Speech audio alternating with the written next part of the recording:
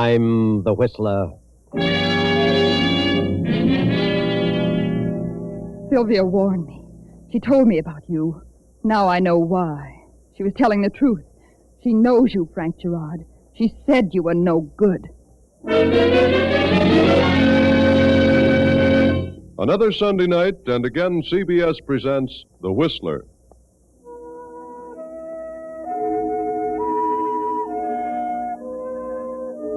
I, the Whistler, know many things, for I walk by night. I know many strange tales, many secrets hidden in the hearts of men and women who have stepped into the shadows. And so I tell you tonight the unusual story of the confession. The courthouse walls of a county in an eastern state have echoed for many years the vibrant, persuasive voice of William Marshall. Marshall has defended countless numbers of persons, great and small, who'd become entangled in the meshes of the law, and he has never lost a case. The great criminal lawyer attributes his success to the fact that he has never taken a case in which he was not convinced that the defendant was either innocent or the victim of unfortunate circumstances. At the moment, in the anteroom of Marshall's office, a beautiful young girl and a handsome man of 30 wait for an audience with the attorney. After some 15 minutes of waiting, the girl speaks to the handsome man.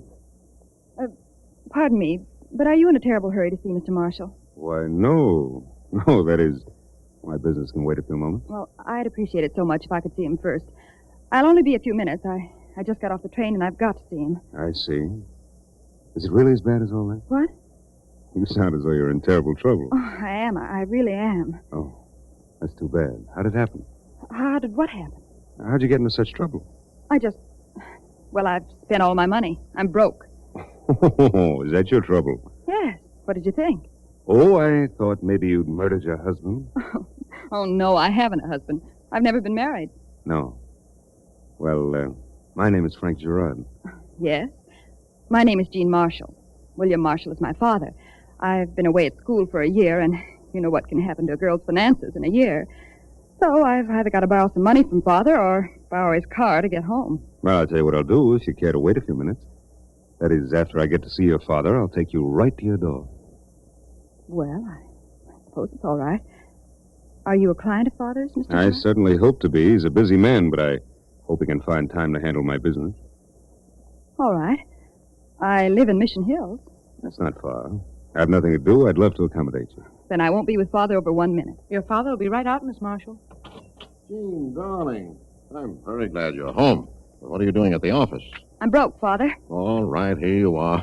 Money, money, money. Sorry, darling. I wish I could talk to you a while now, but I've got to be in court in 20 minutes. See you at dinner. This gentleman is waiting to see you. Mr. Gerard. Oh, I see. Gerard?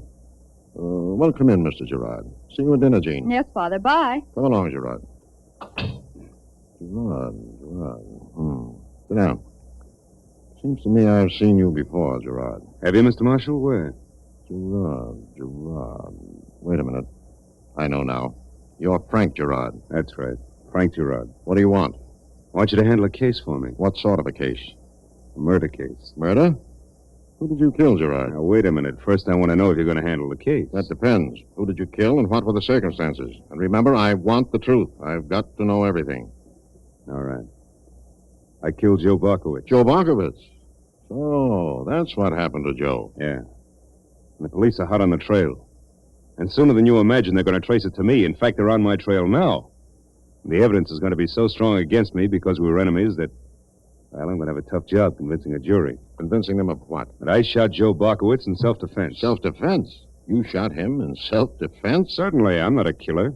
Self-defense. You expect me to believe that? Why shouldn't you? Gerard, I know all about you. You belong on the shady side of this city. You've pulled several things that have not been traced to you. You've gotten away with them.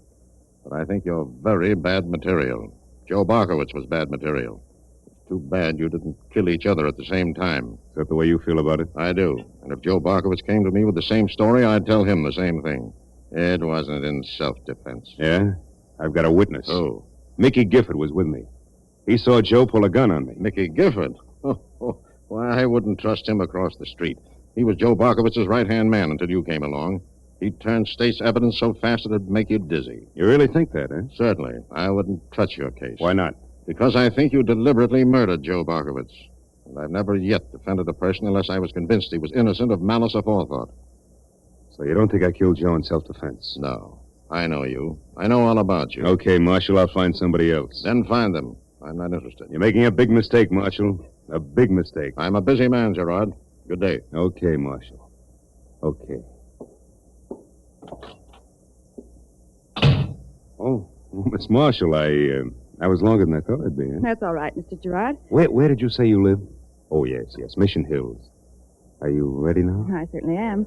I've got some bags downstairs. Can you handle them? I'd be delighted, Miss Marshall. Come along. This is awfully sweet of you. How can I thank you? Oh, you don't have to thank me, Miss Marshall.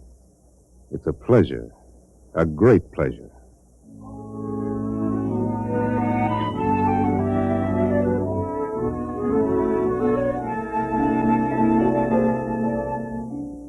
A week later, Jean Marshall has fallen deeply in love with Frank Gerard. She has seen Frank night after night. Now, 2 weeks later, she has begun to stay out rather late. Too late, in fact, to please her beautiful stepmother, Sylvia, who has mentioned the matter to Mr. Marshall. Jean, dear, you've been getting in rather late quite a few nights in succession, haven't you? Well, yes. Lots of parties this summer, Father. They seem to break up unusually late. Sylvia says you came in around 3 this morning. Oh? Were you awake when I came in, Sylvia? Yes, I've been troubled with insomnia lately. Insomnia at your age. Well, you should do something about that, Sylvia. Who escorts you to these parties, Jean? Why do you always leave here alone? Oh, that's the way everyone's doing these days. Why? Gas rationing. The girl meets her escort halfway, parks her car, and continues on in his. I see. Well, I'd prefer that you try to get in a little earlier. I didn't know you were staying out so late until Sylvia told me. Is that why Sylvia has insomnia? Yes, Jean.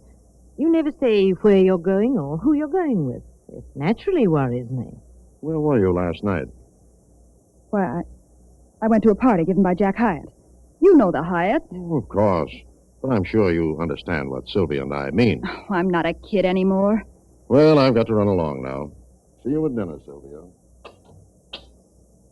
Why didn't you tell your father the truth, Jean? I told him everything he wanted to know. You weren't at a party given by Jack Hyatt last night because Jack Hyatt has been at Pensacola Naval Station for 4 weeks. He's on leave. I talked to his mother yesterday. She'd have told me if he were home. You're meeting the same man every night. Someone you don't want us to know about. Oh, it has nothing to do with gas rationing. Either he doesn't want to come here or you don't want him to come. You're not my mother, Sylvia. And you're not so many years older than I am, so why don't you quit trying to mother me? Are you in love with this man? Yes, I am. Terribly in love. I've never met anyone like him. He's young, handsome, and charming, and I'll marry him the minute he asks me. Does that answer your question? Why don't you bring him to the house? Because he and Father had some business disagreements, and Father doesn't care for him. But whether Father likes him or not, well, that has nothing to do with me. Who is he? His name is Frank Gerard. Frank Gerard? You mean... Well, what's wrong with him? Oh, you can't mean it. Well, what are you so shocked about? Do you know him? No. That is not personally. Oh, but he isn't your type. He's a gambler, a gangster. Oh, that's ridiculous. He belongs to the lowest element in town, the underworld. Oh, no wonder he doesn't want to come here. He's not in love with you. He's stringing you. He isn't the marrying kind. Oh, please, Jean, don't see him anymore. Oh, if your father knew this, it would kill him. If we're talking about the same man, Father is entirely wrong. Father forms opinions about people he knows nothing about from personal experience. Frank is the sweetest man in the world. Oh, please, Jean, don't go through with this. You know nothing about him except what Father has told you? No. Then why don't you stop saying things about people? Things of which you have no personal knowledge. Very well, Jean. I'm terribly sorry for you. I'm sorrier for your father. This will break his heart. Oh, Sylvia, don't be so dramatic.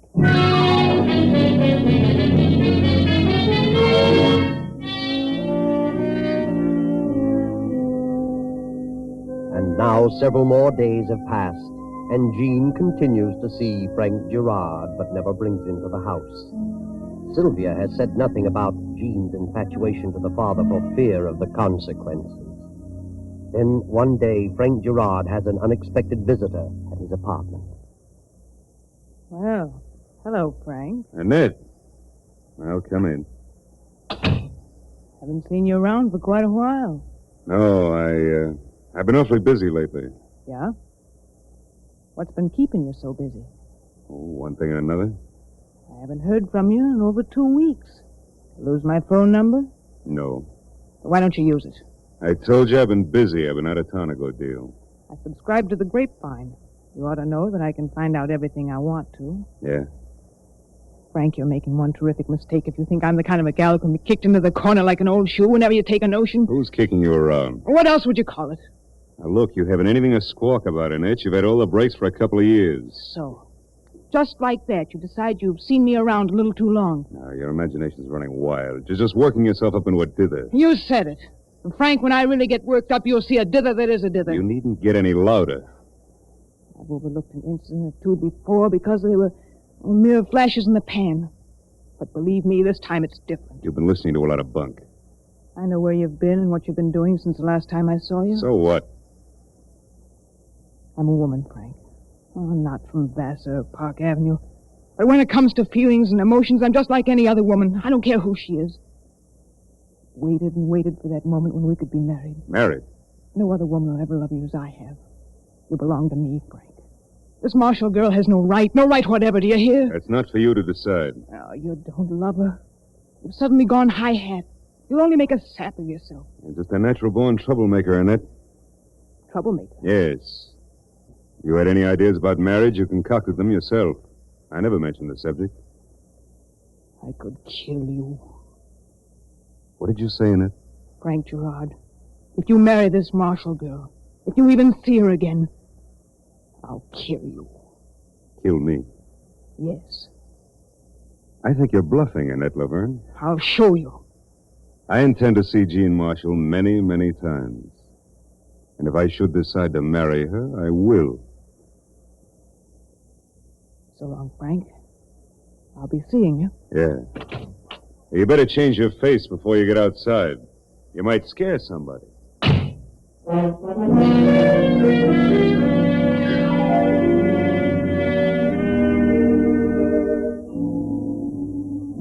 And on that very evening, Frank Gerard and Jean Marshall sit in a booth of a quiet roadside inn on the outskirts of town.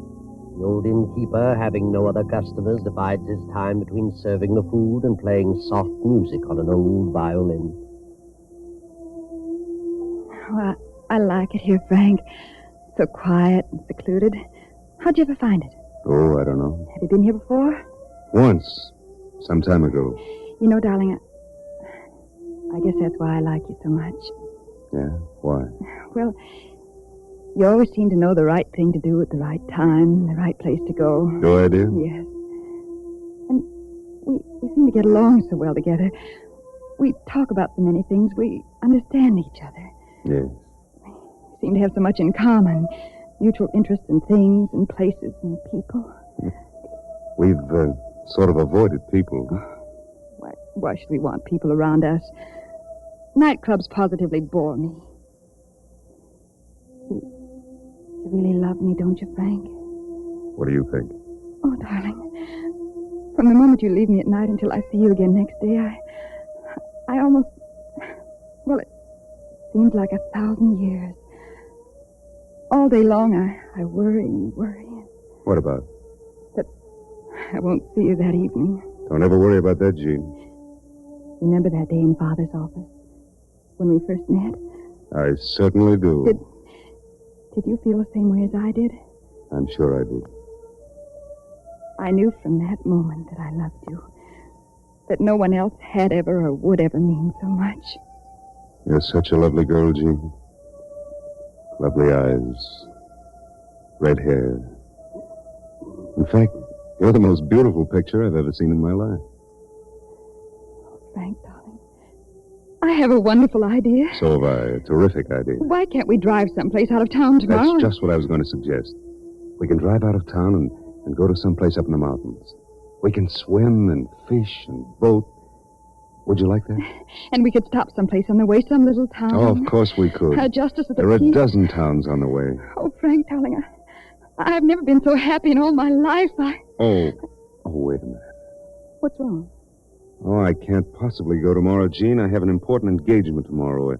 A business engagement. It's very important. I've got to keep it. Oh, Frank. We can leave the next morning early. Won't that be all right, dear? Well, I guess it'll have to be all right. Good. And I won't see you until morning after tomorrow because, well, I'll be tied up all tomorrow evening as well. Oh, darling. I can't help it. I don't like it any more than you do. All right. Guess I can stand it. Tomorrow morning and all day tomorrow and tomorrow night. Well, I guess I can pull through. I'll see you at the usual place day after tomorrow. What time? We better start early. Say, 8 o'clock. I'll be there, darling.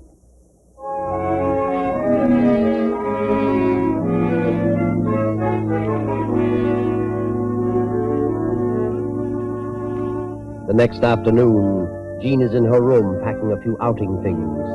Her father has come home from the office early, so he drops in to see Jean on his way to his room. Hello, Jean. Father, what on earth are you doing home so early?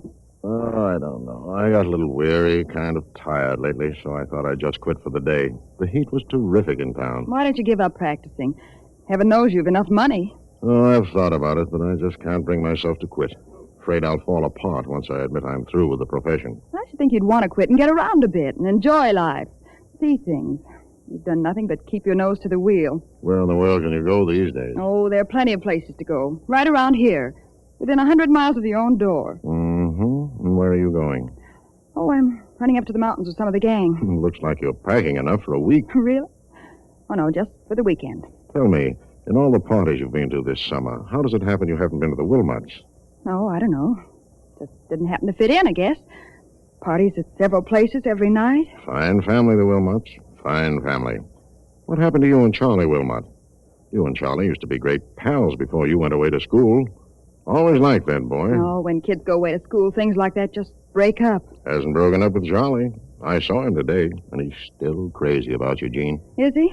Yes, he said he'd tried and tried to talk to you on the phone, but you were never in. Maybe I wasn't. I'm taking Charlie into my firm as junior partner next week. Oh, he'll make a fine lawyer. Lots of brains, that boy. No, he's such a stick in the mud. You could do far worse. Are you trying to make a match for me? Is that it? Oh, certainly not. I wouldn't want you to marry anyone you didn't love. Oh, good. I'm glad you said that.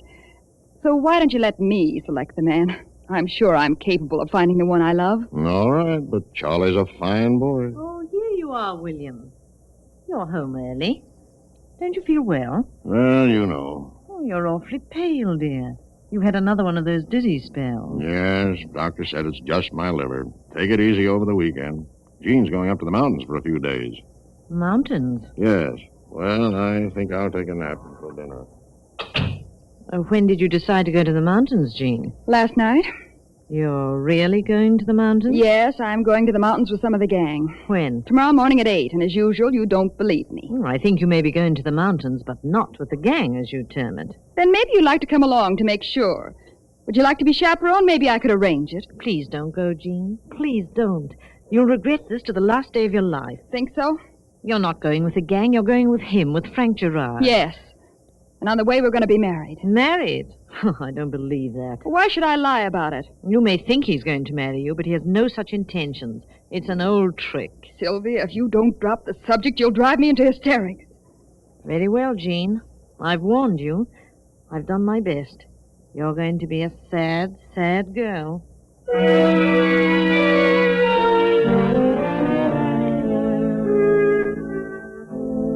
The afternoon passes and evening comes. Frank Gerard in his apartment lolls and considers the past and the future. Then, as he prepares a drink, there is a soft knock at his door. Good evening. Good evening, Mr. Gerard. Well, please come in. What can I do for you, Mrs. Marshall? I want to talk to you. Yes? Well, make yourself comfortable. Oh, what a beautiful gown, Mrs. Marshall. Thank you. I haven't seen you for some time.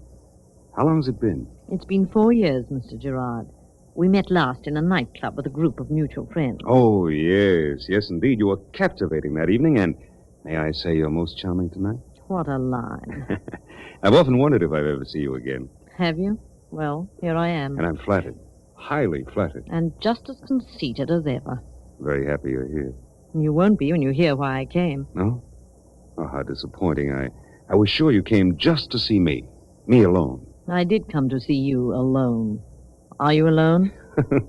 Of course. You're perfectly safe here, Mrs. Marshall. Mrs. Marshall. The Mrs. Marshall of the Blue Book. Sylvia de Levante. Remember the Club National in Detroit? The Folie Nationale, starring Sylvia de Levante, direct from London. I can see it now. So can I. What of it? Does your husband know all about that? He does. I doubt it. Maybe he'd be interested to know, huh? I don't scare, Mr. Gerard. And why are you on the defensive? Maybe you know why I'm here. Oh, now, please, don't disappoint me. I came here to appeal to your decency, if you have any. Well, Jean Marshall is a fine girl. I want you to leave her alone. I beg your pardon? Her father is the finest man who ever lived. He worships her. Jean is under the impression that you intend to marry her. I know better. If Jean got mixed up with you, it would kill her father. Did Jean tell you we were going to be married? Yes, and you've led her to believe that. But you know you've no such intentions, and you're going to the mountains with her in the morning. That's right. But not to get married. Mrs. Marshall, if you were to run along home now and forget all about this and tend to your own business, I might see to it that your husband never knows all about you that might be told. You don't like Jean's father, and he doesn't like you. Why would you want to marry a girl under those conditions? That is none of your business. Maybe I'll make it my business. You do, and I'll guarantee you'll regret it. You'd better run along now. Then you won't listen to me. My appeals to your sense of decency mean nothing. Now, look, I've had... You better get out of here. Go out through the back way and through the other hall. Very well, but please consider what I say. Yes, I'll consider. Go on. Just a moment. Darling, I had to see you. Why, Jean. I just couldn't stand to be away from you so long. I didn't expect to see you this evening. I knew you said you were going to be busy tonight, but I'll just stay a moment. Oh, Frank, darling, it's been a million years this day. Yes, dear, I missed you terribly, but, well, I didn't expect you, and... I just wanted to see you for a second, that's all. Are we driving tomorrow or taking the train? We can drive if you like. It's not far. I can take my car. I love to drive the top down, and yours isn't convertible. All right, we'll take your car. All right. I'll go now. Night, darling. Tomorrow's going to be the most wonderful day of my life. But I've said that before so many times. Good night, dear. Frank, dear, where are my slippers? What? Who is that, Frank? I haven't the slightest idea. Frank, darling, what on earth has become of my... Sylvia! Why, Jean! What are you doing here in those pajamas? How'd you get into that bedroom? What are you doing in my pajamas? Why, So you didn't know Frank Gerard, never met him. No wonder you tried to talk me out of Jean, marrying listen him. to me. And you had a business appointment. So this is your appointment. This is why you couldn't leave this morning. Jean, she just came here a minute or so ago. You I didn't know... expect me. I thought you were terribly startled when I walked in. I see it all now. Jean, will you wait? Sylvia warned me. She told me you were no good. Now I know why. She was telling the truth. Sylvia knows you. You despicable rat. Well, Mr. Gerard, maybe that will take the wind out of your sails. How'd you slip into that bedroom? I'll change now, if you don't mind. You think you're very clever, don't you? Well, how'd you like it if I picked up this phone and asked a friend of mine down the hall to step in here? Find you in this condition. What? Well, you wouldn't do that. That would be wonderful, wouldn't it? Famous attorney's wife found in Frank Gerard's apartment in pajamas. How'd you like that? Wait, don't do that. It won't take a second. Please don't. Please, I'll go. You'll keep your mouth shut from now on? Yes, I promise. If I hear one peep out of you, I'll really make trouble.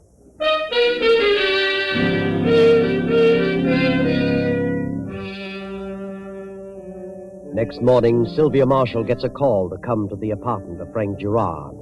A few moments after her arrival, Attorney Marshall gets a call at his office to come to Gerard's apartment. Now, Sylvia's talking to Captain Brent from headquarters. But why have you called me here, Captain Brent? Frank Gerard was killed last night. His body's in that bedroom. What? And on the floor of the bedroom, we found this locket with your name on it. Pictures of you and your husband. But how could that have happened? That's what we wanted to ask you about. How do you think your locket could get here? I haven't the slightest idea. Oh, hello, Captain. How are you, Bill? This is my daughter, Jean. Sylvia, what are you doing here? I sent for her, Bill. Frank Gerard was murdered. Murdered? We found your wife's locket on his bedroom floor. I don't like to stir up more trouble than necessary, so I called you. Here's the locket. This is yours, Sylvia. How did it get here? Did you know Gerard? Yes. I knew him. Years ago. What were you doing here? I came here to talk to him. What about? This is serious, Sylvia. The truth now. Would you like to tell them, Jean? What does Jean know about it? Go ahead. Tell them, Jean. Very well. I came here to talk to Frank Gerard last night because Jean had fallen for him and was going to the mountains with him for the weekend. She thought he was going to marry her, but I knew better. That's how my locket got here. Jean, is this true? Frank Gerard? She's lying. I was here, but I learned she was in love with Frank, and I came here to persuade her to give him up for your sake. She was here when I came in the bedroom in pajamas. Sylvia. That's right. I thought I could convince her that he was no good. So when Jean knocked, I slipped into the bedroom instead of out of the back door, put on the pajamas, and stepped into the living room. But I left a few minutes later, and I didn't kill Gerard.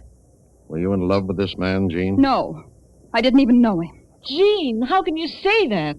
I'm sorry to say it, but Mrs. Marshall is in a tough spot, especially with this locket. You didn't know this man, Jean? No. I left here before Sylvia did. So if anybody stabbed him, it must have been Sylvia. I certainly didn't kill him, if that's what you mean. Well, we've got one more suspect coming, I hope. Here she is, Captain. Find her waiting for a train. Oh, yes. Come in, Miss Laverne. What's all this about? Just want to check on a few things, Annette. When did you see Frank last? It's been weeks and weeks. We split up. Why, what's happened? Frank is, well, he's in that bedroom. He's been murdered. Murdered? Oh, no. You haven't seen him for weeks and weeks, huh? No, I haven't. Turn on that dictaphone machine you found, Sergeant. What did you say, Annette? Frank Gerard, if you marry this Marshall girl, if you even see her again, I'll kill you. Kill me? Yes. Well, I think you're bluffing, Annette Laverne. I'll show you. I intend to see Jean Marshall many, many times. And if I decide to marry her, I will. That, Annette, is your own voice. Gerard recorded that on this dictaphone. You threatened his life, didn't you? Yes, but I didn't shoot him. I couldn't have killed him. I loved Frank. That, Miss Annette Laverne, is the most conclusive evidence I've ever come across. I didn't kill him. I didn't, I tell you. Come along, Annette. Sorry, but there's nothing else I can do. How did you say Gerard was killed? With a paper knife. He was stabbed. Miss Laverne, I'm William Marshall, and I'm going to defend you. I think you did society a good turn. What? If you consent, I'll defend you. And from what I know of this case, I'll practically guarantee that you'll be acquitted. How about it? May I help you? Yes, but I'm innocent. You're innocent of any wrong as far as I can see. I think what you did is pardonable. Yes, Mr. Marshall, so far as you can see, Annette did a good deed. Gerard was a blot on society. The evidence is conclusive against her, but you'll get her an acquittal. And why? Because you know she deserves an acquittal. She didn't kill Gerard, but you know who did. Yes, your daughter, Jean. And how do you know? Because Jean was the only person who knew how Gerard was killed. Jean said that if anybody stabbed Frank, it must have been Sylvia. No one had mentioned how he was killed, so if Jean knew he was stabbed, she must have been in the room. But Gerard is out of the way now. He'll be no further trouble to anyone.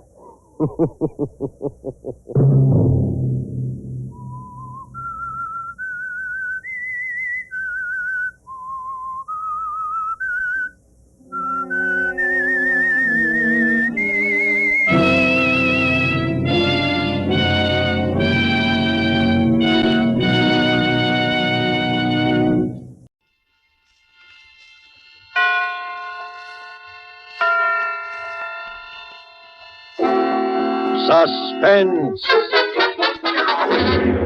Tonight, Actor's Blood, written and told to us by Ben Hecht, and starring Frederick March. Suspense is presented for your enjoyment by Roma Wines. That's R-O-M-A, Roma Wines. Those excellent California wines that can add so much pleasantness to the way you live, to your happiness in entertaining guests, to your enjoyment of everyday meals. Yes, right now a glassful would be very pleasant, as Roma Wines bring you Suspense! This is the Man in Black, here for the Roma Wine Company of Fresno, California, to raise the curtain on a presentation unique in these weekly half hours of suspense. Tonight from Hollywood, Roma Wines bring you a star of the first magnitude, Mr. Frederick March. And in person, one of America's foremost tellers of tales, Mr. Ben Hecht of Broadway and Hollywood, who will appear as actor and narrator in a suspense play dealing with the mysterious death and the twisted passions and loyalties of the world behind the footlights. And so with actor's blood and with the performance of Frederick March, supported by Ben Hecht, from whom we will hear the narrative in the author's own words, we again hope to keep you in suspense.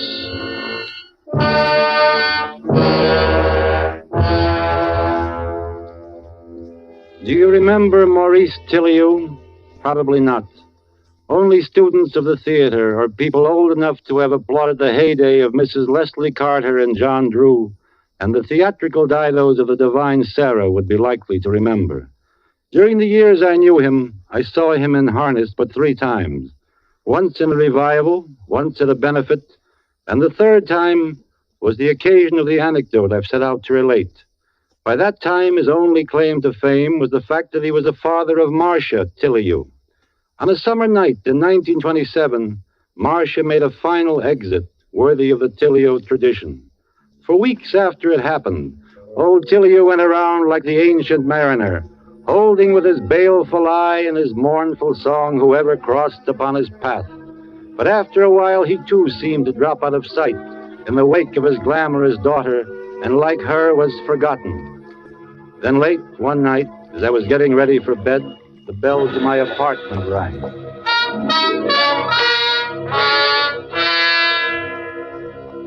Ben, I come with a message from the dead.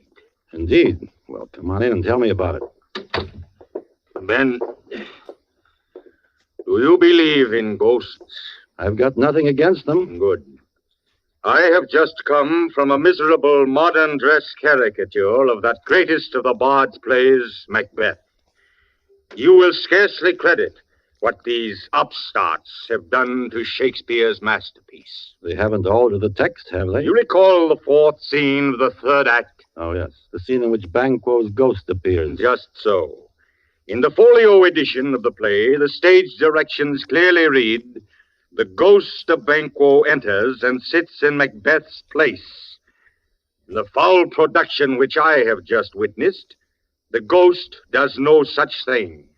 It is an empty chair to which Macbeth shrieks his guilty line, "Thou canst not say I did it. Never shake thy gory locks at me." An invisible ghost, eh? That's not so illogical. Yeah, but what drama is there in it? How can we feel Macbeth's terror if it's an empty stool at which he shouts, "Avaunt and quit my sight! Let the earth hide thee! Thy bones are marrowless, thy blood is cold. Thou hast no speculation in those eyes which thou dost glare with." The way you read those lines, sir, I have no trouble seeing this ghost. Thank you. Now listen. I am going to produce that scene in modern dress. It's not going to be a namby-pamby production such as the one I witnessed tonight. I am going to give a banquet at my home, and there is going to be a place set at the table for my daughter, Marcia. Look, Maurice, I'm very fond of you. You are wondering why, aren't you, my boy? Like Hamlet, I am but mad north-northwest. The empty place at the table will be purely symbolic, I assure you. And no apparitions will appear, not to you and me, at any rate. I cannot guarantee what my daughter's murderer will see there. Marcia's murderer will be there? They will all be there. All who loved her, all who hated her. And woe to the hand that shed this costly blood. But if you know who the murderer is, why don't you tell the police? Police? My daughter, sir, would not have wanted so crude and sordid an epilogue to her life story. Like her father before her and my parents before me, she had actor's blood in her veins. She shall be avenged, my friend. But it will be no affair of handcuffs and policemen. I'll not go whining on Marcia's behalf among the cigar butts and cuspidors in some precinct station. No. Her murderer shall be unmasked at a mighty banquet. On Friday next, at 8:30. Curtain time, my friend. I'll see you there. Yes, I'll be there.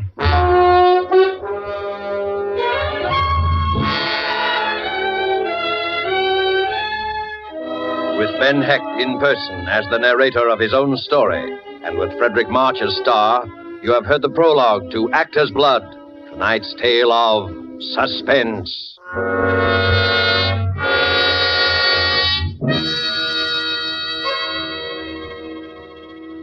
And now, in this brief intermission, let us picture a scene beneath a radiant Caribbean moon at the fashionable Hotel Nacional de Cuba in Havana.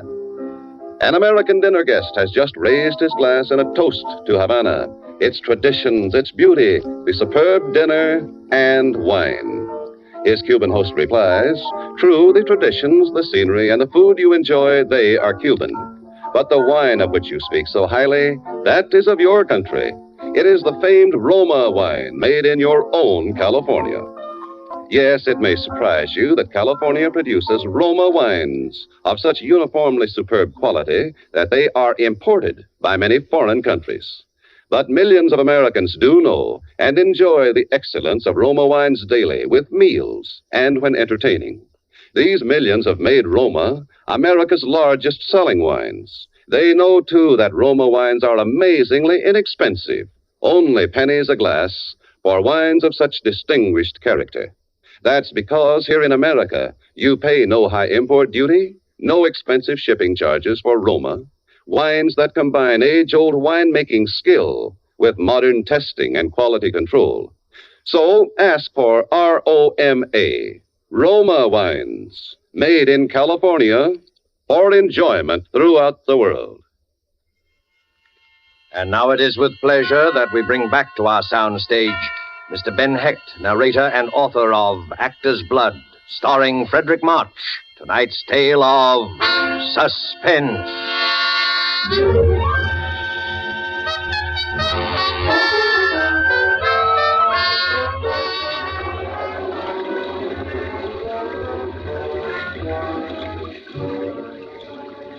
It rained on that Friday night. Thunder rolled in the sky. And the streets were full of that picnic-like confusion which storm brings to the city. Waiting under the hotel awning for a taxi, I turned over in my mind the strange invitation that had brought me out into this wild and stormy night. I was rather thrilled at the prospect of old Tilleyou's dinner, for his intention was plain, to assemble a company of suspects in the murder of his daughter Marcia, and he was obviously going to climax the evening by some formal accusation of guilt. I knew pretty well who the suspects were, and I suppose I was one of them. Alfred O'Shea would be there, of course. Alfred O'Shea, the man who had written Marcia Tilleyou's first successful play and their last. Broadway had its own private joke about the title of the last. It was called Forgotten Lady. It was after the final curtain of the last performance of Forgotten Lady that Alfred O'Shea chose to tell her. Marcia told the story at the time as a joke on herself. Hello, Marcia.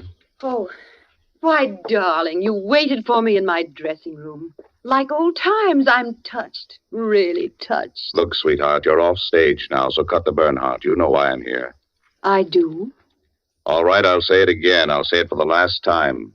I want a divorce. I want to marry Rena Kratsnov. I want to marry Rena Kratsnov. Oh, it's such a bad line. And from such a great playwright. No, dear Alfred. Not for her. It'd be too belittling a successor. Can't you see, darling, after all we've been to each other, it's like Pygmalion wanting to trade in his beautiful Galatea for a wooden Indian. And it's no dice, huh? No dice, Alfred. No divorce. Not as long as I live. Now, be a darling and help me out of this dress. Okay, Marcia, you've just made your own bargain. You can come out from behind that screen now, Father. How did you know I was there? Your asthma, darling. I'm glad you're here, even if you are a perfectly fiendish old eavesdropper. Here, you can unhook me since that swine refused. I warned you against marrying that jackanapes of a playwright, Marcia. Oh, Father, you're saying I told you so. What I really wanted was to weep on your shoulder. Ouch! I'm sorry. Look here, Marcia. What are you going to do about this career of Now, yours? darling, please don't go into that old routine about my being the last scion of the royal family of the American theater. I'm nothing but a combination of your name and a playwright who specializes in shallow, brittle female leads that enable me to get applause by simply acting myself. Marcia, I won't allow you to speak this way about yourself. You're a great artist. Oh. You've taken your place in the great tradition of the stage beside the immortal figures of Rachel, Siddons, Bernhardt, and Modjeska. Marcia, let O'Shea go. He was never worthy of you.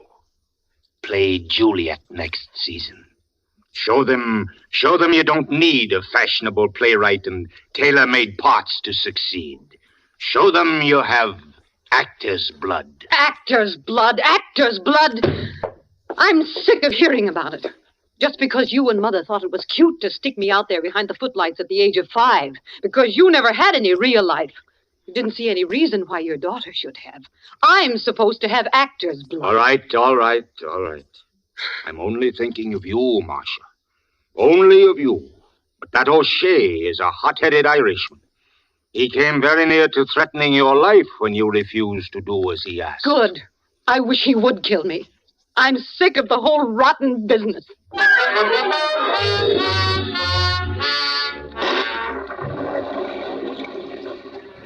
Yes, O'Shea was a suspect. He would be at old Tilliou's dinner. He would be seated across the table from the empty chair. And would he see a Banquo's ghost of Marcia Tilliou? But O'Shea would be in a goodly company of suspects. Fritz von Klauber would be there, for sure. Fritz von Klauber. Not a man I should have liked to have as an enemy, that. Abnormally sensitive to insult, von Klauber was possessed also of an impenetrable Prussian stupidity. His first American production was a play called Jubilee for Spring, and Marcia Tilliou starred in it.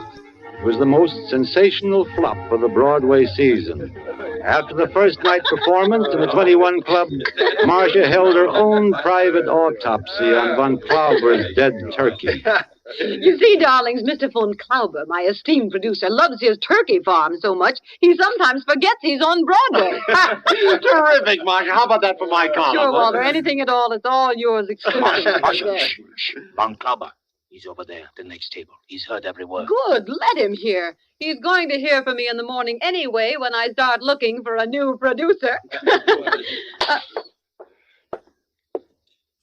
Go ahead, my sweet Marcia. Go ahead. Rag me in public.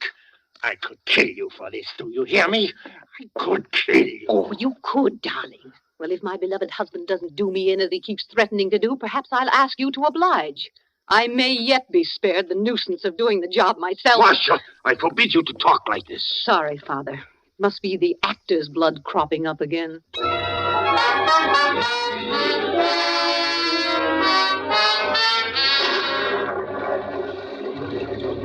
Yes, von Klauber would surely be present at Tilliou's ghostly dinner.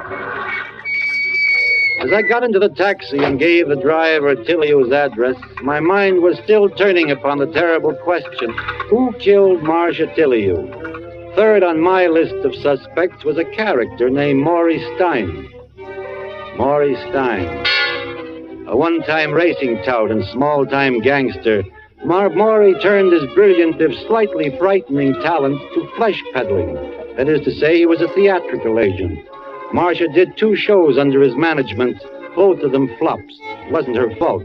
There was no belittlement of the name Tilliou. It was still an electric sign, but growing ghostly, slipping still aglow into the side streets of fame. Maury Stein was Marcia Tilliou's last substitute for love. Maury, will you stop staring at that door? Let's get out of here. Oh, relax. This is a charming room. I like it here. Look, Chick, I said let's get out of here. Understand? Perfectly. I understand that Mrs. Maury Stein may come walking in that door. Perhaps she'll put 2 and 2 together about us. That'd make you sad, wouldn't it? Because you've signed over all your unscrupulously earned money to your good wife. Oh, just in case questions should be asked, you know. And if she gets any ideas, she may cut you off without a dime. And then Shut up. You know, I've half a mind Did you hear what I said? Shut up. You ever so much as pick up your coat. We're going. Maury, you are a worm. A despicable, slimy little worm. Sister, nobody talks to Murray Stein like that and gets away with it, see? Nobody. There was to be one more opening night in Marcia Tilley's career. And ironically enough, the three men she had cause to fear most of all her enemies were doing the honors.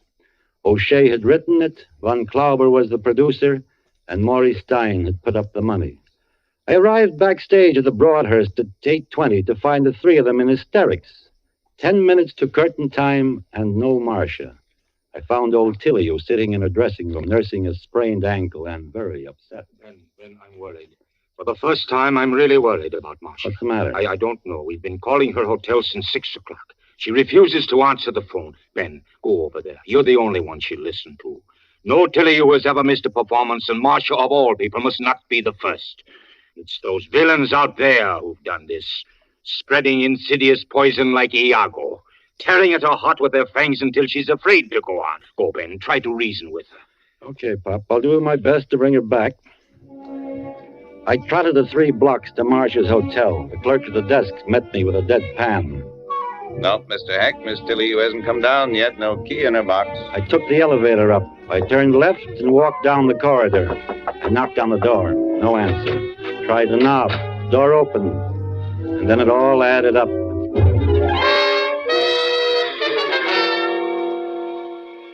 Yes, it added up to a gaudy room in shambles, mirrors smashed, perfume bottles shattered. The portrait of Marcia is Pierrette, cut to ribbons.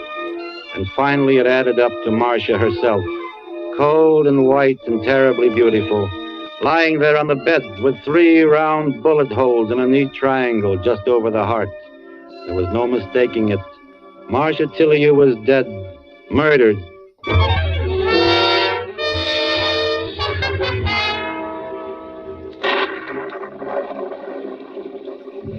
That was the sum total of the addition I was doing in my head as I rode in a taxi the 20 blocks from my hotel to old Tilley's house on West 84th Street.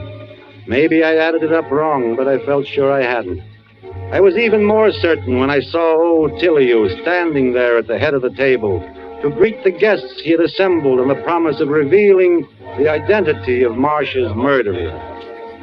Promptly at 8:30, he made his entrance. He had brought a stranger into the room with him. Thank you. Thank you, all of you, for waiting so patiently. I trust you found your mutual company not too tiresome. I should like to introduce my guest of honor. May I present Mr. Carl Schuttler of the District Attorney's Office. Now, if you will all be seated, the place cards are plainly marked. Please do not disarrange them. Thank you, Alfred. I see one short. And who, may I ask, is that empty place for? Banquo's ghost? That, my dear Mr. Von Klauber, is for a beloved guest known to all of you. Beloved guest, huh? Well, let's see now. Well, hey, listen to this. This seat has indeed been reserved for one known to all of us. Who is it? It's been reserved for Marcia Tilley. What the... Oh, please, I'd like to change my place. Calm down, Rita. Marcia was never... She was too sensible to play ghost. I am an old actor. With the audience seated and the curtain up, I find it hard to wait. Art is long, but time is fleeting. And there is one who bids me speak. Love, hear thou. How desolate the heart is ever calling, ever unanswered, and the dark rain falling, then as now. You are wondering if I really believe my daughter Marcia is present in this galaxy of her friends. It may be the wandering wits of an old man, but I see her sitting there, tragic and beautiful. About her the sound of rain and of sweet bells jangling out of tune. Forgive me. You have not come here tonight to hear a doting father spread his miseries before you, but for a sterner business. which from your courtesy or attentiveness, I feel sure you have guessed. Mr. Schuttler asked me to tell him this matter privately, but I refused. For you are all her friends, her honorable friends, and I wanted you present. Who killed my daughter? Who took her life? There's the question. I have the answer. Yes, Mr. Schuttler, the murderer is here. He sits here among us now, at my table. Shall I lock the door now, Mr. Tilly? Yes, lock the door. Lock it tight. Leave no chance for escape. Ha! It's too late now. No power in heaven or earth can save him. All right, Mr. Tilly, the door's locked. My friends, is this not like a play? Your face is waiting for the name of Iscariot, the Judas. That's it. Clear your throats. Fidget, squirm. Look about you. Who knows? The villain may be right beside you. And who knows but that you may be his next victim. Mr. Tilly... I keep my promise, Mr. Schuttler. I have the proofs, all of them. Enough to send the murderer from this table to the gallows. The one who killed Marcia is looking at me now. The blood on his hands. The terror in his eyes. I'll tell you his name. His name is... Let me go! He's killing you! Everybody stay where you are! Not down! Not that! A knife! Oh, my God! Billy-o! Where are you? He's killing me! He's...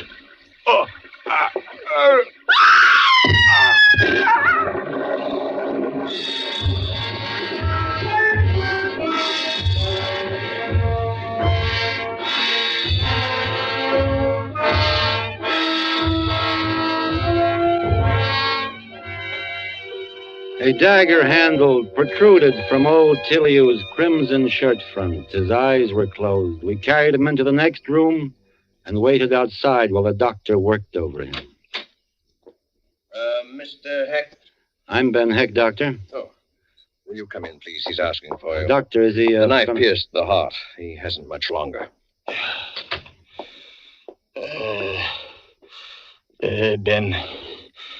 Ben, is that you, Ben? Yes, it's me. Who did it? Here, lean over so I can see your face. There, satisfied? Something fell out of my pocket. Wait. What is that? Why, it's a letter. I must have stuck it into the pocket of this suit the last time I wore it. Wait, what's in that letter, Ben? I don't know. I haven't even opened it. Oh, that's Marcia's handwriting. A letter from the dead. Open it, Ben. Read it to me. Look, you mustn't excite yourself. When was that letter mailed? It's postmarked the 10th. It must have been the day before. Read the letter, Ben. All right. What does it say, Ben? Read it.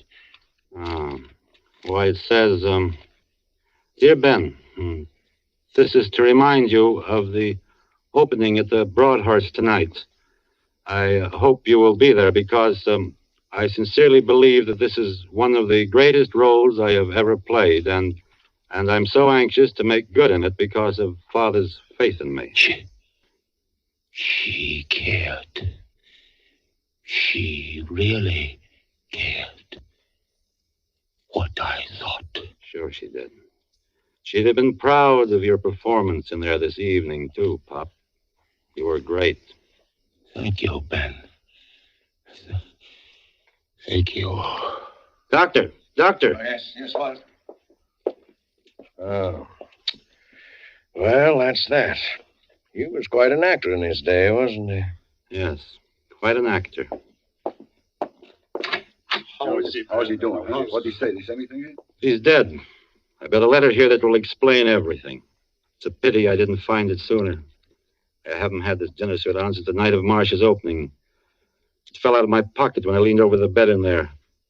It was written by Marcia Tiliu. the day she died. It says, Ben, I'm bored, tired, hurt, sick, full of nasty things. I'd stay a while longer, but death seems easier and simpler than life. What are a few pills more or less to one who has swallowed so much?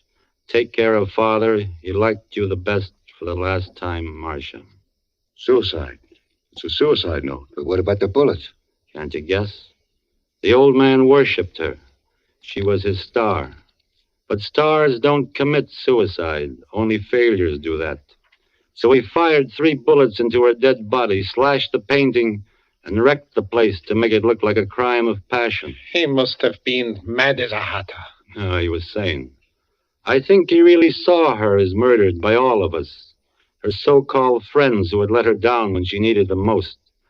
Do you realize that old barnstormer was playing his death scene from the moment he came into this room tonight?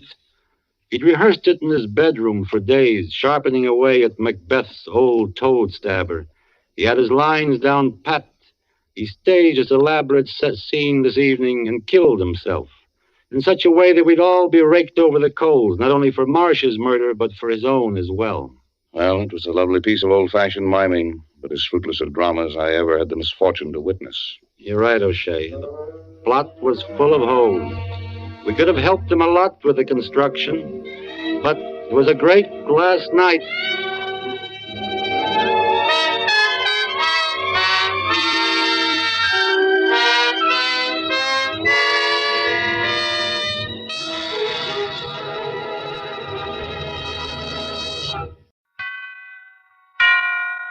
And now, tonight's presentation of radio's outstanding theater of thrills, Suspense.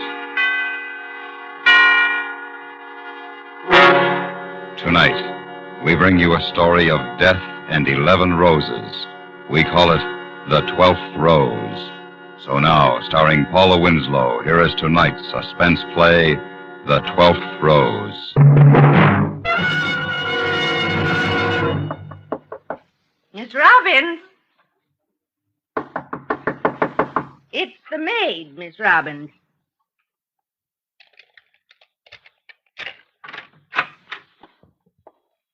I got some clean towels for...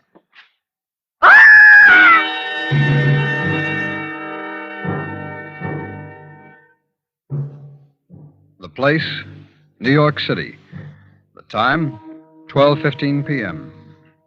Dolores Robbins had been young and pretty. The details of her murder were not. The sprawled position of her body and the instrument of murder indicated that the act had not been premeditated. A dozen roses were in the apartment, 11 of them in a large vase near the body. Running around and up the length of each stem to give the blossom support was a single strand of green wire. The killer had circled the girl's neck with a long stem of the 12th rose and then twisted.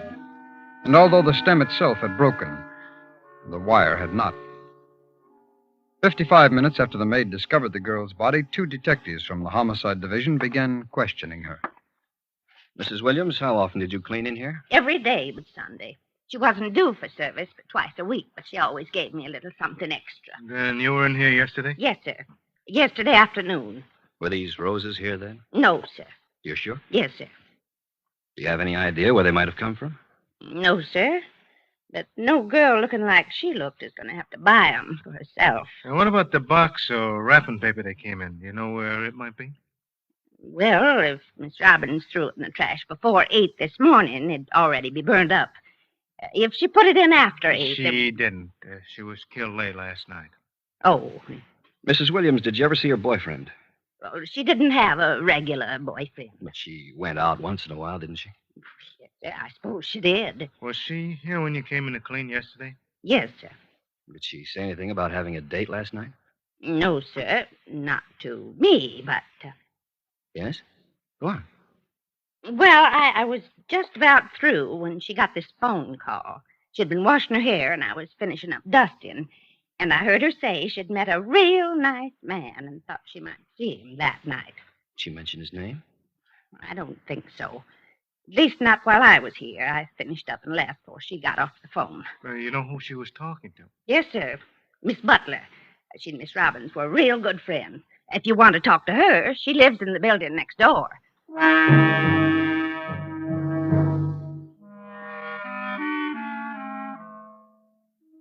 Mildred Butler confirmed the maid's statements. She remembered the telephone conversation that she had had with the Robbins girl. She remembered the victim telling her about a man she had met the night before. Miss Robbins had not said where or under what circumstances they had met, but she had indicated that she would see him later that evening. When asked if she'd been told the man's name, the Butler girl replied that she had. It was Carl Owens. The two detectives returned to the victim's apartment. Pete, you ever buy roses for your wife? 2 girls in high school? Are you kidding? You know anything about them? Sure. Some are red and some are yellow. When I was a kid, Pete, my folks had a greenhouse. They used to raise them, all kinds. These are just average.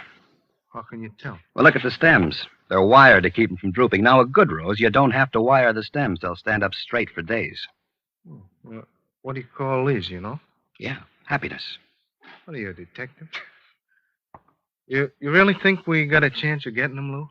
If we're lucky, and if Owens is his right name. Lab boys didn't find any good prints. We might not need them.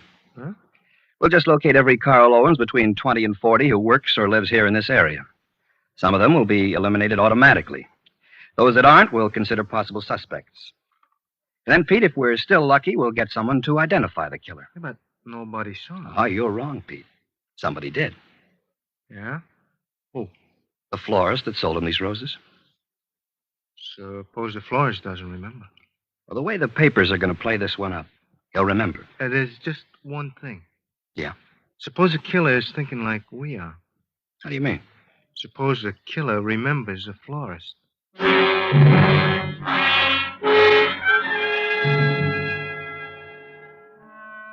At 9:33 that evening, Miss Helen Craig, the manager of a small flower shop on the east side, adjusted the thermostat on the refrigerated display case. A moment later, her employee, Nancy Wassel, crossed to the front windows and pulled the shades. The shop was closed for the night. Oh, thank goodness. I didn't think the day would ever end. Want me to bring some iced tea tomorrow? Well, if you like. We can keep it cool in the display case. Oh, and Nancy. Yes? Stop off at the wholesalers in the morning and pick up 3 dozen long-stemmed roses. Any particular kind? You'd better get, happiness.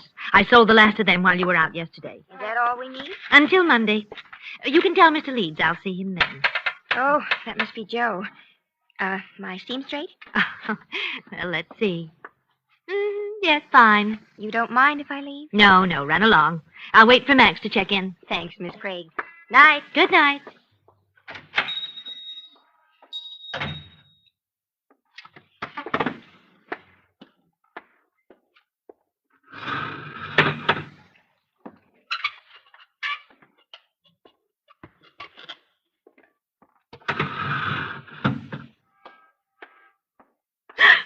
Good evening. Oh, my. You gave me a fright. I didn't hear you come in. You had your head in that showcase. Why, aren't you the gentleman I waited on yesterday afternoon?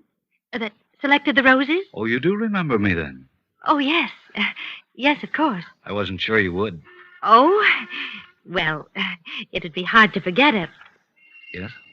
Go on. Well, you're tall and... Oh, please. Now you're embarrassing me. I'm sorry. I didn't mean to. You all alone here? Why, yes, I was just getting ready to leave. Why? Just curious. Were you going right home? Or was someone coming to meet you here? Well, really, Mr. Johnson. Bill Johnson, Miss Craig. Oh, you know my name? Well, how does that happen? It was printed on the receipt you gave me. Helen Craig, manager. You're too attractive to be a manager. Oh, please. No, really. I think you are. Now, Mr. Johnson, it's taken me a good many years to get used to this face. And now that I am, I resent anyone insulting my intelligence by trying to flatter me. Oh, you've got a temper, too. Well, I'm sorry. No, don't apologize. I like a woman to have a little fight in her. Makes her much more interesting. Oh, and how often do you fight? Oh, dear. Excuse me. What is it? The delivery man. I have to let him in. Miss Craig. Yes? I suppose you know by now I didn't come here to buy flowers. Oh? I just stopped by to deliver a message from my mother. Your yes. mother? She wanted you to know how much she liked the roses. Oh, well, now I am flattered. But I thought, Yes? What did you think?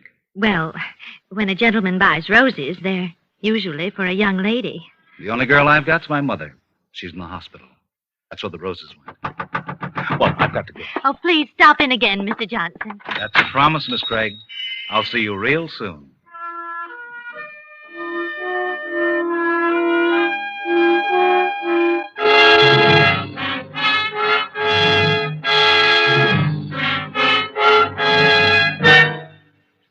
You are listening to The 12th Rose, tonight's presentation in radio's outstanding theater of thrills, Suspense.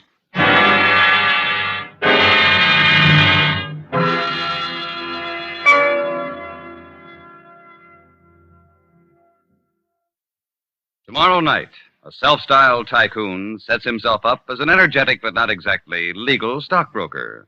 For a while, business booms. But once the FBI in peace and war get on his trail, the shady operator discovers that the bottom has fallen out of his market. Don't miss a thrill. Don't miss a moment of the next exciting episode of the FBI in peace and war over most of these same stations tomorrow night.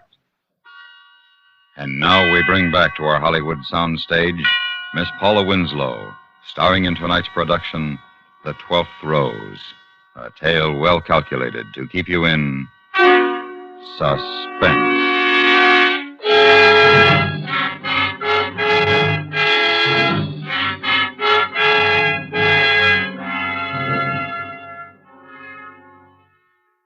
At 4 o'clock the next morning, a milkman left a quart bottle just outside the door of the apartment that Helen Craig shared with her younger sister Peggy. 3.5 hours later, Helen opened the door, letting Napoleon, their cat, into the kitchen. At the same time, she picked up the quart of milk. She didn't notice that someone had tampered with the protective cap on the bottle, not even when she poured some of the milk into a dish for the cat. There you are, nappy boy. Hi.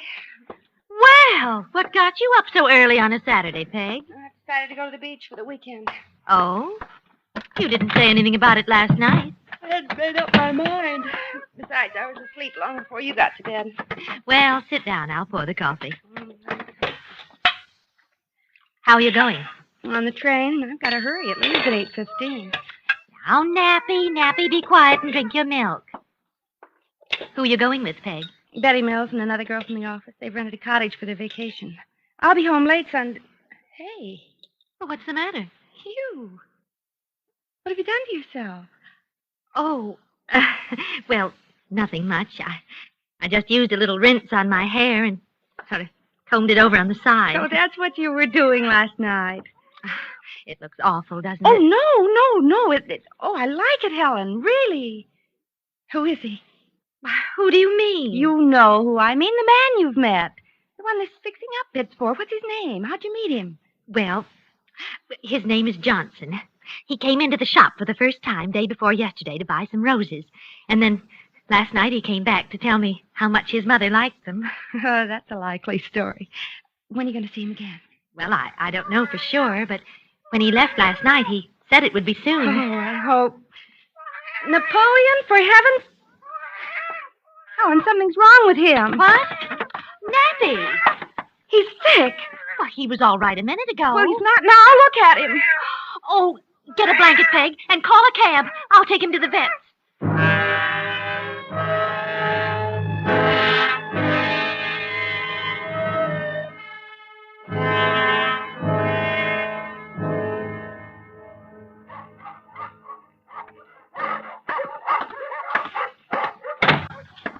Miss Craig? Oh, yes? Thank you for waiting. I'm Dr. Michaels. Oh, yes, Doctor. How is Nap, my cat? Well, I'm afraid I have bad news for you, Miss Craig. She's dead. Oh, no. I'm sorry. You see, there was very little we could do. Oh, but what caused it? Well, now, we can't be sure without a laboratory examination, so What do you think it was? Poison, Miss Craig. I think someone may have poisoned him.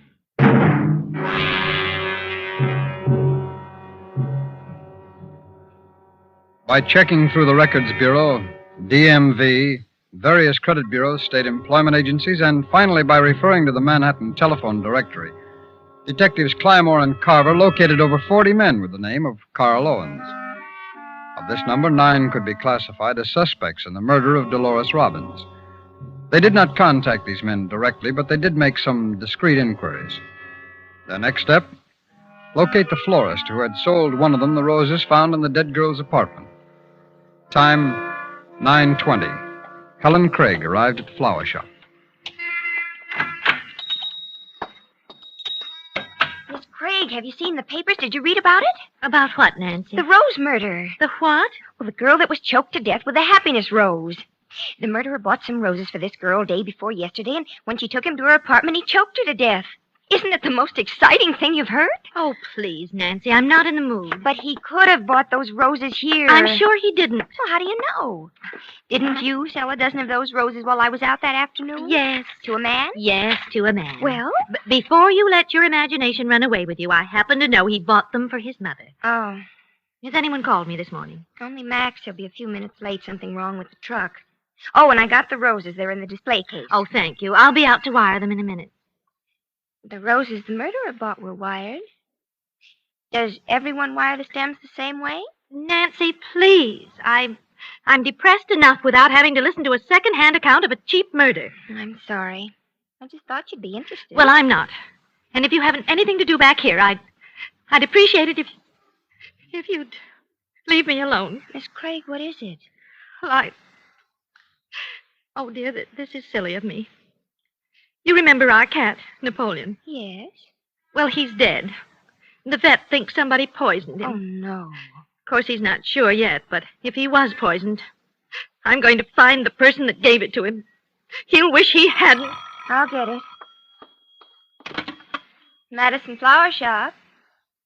Yes, she is. Would you like to speak? Hello? Hello? That's funny. Wrong number? No. He asked if you were here, and I told him you were. He hung up. Carl Owens had arrived at his office in the chemical industries warehouse at 9:30 that morning. He was rather pleased with himself. He had encountered no difficulty in putting a certain tasteless poison in the Craig woman's milk bottle. He knew now, after making the phone call, that she had not touched the milk. But she would, in time. And he was sure he had plenty of time. Mr. Owens. Carl, what have you been up to? What? Who is this? Janet, honey, in personnel. Oh, Jan. Mr. Hall received a phone call from somebody a few minutes ago, and whoever it was sure asked a lot of questions about you. Oh? Like what? Well, I couldn't hear everything Mr. Hall said, but I did hear him give out your address. My address? Mm-hmm. What'd you do, honey? Apply for credit somewhere? Carl? Oh, yeah, I was going to get something on time, but I've changed my mind.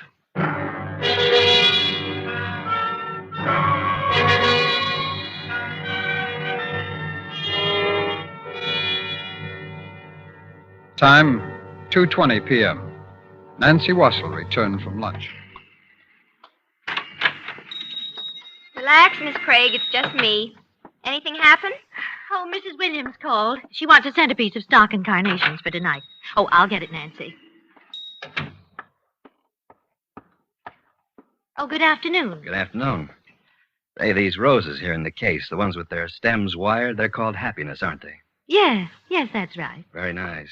And these here are marguerites, huh? I haven't seen any of those in several years. Well, would you care to... No, I'm here on business. My name's Carver, police. Here's my identification. Oh, yes, Lieutenant. Is there anyone else working here who sells the flowers? Only my assistant, Miss Wassell. Would you call her, please? Why, surely. Oh, Nancy, would you come out here, please? Coming. This won't take very long, miss. Just a couple of questions.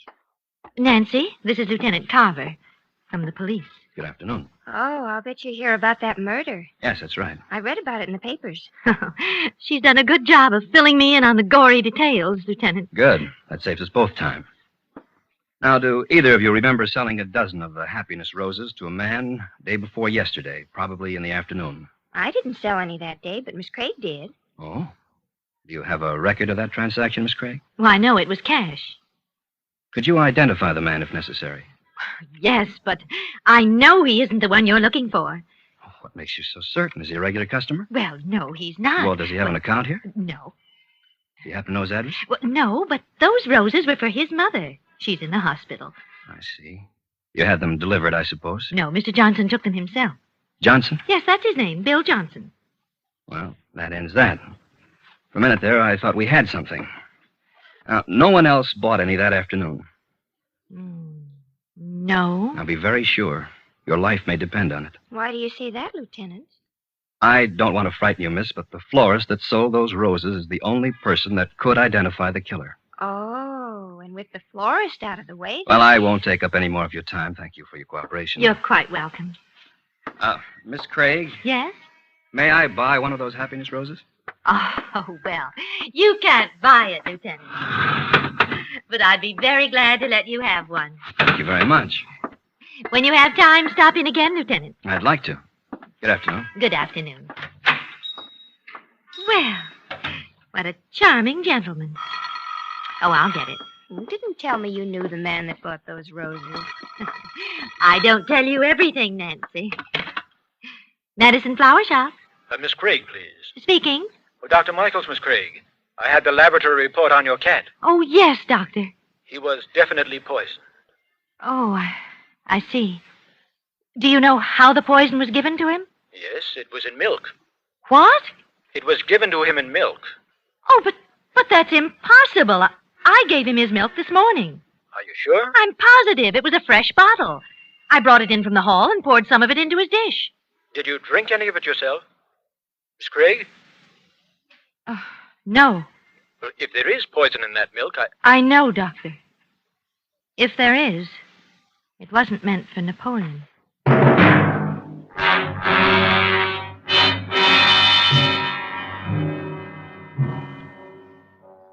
Time, 6 p.m.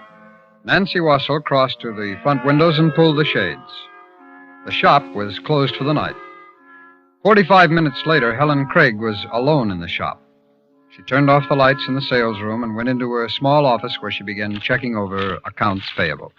Let's see, Williams, here it is. $42.20. Yes? Is someone out there? Who is it? Who is it? Good evening, Miss Craig. Oh, who is it? It's only me, Miss Craig. Bill Oh. Johnson. Oh, Mr. Johnson. Oh, you gave me such a fright. Oh, wait, I'll turn on the light. No. What? But why not? Well, I haven't been home all day. I'm dirty and tired, and I'd rather you didn't see me when I'm not looking my best. Oh, really, Mr. Johnson. But all right, I'll let you have your way this once. Are you alone here? Yes. You expecting anyone? No, not tonight. Nancy had a date with her boyfriend, and Max has gone home to his family. Well, what are you doing working here so late? Oh, trying to catch up on my paperwork. Mr. Johnson, are you hungry? What? Have you had anything to eat? Well, no, what? Because I'm starved. I had Miss Wassell go down to the delicatessen for a couple of sandwiches this afternoon, and I thought you might like to share them with me. I hate eating by myself. Would you like one? Sure. Oh, good. They're here in the display case. It makes a wonderful refrigerator, too. Now, let me see. There's a chicken and a ham. Which do you want? Oh, I don't know. Ham's okay. Well, here we are. And I think, let me see. Yes, this one's ham. Thanks. We can sit right down at this table. Okay. Go ahead. Oh, I almost forgot something to drink. We've had iced tea in these glasses, but they're clean. Here, would you hold it while I pour the milk? Oh, sure. Thanks. It's perfectly fresh. Nancy brought it back with the sandwiches. Well, now then. Is it good? Mm-hmm. I'm so glad you could stop by. I do hate eating alone. Yeah, me too. That milk's nice and cold. You have any unusual visitors here today?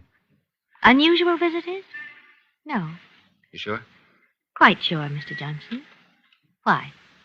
Oh, I just wondered. A couple of funny things happened today. I didn't go home on account of...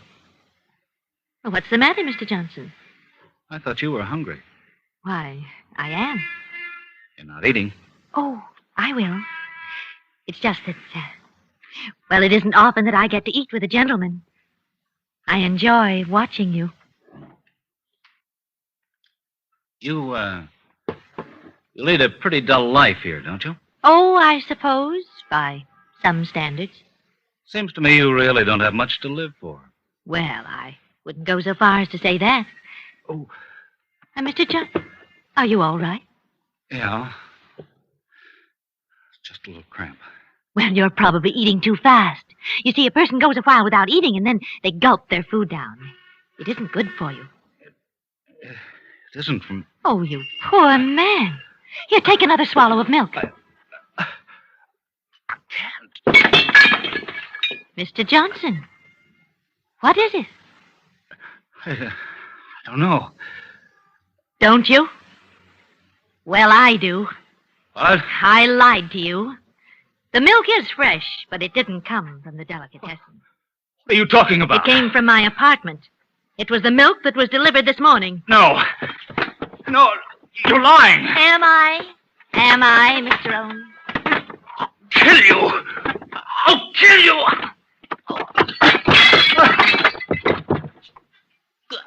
Help me, please. Call an ambulance. Please call an ambulance. No. Please. You made a fool of me, Mr. Owens. You looked at me like you thought I was beautiful. And I believed it. Please. That was only one of the things you did. Please. This morning, did you help my cat? Would you have helped me or my sister? I'm sorry. Oh, of course you are. But you wouldn't be if the police hadn't compared the rose I gave one of their men with those found in that girl's apartment. They could tell from the wiring. I wire all of my roses identically. They told me to call them if you came back. Help me. Please help me.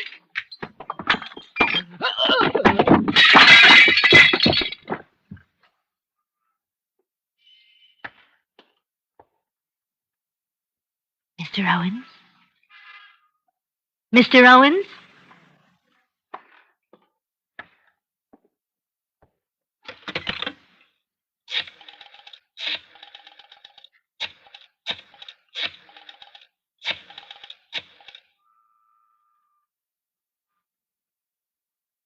Lieutenant Carver?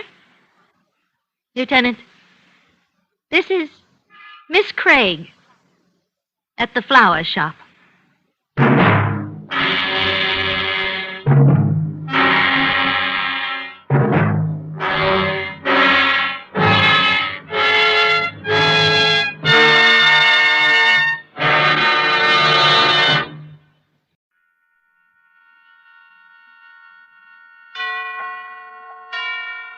And now, tonight's presentation of radio's outstanding theater of thrills, Suspense.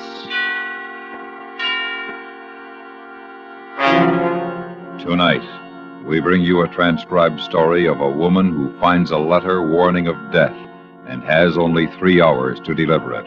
We call it The Death Parade. So now, starring Paula Winslow, here is tonight's suspense play, The Death Parade.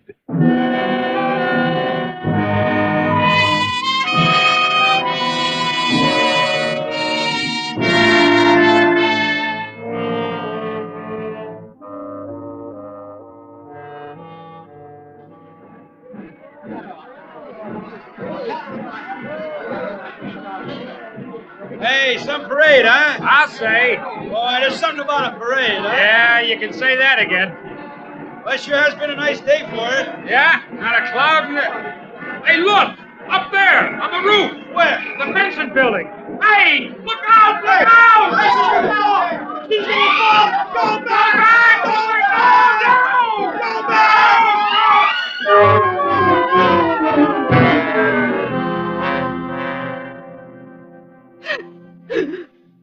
All right now, Miss Johnson, let's try and talk about this, huh?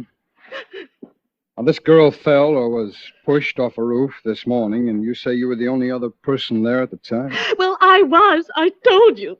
Oh, what do you mean, push? You mean you think that I... Oh, how can you? I know you're upset, but will you just take it easy and try to answer the... Upset? I'm nearly out of my mind. I don't see how you can expect me to tell you anything. First you accuse me, and now you... Oh, how can you policemen be so unfeeling? All I was trying to do was... Oh, it's freezing in here. You've no right to... Miss Johnson. Try some of this coffee. It'll make you feel better. Now, you've told us you know something about this accident, something more than we already know. Yes, I do, Lieutenant. I mean, it never would have happened. Don't you see? Sure. Now, come on, drink this. This will help you. Oh, I'm so nervous. Oh, it's spilled. Well, that's all right. That's all right. We'll clean it up later. Well, that's how it started. You see?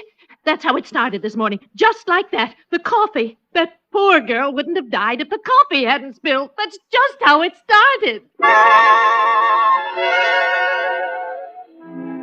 My name's Ellen Johnson. I work at the Farnsworth Chemical Plant. For 12 years, I've been there and never missed an hour of work. That is, until today. It was so unnecessary. That horrible, rude little man. He was the one. I'm very precise about my daily habits. Very. When you live alone, you arrange things that way. In the morning, I arise and allow myself time to take coffee and toast at the cafe on my corner. I've always disliked cooking in the morning. I leave the cafe at 8:15 precisely in order to be at my desk exactly at 9. This morning was the same, just the same, except for that horrible man. He was awful. As I sat at the counter, I could feel him there, 2 seats away, thin and dark, making a nasty noise as he drank his coffee. It was all his fault. Going to see the parade this afternoon, miss? Oh, no, I'm afraid I'll be working. That's too bad. Should be good for business. Yes, I imagine so. Anything else? Hey, you. Oh, no, thank you. It's 25. Coffee and toast, is it right? Yes. Thanks. Hey, you. Pass the sugar, will you? Good morning. See you tomorrow. What's the matter? I asked for the sugar. You can't pass it? I beg your pardon? Yeah, sure. Oh, why, look at that. You deliberately spilled that coffee all over my skirt. Oh, Gee, ain't that a shame? What a clumsy. Gee, am I sorry? He wasn't. He wasn't in the least sorry. He'd done it on purpose, I was wearing a gray silk dress, and it was probably ruined. He just stood there and wiped at the stain with his napkin, smiling. Dirty, crooked teeth. I pushed him away and walked out. I knew I was going to be late because I had to change, so I went home again. If I hadn't gone home, this awful thing might never have happened. It took me 15 minutes to get back to the apartment, change my dress, and leave again for the office. I'd walked 3 blocks when I saw the letter. It was lying on the pavement in front of an apartment house. Because I'm very meticulous about my filing in the office, I can't bear things to be out of place. I suppose that's why I picked it up. It was unsealed and addressed simply to Miss Sheila Mannix. No house number or street. Dear Sheila Mannix, you don't know me. I just got into the city. It doesn't matter who I am, but this is a warning. Believe me, you better take notice. Jack's got it in for you. Oh, I stopped reading. There was more, but I didn't want to go on. It frightened me a little, and, well, I'm not one to pry into other people's business. But this wasn't prying, really. It wasn't. The letter was important. Whoever had written it must have forgotten to put the address on it, and it had fallen out of their pocket. I made up my mind then. I'd go into the apartment house. It was possible that the writer lived there, and on his way out had dropped it. The building was quite small, and the janitor probably knew his tenant's handwriting.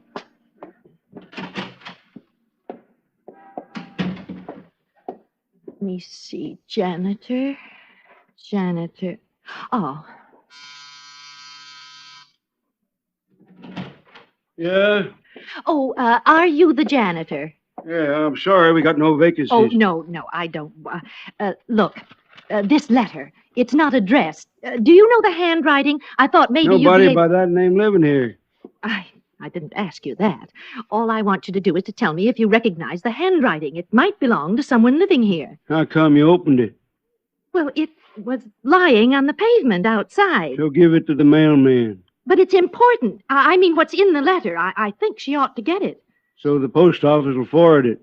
Oh, can't you see there's no address? How can they forward it? How stupid. Listen, you don't have to get nasty. I got enough trouble now. I told you she don't live here no more. I'm sorry. Wait, who doesn't live here anymore?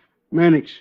She had 2A about 6 months ago. Sheila Mannix lived here. Well, where did she move to? Can you tell me? No forwarding address. But I must find her. Sorry, lady, I can't help you. I thought of the police then. I should have told them about the letter, but I didn't. I didn't know what else was in it then. All I could think of at that moment was finding Sheila Mannix and giving her the letter and forgetting it. I went back to my own apartment and looked through the telephone book. There were 2 Sheila Mannixes listed. The first lived on Maple Street and the second on South Tower. I rang the Maple number first.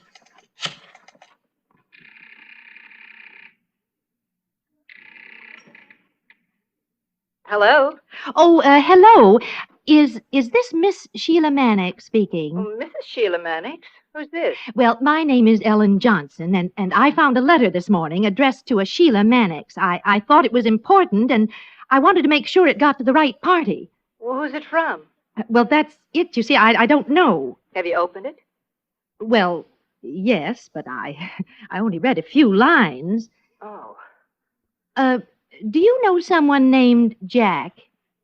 Jack? Well, yes, I do have a nephew. Oh, then well, perhaps... but he's in Colorado, though. It seems to be some sort of a warning. Warning? I'm afraid I don't understand. The letter says that Jack has got it in for you. It's a warning. Well, I'm afraid the letter isn't for me because, you see, my Jack is only 10 years old. Oh, well, I'm sorry to have troubled you. Oh, it's all right. Bye. As I hung up, I realized the Sheila Mannix I was looking for might not even have a telephone. She might not even be living in the city any longer. I looked at my watch.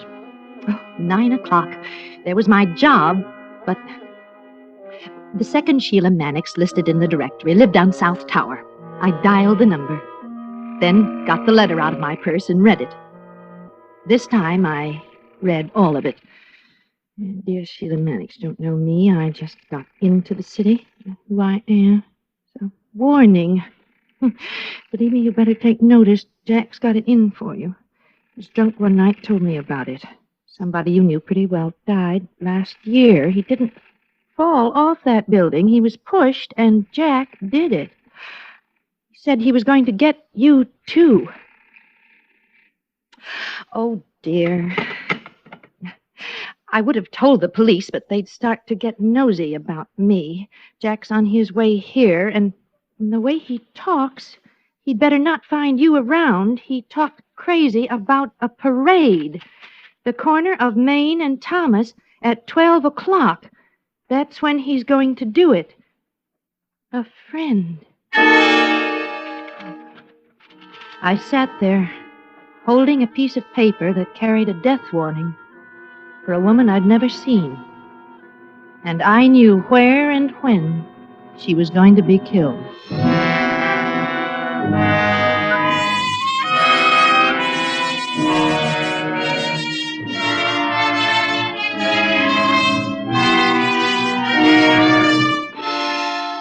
You are listening to The Death Parade, tonight's presentation in radio's outstanding theater of thrills, Suspense.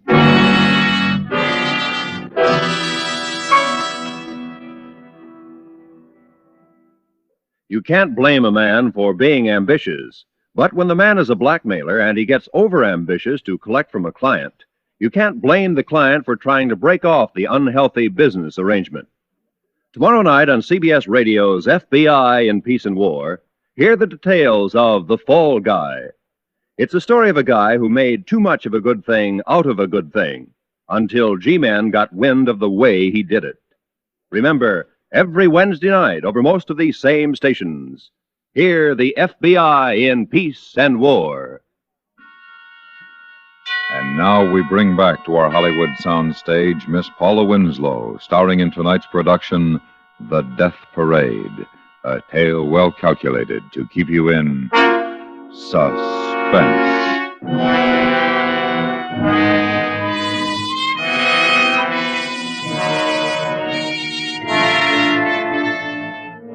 The second Sheila Mannix's address was 317 South Tower Street. I got my car out and drove there. It must have been nearly 9:45 when I drew up outside. It was an old rooming house. Oh, hurry up. Come on. Yeah? What do you want? Well, I'm very sorry to trouble you. Is your name You Sheila? have to talk louder. I can't hear you. Oh, I'm sorry. I wonder if you could tell me, is your name Sheila Mannix? No. Oh, No, it's not. But the phone book has a Sheila Mannix listed at this address. Well, it's her phone. She pays for it. I never have no cause to use it. She does live here, then? She has a room upstairs. What's the matter? You the police? Oh, no. Well, does she work? Is she at work now? How should I know? I never ask her where she goes. What's she done? You mean you don't know? You don't know where she works? Well, then, do you know where she lived before she moved here? No, she never says nothing. She's quiet and keeps to herself. Oh. But where can I find her? It's important that I learn where she is right away. She'll be home prompt by 7, always is.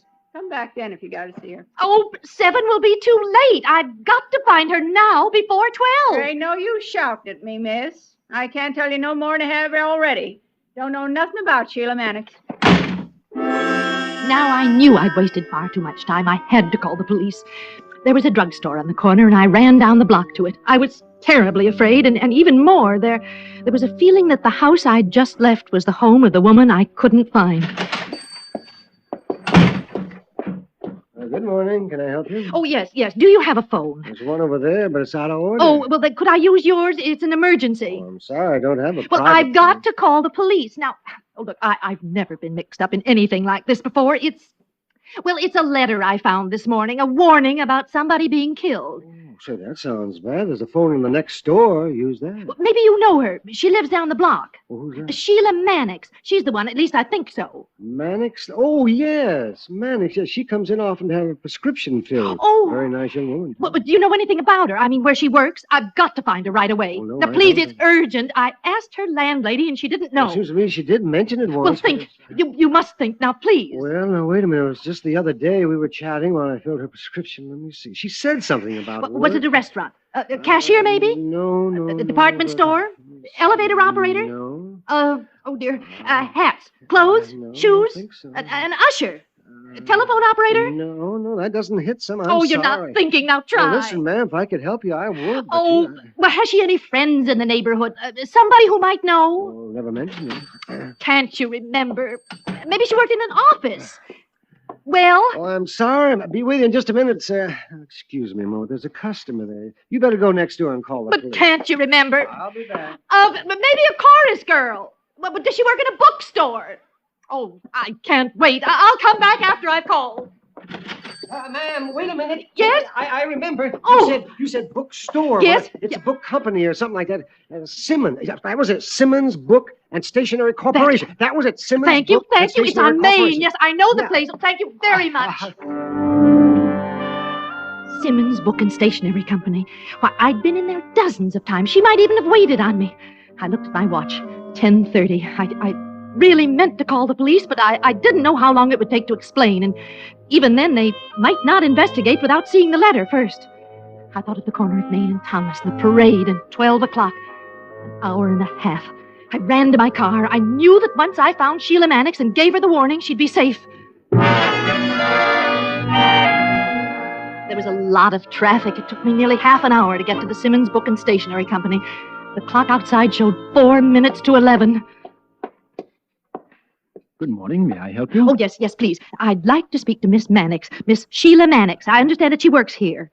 I'm very sorry, ma'am, but Miss Mannix had an appointment. She's not here? Well, I'm sorry, but... But where did she go? I think to the doctor. Well, what doctor? Where? Now, when did she leave? Now, if you'll wait here, I'll find out for you. I could have cried. And that silly, precious little salesman, he took forever. How long does it take to get an address? I started to walk to the back of the store when he came down the aisle toward me. I'm sorry to have taken so long. A customer on the phone, you know. It's all right, it's all right. I don't care. Just give me that doctor's address. Why, yes, I have it right here. Dr. Morton, 101 Flower. 101 Flower, Dr. Morton. When did she leave? Oh, I forgot to ask. Oh, no, I'm going there now. Now, look, listen. Yes? If she comes back, if I miss her, you tell her to stay right here. Yes. You understand? That don't let her leave the store again until I come back. No. Don't let her leave. It's a matter of life and death. Oh, well, all right. Is something wrong? Something wrong. I ran to the telephone booth. I knew I'd done as much as I could alone to save that poor girl. Police Department, Sergeant Leonard. Police. Now listen. Please listen carefully. There's a murder going to be committed at 12 o'clock. Who is it? Oh, what does it matter? My name's Ellen Johnson. Please, I found a letter in the street this morning. It was to a woman called Mannix, a Sheila Mannix. Would you spell that, please? Oh, Mannix, Mannix. There's not time for me. When did you find the letter? I told you this morning. What difference does it make? Oh, it was 9, I think. Well, why didn't you call earlier? Well, I didn't. I tried to find her myself. I think I know where she is now. Have you got the letter with you? Yes. Would you read it, please? Oh, there isn't time. You've got to send some men here. It's a warning. Somebody called Jack is going to kill her at 12 o'clock on the corner of Main and Thomas. There's a parade going on then. Now, what does this woman look like? Can you give us a description? No, I've never seen her. I don't even know her. You say you think you know where she is? Yes, at a Dr. Morton, 101 Flower Street. Where are you calling from? Simmons Book and Stationery Store. She works here. Now, will you get a description of the woman, please? I'll wait. Yes, of course, but don't hang up. I found the young man again, and he told me what Sheila Mannix looked like. I got back to the phone and told the officer. Short, about 5'2", thin, possibly 90 pounds, wearing a brown coat with a brown shoulder strap bag. We'll try to find her, Miss Johnson. Now, please stay there. I'll have an officer come to the store to pick up the letter. I put the receiver on the hook and sat in the booth. I was shaking. My hands were wet. It was 11:20. Somewhere outside, I heard a band playing. The parade must have started. I stayed in the shop, and the minutes passed. 11:30, 25 to 12. At 20 minutes to, I just couldn't stand it any longer. The waiting, the awful waiting. I had to do something. I called Sheila Mannix's house again. There was just that chance, that slight chance. Maybe she went home after the doctor. Maybe she's there. Oh, 2 more. No, 3. Let it go 3 more. Oh, be there. You must. Hello? Oh, Miss Mannix. Who is this? Miss Mannix. You'll never know. Oh, listen. You don't know me. You have to speak louder. I can't hear a thing you're saying. Who is this? Miss Mannix? No, Miss Mannix isn't here. This is the landlady. I'm cleaning up. Is there a message? I couldn't stay in that store any longer. I gave the letter to the salesman and told him to give it to the police when they arrived.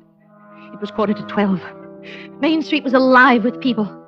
It seemed as though the whole city had turned out to watch the parade. To me, it was the same parade of last year and all the years before. But today there was a difference. The floats and the bright carriages meant nothing to me. I pushed my way along the street toward the intersection of Main and Thomas. I couldn't have stayed away if it were my own life depending on it. The crowd was so thick that it was impossible to see anything from the street, and I had to see. Then I thought of the Benson building and the roof. If I was up on the roof, I could see everything that happened on that corner. It was 5 to 12 when I got in the elevator and took it up to the 19th floor. I had to walk to the roof, and I could scarcely breathe as I opened the door and stepped out into the bright sun. Instinctively, I knew that this was the building. The same building that the man in the letter had been pushed from last year. For a minute, I didn't see anyone, and then, at the corner, standing near the edge, looking down. I saw her. A short woman, quite thin, dressed in a brown coat and a shoulder-strap bag. Oh, Miss Mannix. You are Miss Mannix, aren't you? I've been looking for you. It's about a man called Jack. He's looking... Oh, it's all right now. It's all right. Please, don't be frightened. Don't move back. Don't. The edge. Don't. Oh, what's the matter? Look, get away from there. Oh, no. No, you...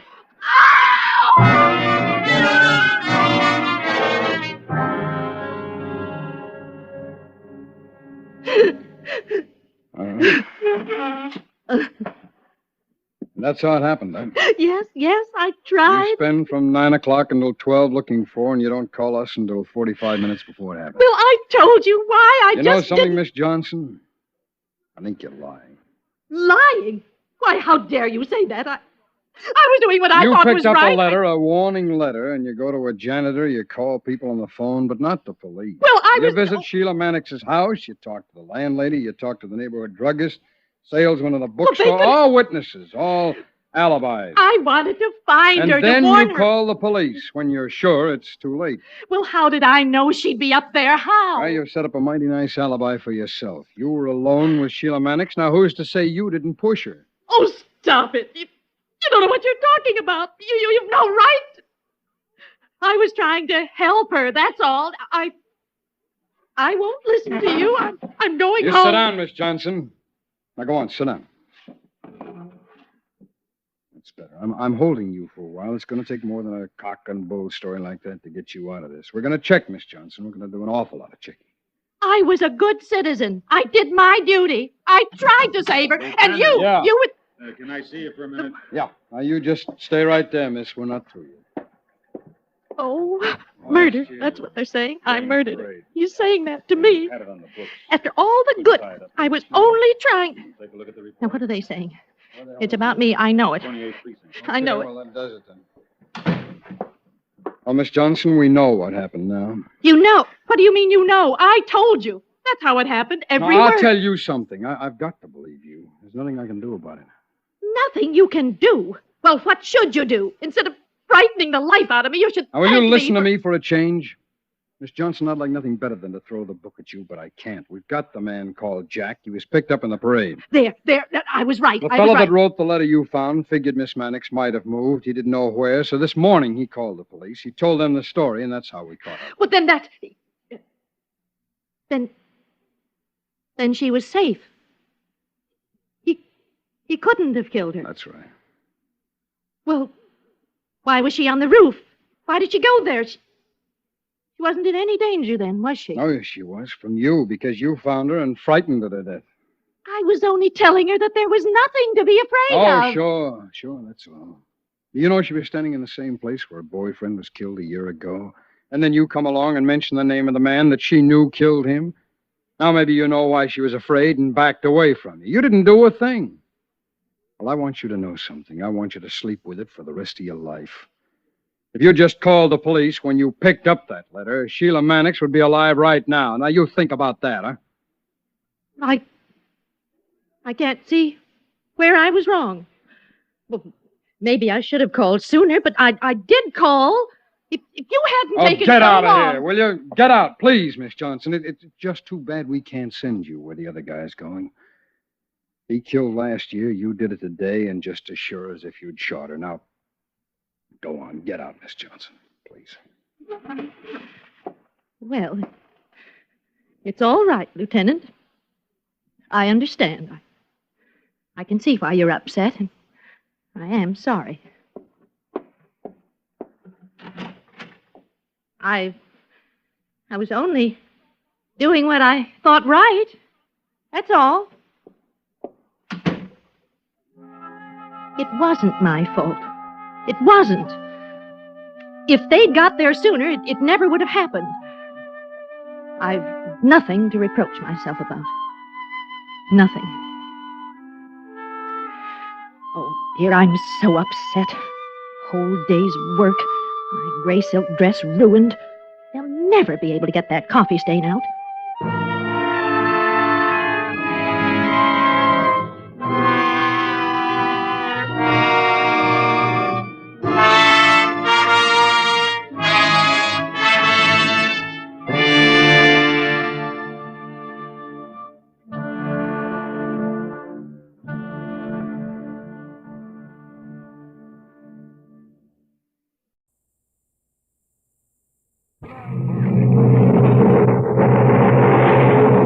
Adventures in time and space, told in future tense.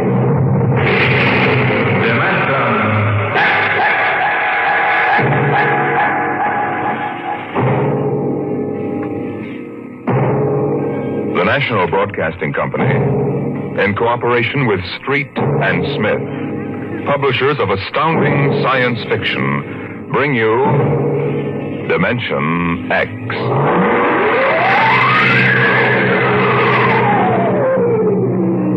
The soundproofed Happy Life home had cost $30,000 installed.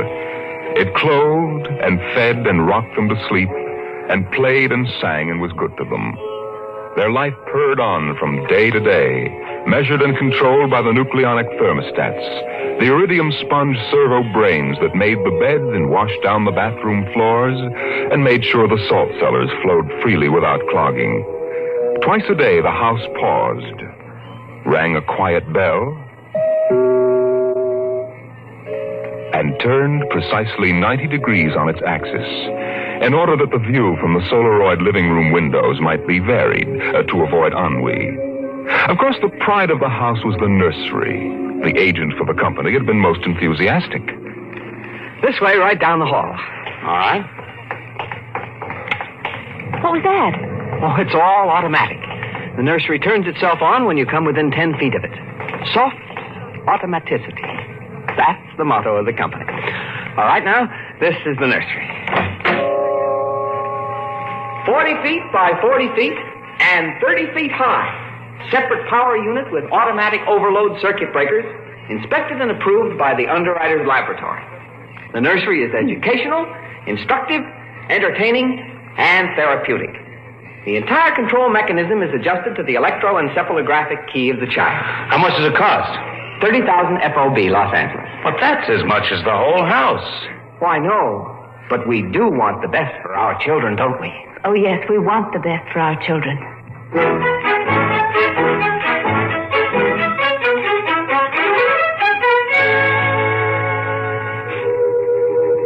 And it was the best. The crystalline walls wavered from 2 to 3 dimensions. The pseudo-textured composition flooring shifted lightly from brick to dirt to waving grass. And the odorophonics wafted the scent of fantasy through the hermetically conditioned and filtered air. The nursery was the very best. But then they wanted the very best for the children. The technicians installed the nursery, and the heavy coaxial power cable was run in from the main line. The walls sprang to life, and the mental control banks and relays hummed. All right, Peter and Wendy, this is your nursery. What's so special about a nursery, Dad? Plenty. You just go in and see. Oh, do we have to? It's so big. You promised you'd play ball with me outside, Pop. Go on, kids. Try out the nursery. It's better than any old yard. Oh. Go on in, dear. You'll be surprised. Gee. Go ahead, Wendy. I'm scared. I'm not. Hey, it's nice in here. It is? Come on in, Wendy. Boy, look at the pictures on those walls. They're real. Well, almost real. You can change them any way you like just by thinking about it. Go on in, dear. Well, all right, Mommy. Hey, Wendy, look what I can do with the pictures. Oh, that's the white mountain from Alice in Wonderland. Sure. I just thought about it, and there it was. Well, let me try, Peter. Let me try. Go ahead. Just think. How about the... Oh, I know. I want to see the Wizard of Oz.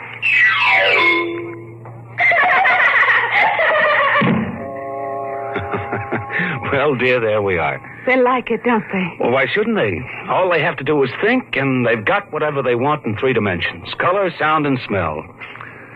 Oh, think what it would have been like to have a nursery like that when you were a kid.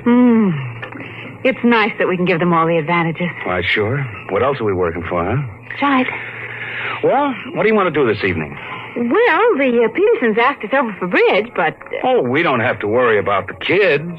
They'll be all right in the nursery. Come on, Lydia. We deserve a night out.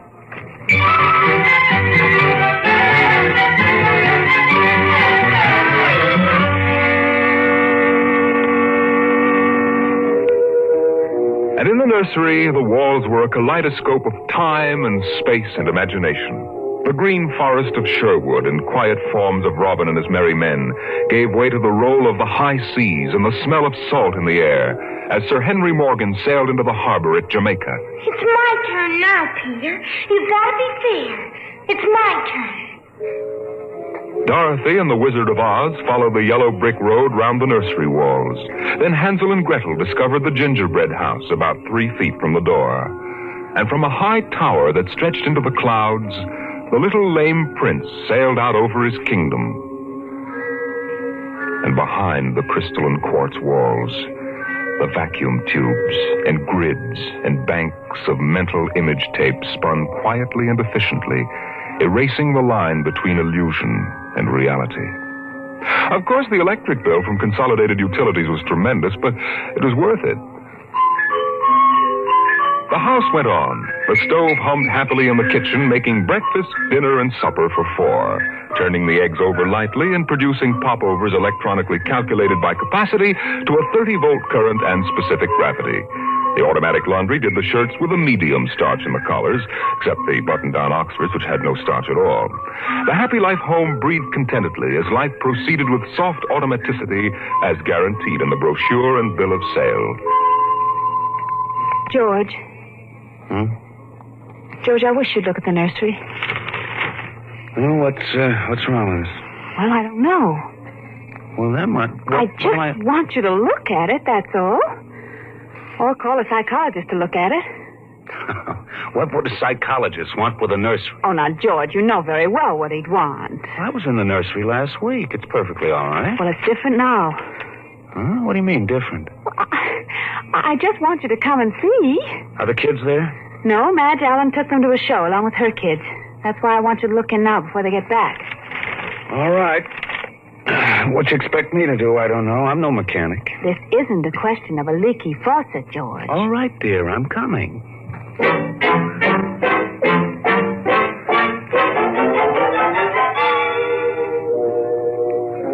The nursery light flicked on as they came down the hall. The relays clicked, and the tubes warmed, and chemical odor banks and pipes bubbled into life as they paused before the closed door. Go ahead, George. Open it. On all sides, in 3 dimensions, stretched the hot, tired landscape of an African veldt, reproduced to the last stick and pebble and bit of straw. The ceiling above them became a sky with a hot, yellow sun. A wind blew in from the baked veldtland, the hot straw smell of lion grass, the cool green smell of the hidden water hole, the great rusty smell of animals, the smell of dust like red paprika on the hot air. And now the sounds.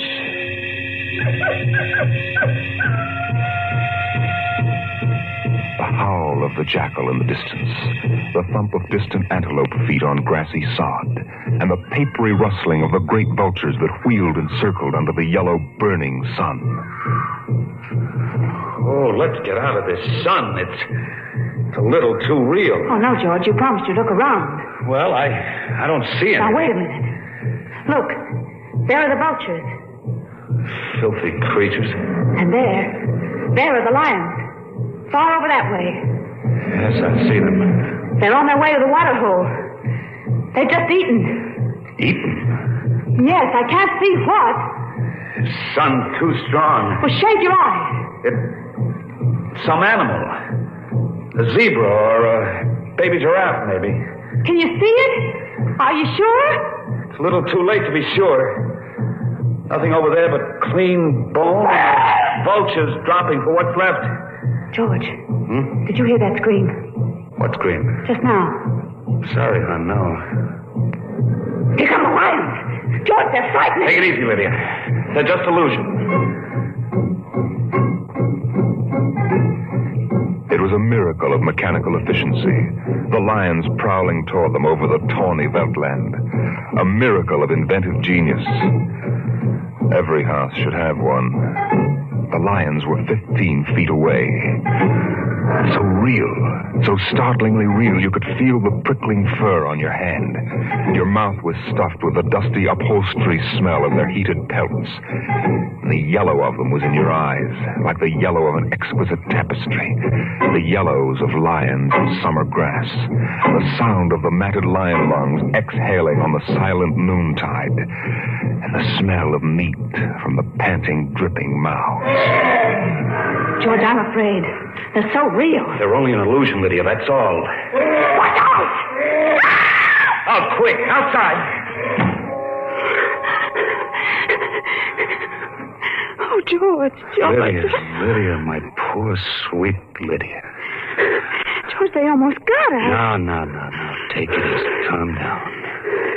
Yes, but I could feel their breath. No. Get a hold of yourself, Lydia. They aren't real.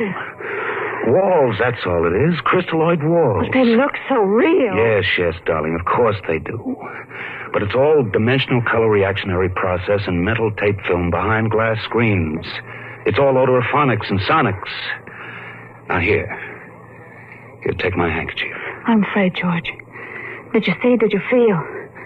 It's too real. No, Lydia. We've got to tell Wendy and Peter not to read any more on Africa. Yes, of course, dear. You promise? Sure.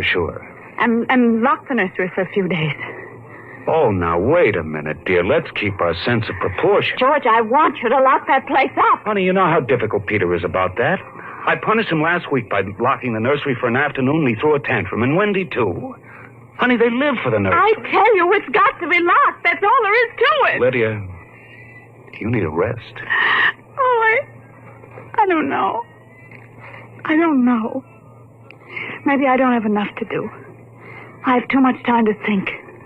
All I do is set the menu selector dials at the beginning of the week. But, honey, that's the whole idea. The house is automatic. I know. But couldn't we turn it off for a couple of weeks? Just a couple of weeks and take a vacation. You mean that you want to fry eggs for me? Yes, I do. And darn socks, too. I feel like I don't belong here. The house is wife and mother and maid. How can I compete with the African Veldt? And you, George. You don't know what to do with yourself in the house when you're home. You're drinking too much. Am I? You feel useless, too. Yes, I suppose I do. George.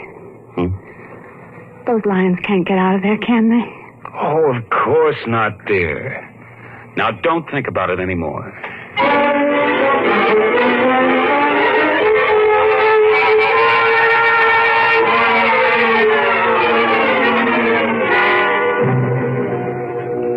They ate alone.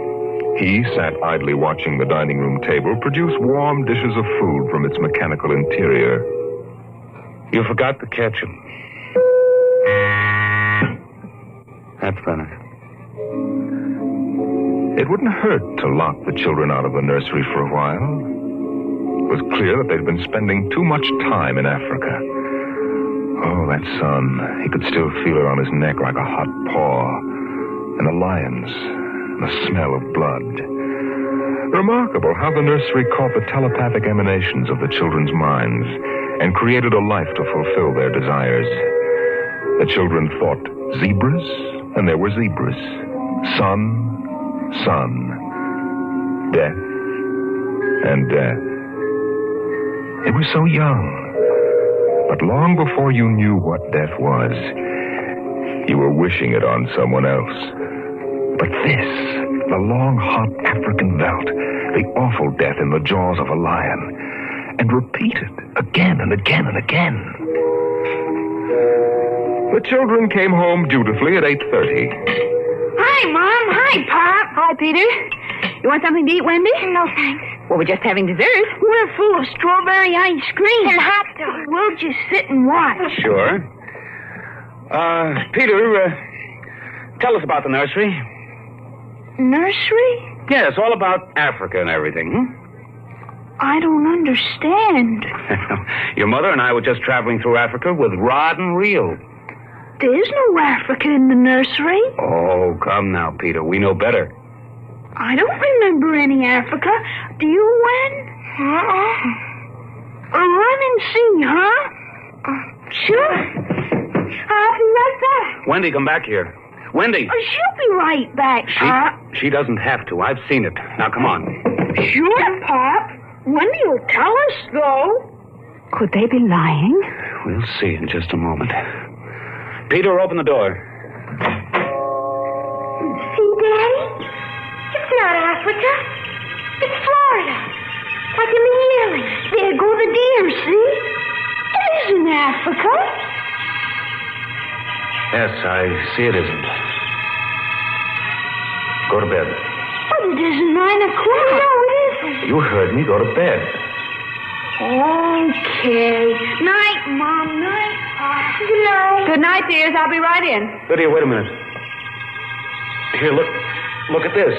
What is it? This is the corner where the lions were, isn't it? What's that you picked up? It's an old wallet of mine. There's a smell of hot grass on it. The smell of a lion. It's wet with saliva. And it's been chewed. George, those smears of blood. Come on out.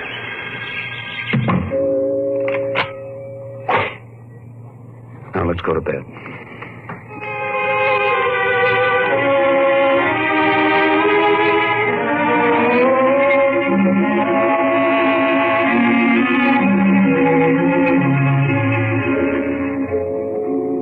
So they went to bed. But in the middle of the night, Lydia was still awake, and she knew her husband was awake. George. How did your wallet get in the nursery? I don't know. Wendy must have changed the walls from the African Veldt. Honey, I'm going to keep it locked. Maybe it isn't good for the children. It's supposed to help them work off their neuroses in a harmless way. I'm starting to wonder. We've given the children everything they wanted. My father used to say children are like carpets. They should be stepped on occasionally. We've never lifted a hand. They're spoiled. And we're spoiled. I think I'll have Dr. McLean come tomorrow morning and have a look at Africa. Yes, only it isn't Africa now. It's Florida and the yearling. I have a feeling it'll be Africa again before then. George, Wendy and Peter aren't in their room. No. They've broken into the nursery. Those screams. They sounded familiar. Did they? Yes, awfully. Oh, George.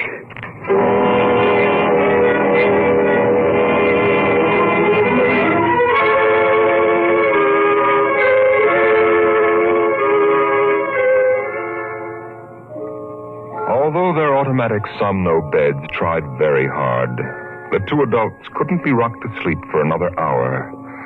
A smell of cats was in the night air. And in the morning, the stove cooked French toast, and the dining room table poured the syrup and melted butter. Pop, Yes? you aren't going to lock up the nursery for good, are you? That all depends. On what?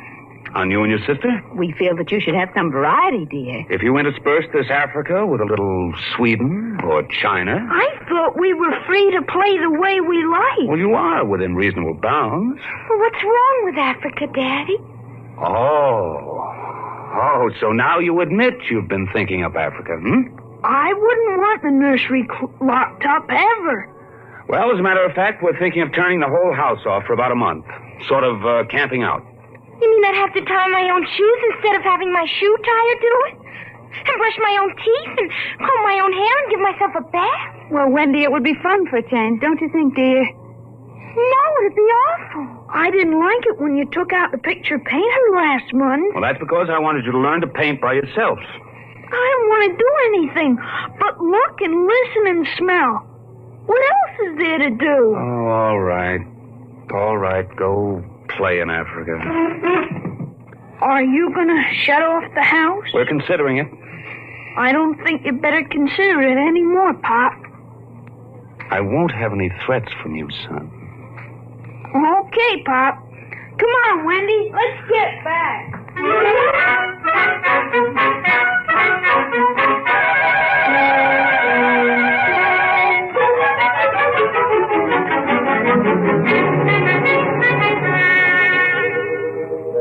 After breakfast, Dr. David McLean was announced by the audio knocker. And the dining room table, recognizing him as an old friend, poured an extra cup of coffee, light with 4 lumps. I saw the nursery last year, George. It looked all right to me. You didn't notice anything unusual? No. The pattern showed the usual violence, a tendency towards slight paranoia. All children feel persecuted by their parents. Perfectly normal. I locked the nursery and they broke into it last night. I let them stay so they could form the patterns for you to see. There it is. Well, suppose we take a look at it right now.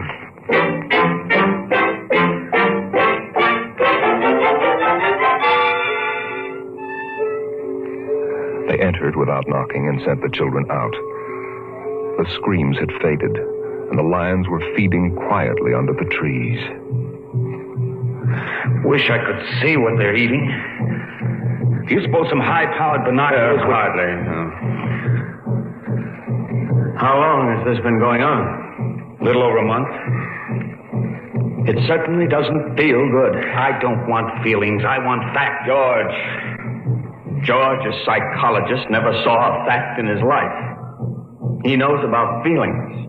And this doesn't feel good. My advice to you is to have the whole room torn down and your children brought to me every day for the next year for treatment. Is it that bad? I'm afraid so. You know, that's why the nursery was developed originally. To let us examine the patterns left on the wall by a child's mind. But what is it? What's wrong with Peter and Wendy? Well, it's hard to say. I haven't punished them more than average. Though I took away a few gadgets. Last week I locked the nursery to show I meant business. George, you've let this room replace you and your wife and your children's affections. This room is their real father and mother. And now you come along and want to shut it. You can feel the hatred coming out of that sky. George, turn everything off. The nursery, the automatic kitchen, the whole confounded automatic house. Start now. But won't the shock be too much for the children? I don't want them going any deeper. Let's get out of here. I never liked these rooms. Get me nervous. Those lions look real, don't they? I don't suppose there's any way that... What? That they could become real? Certainly not. Some flaw in the machinery. Tamper. No. I don't imagine the room will like being turned on. Nothing ever likes to die. Even a room. I wonder if it hates me for turning it on. Paranoia is thick today. Hello. Is this your scarf? It's stained. Brown. Say, that's blood. That's Lydia's. Come on, the main fuse box is out here. Go ahead. Pull the switch.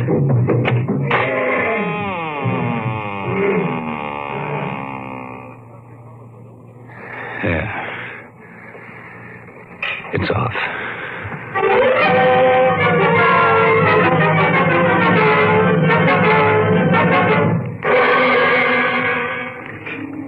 The 2 children were in hysterics. They screamed and kicked and threw things. They yelled and sobbed and swore and jumped on the furniture, weeping. It's off and it stays off. The whole house dies as of now. The more I see of the mess we put ourselves in, the more it sickens me. We've been contemplating our electrical, mechanical navels for too long. We need air. Fresh, unfiltered, unconditioned air. He marched around the house, cutting the switches and pulling fuses. The stove was disconnected with a roast lamb in the oven, and a flapjack still in the air. The heaters, the shoe shiners, the shoelacers, the body scrubbers and swabbers and massagers. He pulled the plugs and shorted out the controls, one after the other. The house became full of electronic corpses.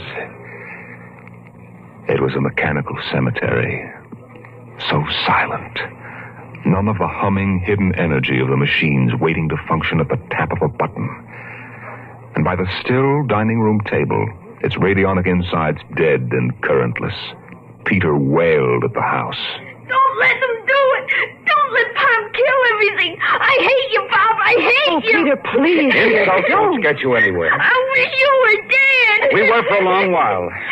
Now we're going to start really living. One more, Daddy, just one more. Oh, Wendy, one honey. One more minute of the nursery, that's all. Just one more minute. George. George, it can't hurt, really. Oh, all right, only shut up. 1 minute. And that's the end. Forever. Gee, thanks, Pop. Thanks. Then we're going on a vacation. Dr. McLean is coming in a half hour to help us out. Lydia, turn on the nursery. Now remember, kids, it'll be just for 1 minute. Oh, boy. Come on, Wendy, come on. Oh, thanks, Daddy. Thanks a lot. Just 1 minute, remember. Oh, where'd I put those suitcases? Lydia! Don't shout, George. I'm right here. Oh, did you leave them alone in the nursery? Well, I've got to get ready, George. Oh, that awful Africa. What can they see in it? Well, in an hour, we'll be on our way to Iowa. What prompted us to buy a nightmare like that? Pride, I guess.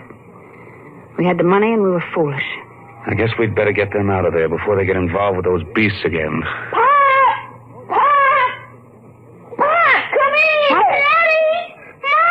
Come on, quick. Wendy! Wendy, Peter, what's the matter? Hurry up. Open the nursery. Wendy! Peter! Well, they aren't anywhere. Wendy! Peter! Peter! Oh. The door. Open the door.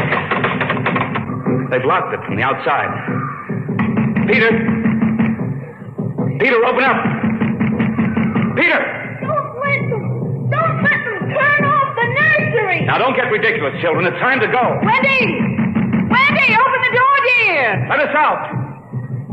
Peter, open the door. It's time to go. Open the door. George, the lamp. Peter, do you hear me? Open this door. They're all around us. George! Son, do you hear me? Let us out. George, look out! They're coming!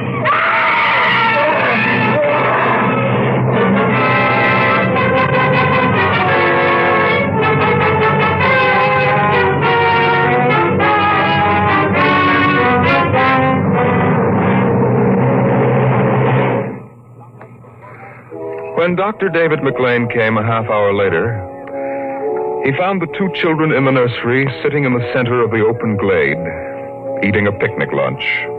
Beyond them was the water hole in the yellow Veldt land. Above was the hot sun. Dr. McLean saw at a distance the lions fighting and clawing, and then settling down to feed in silence under the shady trees. Hi, kids. Where are your mom and dad? Oh, they'll be here directly. Good. We've got to get going. He squinted at the lions with his hands up to his eyes. Now they were done feeding. They moved to the water hole to drink. A shadow flickered as the vultures dropped down from the blazing sky to finish what the lions had left. Dr. McLean. Dr. McLean? Huh? What? Have a cup of tea?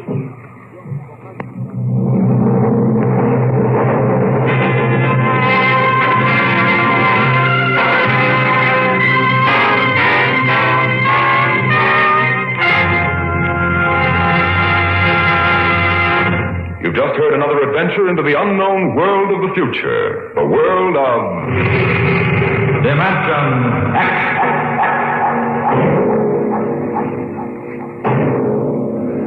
How soon we actually build a spaceship to conquer the stars depends upon many factors, not the least of which is a man, the overwhelming desire to create such a ship, and the power to have it done. Next week, we tell the story of such a man as Dimension X brings you Nelson Bond's The Vital Factor.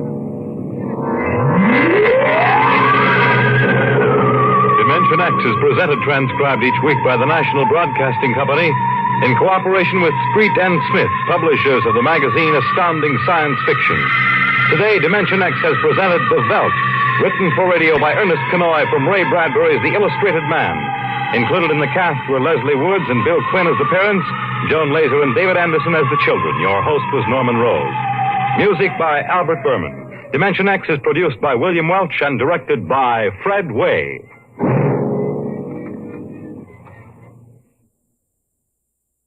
And now, a tale well calculated to keep you in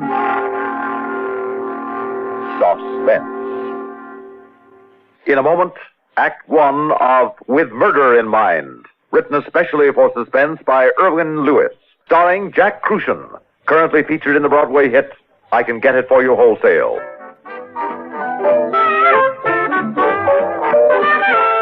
Are you ready, Anton? Yes, my darling. Oh, good. And Anton, don't go too far. Lately you... Please, please.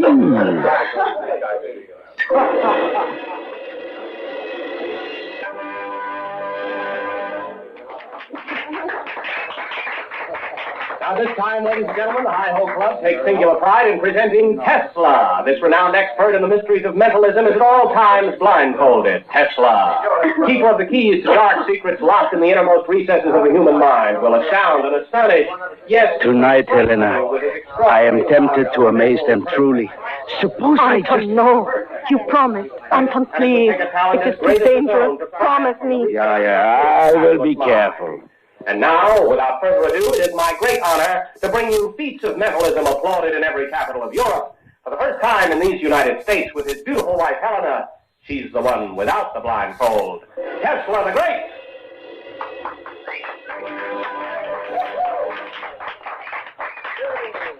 Ladies and gentlemen, as I pass among you, hold up any objects you wish and concentrate on them. Tesla, blindfolded on the stage, will attempt to learn what those objects are. Are you ready, Tesla? I am ready. This gentleman is holding up something that belongs to his wife. Can you tell me what it is, Tesla? It is something she wears, is it not? That is right. And what is it? It is a fur piece.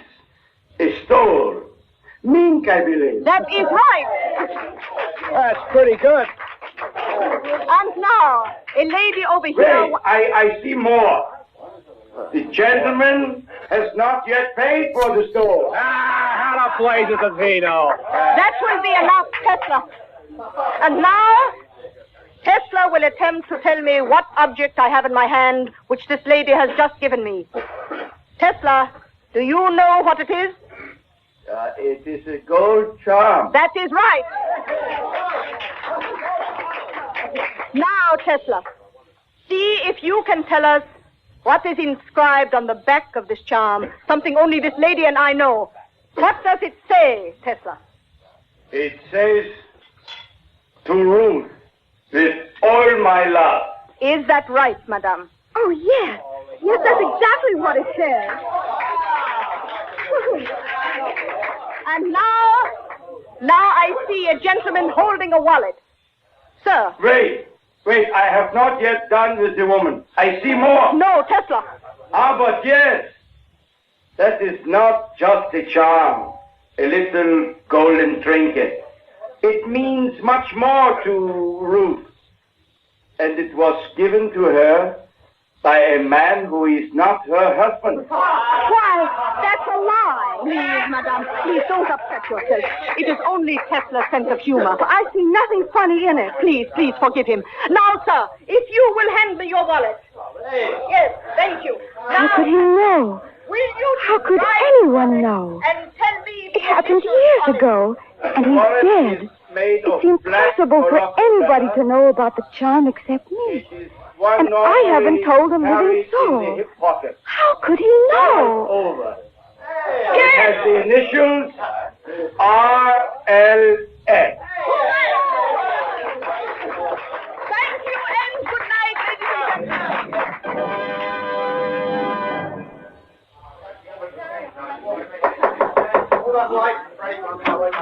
Mr. Hughes, please come in.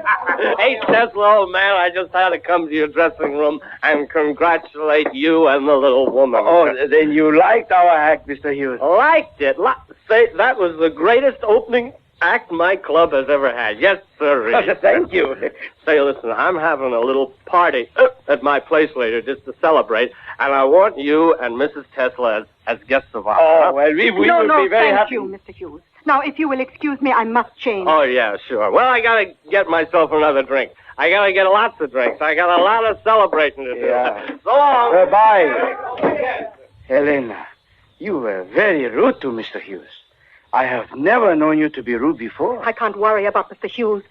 It is you I am worried about. I do not understand. I've warned you so many times. You must be careful. Careful. Oh. They must never become suspicious. A wrong word here, too much said there, and tonight you should not have said what you did about that woman. Oh, those foolish little thoughts rumbling around in her foolish little mind. I could not resist the temptation to have some sport over her guilty little secret. Did you see the look in her eyes? Yes, I saw it. Fear. Cold, naked fear, and questioning. I could almost hear her ask herself, how could he know? And someday someone will realize the truth. Well, what of it? It is degrading enough that I must use my gift merely to earn enough money for us to live. At least, permit me the pleasure of disturbing the little minds once in a while. Oh, Anton, this gift of yours, is it really a gift? Or a curse? Oh, Helena, please. Yes, who is it? Lieutenant Clark. May I come in? Lieutenant. Well, it is so nice to see you again. Did you enjoy our act? And how? But after seeing you two perform tonight, well, I just had to tell you how great you both really are. Thank you. Helena, you remember Lieutenant Clark of the police department, don't you? Yes, of course. Nice to meet you again, ma'am. You see, Mr. Tesla, I've made quite a study of mind-reading acts, codes, and systems and things, and, well, frankly, you've got me stumped. I don't know how you do it. Well, it is very simple, Lieutenant. I read minds. Well, I can almost believe it. Lieutenant, I believe you are thinking that I am putting on an act even now off stage. Please, be assured of one thing. It is not an act. I beg your pardon. Anton, if you will excuse me, I have a terrible headache. Oh? Anton, I am going back to the hotel. Well, my car's outside, Mrs. Tesla. I'd be happy to drive you there. That won't be necessary, thank you. We're staying in the hotel across the street. Well, you better take an umbrella. It's raining pretty heavily. I don't mind the rain. Don't be long, Anton. No, I will join you in a few moments, Helena, as soon as I change. Please, be careful. Don't let your gift be a curse, Anton. Good night, Mrs. Tesla. Hope to see you again. Goodbye, Lieutenant. Your wife's a beautiful woman, Mr. Tesla. Yeah. You've been married long? 5 years. 5 years. I am ready to leave now. Would you care to join me for a drink before you return to your hotel? Well, that is an excellent idea, Lieutenant. Thank you. It's my pleasure. Something? You wouldn't consider, No, I guess you wouldn't. No, Lieutenant, you should have known better than to ask. You cannot expect me to reveal my secrets to you.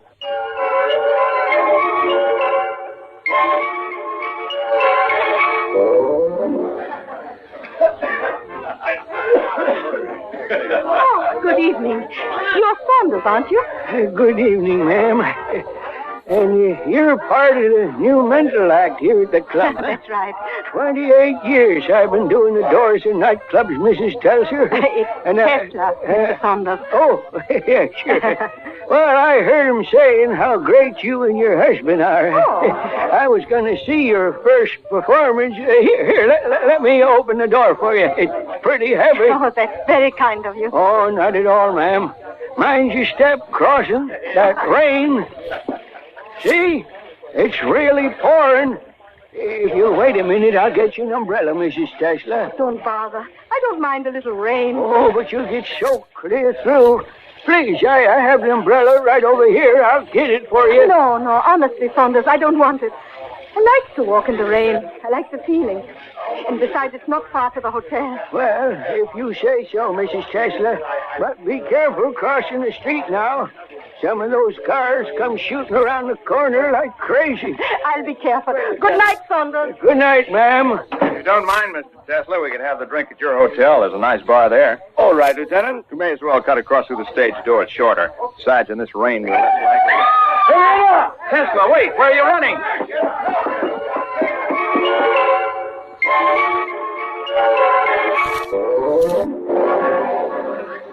What happened? Oh, it's terrible, Lieutenant, terrible. I opened the stage door for her, and she went out into the rain.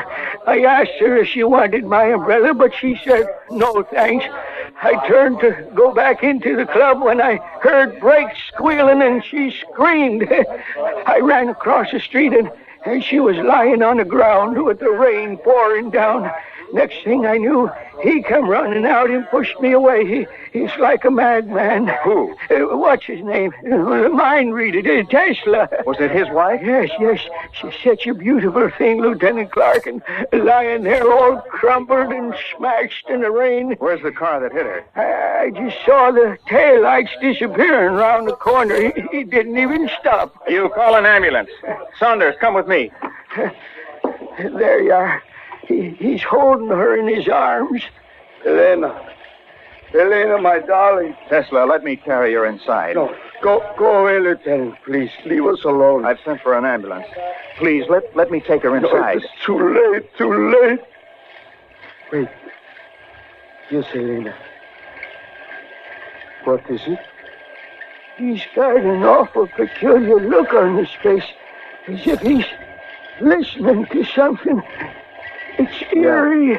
Yeah, I understand. I will remember, Helena. I will remember.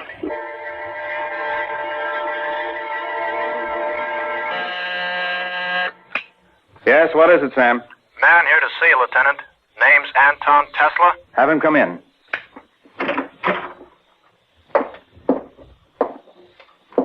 Mr. Tesla, it's good to see you, sir. Please sit down. Thank you, Lieutenant. I was wondering what happened to you. I haven't seen you since, well, it's a week now, isn't it? Is that how long it is? Sometimes it seems like a year. Sometimes only a day. Most of the time it seems as if I am the one who died. Terrible tragedy. I don't know how to tell you how sorry I am. Yes. You look tired. Well, thank you. I mean, thank you for being diplomatic. I have seen myself in the mirror. I was never a handsome man, but now I would almost frighten myself. Oh, nonsense. Shave and some fresh clothes and you'll be a new man. If there's anything I can do... You can find the man who murdered my wife. Murdered? You're not saying it was deliberate, are you? He left her lying in the street and fled like a murderer. He killed her in cold blood, whether it was deliberate or not. Well, we're doing all we can. But you must realize we have nothing to go on. Oh. No one saw your wife hit with a car. When the stage doorman Saunders came running out, all he could see was the tail lights of the car. It was dark and raining heavily. He couldn't tell what kind of a car it was, or its color or model. Lieutenant, it was a white convertible. How can you possibly know that? You do not believe me? What would you say if I told you I know every thought you have at this very moment?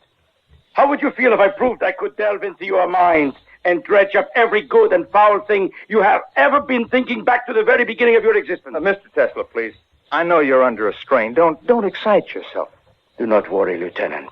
I will not try to prove it to you. And do you know why?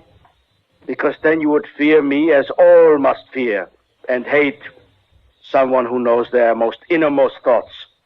Now, I have told you the model and color of the car. How can I act on information? Then the fender. It was damaged, I believe. The right fender. Investigate. And if you will not do anything, then I must. I'm obliged to advise you against acting on your own. No. Mr. Tesla, listen to reason. In the state... Strange man. He really thinks he can read minds. It's ridiculous. And yet that business about the fender. And what was it his wife said? Don't let your gift be a curse. Now, why should she have said a thing like that?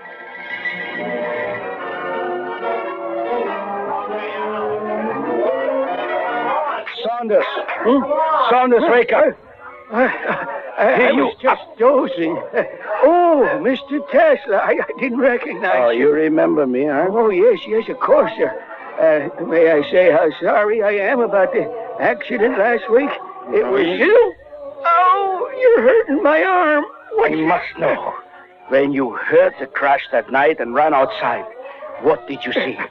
I told the police everything. Tell me. Mr. Tesla.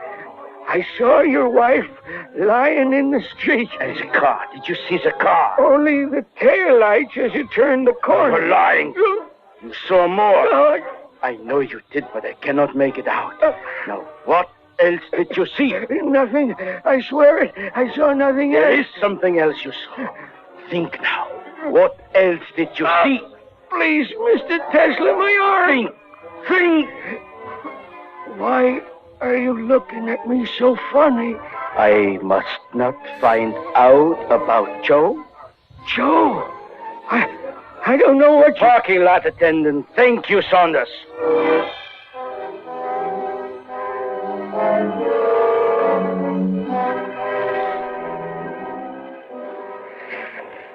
Hey, you. What are you doing around in cars? Come on, get away before I call the cops. Hey, ain't I seen you here before? Yes, my friend, you have. Wait a minute, you're that mind reader, the guy whose wife was killed last week. And you're Joe, the parking lot attendant. Yeah, that's right. Well, what do you want? I'm looking for a white convertible with a dented fender.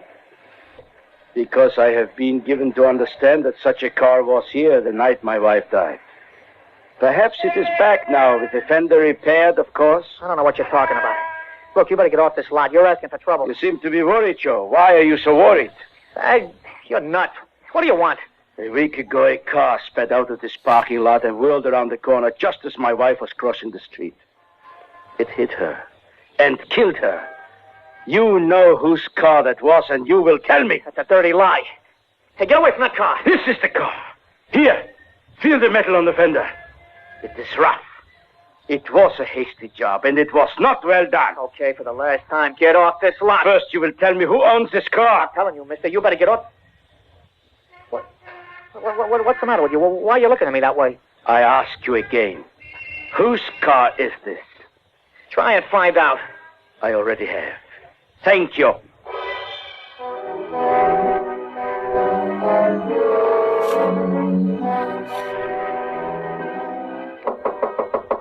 Come in. Oh, Mr. Tesla, I'm glad to see you. I was worried about you. I tell you what, I was just checking my books. I'll put them away. We can go out to the bar, have a drink. Hey, why are you locking the door? Sit down, Mr. Hughes. I want to talk with you. What Sit about? down! I have been looking for the man who murdered my wife. Murder?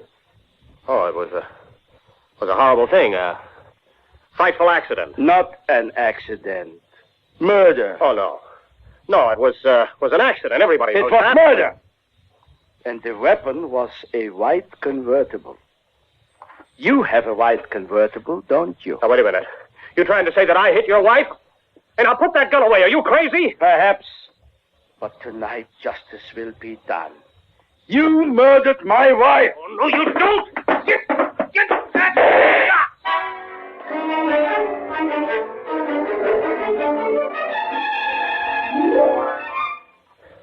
After that, Lieutenant, I could see he'd made up his mind to shoot me.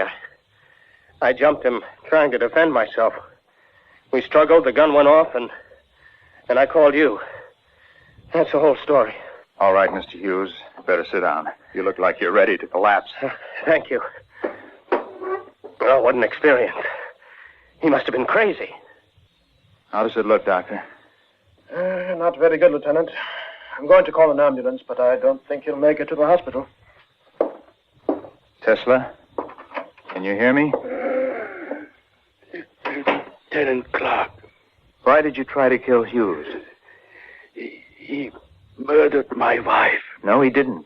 What are you saying? The driver of the car that hit your wife was taken into custody an hour ago and confessed. We got him through that fender. It took legwork, but we found his repairman and then him. He admitted everything. Took us a week, but it's pretty hard to hide evidence like that. He admits it. He is lying. He was telling the truth. But the white convertible? He was driving a white convertible, too, although a different model than Hughes' car. A different year, too. At the fender, there was fender damage on this car? It was one of those once-in-a-lifetime coincidences, Tesla. As near as we can make out, what probably happened was that Hughes pulled out of the parking lot and turned the corner at the same time that this other fella came from the opposite direction. He hit your wife and went tearing down the road. Hughes, trying to avoid a head-on collision, skidded into that lamppost opposite the club, bounced off and drove away. Both cars had damaged fenders. Tesla, did you hear what I said? Yeah, I heard. But it is impossible. Hughes killed my wife. I know it. I know it. Tesla. Is he dead? Yes. Oh, that poor tortured man. I feel so sorry for him. What I can't understand is why he was so sure you were guilty. There is an explanation, but I refuse to believe it. What's that? I was very drunk the night of the accident. I only had the vaguest recollection of the events. Until you told Tesla just now what had actually happened, I thought I was guilty.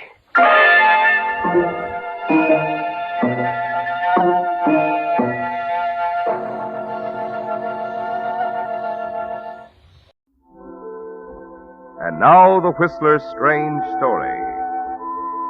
Farewell Party.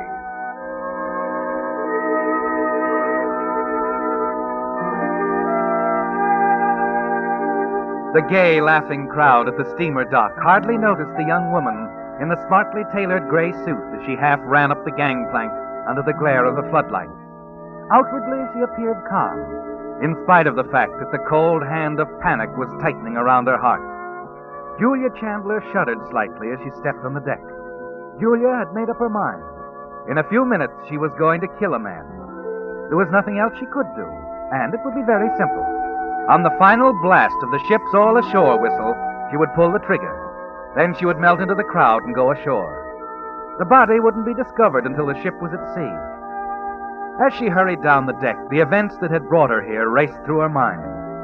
It had all begun that night a week ago at the Club Los Flores, where she was dancing with her husband's business partner, Ralph Ellis. You know, of course, Ralph, that this is our last evening together. Why, Julia, you surprised me. Oh, no, I don't. Why do you think I've avoided seeing you the past few weeks? This sort of thing has to end somewhere. Oh, I suppose. Let's just say that we dance divinely together and make beautiful music and all that, but, my husband is coming home. Oh, you didn't let me know. How inconsiderate. Once in a while, Bruce does put me before business. Yes. And I'm still only a junior partner, huh? Oh, yes. I'll try to do something about that for you. Always good to have an in with a boss. Naturally, you'll bear in mind that the boss wouldn't be at all cooperative if he thought that I'm not a child, Julia. However, I don't think that even you can help me with the firm. I'm not sure I'm cut out for the work. I'm sure you're not cut out for any work. Always the sweet, gentle answer.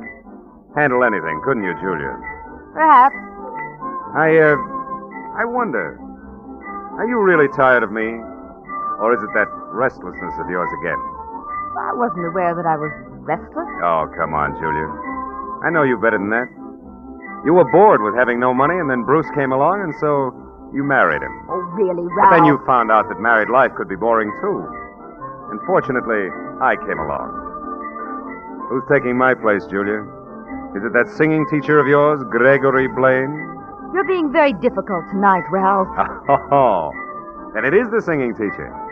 What does he have to offer? A career, fame, or a more exciting romance? If you don't mind, I want to leave now, Ralph. You didn't answer my question. I didn't have to. I told you. My husband is coming home. That's all there is to it. All right, Julia, have it your way. But wouldn't it be simpler if I just dropped you at Gregory's studio?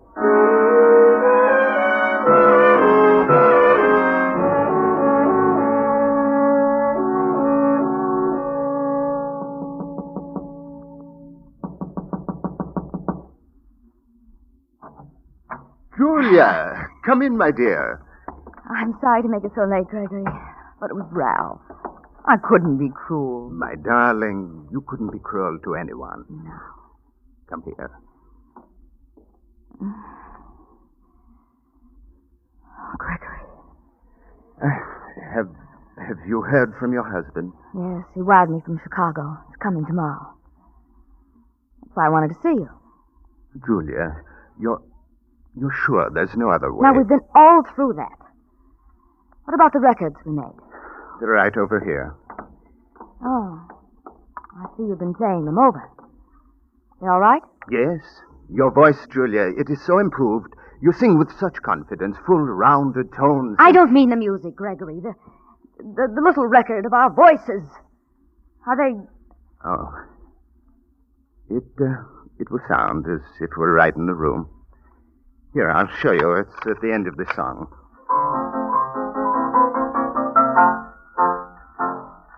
Beautiful. Beautiful, my dear. Oh, thank you, Gregory. You've helped me so. Now, we will try it again. Perfect, Gregory. Perfect. Now turn it off. And you still want to go through with it? There's nothing else to do, Gregory. No. Not unless you felt differently about the money. I know what I'm doing. You'll need that money, you know. Julia, I have enough for our boat fare. To London, at least. I have my reservation already, and once there I could give singing lessons You're going to give all your lessons to me. Help me study in London, Paris, wherever you think necessary. We'll be able to afford it, Gregory. We can even afford to fail. Oh, that couldn't happen. Not with that voice in the proper When train. It's all settled. When it's over, you can go on to London, just as we planned. And I'll meet you there in a month. Perhaps less. Julia, you don't think that anything might... Nothing will go wrong, Gregory. Nothing. You must believe that. We're going to kill him together. To be together.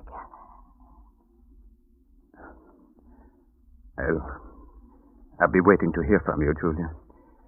You don't have to come back again. Just call. Gregory. Yes? Kiss me goodnight.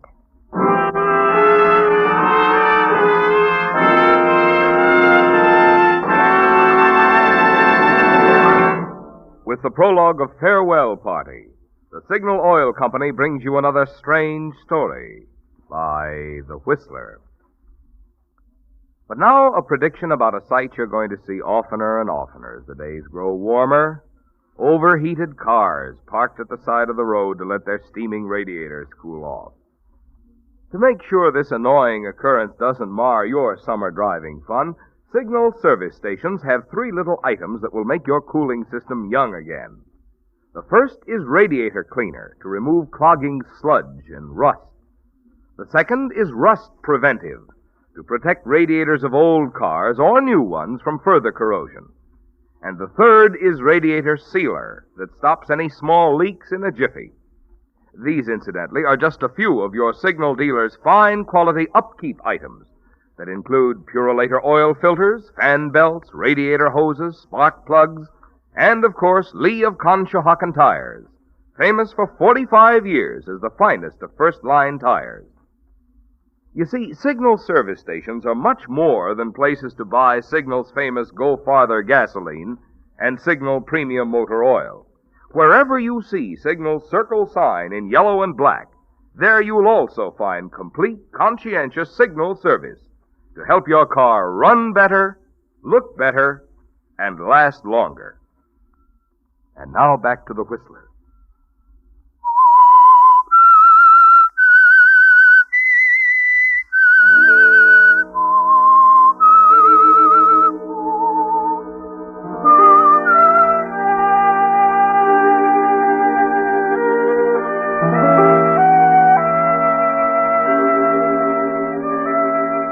It was a long search, wasn't it, Julia? Trying to discover what you really wanted out of life.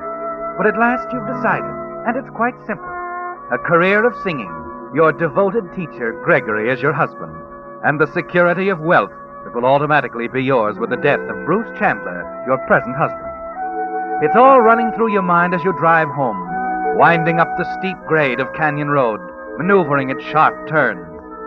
You've always hated the big house on the hill, tolerated it just as you've tolerated Bruce. But it's important now, isn't it? Desirable. The hill, the sharp turns over the canyon hundreds of feet below, the entire isolated setting. Yes, it's important, because it's a setting for murder, Julia. Your husband, Bruce's murder.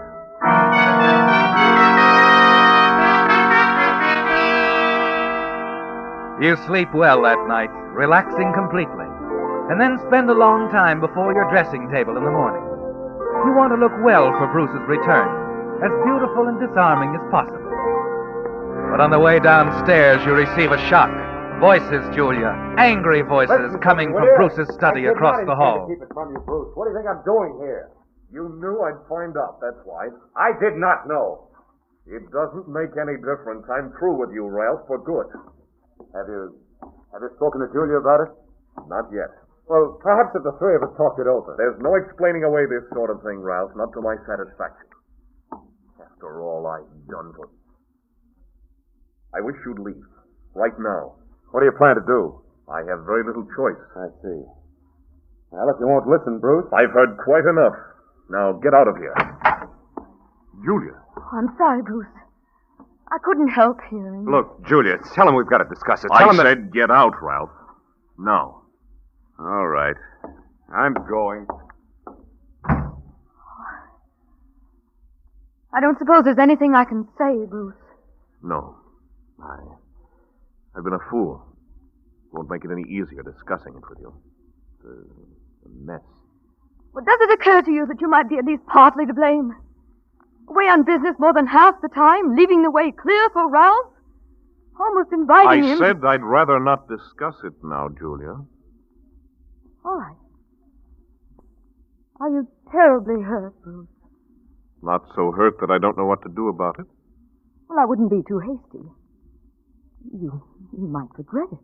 I'll decide that, Julia. I'm going into town to the club.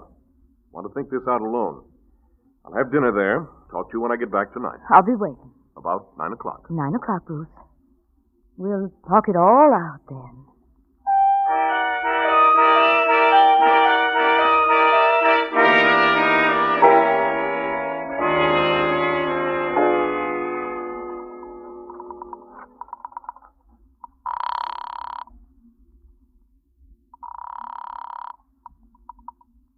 Hello? Gregory.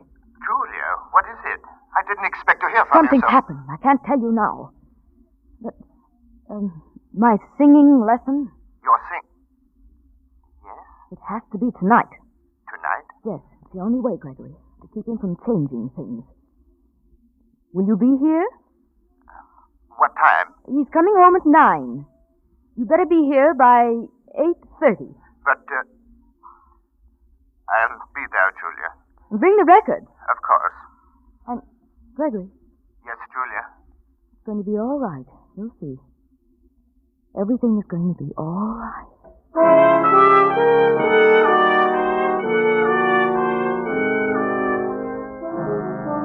You had to reassure Gregory, didn't you? Because he seemed nervous and worried from the first. You're not exactly at ease yourself, with the demand for action thrust upon you so suddenly. You can't help wishing that Bruce hadn't learned about you and Ralph, that you could have arranged your own schedule. But life doesn't always go according to plan, does it, Julia? No. And as Bruce will soon learn, neither does death.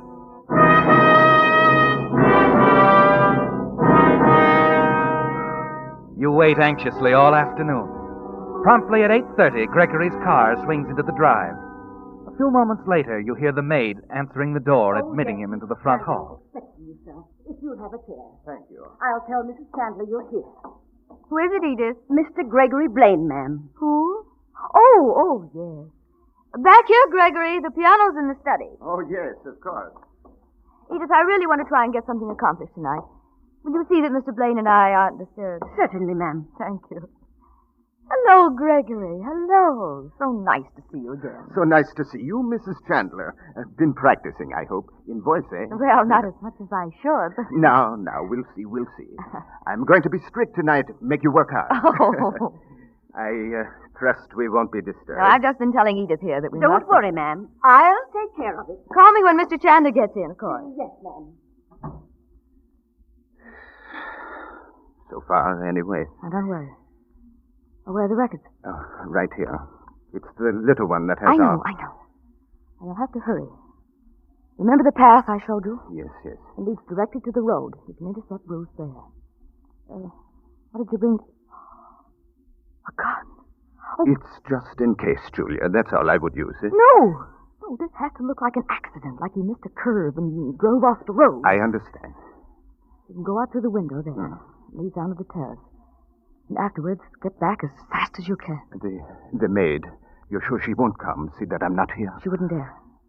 The records will be on. Now, she'll think you're playing for me and talking to me. She wouldn't interrupt after what I said. All right. Hurry now. Be careful.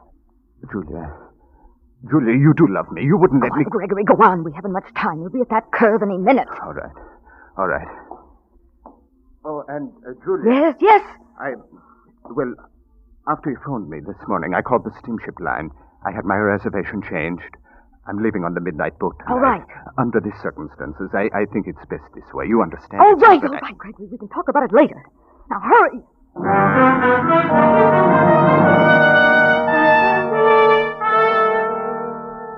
It's underway, Julia. Your plan to eliminate your husband, the answer to everything. You watch Gregory climb out the open window and move off into the darkness. You stand there for several seconds, visualizing all that's going to happen. In your mind, you see Bruce's open convertible winding slowly up the treacherous road, stopping as Gregory steps out into the glare of the headlights. You picture the sudden movement as he strikes, and then you see Bruce slump over the steering wheel, Greg starting the car, and then letting it roll over the embankment.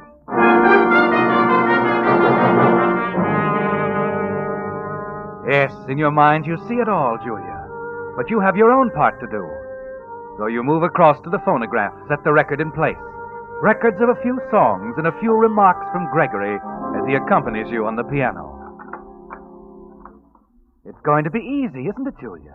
With no chance of you or Gregory becoming involved. You start over to the window as Gregory begins the introduction of the song and the record. You wonder how things are going for Gregory as you hear his voice on the record prompting you to begin. Now a few bars more, and you will begin. Bruce! Hello, Julia. I'll shut this off a minute if you don't mind. What happened, Bruce? I thought you weren't coming back until... 9. I know. It just didn't take me that long to make up my mind, Julia. Oh? That's funny. What? The maid. She said there was someone in here with you. Must have been the record that fooled her. Oh, Bruce, you... What is it, Julia? What's the matter with you? Was there someone here? What's the big window doing open? Is there someone out there, Julia? Please wait! Stay away from that window! Don't!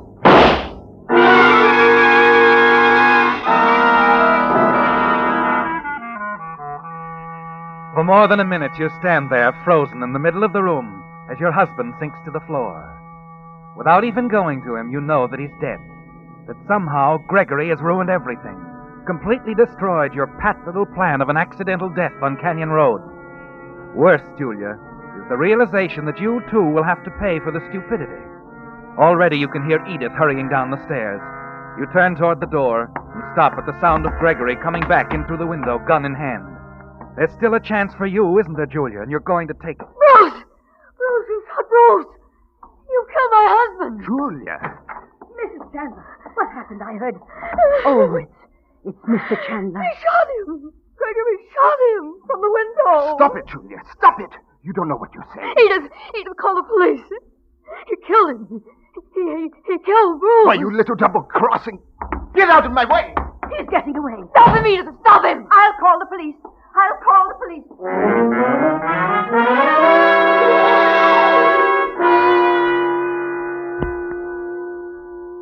And that's all you can tell us, eh, Mrs. Chandler? Well, there isn't anything else, Lieutenant. It all happened so fast. Edith, can you think of anything? No, ma'am. It was just like you told it. Uh-huh. Shot him from the window, you say? Odd. He had left through the French doors there. Said he wanted to look at the garden. And you and your husband stayed inside? That's right. And then Bruce went over to the window. Just a glance out. And Gregory Blaine shot him? Yes. He fired through without any warning. Well, have you any idea why he did this, Mrs. Chandler? Well, my husband Bruce, he never approved of my studying voice. Oh. He didn't say anything at first. But after Mr. Blaine stepped outside, Bruce admitted that he'd seen him in town. Told him never to come out here. Oh, but to kill someone over a thing like that. No, it couldn't. I don't know, Mrs. Chandler. Some of these musical guys are pretty strange. Well, I'll try to run him down. And you'll start looking for him right away. Sure. Start a full-scale manhunt if we have any trouble. Don't worry, Mrs. Chandler. We'll get him sooner or later. Then we'll have all the reasons. Thank you, Lieutenant. Edith, when you show them... Oh, never mind, Mrs. Chandler. I can find my way. My man in the coroner will take care of everything. Now, you'd better get some rest. You don't look so good.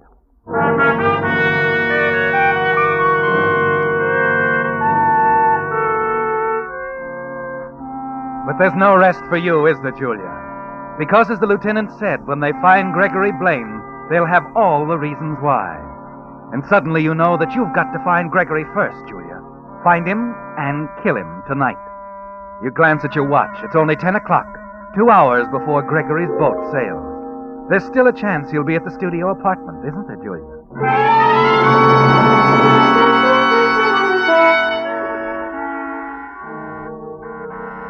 You looking for him too, lady? Oh, what? Gregory Blaine. That who you want? Yes. Someone else been looking for him? Mm-hmm. The police. They was looking for him. Oh, fine lot of sleep I'll get tonight. The police might as well move in here. Oh, but they won't get this one, 'cause he won't be back. Did he tell you that? Oh, why, he didn't have to. You see, he moved out, paid his rent, took his trunk and everything. Did he say where he was going? No. That's what the police wanted to know, too. Oh. They don't. They haven't any idea. Say, do you know where he is? What? Oh, no, of course not. No. Thank you. Thank you very much.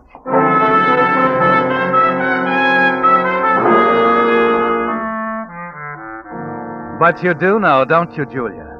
And there's still time to reach Gregory before the boat sails. At the steamer docks, you check the sailings, drive down to Pier 29. There's a gay crowd of passengers at the gangplank, surrounded by friends who have come to see them off. You move through them unnoticed and go aboard, timing your movement so you can reach Greg and kill him during the last blast of the ship's whistle. Oh! Excuse me. Are you looking for your stateroom too, lady? Oh, no, I came down to see a friend. Excuse me, Me please. too. I've been looking for my friend for the last hour, and I can't find him. Old Charlie Beavis. You wouldn't be looking for old Charlie Beavis too, would you? No. I can't understand it. Charlie promised he'd come down to see me off. Good old Charlie. Gotta have a strong with old Charlie before we say anything. And say, you're a very pretty girl. Oh, please. Oh, Perhaps he's waiting in your cabin. Hey, I thought of that, too. You know something? I can't find my cabin either. Well, the steward, I'm sure he'll help you. Sure, yeah, that's a good idea. I gotta find old Charlie. Say, you would like to have a little drink with us, too, wouldn't you? No, I wouldn't, please. Always nice to have somebody come down and say goodbye. Yes, it is. Well, I hope you find your friend, lady. I will. Oh, I've got to find him.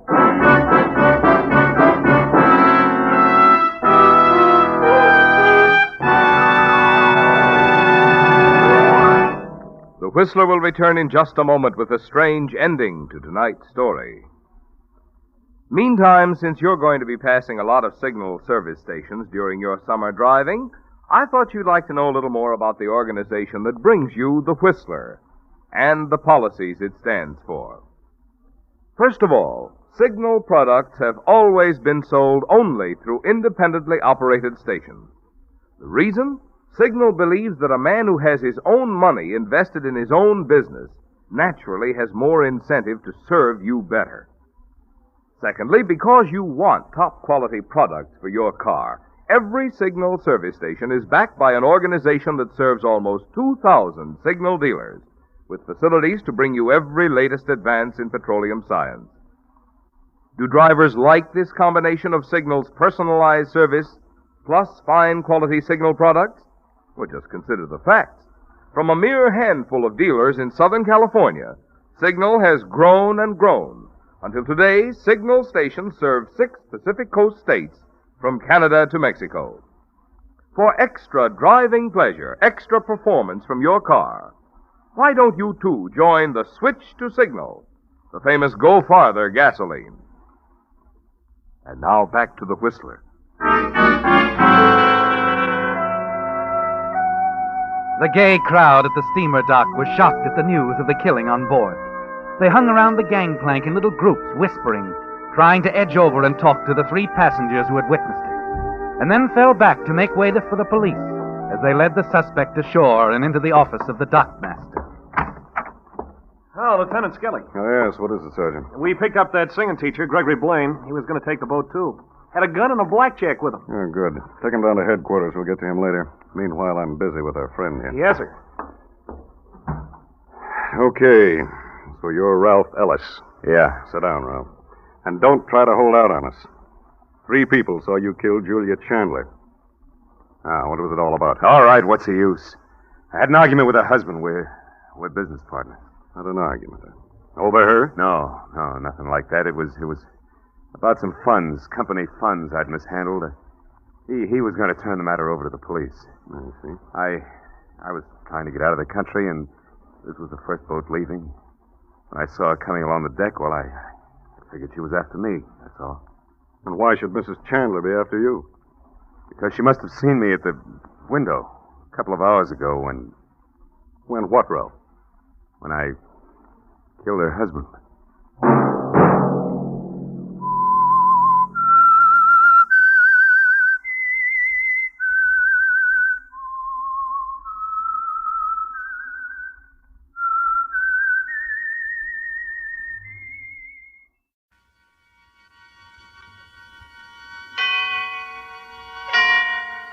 And now, tonight's presentation of radio's outstanding theater of thrills, Suspense. Tonight, we bring you the true story of 5 polar explorers and their race against death. We call it The Diary of Captain Scott. So now, starring Ben Wright, here is tonight's suspense play, The Diary of Captain Scott.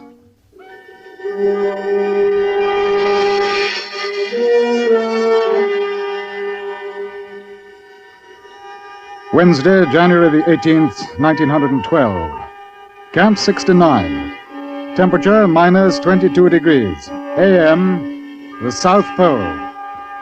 We have arrived, yes, but under very different circumstances from those expected. We have had a horrible day. Elation ran high all morning since we were nearing our goal and thought to be the first 5 men to reach the pole. But our hopes were dashed when Evans sighted a flag and a tent near the spot. The Norwegians have forestalled us and are first to get here. In the empty tent, under the name of their leader, Roald Amundsen, were listed the 5 men who are with him. It's a terrible disappointment, and I'm very sorry for my loyal companions. There's no doubt of it now. They did find an easier way up over the barrier. We thought as much back at Cape Armitage. Well, it's a rotten shame, men, and I'm sorry. Good Lord, Captain Scott, you've done everything you could. Well, there's more to do. More for all of us. 800 miles, as a matter of fact. Are you ready to start back, Evans? No, I can't think of a reason to stay in this miserable place. Is the sledge ready, Oakes? A bit frozen in, I suppose. Yes, I imagine. Wilson, do you vote to start? Oh, the faster the better, Captain. Well, Bowers, can you get a sight and start us off on course? Well, the sky's a bit overcast, but I think so. Yes, I think I can. We'll go then as quickly as we can. A minute saved here will mean a minute more of comfort aboard the ship.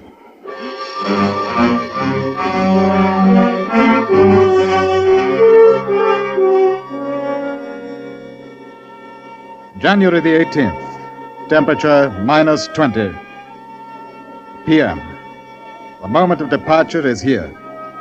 It is impossible to collect our thoughts, since few of them are voiced. But I know that the same are with all of us. Can we pull the heavy sledge that great distance, 800 miles over trackless, windswept barrier and drift? Can we find the carefully arranged supply camps we left on our trail? Can we trust our navigation instruments? Can we survive?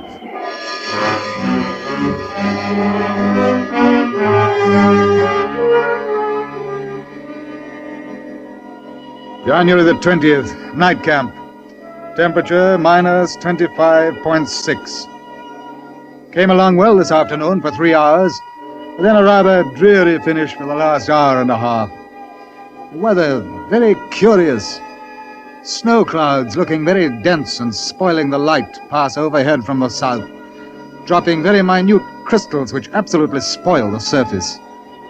We had extremely heavy dragging and were forced to stop when Wilson suddenly discovered that Evans' nose was frostbitten. There's no doubt that Evans is a good deal run down. His face and hands are badly blistered. Oakes, too. Now Bowers comes into the tent to report his last sighting. I can't get an accurate one with this sky. I don't like it. I don't like it either. What do you think it means? The weather's breaking up? I don't know, Oates. How accurate was your sight, Bowers? I can't be sure.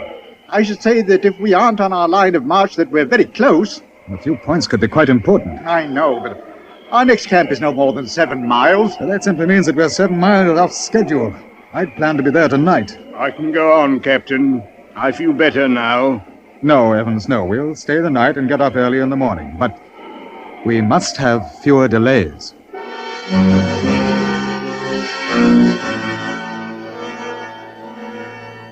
January the 21st. Temperature minus 30.4. This morning, while freeing the sledge from ice, Evans slashed his hand. I'm afraid the poor chap is in for trouble, as wounds will not close in this cold, and we absolutely cannot spare the time to camp, as our rations are very low, as well as our fuel.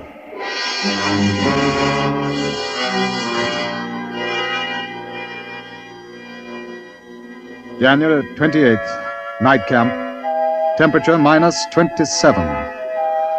The miles continue to fall behind us, but with painful slowness. Our diet, and with it our general condition, has improved since finding our half-degree supply camp. Only 42 miles to the next one. But we are not without ailments. Oates is suffering from a very cold foot. Evans' hands and face are in a horrible state, and tonight Wilson is suffering tortures from snow blindness. Bowers and I are the only ones without troubles at present. Rest! Hold on. I've got to rest. Don't try to help, Evans. Just hold to the sledge. I wasn't helping, Captain. But I've got to rest anyway. I get dizzy. Don't sit down, Evans. Stay up on your feet. Can't we put him in a sleeping bag? Put him on the sledge? No! I won't do that. We can pull him. I won't do it. If it's for the good of the rest of us, Evans. No. I'll stay here first. Then if it's an order. No. Not that kind of an order. I won't be dragged on by the rest of you. Then you've got to come along. 7 or 8 more miles, Evans. And then we'll be stopping for some rest. And a hot meal. I'm not thinking of those miles. How many more 7 miles are there? Let's cover these. How many more? Evans! I'll do the best I can. I'm sure of it, Evans. And everything will be all right. Yes, sir. All right. Now, there'll be hot food in a few more hours. Let's move on.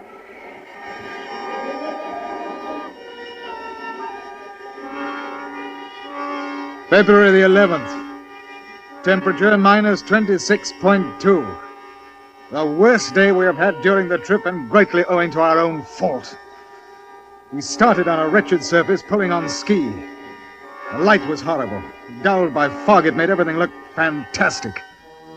As we went on, the light grew worse. We found ourselves in pressure.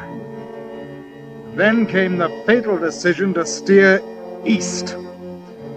The disturbance grew worse, and my spirits received a very rude shock. The farther we plunged ahead, the less possible it seemed that we could find a way out. We struggled until 9 p.m. and could do nothing more but make camp. There is no getting away from the fact that we are not pulling strong. I'm the pony sled. You're right, pony sled. Your eyes, Wilson, how are they? Better? I think. All right, let me see. Yes, I think they are. Oh, Evans. Evans. Yes. What do you say? Was I saying something? I didn't think I was. I thought I was asleep. And perhaps you were. Know what you were saying, Evans? You were naming the schools that donated sledges for the expedition. Oh, I thought I was asleep. I must have been dreaming about home. I like it better there than I do here. I mean, I like dreaming about it. I like it asleep. You'll get as much rest as you can, Evans. We'll want an early start. Few words. How's your foot? It's better, Captain. Bothers a bit in the morning, but then it gets better. Good. How do you make it so well, Captain? Well, because I know that everything is going to be all right. You're just cheering us up. Do you really think so? No, of course I think so. You know as well as I what splendid planning we've had. Everything's going precisely as it should, with the line of supply camps right back to the ship. All we've got to do is to follow it.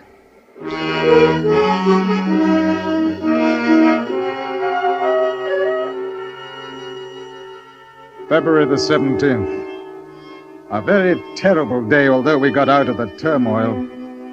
Evans looked a little better after a good sleep and declared that he was all right. He started in his place on the traces, but half an hour later he had to leave the sledge and follow behind. At the first rest stop, he came up very slowly. He stayed with us for a while and then dropped out again. We tried to pull him onto the sledge, but hadn't the strength. And so he had to walk again, and again fell behind. At lunch camp, we saw him coming far astern, and when we looked again, he had fallen. Evans? Evans? Is he alive? Wait. Yes.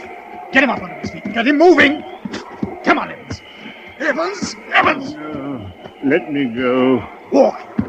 Walk, man. Walk, Evans. I don't want to. Go in. Get the others, Bowers, and bring the sledge. Right.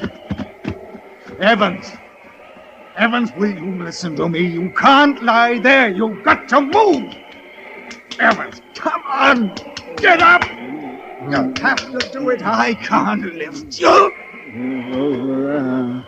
Over there by the tree. No fracture. Over there.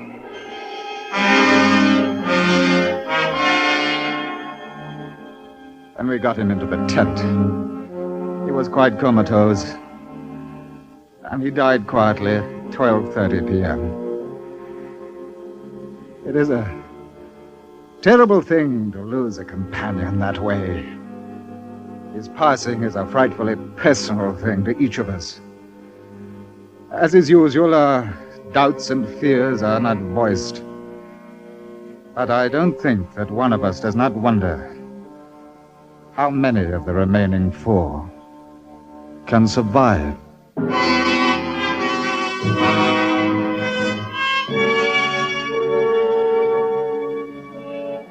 February the 22nd, night camp. Temperature minus 22.9. There is little doubt that we're in for a rotten, critical time going home, and the lateness of the season may make it really serious. We never won a march of 8.5 miles with greater difficulty than we did today.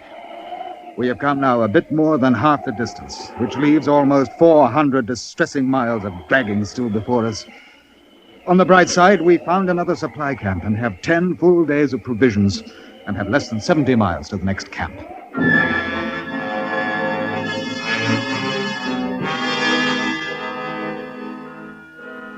February the 25th, night camp, temperature minus 23.2. A little despondent again. It's a really terrible service.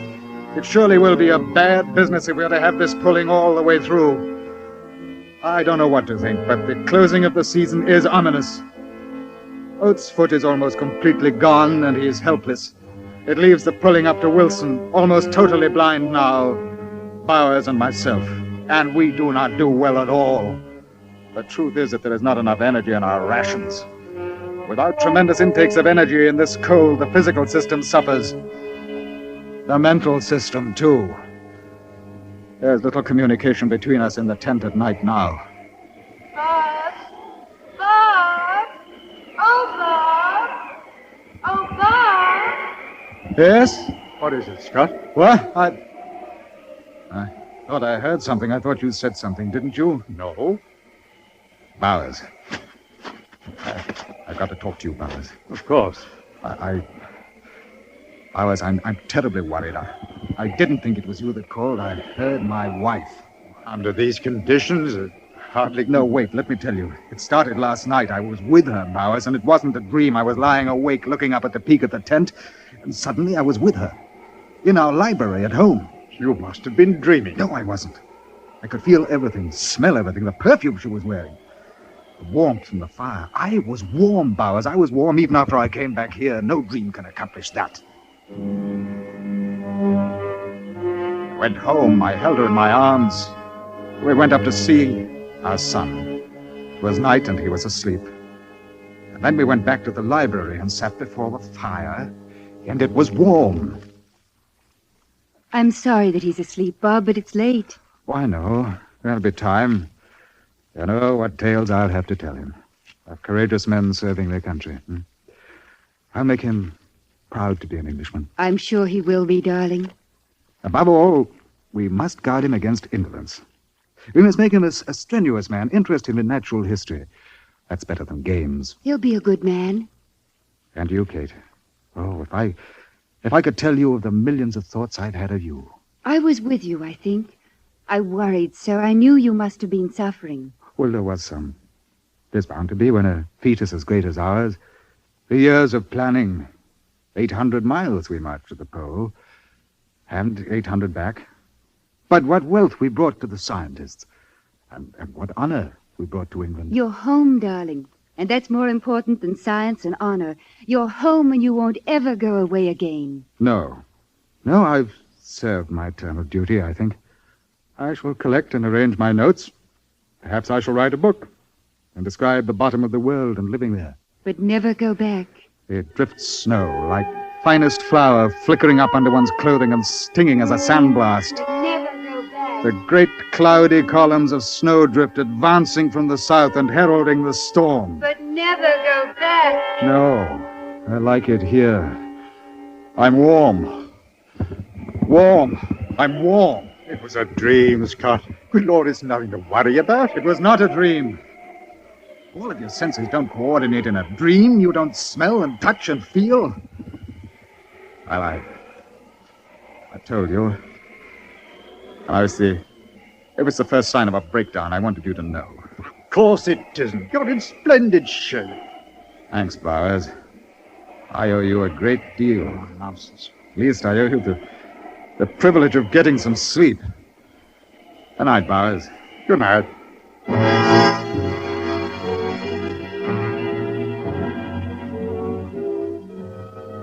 March the 1st. Lunch.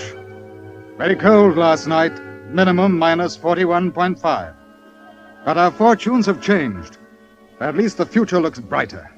Bauer's excellent navigating has kept us precisely on course, and on it we found an unexpected supply tent containing rations and a note addressed to me. The men at the Cape had taken it upon themselves to change plans, for which we are very happy. The next camp, we expected only supplies, has been enlarged and manned. We are to be met there with dog sledges. At that point, our dragging days are finished, and only 24.5 miles away.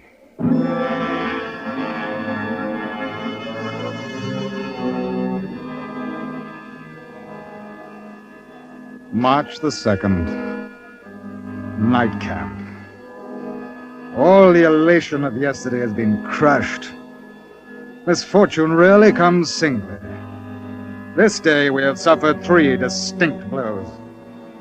First, through some oversight, our fuel oil supply is less than half of what we thought it was. Second, Titus Oates disclosed his feet. They show very bad indeed. They'll never be saved. Lastly, the weather has turned on us. Blizzard conditions are extreme. We are in a very tight place indeed.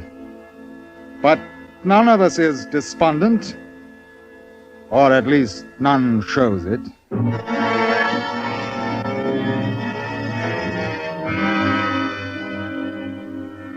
March the 10th. Things steadily going downhill. Midday. Minus 43. Blizzard still with us. Oates unable to go on, so I camped at noon. I've covered only 11 miles in the 8 days past. Captain? Yes, sir. It's quite difficult to say this without sounding heroic. I'm going to die, and I know it. No, you aren't, Oates, and you mustn't talk like that. Yes, no, Captain. I know I am, and I'm not afraid, sir. You stop that, Oates. I know what I'm saying, sir. The quicker it happens, the better. I'm not going to hold you, the rest of you back. I know how I felt about poor Evans. He was holding us back, and I knew he was going to die. I was angry with him for keeping on as long as he did. Oates! What kind of talk is that, Oates? It's the truth, and I don't care. When he was holding us back, I knew there was no chance for him. I wanted him to die. I don't know what the rest of you are thinking, but that's what I was. Now I'm holding you back, and I won't have it. I want you to leave me. We'll not leave you, Oates. No, please, Captain, I'm not afraid. I'd really like to go, sir. I'm tired, and it hurts. I'd like to go to sleep and not wake up. I've no family to live like the rest of you have. We won't leave you, Oates. You'll know that. But please, Captain. What if I did get through? There isn't a chance, but what if I did?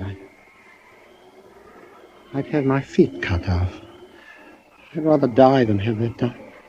Please, Captain, I'm not thinking of anybody but myself. I want it that way. I'll get into my sleeping bag and I'll go to sleep. I'm not afraid. I want to. We can't do that, Oates, even if we agreed with you. We couldn't leave you. Please, Captain. You know I'm right, sir. All of you know. Please, Captain. Please, sir.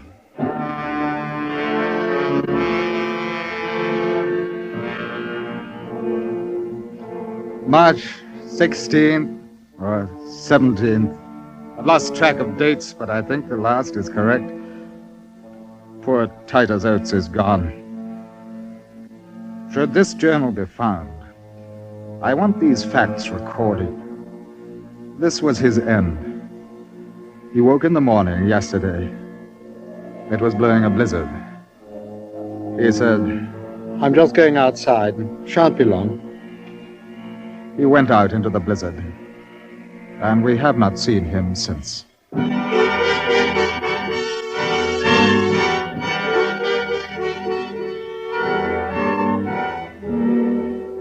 March 18, night camp. We are still about 14 miles away from the sledge camp, but ill fortune presses. My right foot has gone.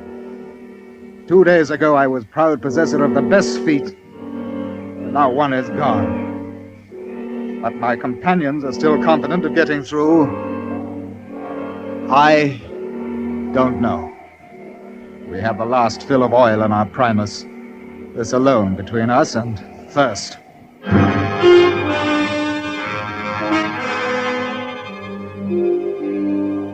March the 21st. Got within 11 miles of Dog Sledge Camp yesterday, but blizzard forced us to lie up. We cannot move against it. We do not dare to leave the tent. We would surely die if we did. If conditions do not... Bob! Bob! Here I am, Bob. Here I am. Here I am, Bob, over here. Oh, I didn't see you. It's so nice in the sun, I thought I'd sit out for a bit. Yes, it is nice. Nothing like this at your precious South Pole. Well, nothing like this, no. Down there, even when the sun is high, it's always weak and diffused, you know. And because of the reflection from the ice from every side, there never is a definite shadow. It's always a number of shadows on any man or subject. I would say that your South Pole would drive anyone to insanity. Well, I think it has. And then, when it's low, the sun, there's a never-ending twilight that holds today and yesterday together for months instead of moments. I remember when we reached the pole, the endless white deserts undulating, but offering nothing to stop the frigid winds that sweep endlessly on. I think you love it. No, I hate it. Because 5 men marched to the pole and say they've conquered it. But they haven't. It will conquer them. You'll never go back, will you? No. I didn't want you to go, remember? I was afraid that you wouldn't come back. Do you remember when I said that? Oh, yes, I remember. I laughed at you, didn't I? I was such a coward. I laughed and told you that I'd conquer it just for you. That I'd name a glacier for you. And I asked you how a woman should act when a glacier is named after her. Well, I didn't name a glacier for you, but I thought of you, Kate. I thought and dreamed of you so often. It's important that you know that. Scott! Kate, I love you. And if this sacrifice... Scott! What? Oh, yes. Bowers. Wilson. Dead. Oh. Wilson? Oh. Wilson is dead.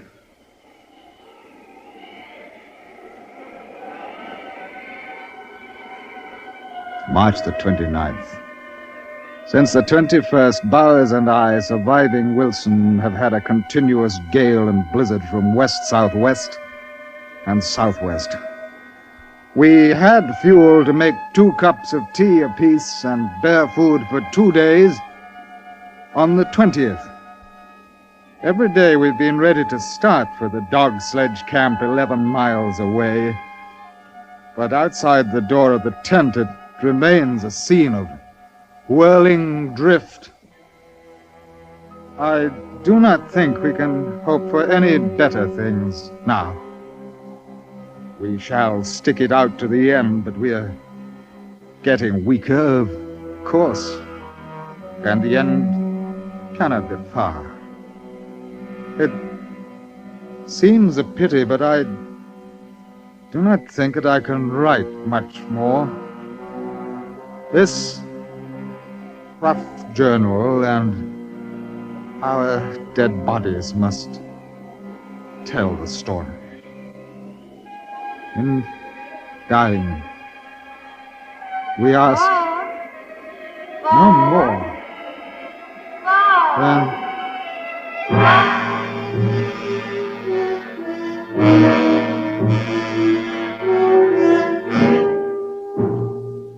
The following year, an expedition formed by Captain Scott's comrades at the main depot at Cape Armitage set out and found his body, along with that of Bowers and Wilson. Search was carried on for Oates and Evans, but they were never found. A great cairn was built at the site of Scott's final camp, a trivial monument to the courage of 5 men, and especially to the complete devotion to duty of Robert Falcon Scott, who, until his dying breath, continued to keep a record of the fatal journey.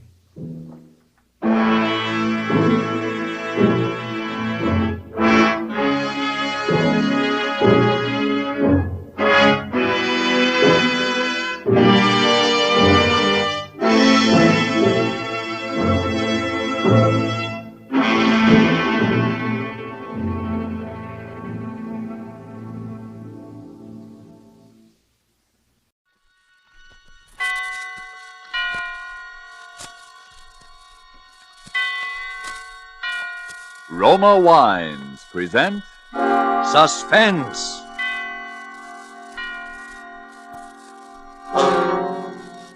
Roma Wines, made in California for enjoyment throughout the world.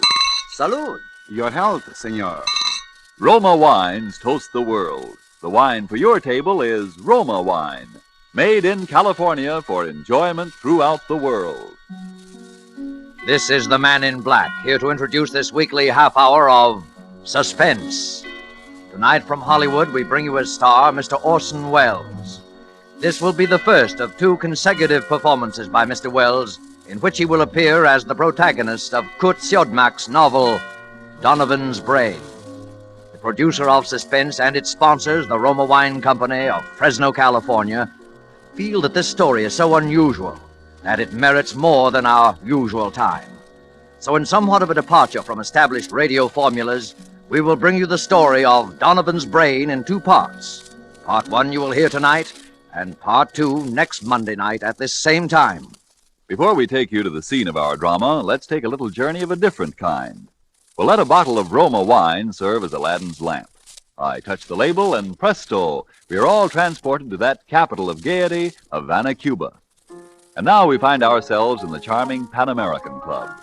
At a table nearby, an American has just voiced his delight at the uncommon beauty of the scene. And then his Cuban companion responds, "You in America also have much that is uncommon to boast of, such as this marvelous tasting wine we are enjoying this minute. To enjoy uncommon fine quality, Cuba imports this wine from your own distant California. It is your superb Roma wine. Now just realize what it means when other countries import Roma wines from such great distances. Such international esteem must mean that Roma wines are truly magnificent in quality. And then consider this. You here in America need pay no high import duty, no expensive shipping charges. For these fine Roma wines come from Roma's own wineries in the heart of the rich California wine grape districts. Because so many Americans do realize this good fortune, Roma wines are America's largest selling wines. So why deny yourself this taste delight? Try an inexpensive bottle of tangy, appetizing Roma sherry, or the hearty Roma burgundy, or any of the marvelously enjoyable Roma wines.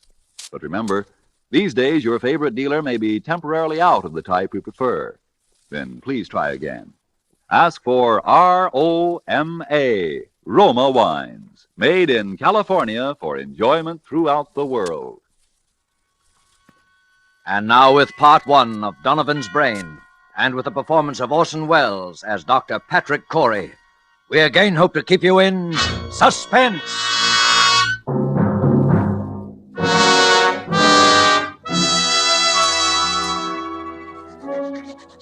As I sit now outside my laboratory door writing under the heading Experiment 87 this final entry in my casebook, I know that these are the last words I shall ever write upon this earth. I neither ask nor expect forgiveness now or hereafter. But for those who seek some explanation, I refer them simply to this casebook. Let them read it carefully from its first entry on that ill-starred day of July the 13th.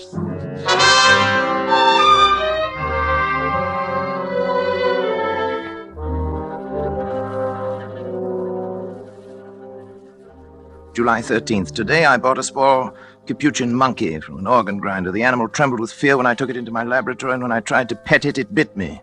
I had to make it trust me completely. Fear causes an excess secretion of adrenaline, resulting in an abnormal condition of the bloodstream which would throw off my observations, so I fed it, and finally the creature voluntarily crept up into my arms, uttering little whimpers of content. When it laid its head against my shoulder, I stabbed it with a surgical lancet. It died instantly.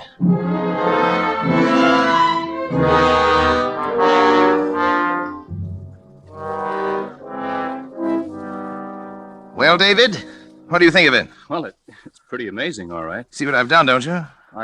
I think so. You think so? Good Lord, don't you know? Well, after all, Dad, I'm only a second-year medical I know, student. but what of it? I was a second-year student. Who is it? It's me, Janice. Come in, darling. Patrick, Dr. Schrott is here to see you. Oh, come on in, Doctor. You know our son David, of course. Yes, of course. How are you, my boy? Fine, thanks, Doctor. Well, Patrick, hard at it as usual, I see. Patrick, you didn't eat the lunch I sent in to you. What is it this time, Patrick? A brain. What? A brain, a monkey's brain. Oh. What about the brain, Patrick? I've been trying to see how long I can keep the tissue alive. Oh, is that it in that jar? There's considerably more to it than just a jar, though. Want to see how it works? Is it still alive? In a way, yes. It's a fairly simple device, actually, Doctor. Variation on Corell's mechanical heart. The brain lies in a bath of blood serum. These rubber arteries are fixed to the vertebral and internal carotid arteries of the brain. The blood substance is forced through the cycle of Willis to feed the tissue.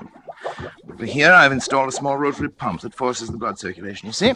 But how do you know it's alive? It's very easy to determine. The brain, when functioning, gives off infinitesimal electrical impulses. They can be measured. As a matter of fact, I've hooked the encephalograph up to a small amplifying system. The brain impulses can actually be heard. Here, I'll turn it on. You see?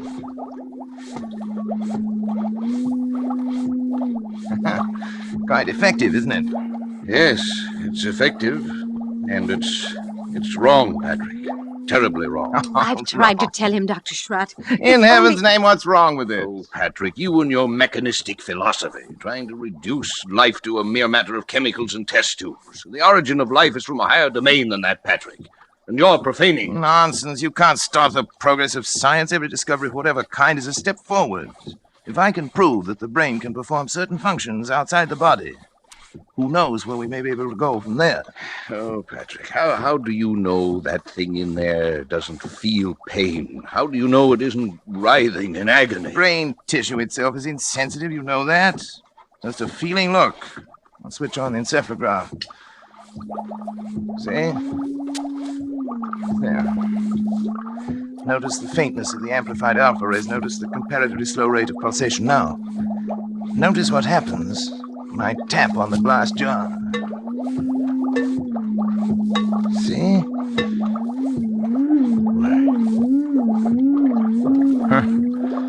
It feels.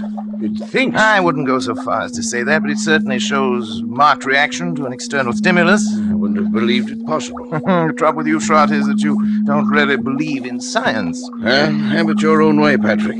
That's when you can manufacture love and sympathy and kindness in a test tube. I'll be back. You leaving, old boy? Yes.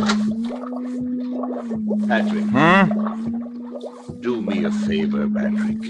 Shut off the pump and let that poor thing in there die.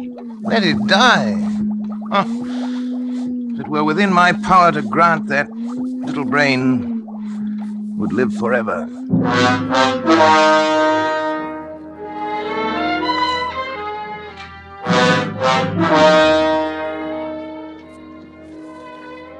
July 18th. I'm utterly exhausted from lack of sleep. At the events of the past 5 days have been of such tremendous importance that I must set them down while every last detail is still fresh in my mind. I've had no time to make an entry in this record since that day last week. It seems a month ago now, and I had my first partial success with the brain of the capuchin monkey. At that time, however, it seemed that I was doomed to disappointment. In spite of all my efforts, the brain of the monkey ceased to live at 12:14 that night. Tired and disheartened, I lay down to sleep on the cot in my laboratory, but at that very moment, fate was contriving an occurrence which now seems destined to have the most profound effect not only upon my own existence, but perhaps upon that of all mankind.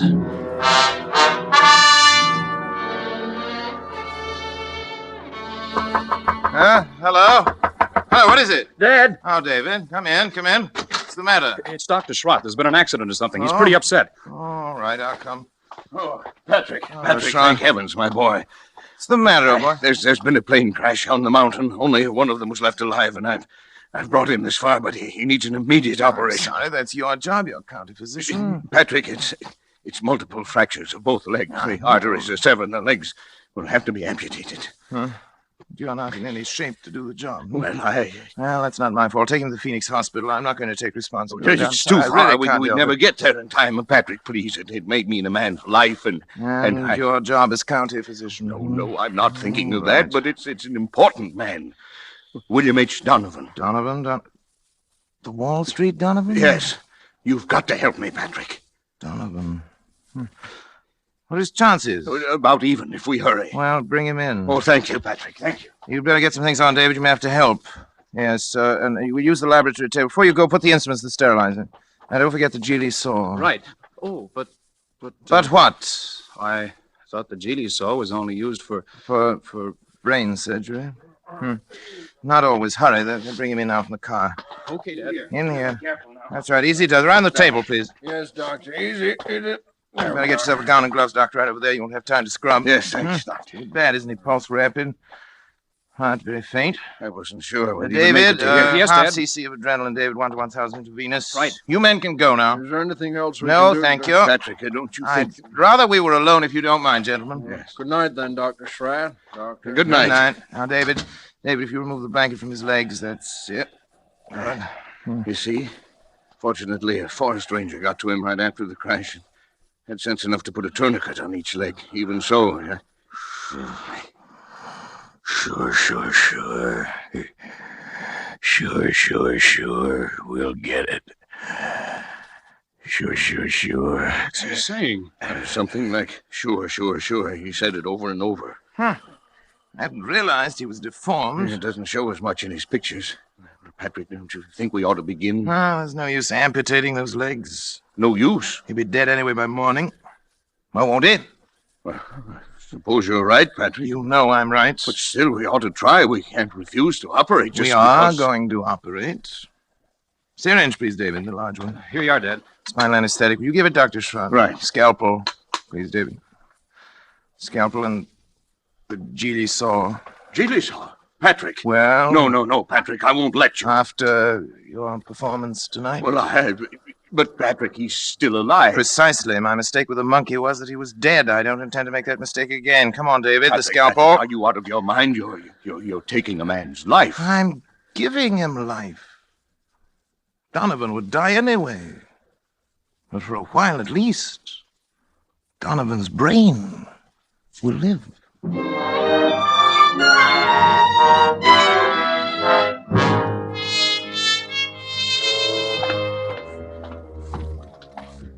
We'd better hurry. They'll be coming for the body pretty soon. You can go now, David. I think I will, then. You understand, of course? Yes, I understand. Not a word to your mother or to anyone. I understand. Did you put something in the skull cavity Oh, so yeah. the eyes won't fall? I filled it with cotton, bandaged the whole cranium. It looked like any head injury.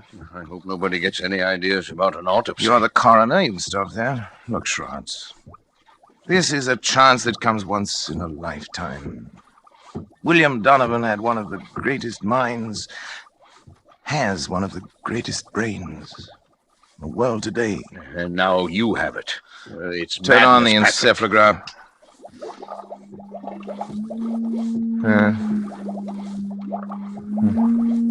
Simple alpha waves, of course, no different from the monkeys. You can't take a human brain out of its body and expect it to function. I suppose not, but... Trot! Did it ever occur to you that the brain might simply be asleep? Sleep? Certainly. An operation like that is a severe shock. Tap on the glass.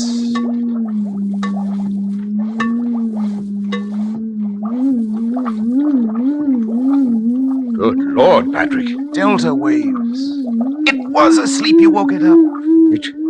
It's actually conscious. You see, the three of us conducting this experiment now. You, and me, and William Horace Donovan.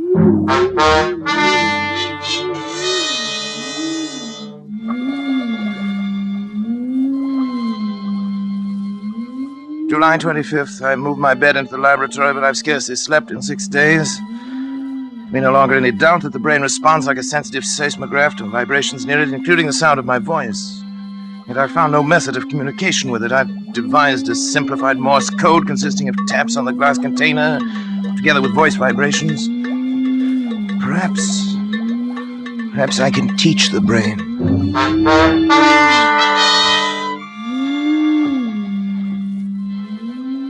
July 30th. Schrott has come to stay with me, half out of a feeling that he shares with me a common guilt, half out of scientific curiosity.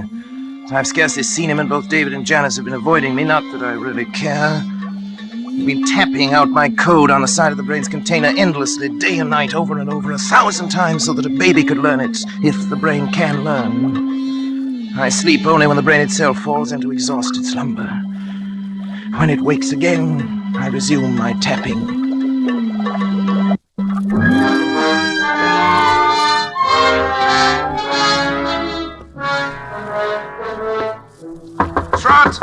Schrott! Wake up! Yes, Patrick. Come on! What's Get the up! matter? Hurry! Come on, I want to show you Something the something. Yes, old boy, I want to show you something. Patrick, you look like a ghost. Where are we going? Back to the laboratory. I can't believe it myself. I may have been dreaming delirious. What's happened? Come on. You hear that? Delta waves.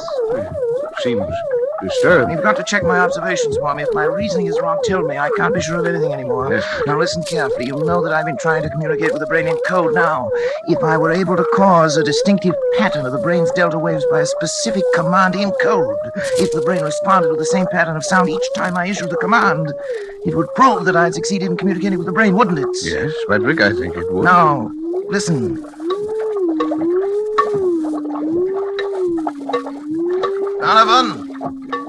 Donovan, if you understand, think 3 times of the word talk.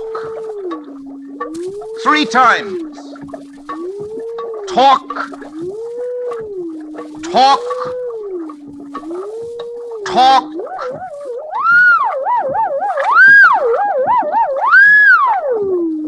It answered. It spoke. Then I'm right. It's true. This thing has learned to talk. To talk.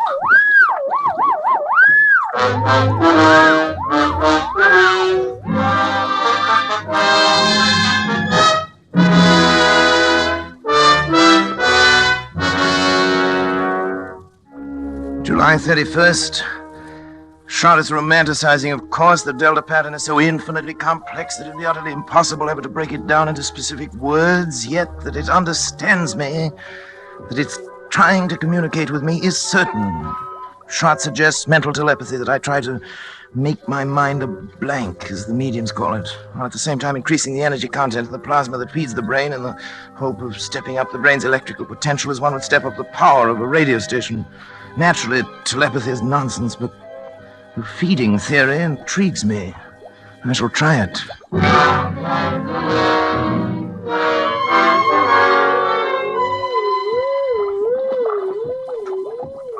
August 12th. Noticed today for the first time 2 distinct nodules of new brain cells on the frontal lobex. The electrical potential has increased to 510 microvolts.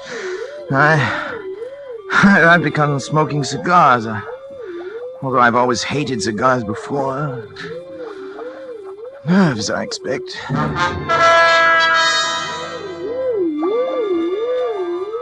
August 22nd, nodules still growing, electrical potential 1450, but no observable results. Lately felt a compelling urge to know more of Donovan's life and have collected every available scrap of information about him. A strange man he was. Strange, ruthless, actually evil in many ways, but nonetheless an extraordinarily brilliant mind.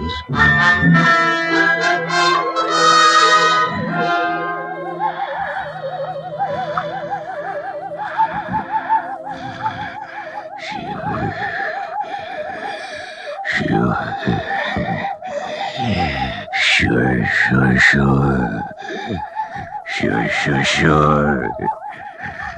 It will be the test. You agree? Of course. Sure. Patrick, wake up! Patrick! What is it?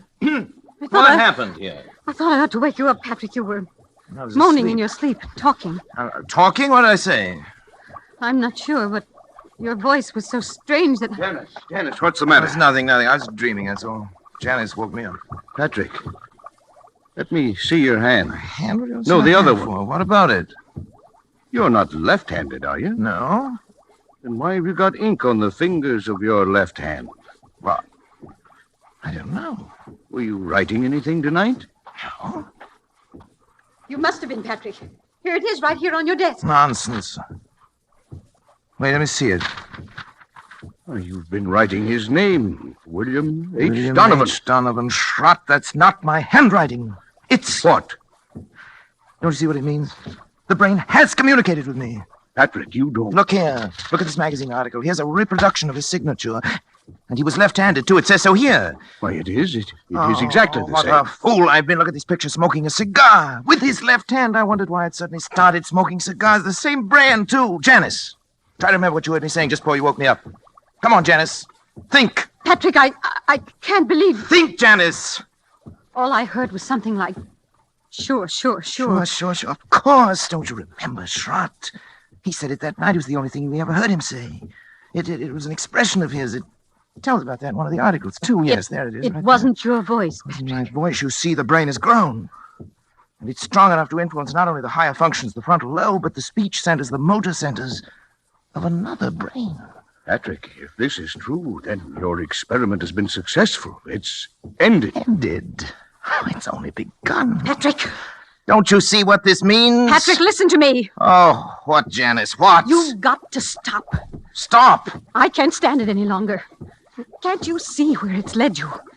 When you cut yourself off from your family, when you neglected your health, began having fits of temper, and were like someone I hardly recognize as the man I married. All that I tried to understand. But don't you see what you've done? You are a murderer, Patrick, a murderer! Janice, darling. David told me the whole thing. That poor boy's half insane himself from worry. Insane? What do you mean by that? What I say. You killed Donovan. Janice, maybe he wouldn't have lived anyway, but you killed him. And now this thing has gained such power over your mind that it can make you do things you don't even know about. For all you know, it could make you do anything. Anything. You've got to choose, Patrick. Oh, Janice, please. I suppose you're right, but I'm utterly exhausted. I can't even think anymore. You've got to think. Give me until tomorrow. Let me sleep, and then tomorrow I'll do something. I promise you. All right, Patrick. Tomorrow. But if you don't do something, if you don't destroy that thing, I will. The brain. It's almost as though it heard you and were raging at you.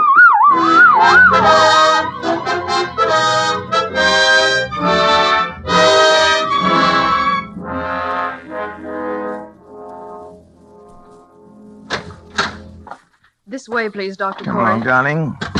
But, Patrick, why are we going in here?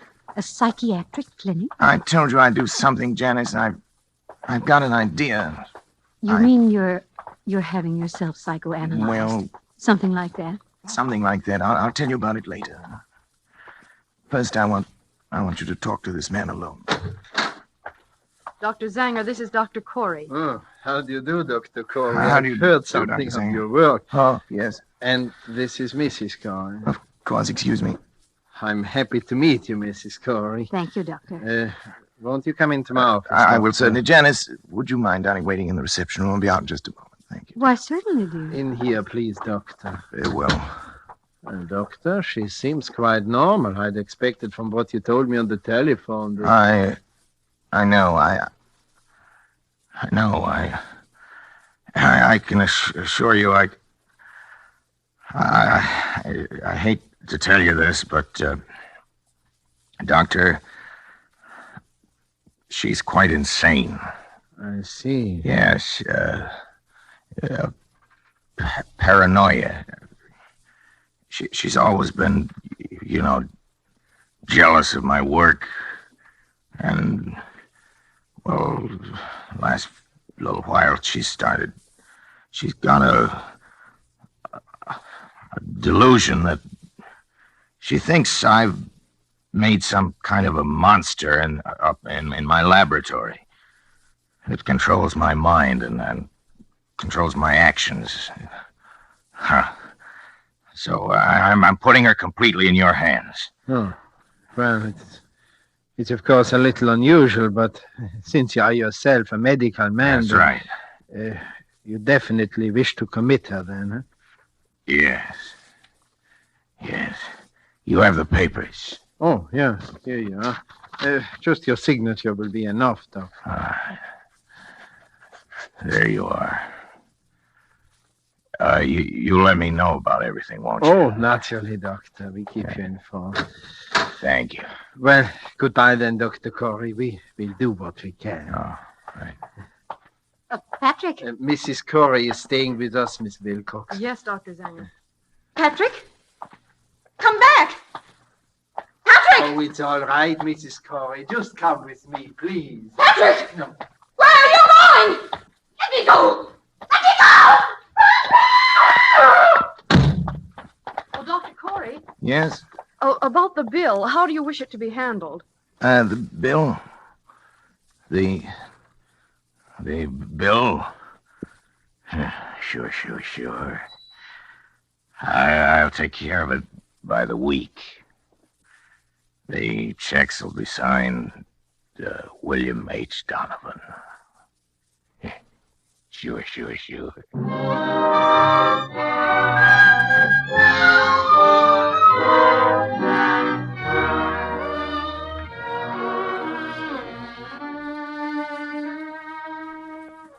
August 20th. It's nearly 3 weeks now since Janice went away. I can't understand how she could have left me just when I needed her most.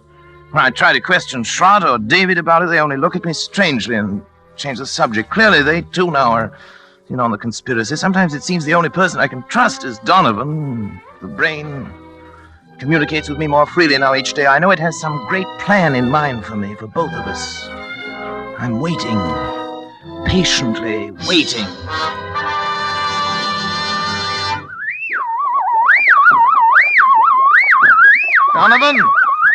Donovan, I'm listening, Donovan. Don't be angry, Donovan. I'm trying to understand. I'm listening, Donovan. I'm listening. I'm listening. Sure. Sure.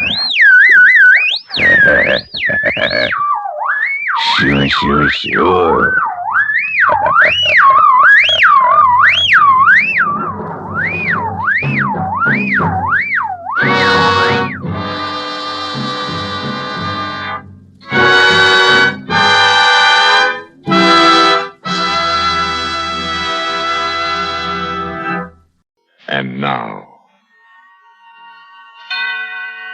Mr. Hans Conried in Crossing Paris, a tale well calculated to keep you in suspense.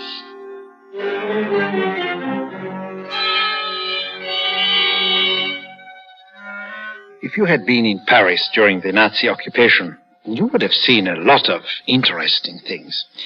You might even have caught a glimpse of me stealing through the streets at night as inconspicuously as possible for a man carrying a heavily loaded valise in each hand. These valises were lined inside with canvas to prevent the leakage of any telltale drops of blood.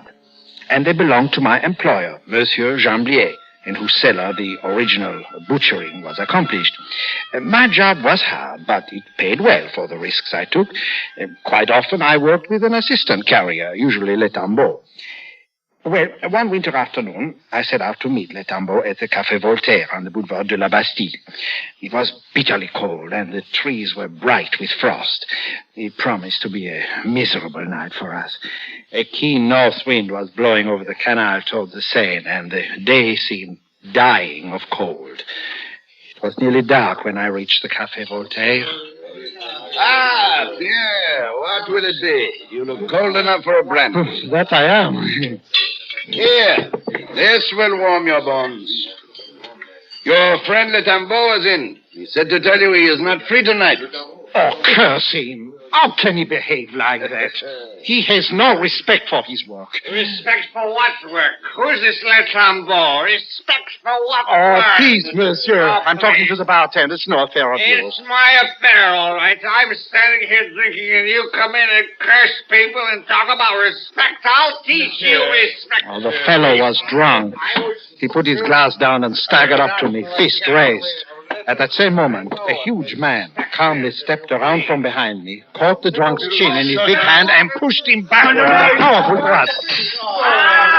I get it now. The police always travel in pairs. Now, we are not the police, you idiot, but I promise you some police if you don't shut up. See, I told her, look at the brute. He has police written all over him, and I was an honest... Well, then, let's go, my lad. Pay for our drinks now, and we'll report to the station for duty. Pay up and let's be off. I don't know why, but I paid. And then, still laughing, the big one took me by the arm and we started out. He was a rough fellow, probably a laborer, but certainly not of the police, dressed as he was in a spotted, shiny suit and a dark turtleneck sweater. His small, pig-like eyes were bright with irony, and the tight blonde curls that ringed his huge head gave him the appearance of a great ram. When we reached the street, the night was already black, with high, icy winds. That was a squalid scene. Oh, well, the man was drunk. But I could have handled him. I carry a knife, you know. You did not have to interfere. Oh, no, I enjoyed it. Well, anyway, you probably saved him from being cut up. Oh, but I didn't realize that you were going to cut him. My apologies, monsieur. You're a bloodthirsty brute. I bet your wife wears a black eye to Mass every Sunday. No, wife. Big thing in times like this is to eat. With me, my stomach comes first, love afterward. I see. And what do you do? What is your trade? I am a painter. Oh, you must find it difficult these days. There's so little building going on. I manage in a small way. Look here, you're a strong fellow, and if you're not afraid of a little risk, I can give you a job tonight as my assistant. It pays well, too. How much? Say, 400 francs. You're on. Don't you even want to know what it is? Well, you're probably an assassin. Of course not. Above all, I'm a man of honor. What difference does it make? All right, then. Let's turn off here. First, we must go to the Rue Poliveau. Our work starts there. Well, let's walk faster. I'm cool.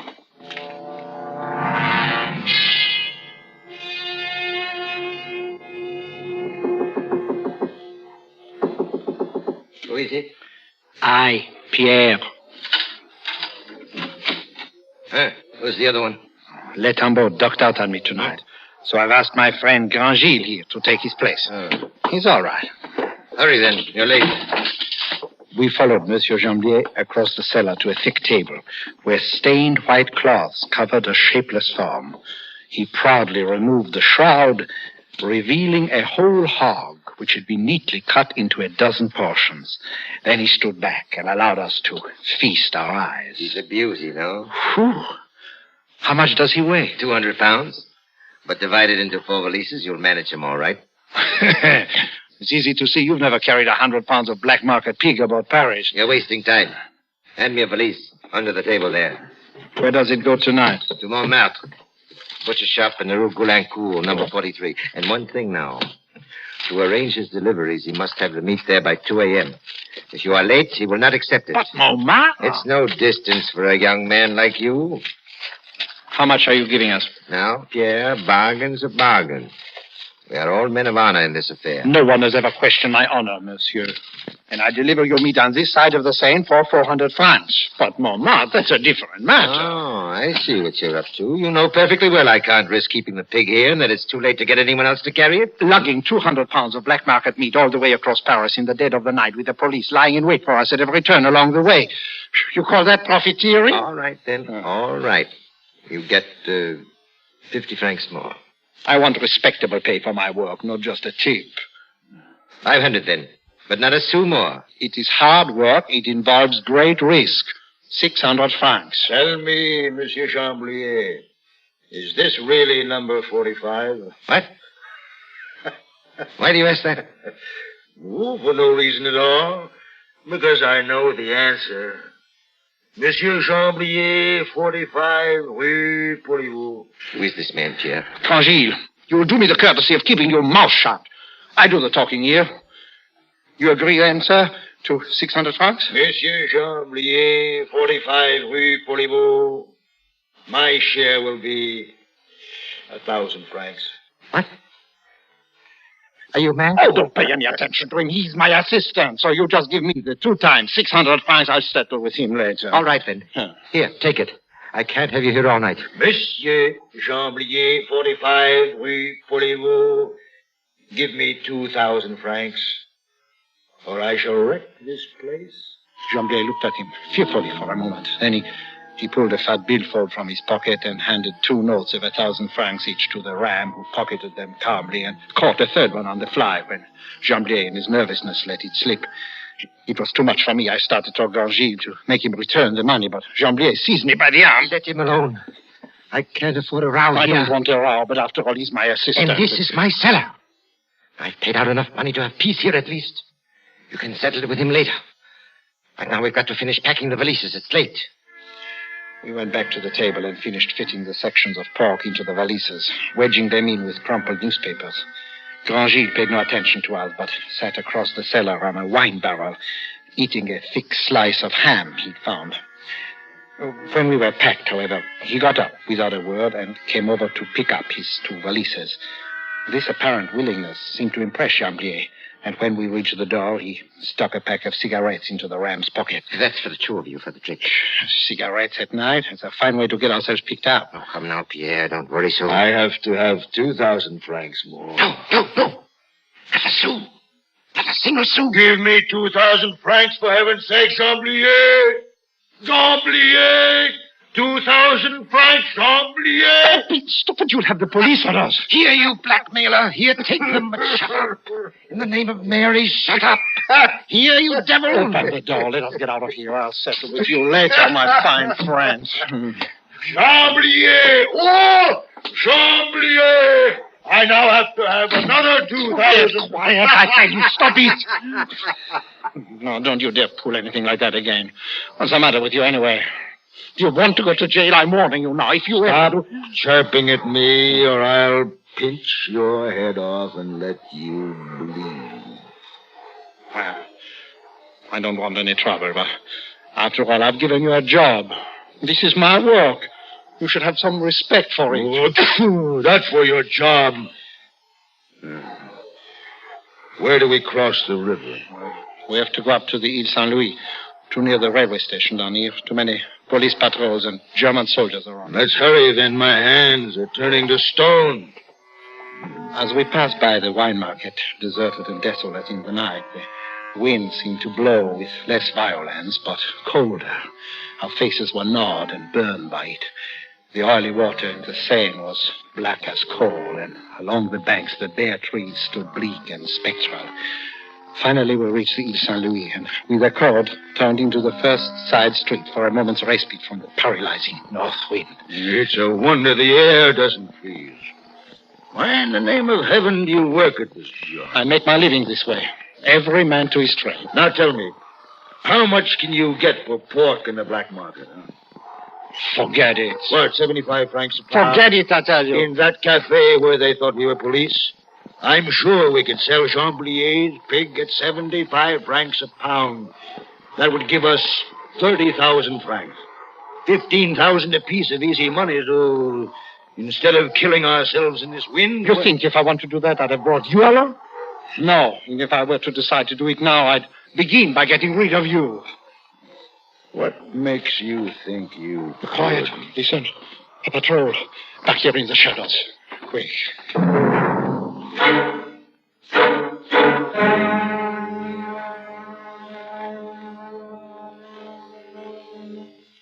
In a moment, we continue with Suspense.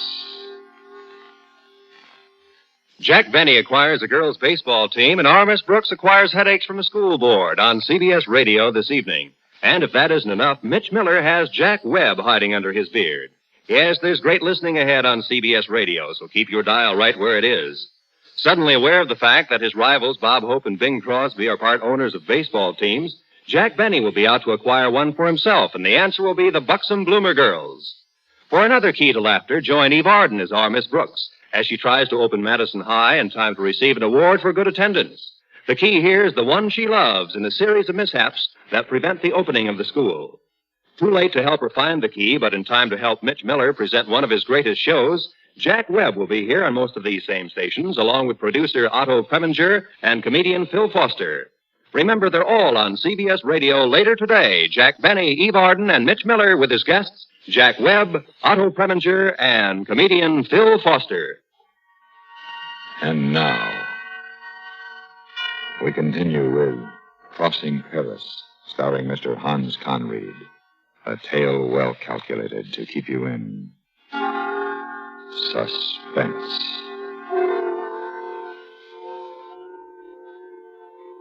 We froze against the doorway as the patrol passed without seeing us. Ahead of us were still 2 solid hours of terror crossing Paris. The moon was still hidden, but the night had grown lighter and consequently more dangerous for us.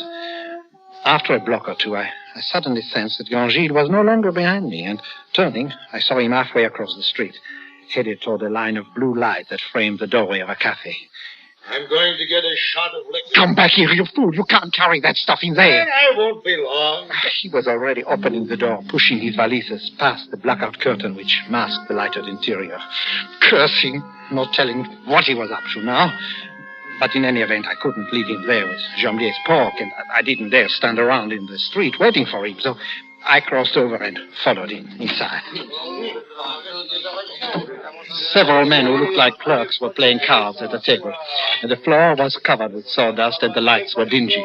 The proprietor's wife sat knitting a sock behind the cash register and looking suspiciously at Grangil, who was already standing at the bar, 1 foot resting on his valises. 2 cognacs, patron. This is my closing time. Cognac?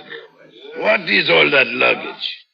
You're not running into my place with the police at your heels, are you? Give us some cognac. No. Do not cause a row. With me, these rows... Cognac, patron, Rémi, Martin. Shut up, Grangil. Shut up, I tell you. If you quiet down, I will get it for you. Thank you, monsieur. The proprietor searched for a bottle of Rémi Martin, and Grangil turned and stared at the 4 clerks who had stopped their card game. They were obviously avoiding so much as a glance in our direction. All right. You. There are 4 of you sitting there. You're half-starved on rotten carrots and sawdust pudding. You're smoking corn silk. All of you. And there's enough good, fat pork in these valises to make you rich. Huh? What's to keep you from making off with it? You know well enough we're in no position to report it. In the name of heaven, Grangil, come to your senses. Get out of here, you filthy paupers. Get out. And howl against the black market. Rabble! Scum! What good does it do to make laws if they're not respected? Blackguards! Anarchists! Disloyal Frenchmen! Stop it, Grangil. Have you lost your mind? Perhaps you don't care what happens to you, but I care what happens to me. You don't say so, eh? You there, patron. I can't wait all night. Give us some cognac. Give us some cognac, I said. Here is your cognac. But please, no more. It is past closing time already. Here. Here's to you, little Pierre. You who are as timid as a girl, but whose charm I cannot resist. Your valises full of pork that these cowards refuse to take, I will carry as far as Le Havre, on foot, on my knees, for you. And then, without warning, the ram reached out, seized the cognac bottle, and heaved it with all his strength against the mirror behind the bar. Excellent. Now, my valises. Come, little Pierre. I never wish to see these wretched people again. Baboons, I ignore you.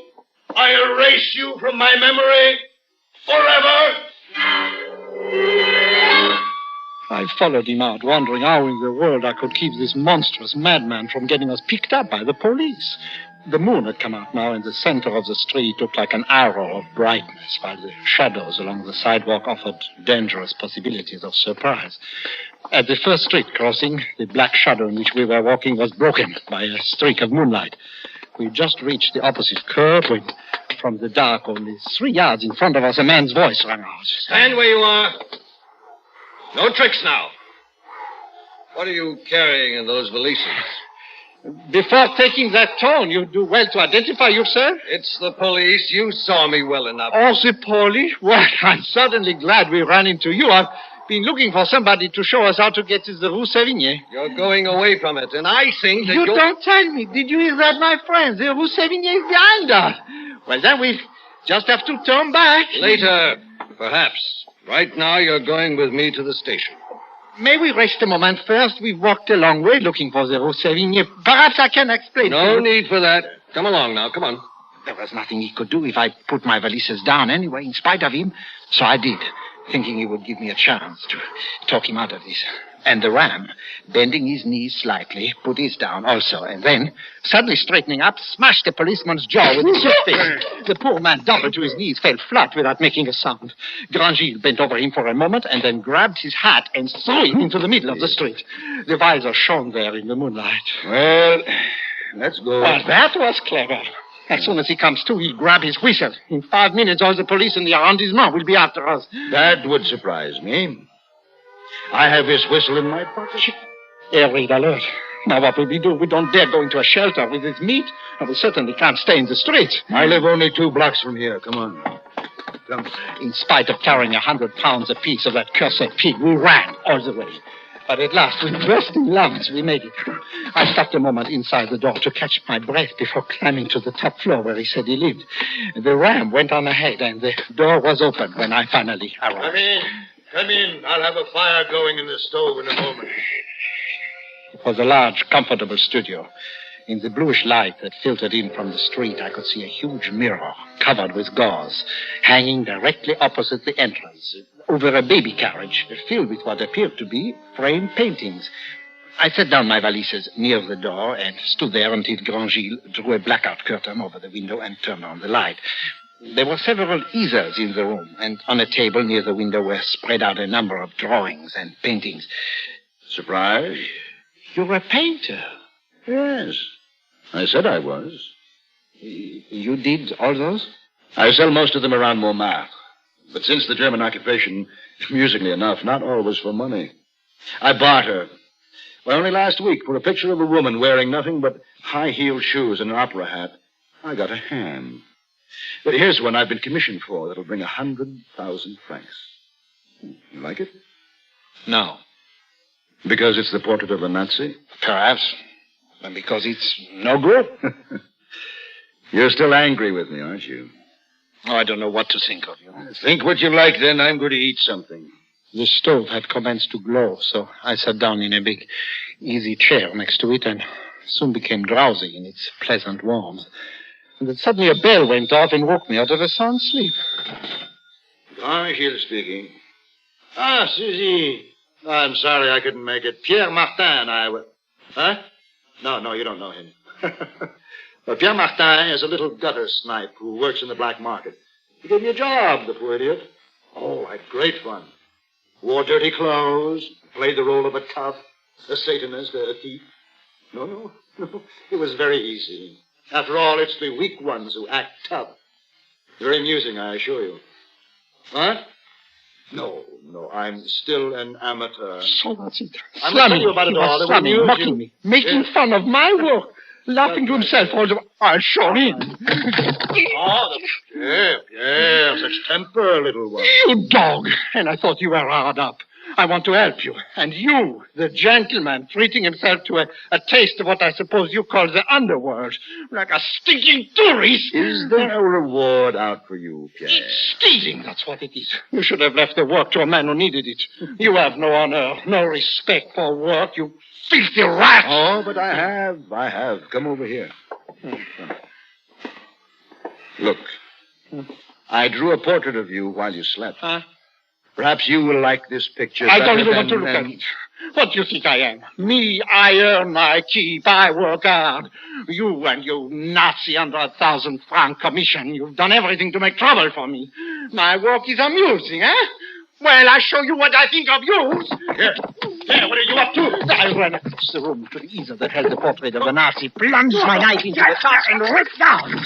I was about to slash it across the middle when Grangil, whose body smashed into me and fell heavily to the floor. He had me by the throat and was slowly choking the life out with his thick fingers. I began to beat on the floor in agony with my open hand when suddenly I stopped the knife with one hand and seized it. My eyes were turning back in my head as I slashed out at his wrists. He let out a howl and sat back, watching the blood drip from one hand. I was too weak to move, so I lay there, holding my knife over my chest, pointing it at him. Suddenly, his eyes went white with insane rage, and before I could move, he threw himself on top of me again. And then rolled over with a faint moan. My knife had been driven straight into his heart. His legs twitched a little, and then he lay still.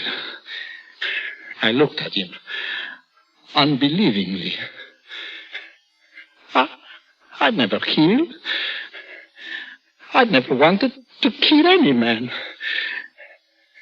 Then I covered my face with my hands and I wept.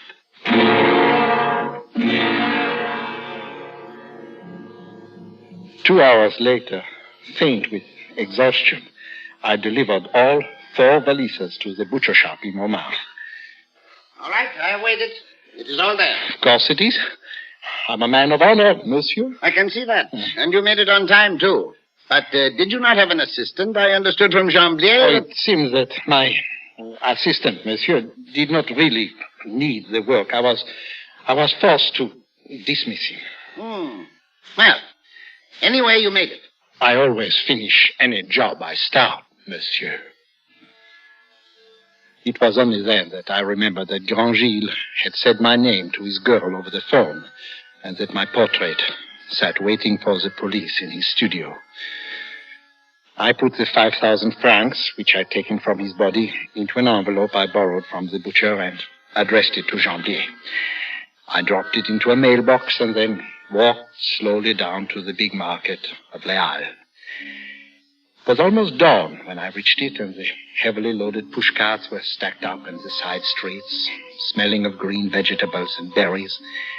The gutters were slippery with garbage, and a lonely woman in pink satin pumps was staggering wearily through the filth at the end of an all-night souse. I sat down on a curb, and I watched her, and said to myself, believe me, we none of us do what we wish to do.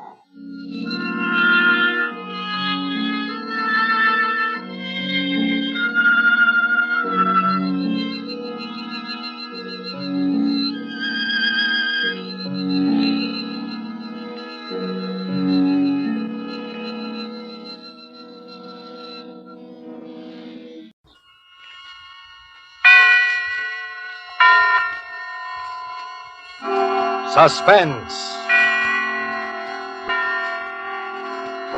Tonight, Roma Wines present Humphrey Bogart in Love's Lovely Counterfeit. Suspense is presented for your enjoyment by Roma Wines. That's R-O-M-A, Roma Wines. Those excellent California wines that can add so much pleasantness to the way you live, to your happiness in entertaining guests, to your enjoyment of everyday meals. Yes, right now a glassful would be very pleasant, as Roma Wines bring you Suspense. This is the Man in Black, here for the Roma Wine Company of Fresno, California, who tonight from Hollywood bring you as star Mr. Humphrey Bogart, who is currently being seen in the Warner Brothers production To Have and Have Not. Mr. Bogart appears with us tonight in a characteristic tale by James M. Cain, the author of Double Indemnity and other noted contributions to the literature of dangerous adventure and troubled romance. And so, with Love's Lovely Counterfeit, and with the performance of Humphrey Bogart, Roma Wines again hope to keep you in suspense.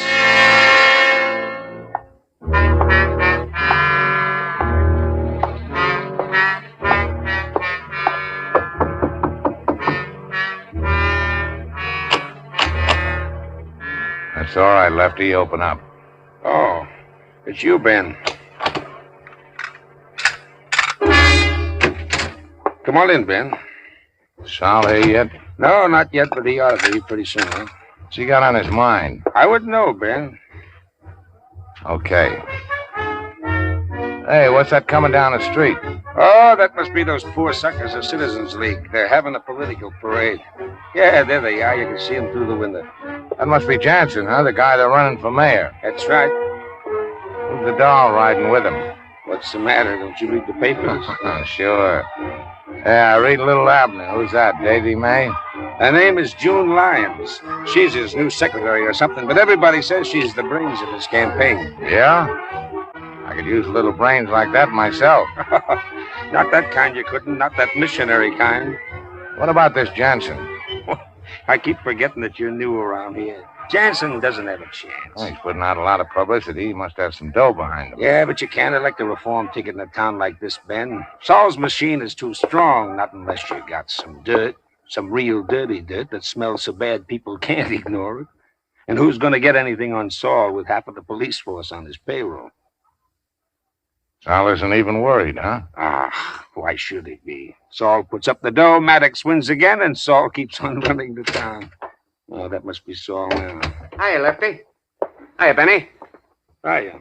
See your draft board today? Yeah, I saw him. What'd they say? Same thing. I still got that hernia from football. That football hernia comes in pretty handy, don't it? What's that crack supposed to mean? What's the matter, Benny? Can't you take a joke? Sure. I can take a joke. What you got on this afternoon, Benny? I guess you forgot. This is my day off. I said, what you got on this afternoon? Nothing that I can remember now. Why? Little job. What kind of a job? I got a tip. Some friends of mine may be in a little trouble. Something about a bank. Why don't you stick to the bookies and the gambling, Sal? You'd be safer. Listen, Benny. Anytime you think you're big enough to run this business, just let me know. I'll be glad to work something out for you. What's the job? These kids are going to crack the Castleton First National just after closing time. They got a room here in this hotel, room 480.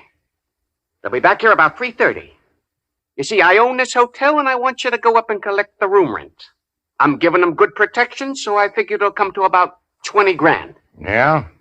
We'll figure on getting somebody else to collect it. What? I said get somebody else. I don't like guns, and I don't like gunsos, and you know it. Listen, you punk. You think you're a big guy, don't you? A big guy with muscles, and I'm just a little guy. That's what you think, isn't it? But if you try to cross me, I'll have you crawling to me on your knees. When I get through with you, you'll beg me to use a gun on you because you're yellow, aren't you? Aren't you? What's the room number? 480. Come on, Lefty. Okay.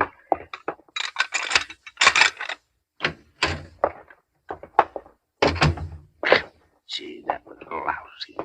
Skip it. You're gonna do it, though, aren't you? Sure. I'll see you up there, 3:15. Oh, by the way, what'd you say that dame's name was? What dame? That dame was Jansen, that brains of the opposition. You mean June Lyons? Yeah, that's it. Now, wait a minute, Ben. You know that's poison. If Saul ever thought that... You know, Lefty, Miss Lyons interests me in more ways than one.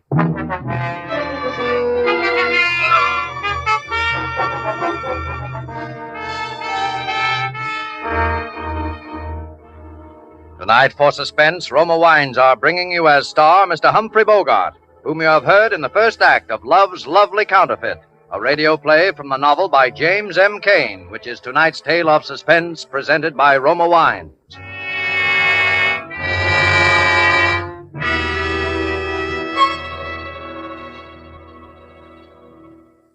This is Truman Bradley for Roma Wines.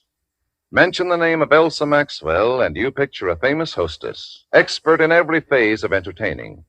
Mention a meal featuring fish or fowl, and Elsa Maxwell pictures, but let's hear it in her own words. The thought of a piping hot fish or chicken dinner naturally calls up for me the picture of glasses of chilled Roma Sauterne at each plate.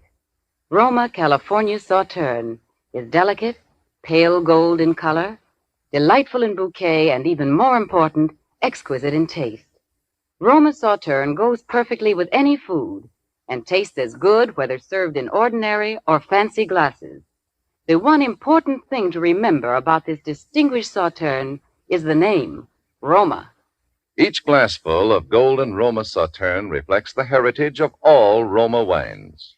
Choice grapes, slowly brought to perfection in fertile California's choicest vineyards, then gently pressed, then carefully guided with the ancient wine-making skill of Roma wineries to the full goodness you enjoy in every Roma wine. Roma wines do not vary, are always high in quality of bouquet, color, and flavor. Yet all this Roma wine goodness is yours for only pennies a glass.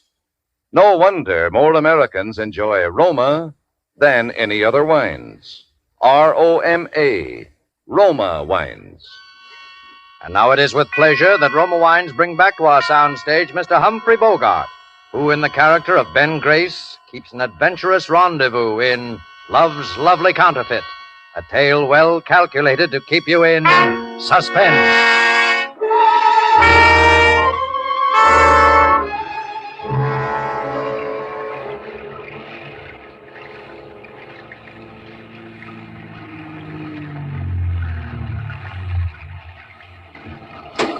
All right, get rolling. Are you, That's right, get rolling.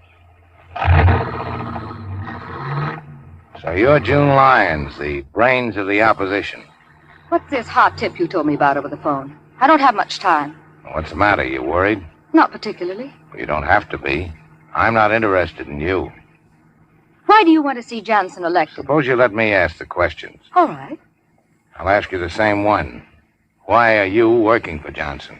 Oh, I'm just one of those crazy idealists, I guess. Just a missionary, huh? Well, Jansen may not be the best man in the world, but at least he isn't hooked up with a racketeer like Saul Casper, the way Maddox is. June.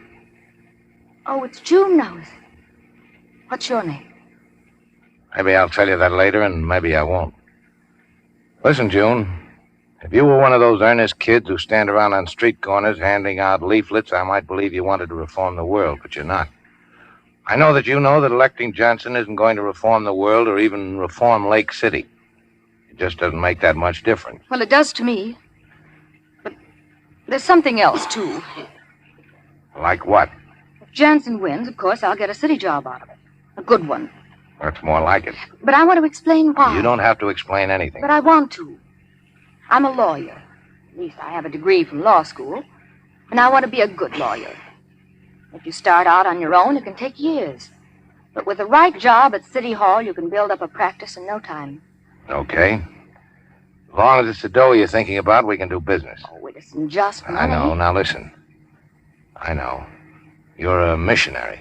Now listen, if I give you some dirt on Sal Casper that'll send him up for 10 years or so, Jansen wins, right? Well, you can prove it. You're going to prove it. 3 punks from Chicago are sticking up the Castleton First National Bank at about 3 this afternoon. Sal Casper's hiding them out at his hotel, room 480. If there's any shooting at the bank and anybody gets killed, it'll be that much better. You'll have them for accessory to murder. You have your people there at 4 o'clock. I'll take care of the rest. Well, if we come out with this and it can't be proved, it's criminal libel. And that's all Jansen needs to really lose. So, what do you think? I think you're working for Maddox and Casper. Well, that could be. But at least I know my law. What law? The Castleton Bank is insured by the government. That makes the stick-up a federal rap. If you want the number of the FBI, I'll give it to you. Oh. And for your information, my name is Ben Grace, and I work for Sal Casper, so I'm not a guy who's in a very good position to go around giving phony tips to the FBI.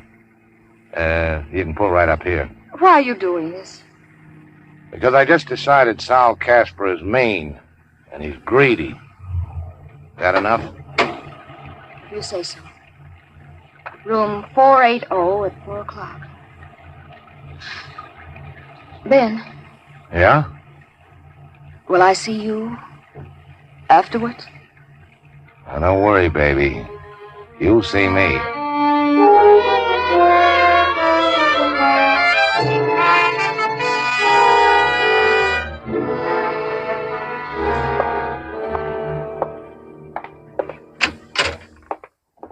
So this is room 480. Huh. Looks just like room 481. Hiya, Lefty. Sit down, Ben. You didn't take it too hard, what Solly said, did you? I can't say I liked it. What time is it? Oh, a couple of minutes to 4. Now, it's too bad about you, Ben. What's too bad? That you don't like trouble. You could go a long way in this racket, Ben, because you got brains. Now, me, I don't have the brains. I wouldn't. Did I ever tell you how I started, Ben? No. I was a preacher. A what? Yep, a preacher. So help me. By rights, I still am. Look here, I got the license right here in my wallet. It was one of those hillbilly outfits, and the bishop, as he called himself, was so far away from me that he never ever heard about me, I guess. Anyway, he never canceled the license. The Reverend Richard Jose Gauss. Yeah, that's one for the books, Lefty. I was just a kid. But I got hooked up with one of those big-time evangelists, and if I'd stuck to it, I could have hit the big time myself. But you know what I did? The first time we made a really big take, I tied a handkerchief over my face, got me a rod, and stick up the cash box. And they caught me. That's how I know I haven't got brains. I wouldn't let it worry you, Lefty. That's not what's worrying me now, Ben. What is? What's going to be happening in here in a couple of minutes. You ever sat in on a divvy before, Ben? No. I wouldn't be now, except for the manpower shortage. These are 3 wild kids, Ben. Chances are they'll be coked to the ears and slobbering at the mouth, with being half scared to death and half crazy with excitement, thinking how much dough they got and what big shot public enemies they are. And we, you and me, we got to walk up and take 20 grand away from them. All right, here they are. So now we're going to find out how it's done. This is it. Get him in here. Oh, Johnny, don't leave me. Will you, Johnny? Get him over there in the chair. Who are you? I'm the man that collects the room rent. Yeah, well, stick him up. Frisk him, Marty. Go ahead. I don't need a rod to handle punks like you. This guy's clean, Johnny. What about the other one? He's with me, and he's got a gun, and don't try to take it away from him because it's an old family heirloom, and he's fond of it. Oh, yeah? Now stop acting like something you've seen in a movie and put that cannon away. Might drop it and break somebody's foot. Johnny. What's the matter with your pal there? He got shot. Anybody else? No. The guard shot him when we were pulling out. Oh, Johnny. You better get him over there on that Johnny, bed. we're going too fast, Johnny. Yeah? We're going too fast. I'm going too fast. He's out of his head. Yeah. You get the dough? Did we get the dough? Look at this wise guy. 40 grand, maybe more. You know how much this room is costing you? How much? 20 grand. 20 grand? That's right. I'll be back after a while to collect it. What are you going to do with your pal there with the holes in it? I don't know. Johnny. You know that's bad, don't you? Why? Kid's out of his head already. Suppose he makes trouble, starts screaming or something. You got doctors, haven't you? Sure, but that kind of a doctor, that's one more guy that'll have to get a cut. Pretty soon you guys won't have anything left but small change. That's what you think. But, of course, maybe the kid will die. Yeah? Then what do we do? That's even worse. Oh, no. No, that'll be easy. We'll be seeing you. I hope you know what you're doing, Ben. I think so. Come on, I got the room next door. You know you're just as good as signing that kid's death warrant, don't you? That's right. The other 2 will knock him off now before we got time to do it. Now, listen, I got the transom open and connecting your door. What you gonna do? Johnny. No! They did it. Yeah. Maybe we better call Saul, huh? I hope you know what you're doing. Give me Mr. Casper. Ben Gray speaking. Yes, sir. I hope you know what you're doing, Ben. Sal, this is Ben. You better come up to room 480, Sal. They want to see you personally. I said they want to see you personally. Will you want your dough or don't you? I'm not going to wrestle him for it. Okay. He'll be right up. Then what? What do you mean, then what? Ben. Yeah? If you got any little plans, you know I'm all for them, don't you? Sure. And you know I hope they come off, don't you? Sure. But if they don't come off, you know where I stand on that, too, don't you? Uh-huh. Yeah, I know. You stand right behind me with a gun in my back. Just so you know, Ben. Oh, I can see how you would have made a preacher, Lefty. You got a terrible streak of honesty in you. Just so you know, Ben. Now, listen, there he is. I'm Saul Casper. What's going on here? It's been a little trouble, Mr. Casper. What kind of trouble? Arch here, he just died. Died? He was shot. All right, so we'll get him out of here tonight. You got the dough? Sure, we got it. Let's see it. Here. All right, put up your hands, all of you. What is this? Department of Justice. You're all under arrest. Well, that's all, pal. Ben, where you going? I got a date with a missionary.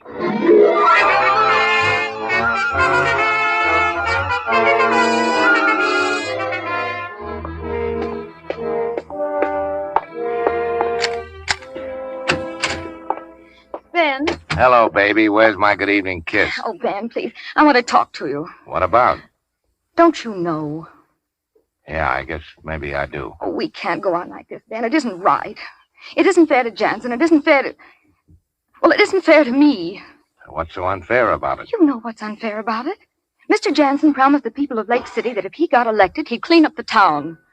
All right, why doesn't he do it? He's had 6 months. Because he doesn't even know what's going on. Great. Then what's the beef? I know what's going on. The horse racing places and the gambling places and all the other places are just as open as they ever were. And I know who's keeping them open. Of course you do. I am. Listen, honey, if I wasn't bossing the organization, someone else would be. People like to bet, people like to gamble. Ben, don't you see? I'm a city official. I have an obligation to the people of this community. To the people who elected Johnson because they believed in Still a missionary, huh? Well, I'm not a racketeer. Maybe not. But you're the next thing to it. Well, what do you mean? Where do you think the dough came from for that car I got you and the fur coat and this place? You never told me. Did I have to? You knew I didn't get it from a long-lost uncle. Why don't you admit it, baby? You're a chiseler. Am I? Sure, just like me. Only I'm honest about it. You are not. Then I will be. Starting now. Starting tonight. What are you going to do, turn me in? Oh, Ben. Maybe your big mistake was falling in love with me, baby. Now there isn't much you can do about it, is there? Oh, Ben, quit it, please. Get out of it. For my sake, just because I don't like it. Because I hate it. Maybe I don't like it either. It's all I know how to do. What was... Hiya, Benny. Sal. Surprised? Kind of.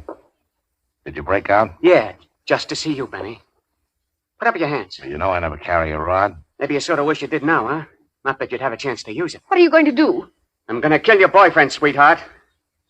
When I've done that, I'll think of something real nice to do to you. Oh. You sit right there where you are, sweetheart. Benny, you start backing up to that door. Slow.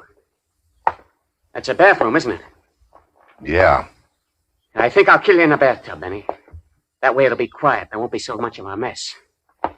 Now, reach behind you real careful and open the door. And when I tell you to start backing in, you back in. All right, start backing. Up!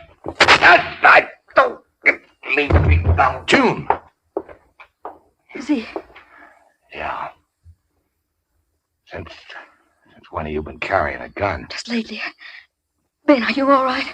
Yeah, I just want to sit down. Oh, Ben. We got to get out of here, Ben, baby.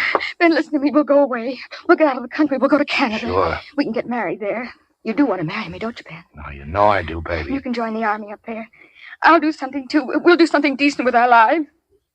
Oh, darling, I know it's been partly my fault. I know I've been weak, but it isn't too late to begin again, is it, darling?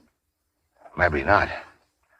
But your aim on that second shot wasn't too good, baby. Ben. So there's just one thing that's stopping it. Ben, what? The bullet hole in my belly.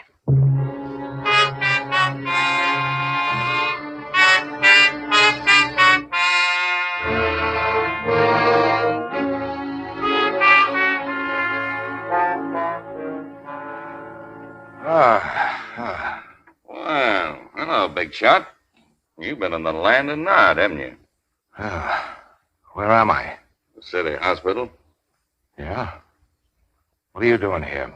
Reading the funny papers, can't you tell? Why can't you read them at home? Because there's been a little thing that we policemen call murder, Big Shot. You're what we call a material witness. Where's June? June Lyons. She's in a nice, cozy cell. When she comes to trial, your statement will probably send her up for 5 or 10 years to another nice, cozy cell. What statement? Oh, you talk.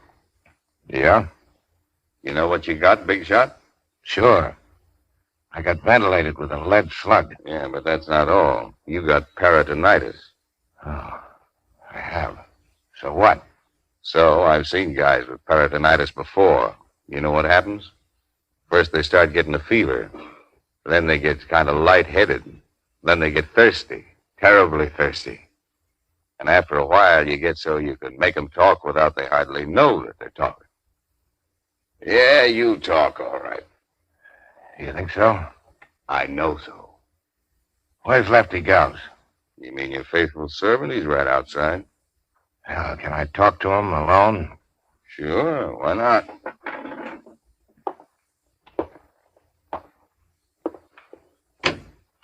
Hey, Putty Nose, your boss wants to see you. Thanks, you funny fella. How you been? How you feeling? Not too good. I got some plans to talk over with you, Lefty. Okay. Oh, Flatfoot. Yeah, what do we have now, Big Shot? You say the DA wants me to talk, huh? Maybe he was just pretending. Well, suppose I had some conditions. Like what? Well, like I only talk in the apartment where it happened, June Lyons' apartment. June Lyons has got to be there. Lefty here, too, to back up some things I might say. That might be arranged. You think the DA might forget a couple of those little things he's been holding against me if I talk? That'd be the general idea. Okay. You can close the door as you go out and tell the DA to be around in about an hour. I'll talk.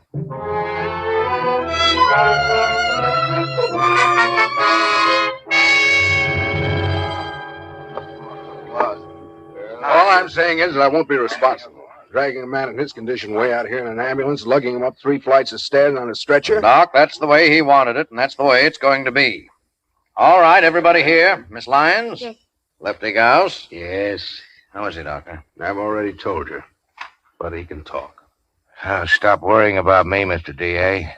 You're breaking my heart. Are you ready to start, Ben? Uh-huh. Can I have a glass of water? Yes, of course. Thanks. All right, I'm ready. Do you, Ben, take this woman, June, to be thy lawful wedded wife, to love and to cherish, for better, for worse, to death do you part? What's going on here? Quiet. I do. Do you, June, take this man, Ben, to be thy lawful wedded husband, to love and to cherish, for better, for worse, till death do you part? I do. I pronounce... Oh, no, you don't. Oh, yes, I do. I'm a licensed preacher, and this is Miss June Lyons' apartment, and it's outside the city's jurisdiction. It's in the county. And this marriage license was taken out at the county courthouse 1 minute before they closed today. And when I sign it, brother, it's legal. I pronounce you man and wife. I suppose you've heard that a man can't testify against his wife, Mr. DA. Yes, I know. Oh, by the way, you mind if I kiss the bride? Oh, go ahead. Ben, darling. That was the finest thing. Oh, that was nice. Ben, your face is so hard. Yeah. I thought maybe I was going to make it, baby, but I guess I'm not. Oh, Ben. Ben! Doctor, quick, doctor! So long, missionary. Mrs. Missionary. Oh, no! Oh, Ben! O Lord, we pray thee to receive the spirit of our dearly departed, and to forgive him his trespasses, as we forgive those who trespass against us.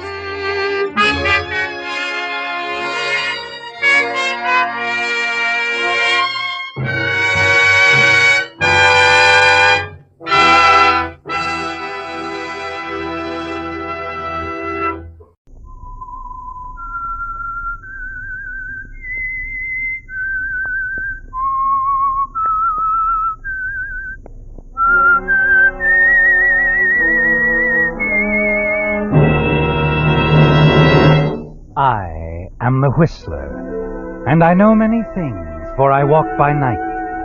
I know many strange tales, hidden in the hearts of men and women who have stepped into the shadows. Yes, I know the nameless terrors of which they dare not speak. And now the Whistler's strange story.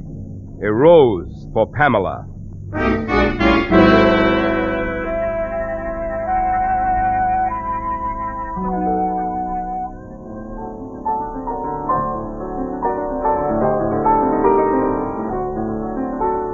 The concert was progressing successfully, brilliantly.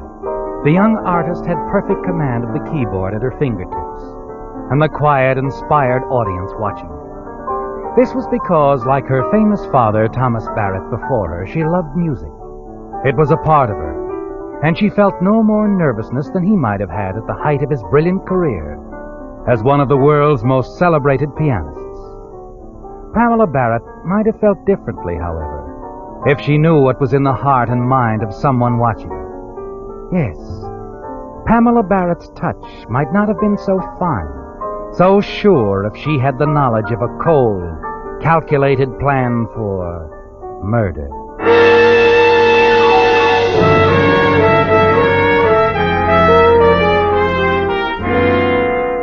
It was a plan that began some time back at an even more innocent affair, an impromptu concert at a pleasant social gathering. Friends of Pamela's and of Denise Barrett, her stepmother. Denise was watching admiringly as Pamela played for her friends. Softly, beautifully.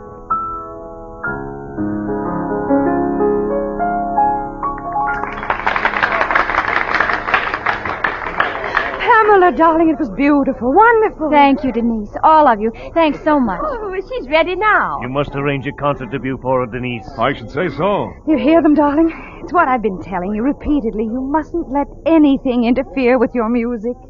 Nothing will, Denise. And now, if you'll excuse me, Well, you've done a marvelous job as her guardian, Denise. Her father would be proud. Yes, it's a shame Thomas Barrett couldn't be here. Yes, he would have loved to hear his daughter play tonight. Yes.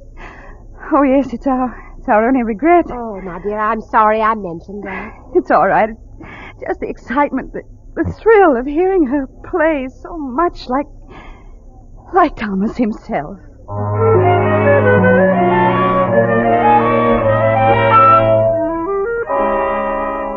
Yes, Denise, so much like Thomas himself, your late husband.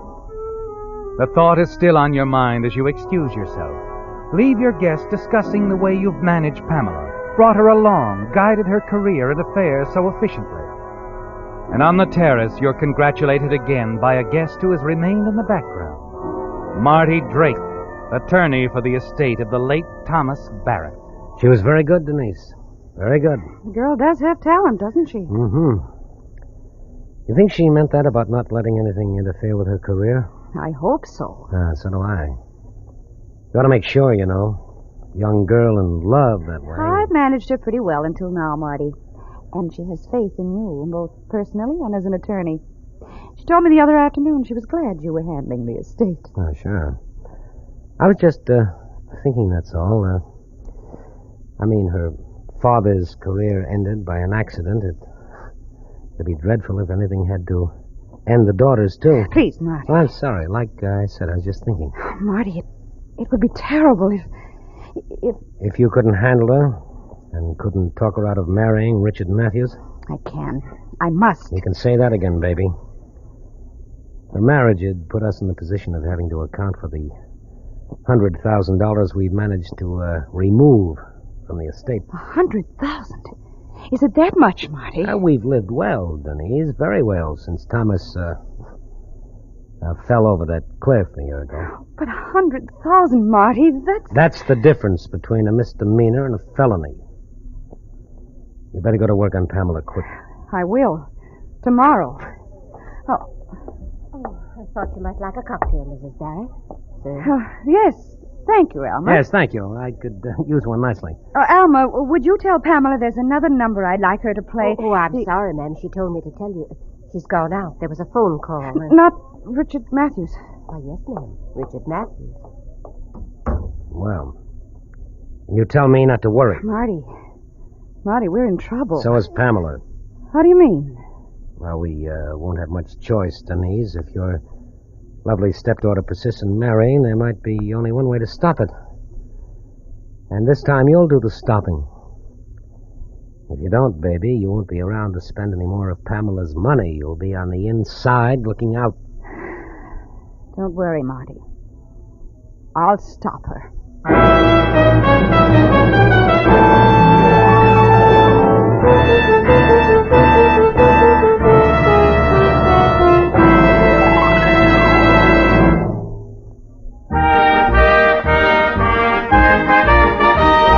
A $20 Signal gasoline book is being sent to Darian Guest of San Fernando, California, as a token of our appreciation for this limerick.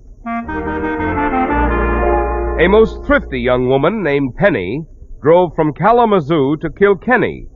She found, did this lass, in checking her gas, that Signal went farther than any.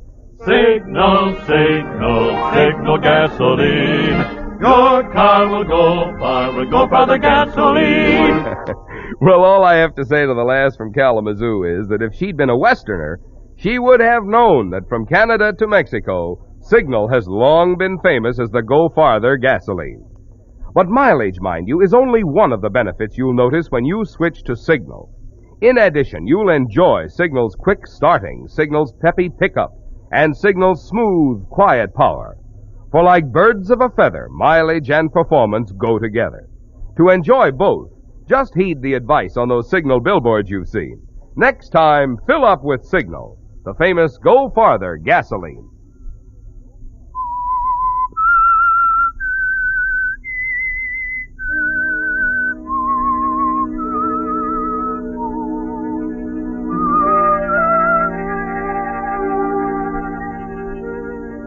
Well, Denise, your conversation with Marty only strengthens your determination, doesn't it? Pamela Barrett must be talked out of her romance with Richard Matthews. The girl can't learn of the embezzlement you've engaged in with Marty during the last year. It might set her to thinking, to adding up something else, something that will suggest to her that her father's death a year ago might have been more than an accident. Yes, Denise, the problem faces you squarely now. And the following afternoon you decide to approach Pamela, to attempt the first step in dissuading her. As you walk down the long corridor toward the music room, your maid Alma suddenly steps out of your late husband's study. Oh, ma'am. Yes, Alma. About Mr. Barrett's curio collection, Miss Pamela said she didn't want anything touched. Oh, now, really? I don't see why she insists on keeping those awful things around. Spears, poison darts, those vials of South American and South African poisons. Curare, snake venom, and all those things. Her father's, ma'am, I can't imagine what Mr. Barrett had in mind, bringing those horrible things back with him after that foreign tour. Just can't... Poisons, they make me shiver. Oh, well, never mind, Alma. I'll talk to Pamela again later. Very good.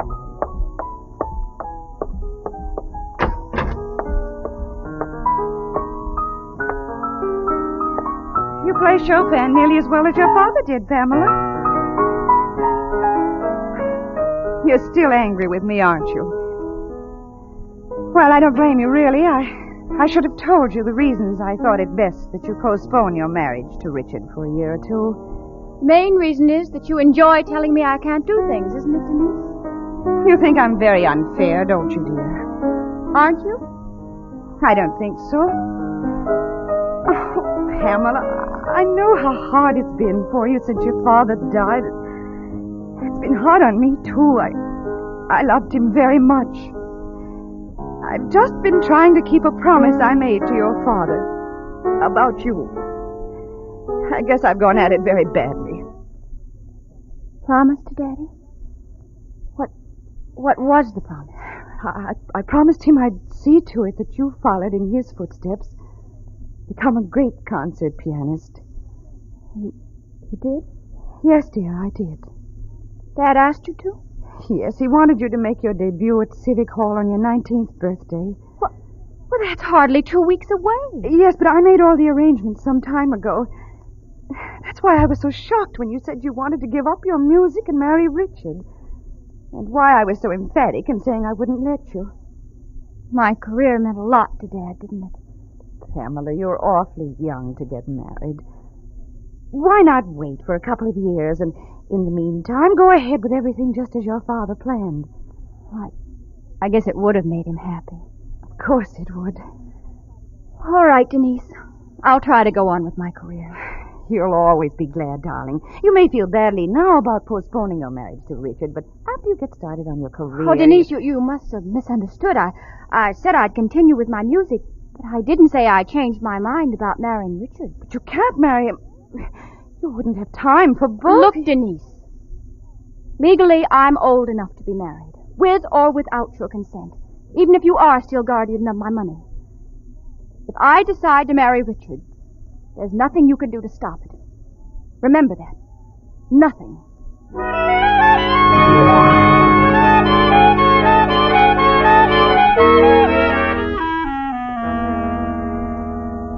You've failed, haven't you, Denise? That look on Pamela's face. You've seen it before on her father's face. The man you married with so much more than love in mind. Yes, Denise. To gain control again, there's another step necessary, a more drastic one, but something more in your line. You've always managed with men easier than with women. And later that week, out at the swimming pool, you call on all the strength of your considerable feminine powers to turn the tide for you, win him away from Pamela. Morning, Richard. Morning, Mrs. Barrett. How's the water? Warm and wonderful. Here, give me a hand, will you? Oh, sure. There we are. Thanks. Now to get this cap off. Oh, it was such a beautiful morning, I just couldn't resist the pool. Hand me the towel, will you? Oh, here you are. Thank you. Pamela around? Oh, she had some shopping to do. That's why I asked you over. I want to talk to you. Alone. Sit down, Richard. All right. Pamela tells me you're quite a musician. She's prejudiced. You like Pamela very much, don't you? I love her. Enough to put her welfare before your happiness? Of course. Then, Richard, don't let her think about getting married until she's reached the place in the music world her father planned for her. Why couldn't she do both? She just couldn't, that's all. Well, hundreds of women have combined marriage with a career, and rather successfully, too. Perhaps, but not Pamela. She's different. Her life shouldn't be complicated with emotional disturbances. Her thoughts should be only of her music. And you are rather distracting, Richard. Oh, no, really, Mrs. Barrett, you make it sound... Denise, please. All right. Denise? Did it ever occur to you that the things Pamela sees in you are obvious to other women, too? I never thought much about it, Mrs. Denise. You know, Pamela's such a child. Naive and all. But you and I, Richard, we're the same kind. I knew it from the first time I saw you. Remember, Richard? Pamela's first concert, the afternoon you brought her the first rose? I remember. You seemed a little surprised when we were introduced. Yes, I suppose I was. I didn't expect Pamela's stepmother to be so... So, what, Richard? Well, young and so attractive. How nice of you to say that, darling. You really think me attractive? Yes, very. My, we are getting along well, aren't we, Richard? I think we should get to know more of one another, don't you? Uh-huh. Well, there's no time like the present, is there? Whatever you say, Denise.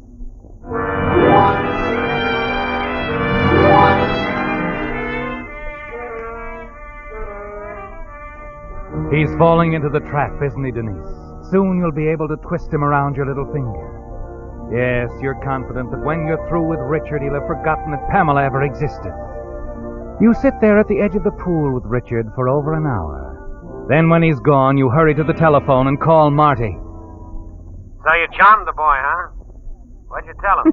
It isn't what I told him. It's what I left unsaid, Marty. That's what counts. I'm certain he thinks I'm quite mad about him. And he's very interested. He say keep the little rendezvous? Of course not, and I didn't ask him to. I merely mentioned that I'd be dining alone tomorrow night at that quaint little cafe overlooking the sea. How I loved it there. The soft music, the candlelight. Yeah. Think he'll show up? How could he turn it down? Oh, well, honey. Don't worry, Marty. After tomorrow night, all our worries will be over.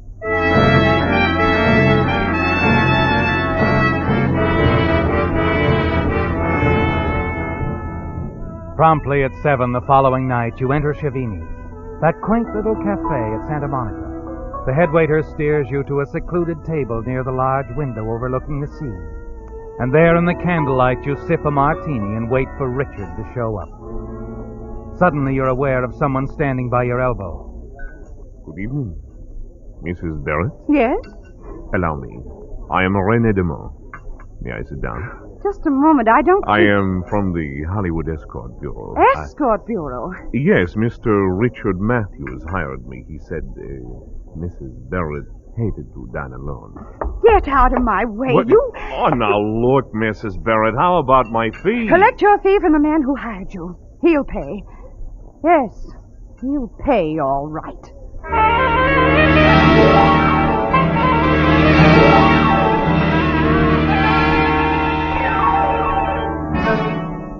So, he sent you the two-bit Romeo, a guy from an escort bureau. Yes, of all the dirty, shabby tricks. Well, it's no worse than one you tried to pull on Pamela, baby. You must be losing your technique. You won't think it's so funny when I tell you that last night she informed me they're planning to get married right after the concert. What? I said they were planning, Marty, but the wedding will never take place. Uh-huh. How are you going to stop it? Poison her cornflakes? Don't be a fool.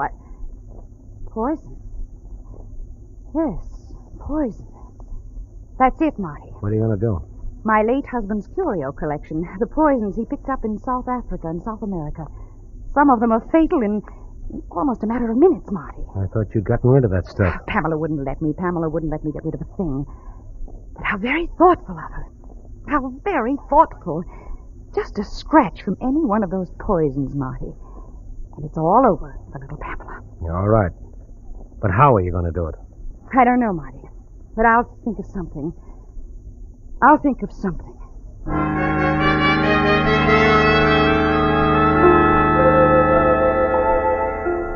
Yes, and it's on your mind all that night, isn't it, Denise? You've got to find a way to kill Pamela with one of the poisons from her father's collection. And somehow Richard must be blamed.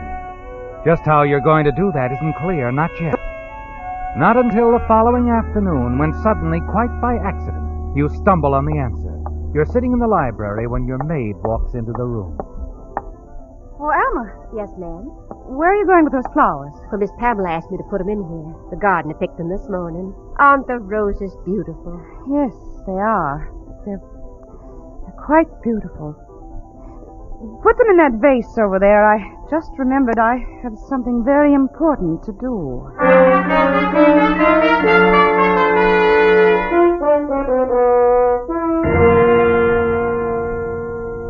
It's all very simple, Marty.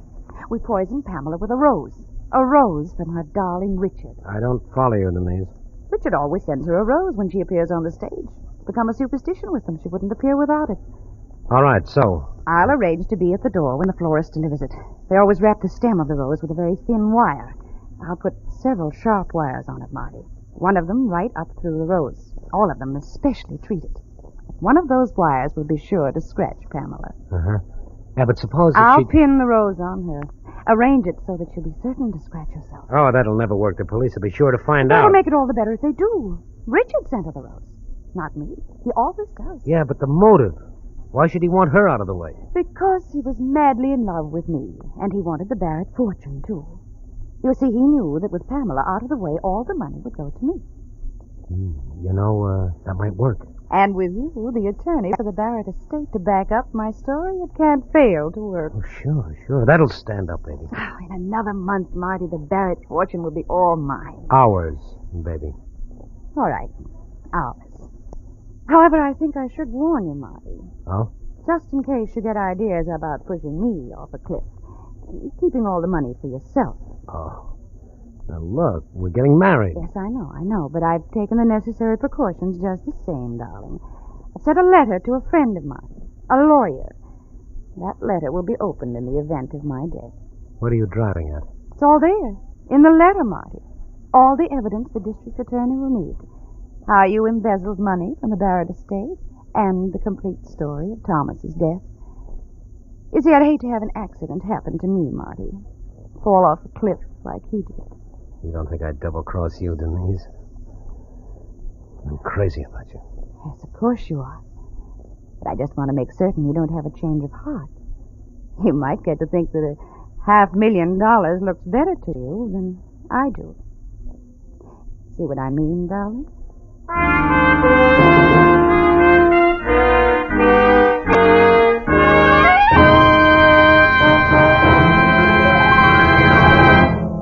And now a suggestion to drivers.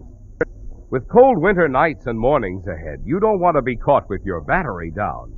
So now is a good time to stop by a Signal service station for a free battery inspection. Perhaps your battery needs recharging to assure quick cold weather starting. In that case, your Signal dealer has safe, speedy recharging equipment to serve you. If your cables are corroded, he can replace them with heavy-duty cables. And should you need a new battery, there's none finer than Signal's new deluxe batteries. Because their all-rubber separators are an improved microporous type that holds twice as much acid solution between the plates. Signal Deluxe batteries deliver up to 35% more power. And because they're guaranteed a full 30 months on a service basis, you can look forward to reliable, trouble-free service with a Signal Deluxe battery. So before you buy any battery, get your Signal dealer's generous trade-in offer for your old battery. Find out his liberal credit terms. Find out why, any way you look at it, today's best battery buy is a Signal Deluxe battery.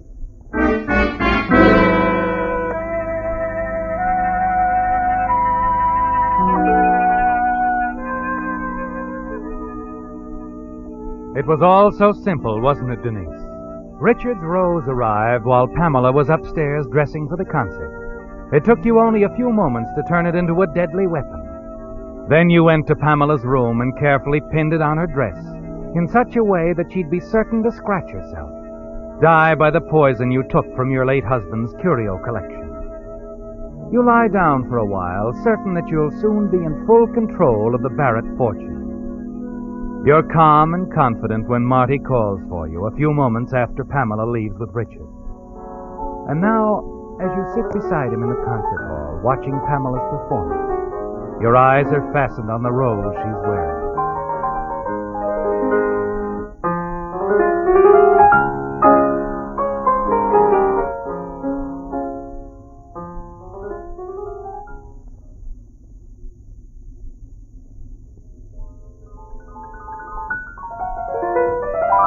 But as the recital progresses, you become more and more tense. The fear that your plan has gone wrong gradually comes over you. Something should have happened to Pamela long before this, shouldn't it, Denise? And as her brilliant performance draws to a climax, you exchange worried glances with Marty. Baby, what's gone wrong? I don't know. I was afraid of your idea from the start. It'll work, Marty. It's got to.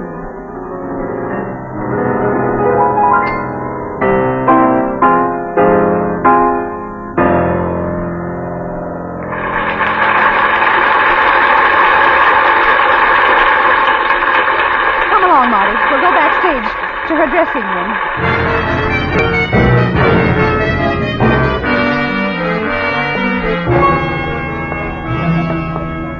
This way, Marty.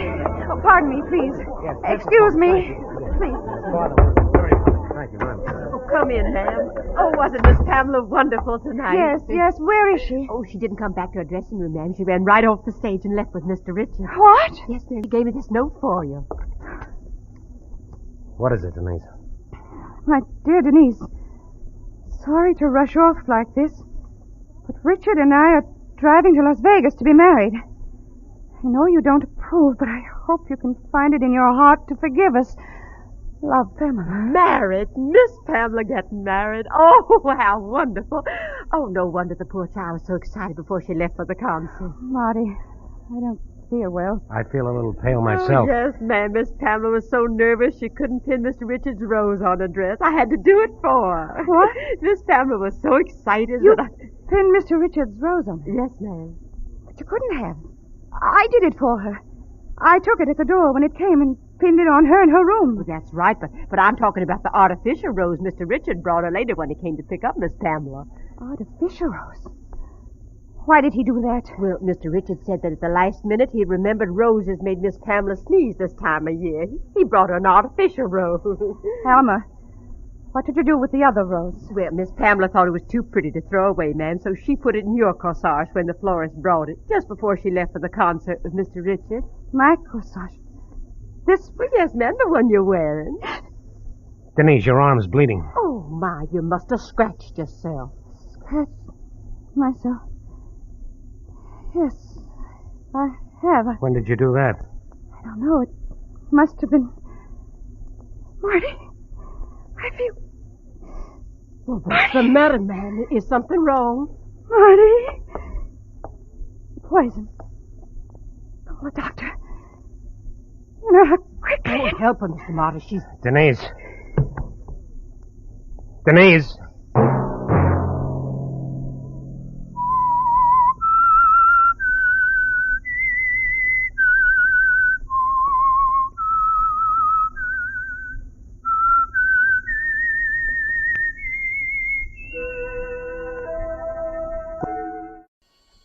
And now, Autolite presents Charles Lawton in a tale well calculated to keep you in suspense.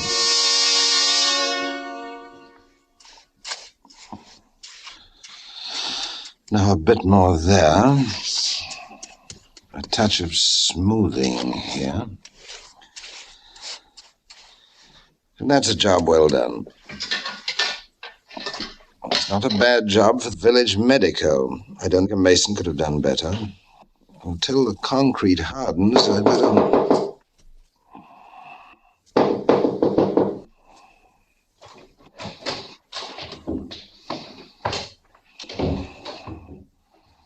Doc? Dr. Rankin? Hello? Dr. Rankin?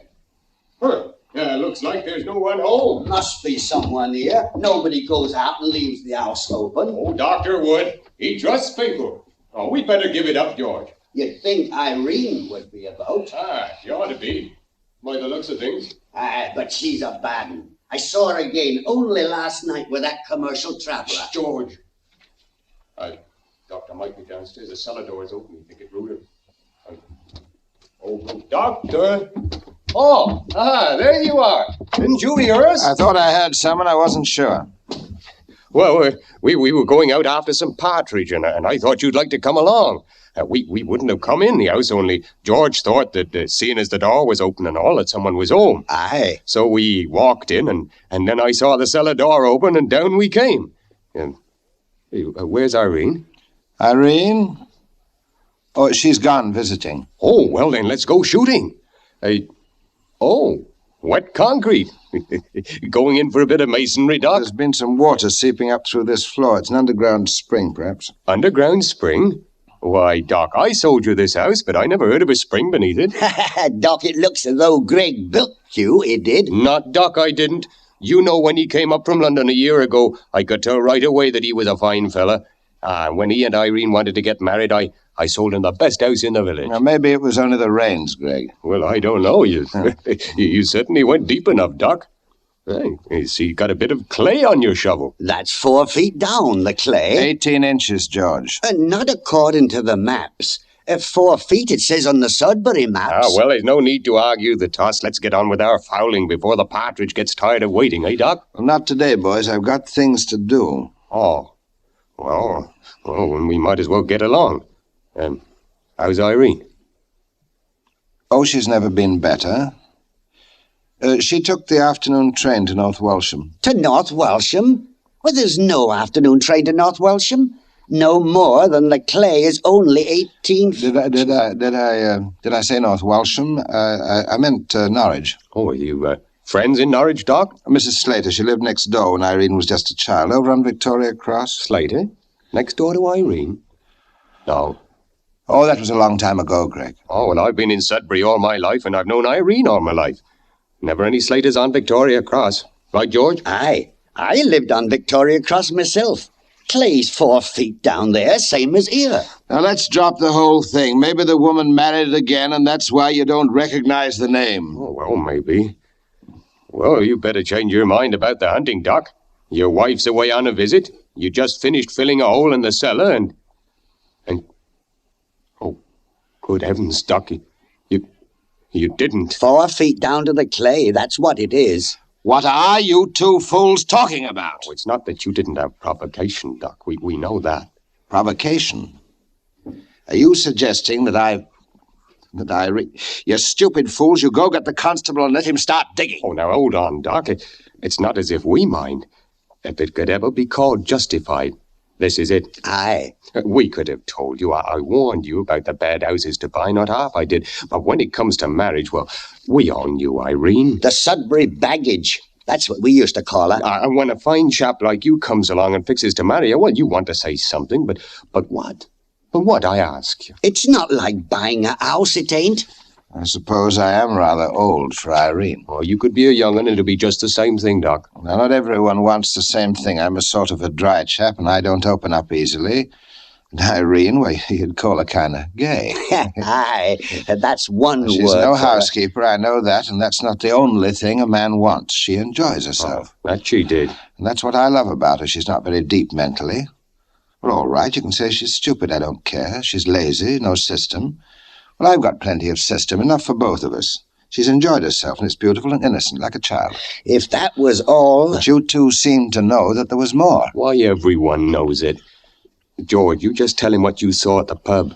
Aye, you know me, Doc. I'm no pub crawler. I'm a single potter. But every night the past week, when I've gone in for my pot of ale, she's been there, and with that Harry Manning, the commercial traveller, who's been at the Lion. Everybody's seen her. The village will be on your side, Doc. Oh, aye. And not that it'll mean much if it comes to a trial. What shall I do? Well, we all make mistakes, Doc. You know, in a way, we got you into it by not saying anything before you married her. And the way I see it, well, it's sort of up to us to help get you out of it. That right, George? Aye. Still, there's such a thing as being an accomplice. No, not the way we'll do it. When we came in here, the street was empty, wasn't it? Aye. And we haven't been down in the cellar. You get that, Doc? We shouted upstairs, but when you didn't answer, we went on after Partridge. We never came down in this cellar. I wish you hadn't. Now, all you have to do, Doc, is say that Irene went for a walk and never come back. And George and I'll say that we saw her driving away with this commercial traveller.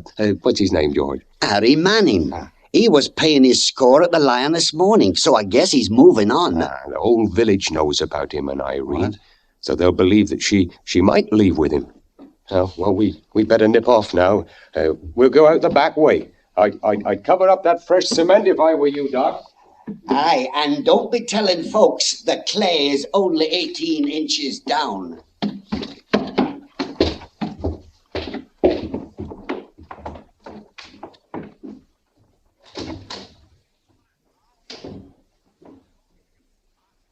The whole village knows about this? Oh, no.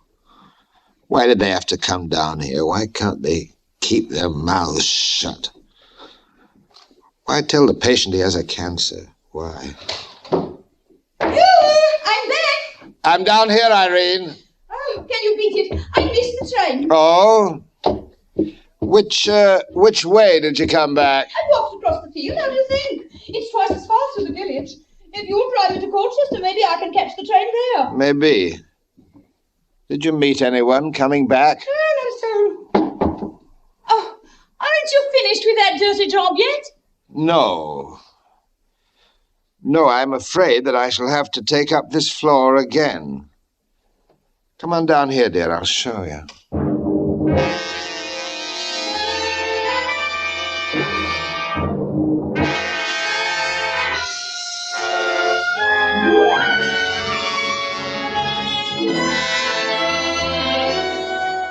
For Suspense, Autolite is bringing you Charles Lawton in radio's outstanding theater of thrills, Suspense.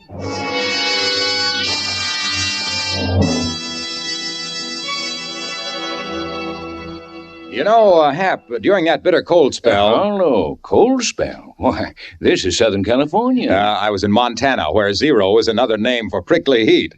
Well, I was telling a fellow about how to get summertime operation out of his car. By Cornelius, I said, get one of those Autolite Stay Full batteries with the extra liquid reserve. Friend, there's enough extra water in an Autolite Stay Full battery to irrigate Death Valley or make a rainstorm in the Sahara. Oh, not that much, huh? Grabbing his arm, I said, those Autolite Stay Full batteries need water only 3 times a year. Yes, sir, only 3 times a year in normal car use. And hanging onto his muffler... Muffler? Well, what kind? The double-chested kind in Montana. Oh. And I told him the extra plates in an Autolite Stay Full battery mean this rugged receptacle has a rapid response and a raft of reserve. And then I said, as the button pulled off his coat, Autolite Stay Full batteries. Hello, that's my coat. Oh, sorry, Hap. Here's your button. Autolite Stay Full batteries are just another one of the 400 automotive, aviation, and marine parts from one of the 28 plants of the Autolite Company. And now, Autolite brings back to our Hollywood soundstage Charles Lawton in De Mortuis, a tale well calculated to keep you in suspense. There you are, Mrs. Green. Be sure you come back next week for another injection, and we'll have you feeling fit in no time. Well, how much will they be, these injections, Doctor? 3 shillings apiece, Mrs. Green. Now, there's no need to pay it right away. We'll see about that later. Oh, now, that's just like you, always doing something for others with never a thought to yourself. You know, Doctor, I was talking to Mrs. Pox about you only the other day. Oh, yes? It's no good, I says, for a man to be living alone. Say what you will about it. A year it is now since that, she left you. Good riddance it was. And it's time you was looking about. Do you mean to say it's really a year since Irene left? You know, the time seems much shorter than that. You know, it's not that we held with divorce, Doctor, but if there was ever a man justified, you're that man. Justified, you said? You know, it's very odd how a word like that keeps being mentioned.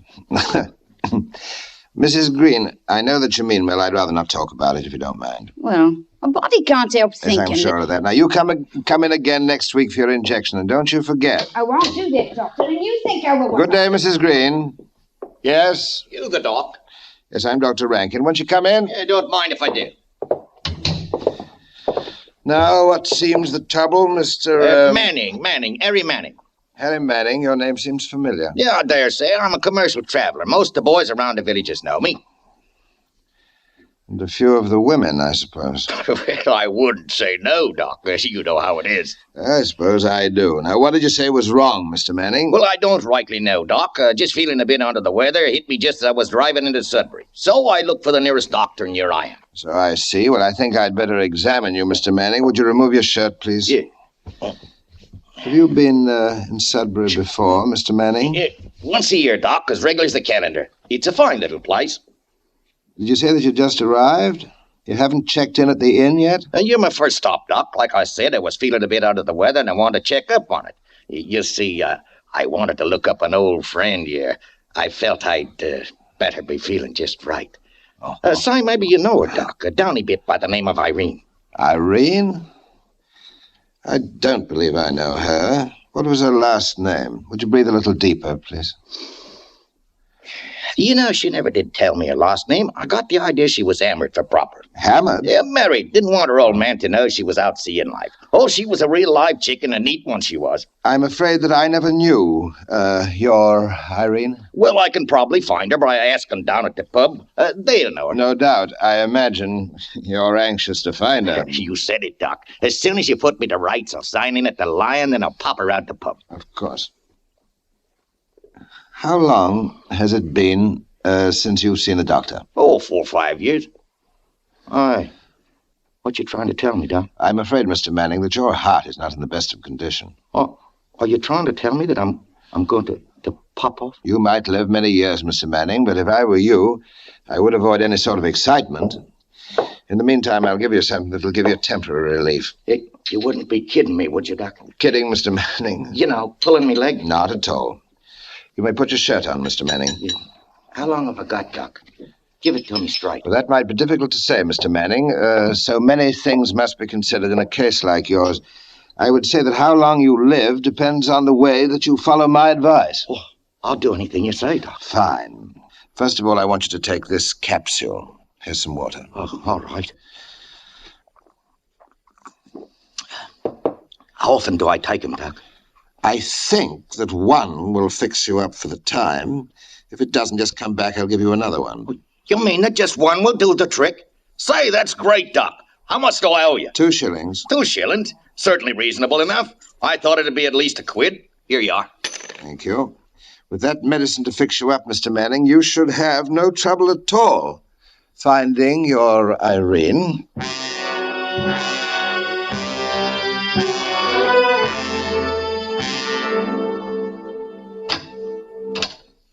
Are you busy, Doc? Hello, George. Come on in.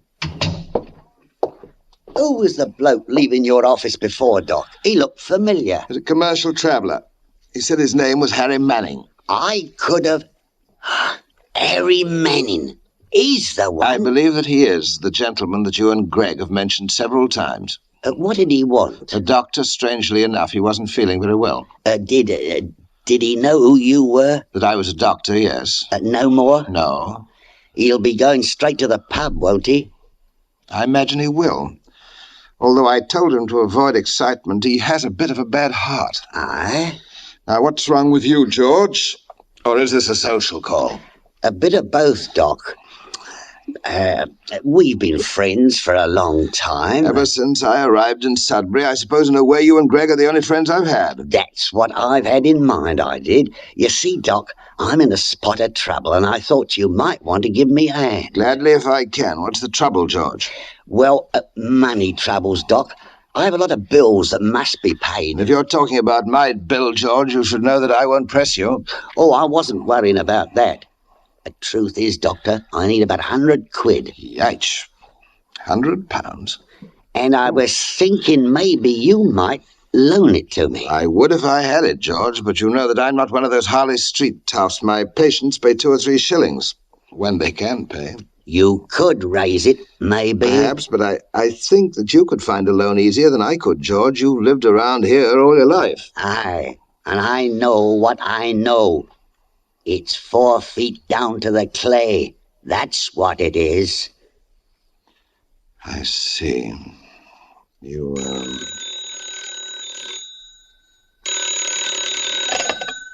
Dr. Rankin? Gregory here, Doc. Thought maybe you'd like to go out after some partridge this afternoon. No, Greg, I don't think that...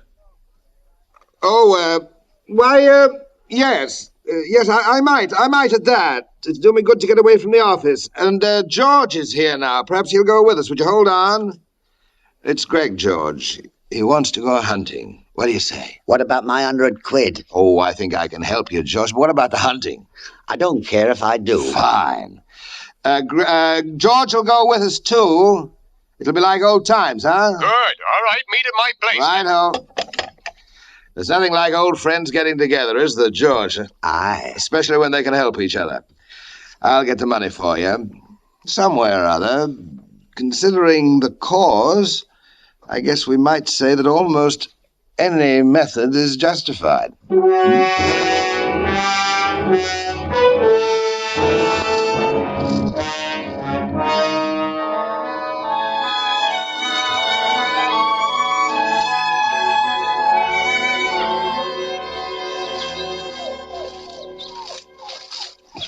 Heel, boy.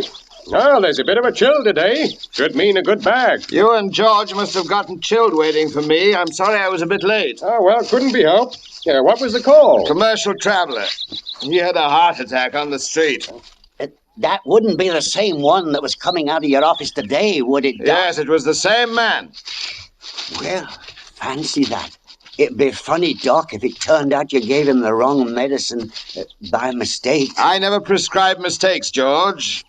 You, might as well let the dog go, Greg. We're coming to a good spot.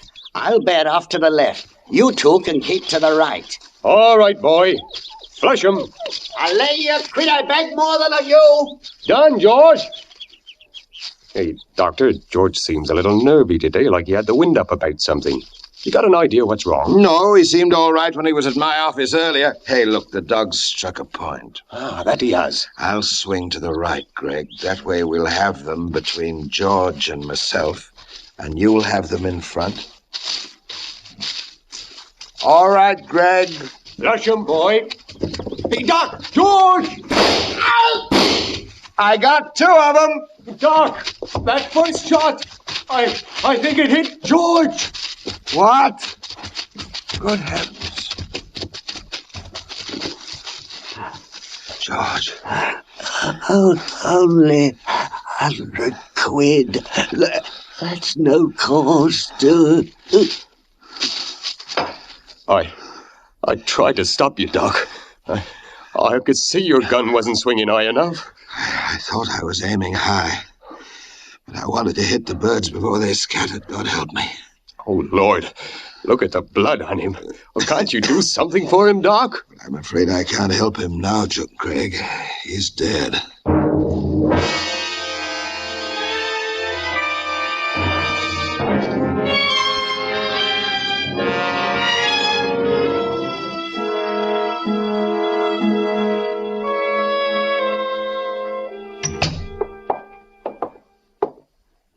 Sit down, Greg.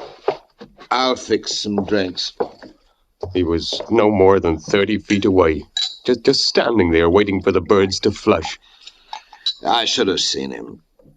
Was that what you meant, George? No, I didn't say that, Doc. No, I was just thinking. Yes, I know how it is. Here's your drink. Thanks. No, I just couldn't drink. Not yet. Doc, I want to ask you something. Of course. What is it, Greg? That commercial traveler who had the heart attack, the one that George mentioned, was his name Harry Manning? I believe it was, now that you mention it. It was something like that. I see. Doc, why don't you leave Sudbury? Go to some other village. England's full of quiet little villages where a doctor can build up a good practice. But I already live in such a village, Greg. I like Sudbury, and I have certain plans. But, Doc, it may be dangerous for you if you stay. Are you threatening me, Greg? No, of course not. Only A man, especially at my age, can't simply pick himself up and start all over again. I've spent a great deal here, not only of money, but of myself. I like this place and its people, most of them. I know, Doc, I understand, but... As for the danger, I believe that I can take care of that. Do you remember my cellar, Greg? Your cellar? What about it? Well, it's hardly a cellar now. I've turned it into a research laboratory. It's full of the best equipment. Come on, I'll show you. Oh, no, not now, Doc. Some other time. Greg, you're my friend, my only friend now that George is gone. I want you to see it. No, Doc, Now, come on, Greg. Go ahead, Greg.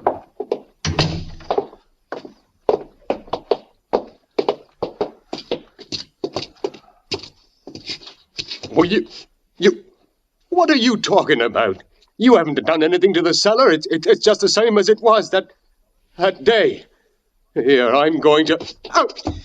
You're going to what, Greg? What did you do? What did you stick with me with? A hypodermic needle, Greg. It's an honorable symbol of my profession, and don't try to leave, Greg. You'll never make the stairway. Now, you see...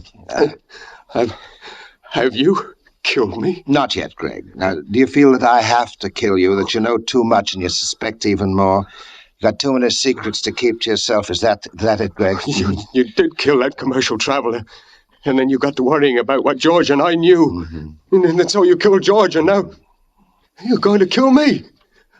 I should have turned you in a year ago. Yes, you should have, Greg. You see, there was water seeping through the floor. I did find clay only 18 inches down. When you came in that day, I didn't know anything about Irene except that I loved her and was happy. What do you mean? You mean that Irene wasn't? No. Irene was not dead then. You see, Greg, if anyone is guilty of murder, it is you and George. You killed my happiness. It was you who killed Irene through my hand, and it was you who brought up the commercial traveler. Although it was my medicine, it was you who killed him, as surely as if you'd struck him down in the street. It was George. Now, George wanted to transfer his secret to his wallet. And you, Greg, when the secret became 3 secrets, you found it too heavy for you. Oh, you're mad, Doctor.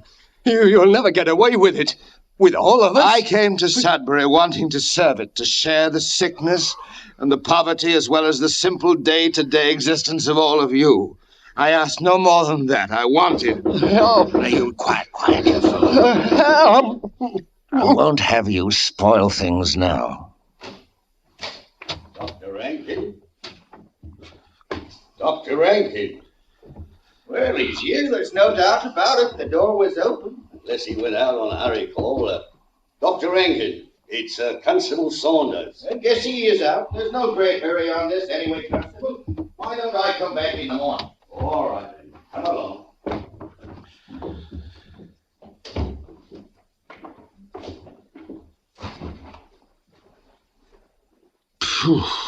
Well, it's all right indeed. By tomorrow morning when they return, there won't be a trace of you left, and I'll be free and safe, and no one will ever be the wiser. What on earth's that? I tell you, Jones, I saw the cellar light on just as we turned the corner. There. You see? The light under the door there. Well, why'd you ask, sir? Must be down the cellar. Didn't hear it. Dr. Rankin? Oh, glad I raised you, Doctor. You forgot to sign the death certificate on that commercial traveler today. I say, what are you doing down there, Doctor? I'm, well, you might as well come down the rest of the way, Constable, and I'll show you.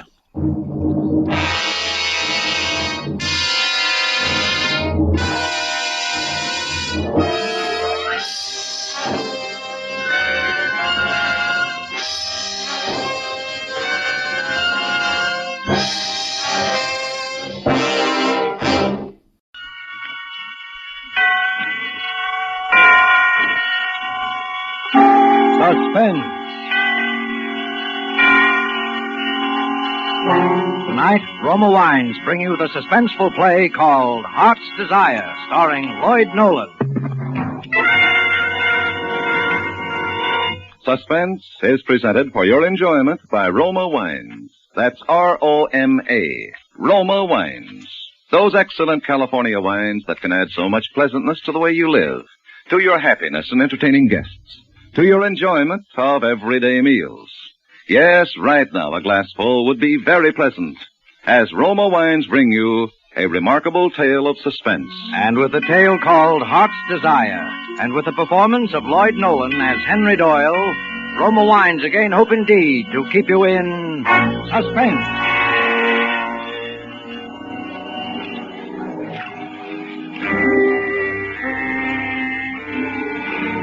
A New York City dock, jutting out into the Hudson River. A place deserted now this night because the hour is late. Until a man is seen moving down the dock towards the river. Moving with a curiously groping, stumbling, aimless walk. And then there is a woman, moving out of the shadows. A woman who is a little overdressed, with a little too much makeup, sidling over to where the man must cross her path. Hello there. What? I said hello.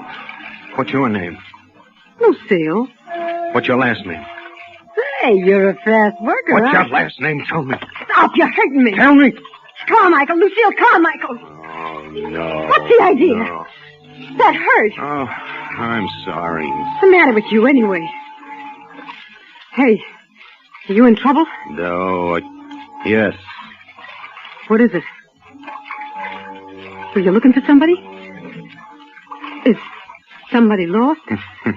Yes, I'm looking for someone. Someone you love? Love, yes. Someone that's my whole life. You want to tell me about her? It helps sometimes. What? Well, you don't have to if you don't want to. Yes, they say that a man can remember his whole life if he's drowning and... You didn't come here to... No, I came down here. I don't know why to think, to remember. But if I do tell you, maybe it'll come back like that drowning man. If I could start from the beginning, the very beginning. What was the beginning? My childhood. My father and mother were immigrants. Very poor people. I was hungry ever since I could remember. My mother was a scrub woman in a big office building. Sometimes she'd take me with her at night. I'd see those big, beautiful offices where important people were working all day long. My father didn't work. Oh, a few days sometimes, that was all. And always at home, there were quarrels, terrible quarrels about money. First, it used to make me sick with misery. My mother and father fighting, I couldn't stand it. And I'd run out and go and walk on the streets, walk through the fashionable neighborhoods, watch the fine people, gaze through the great shop windows of all the beautiful things there were to buy. And above all, I'd come down to the docks near where I lived and watch all the gay and happy people sailing on the great ocean liners to wonderful, distant places. Oh, that was the best of all. That was when I knew most clearly that someday I'd grow up and live like those fine people. So I didn't have to think or worry about anything, ever anymore. And even when they died, my mother and then my father, it was nothing. To me, they hadn't really existed at all for a long while. Only then, I knew I must find some kind of work to do. So I went to the bank in a fine big building where I always knew I would go. I told them I was ready to go to work there. And they hired me. And after a few days, I decided that I should tell them what I had in mind. So I went to see the president of the bank. I was just 19 years old. Yes? Well? I'm Henry Doyle. Oh, yes. Well, Henry, it's a little unusual for one of our messengers to insist upon seeing the president of the bank personally. But since you're new here... Oh, no, listen. That's the Aquitania. Oh, is it? Yes. She's sailing this morning. I know when all the big ships sail. Mr. Frizzell, when I go abroad, would you advise that I take the Aquitania? Well, she's a very nice ship. Yes, I think she'd be best. Henry, you may not believe it, but a bank president is a fairly busy man. Oh, yes, that's why I came here to talk to you about my plans. Plans? Mm-hmm, yes, you see, I plan to be president of the bank someday myself. You what? Oh, not right away, of course, but someday. And I thought I ought to tell you. Well, Henry, that's a very laudable ambition. And there's no reason, if you work hard and devote yourself wholeheartedly to the interests of the bank, why you shouldn't be president someday. Or anything else your heart desires. Oh, you really think that, Mr. Frizzell? Well, of course I do. Remember, Henry, there's always room at the top. Oh, I'm very glad to hear you say so, because that's just what I've always thought myself. And that's what I was, a messenger. First, I was only an ordinary messenger, but then, later, as they came to trust me more and more, they gave me more and more important things to do, until at last I did only the very confidential things, the most important things of all. 800, 900, 1,000, and 100 more is 21,100. Will you sign for it, please, Henry? Oh, yes.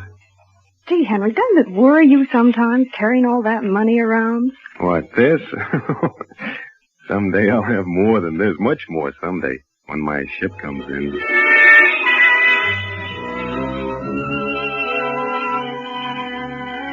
And so I was happy. All day long I saw only the kind of people, my kind of people, the fine, important people that I admired. The kind that someday I was going to be. Oh, I was happy. Until something happened. Something that happened in a single day and that changed my whole life, changed everything. Yes? Henry Doyle, sir. Oh, yes, Henry. Come in. Thank you. I think you know everyone here, don't you, Henry? Oh, yes. Yes, I do. How do you do? And, Henry, the reason I've sent for you is because we have an old custom here of trying to show our appreciation to those members of our little family whom we feel have given loyal and devoted service to the 42nd Street Bank. And so it gives me great pleasure to present you with this gold watch bearing your name, in token of your splendid and outstanding record since the day you joined us, 20 years ago today. What? Well, take it, Henry. 20 years. Yes. And in all that 20 years, gentlemen, Henry never once was absent and never once was late. Henry, congratulations. What about a speech? Bachelor, Henry? Well, Henry, what do you say? 20 years. 20 years. 20 years.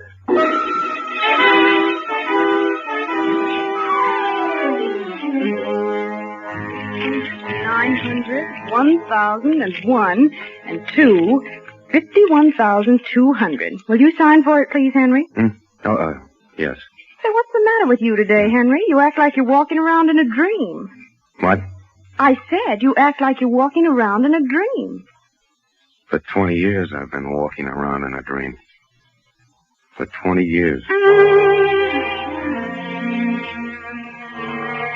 That day, for the first time in 20 years, I did not go directly to the place the bank had sent me. Instead, I wandered through the city to look again at the things I dreamed of in my childhood. The beautiful store windows, the elegant, well-dressed people, and the great ocean liners waiting to sail for enchanted, far-off places. Things that I knew now could never be for me. Because suddenly I'd grown up. I was a man. A man going into middle age, and the childhood dream had passed me by. These things I thought. And many other things.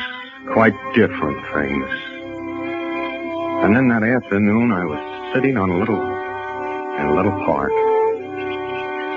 Wondering what was the best thing to do next. And I saw a policeman coming toward me. And all at once, I knew it would be very simple. Officer. Officer. Yeah? I want to be arrested. You're what? Yes, I do. You see, I'm a messenger for the 42nd Street Bank. So what? I've just lost $50,000.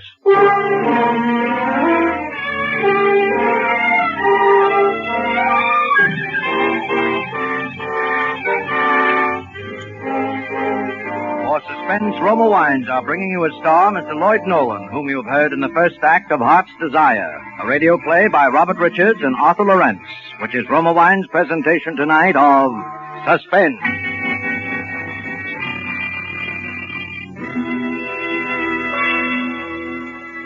Between the acts of Suspense, this is Truman Bradley for Roma Wines. The name Elsa Maxwell stands for gracious hospitality. And here is a timely suggestion from Miss Maxwell. Planning even a simple dinner nowadays calls for real imagination. But there is a simple, inexpensive way to dress up ordinary foods and make them tempting. Dine by candlelight, if possible. And most important, serve golden Roma Sauterne, well chilled, with the meal. The soft light and the bright golden glory of delicate Roma Sauterne greatly heightens your pleasure. That is truly an appealing idea. And as Miss Maxwell suggests, delicious Roma California Sauterne, a wine grower's masterpiece, is the subtle note that tones up the occasion. You'll enjoy its freshness of bouquet and the superbly delicate flavor. And like all Roma wines, it possesses unvarying goodness, the goodness of selected grapes, picked at their best in California's choicest vineyards, brought to fullest flavor by the ancient skill of Roma's famed wineries. Serve Roma wines regularly. They are quite inexpensive. Remember, more Americans enjoy Roma than any other wine. R-O-M-A, Roma wines. And now Roma Wines bring back to our sound stage Mr. Lloyd Nolan, who in the character of Henry Doyle continues a narrative well calculated to keep you in suspense.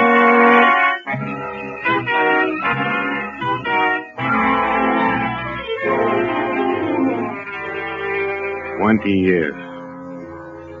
20 years of being a messenger for the 42nd Street Bank, and with such a fine record as I had, and then suddenly to lose $50,000. They couldn't believe it. They didn't know what to believe. They kept asking me and asking me. And I kept saying the same thing, that I'd fallen asleep on the park bench and that when I woke up, the satchel was gone. And then came the trial. They were all so nice, all my witnesses. And then, finally, it was over. Henry Doyle, in view of the fact that the money in question has never been found, the jury finds itself in more than reasonable doubt of your innocence of complicity to the crime of theft, and therefore finds you guilty, adding, however, strong recommendation for leniency. That is also my inclination, particularly in view of all testimony here as to your exemplary record in the past. With this in mind, it is nevertheless my necessary duty to sentence you to 4 years in the state penitentiary.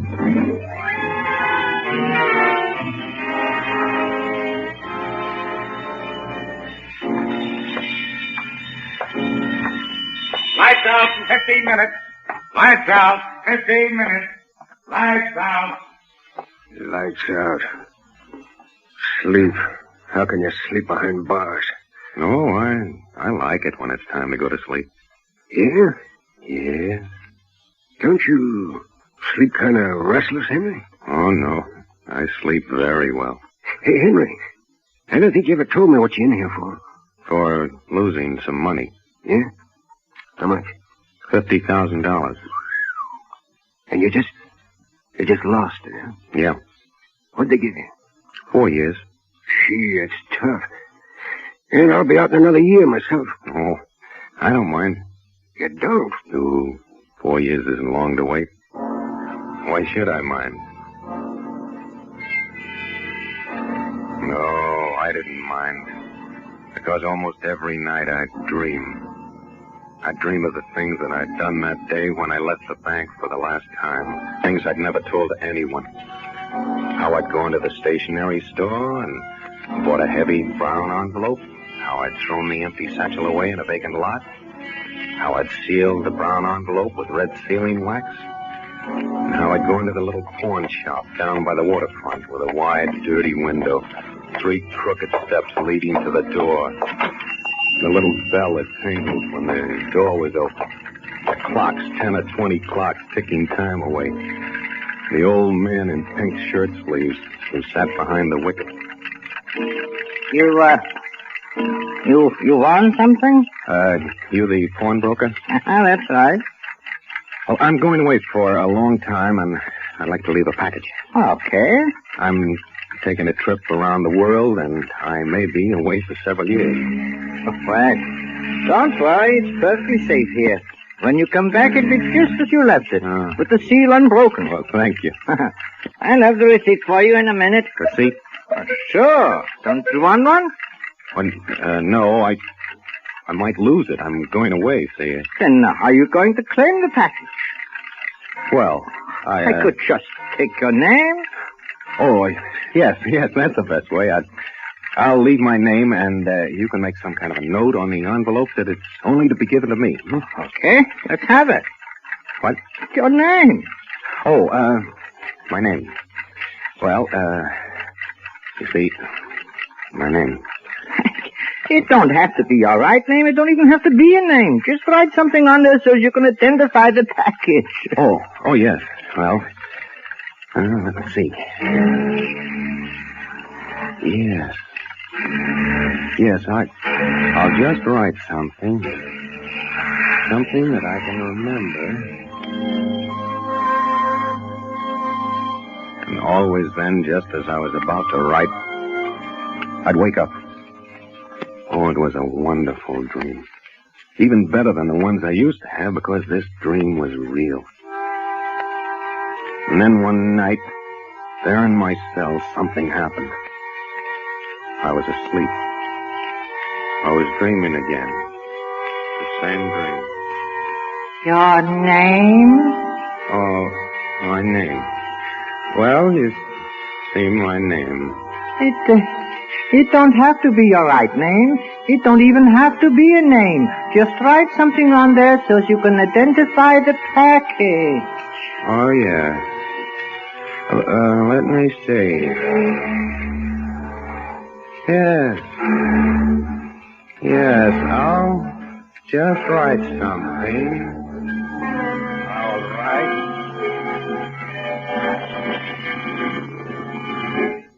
Henry. What was the name, Henry?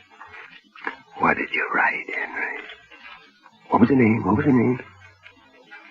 For a moment, I lay utterly frozen with fear. I was awake, but I'd been sleeping, dreaming, talking. And he'd heard. He knew. Everything. Everything but the name. The name. What was it, Henry? What was the name, Henry? The name you wrote on the package. What was it, the name? You was kind of tossing around in your sleep, and I come over to see what was the matter. Oh, was I? Yeah, I guess you was kind of having a nightmare, huh, pal? Nightmare? Yeah, yes, it was a nightmare.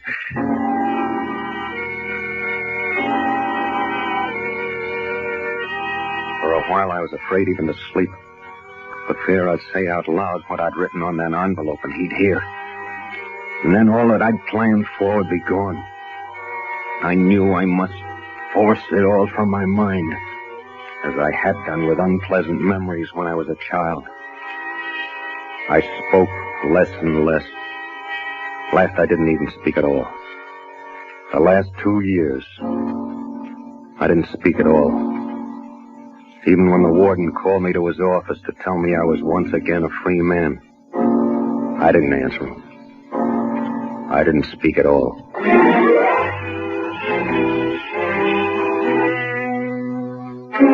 I was free. At last, free of everything. I could hardly wait for the train to carry me back to New York. And then the pawn shop. Yes, the same dirty window, the same crooked steps, same tinkling bells, all those clocks ticking time. The clocks. My dream was about to come true. And then my heart almost stopped beating. The man. That man behind the iron wicket. It wasn't the same man. Okay, what'll you have? You're not the pawnbroker. No. But he's an old man. He wore pink shirt sleeves and... He's dead. What? You're talking about my father. He died 3 years ago. Dad? Oh, but you're his son. Yeah. Then you're carrying on the business. Yeah. Look, I left the package here 4 years ago. I told your father that... Got the receipt? No, I didn't take one. Now, look, but we don't... I tell you, I didn't take one. See, I was going away on a dangerous trip. I was afraid I'd lose it. So your father said it would be enough to give him a name. He wrote a note on the package. What was the package like? Well, it was a brown envelope, but so big, and sealed with red wax. Oh, yeah, I remember seeing that. Hold on a minute. Oh, good. Your father said I wouldn't have any trouble. He said I just have to mention the name, you know. Yeah, that's what it says here on the envelope. Oh, that's good. Can I have it, please? Sure, just give me the name. Of course. The name's...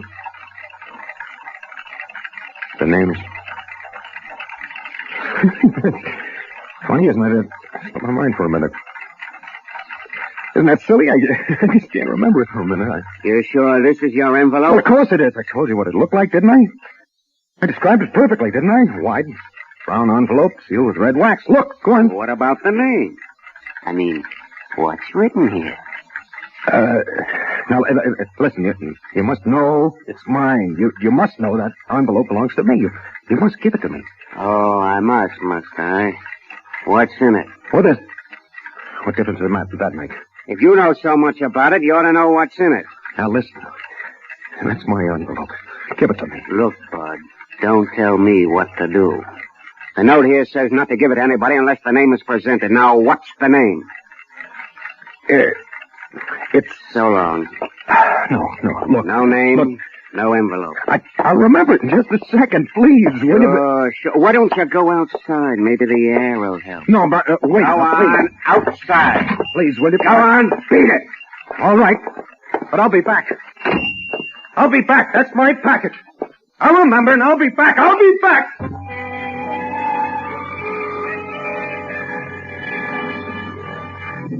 I wandered through the streets. I beat my head with my fist, trying to remember.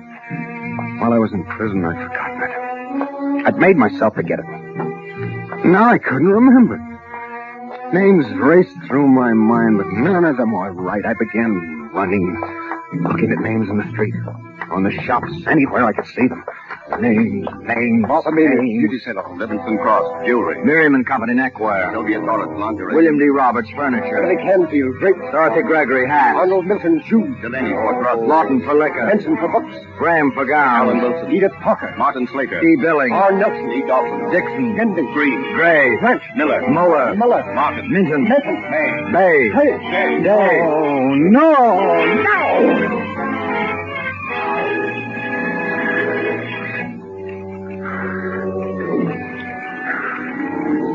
And what'd you say your name was? Lucille. Lucille Carmichael. No, I can't remember. Gee, Henry, I feel sorry for you. Honest. You've been swell, but it's no use. Try again, Henry. Try to think back. I can't. You've got to. Maybe it wasn't a name at all, see? Hey, what were you thinking about when you wrote in the package? I don't. You must have been thinking about something. I was thinking about everything I'd always wanted to do, the things I was going to buy, places I was going to go. That was it mostly, the places I was going to go. All over the world, just wandering. Everywhere I wanted. Just wandering to my heart.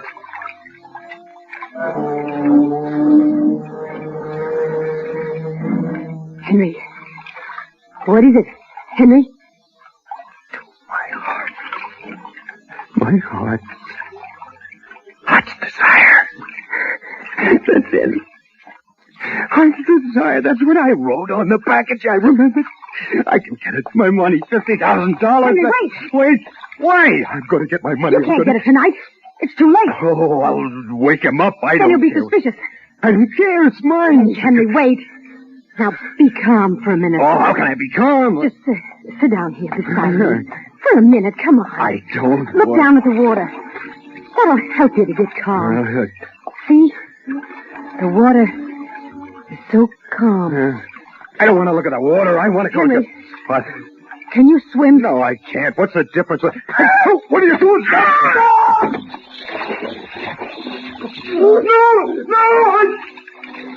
I remember. Heart desire! Heart desire!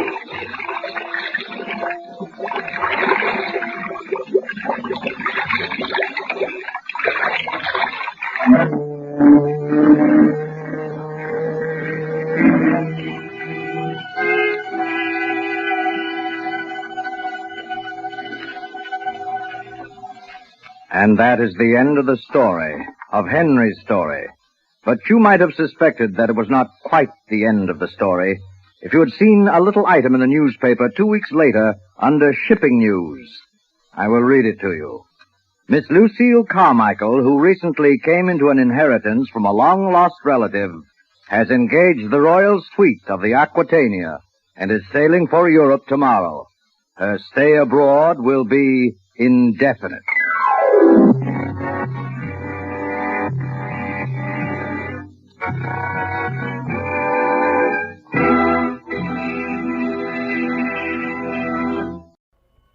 And now with Chicken Feed, and with the performance of Ray Milland, Autolite hopes once again to keep you in suspense.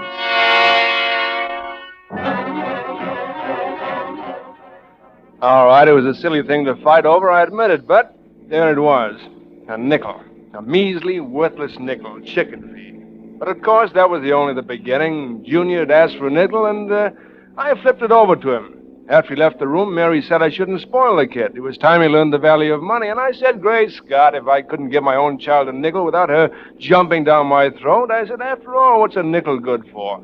Cup of coffee? Or, you know how these things get going. You keep saying things you shouldn't, and she lashes out with an answer, and before you know it, you've stormed out of the house, and you're taking it out on the car.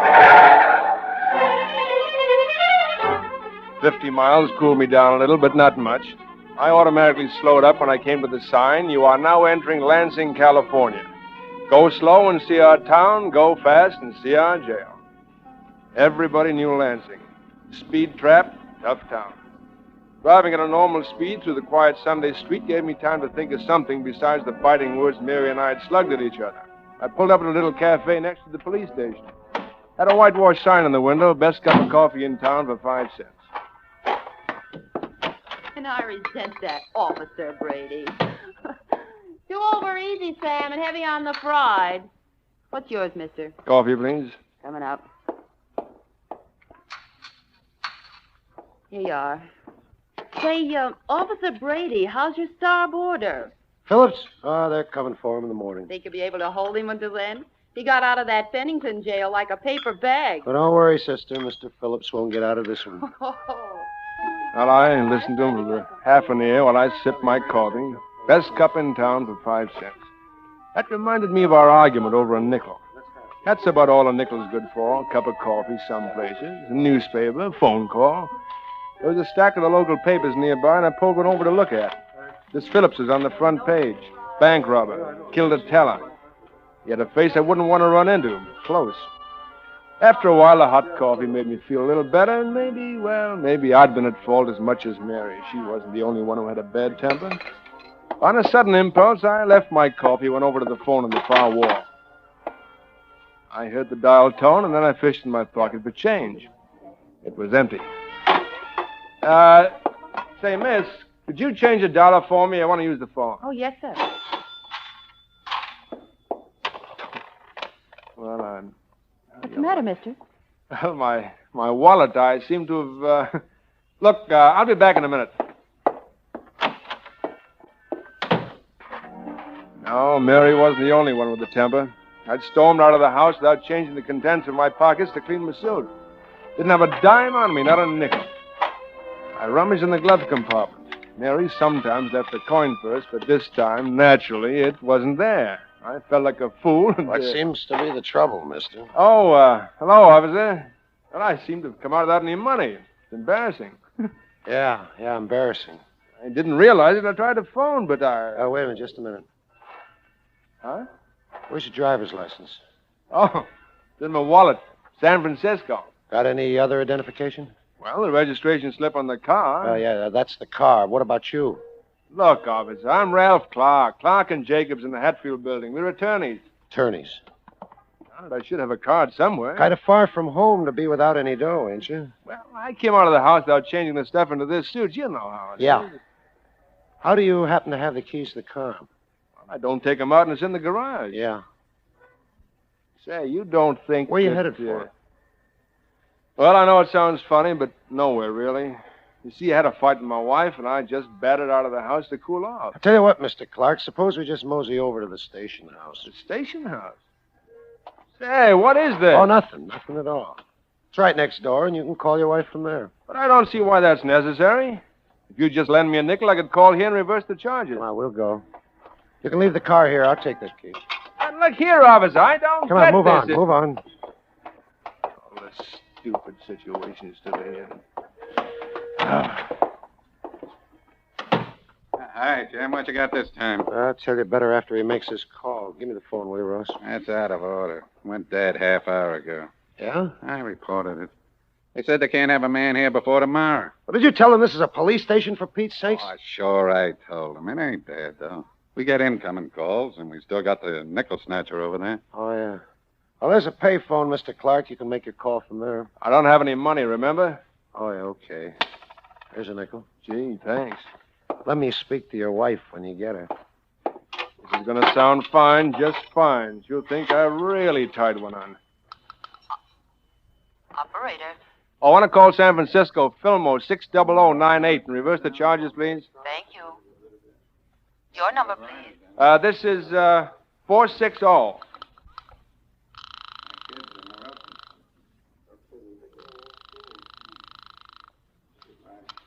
Hello? I have a collect call from Lansing, California for Fillmore 60098. Will you accept it? Lansing? Well, I don't know anyone in It's Lansing. me, Mary. Take the call. Oh, it's you, is it? What do you think you're doing, 50 Will miles? you accept the call, madam? I should say not. The very idea. Hey, Mary, wait! I'm sorry, the party will not accept the call. Look, operator, get her back, will you? This is important. I will ring them again. Swell, that's a sweetheart.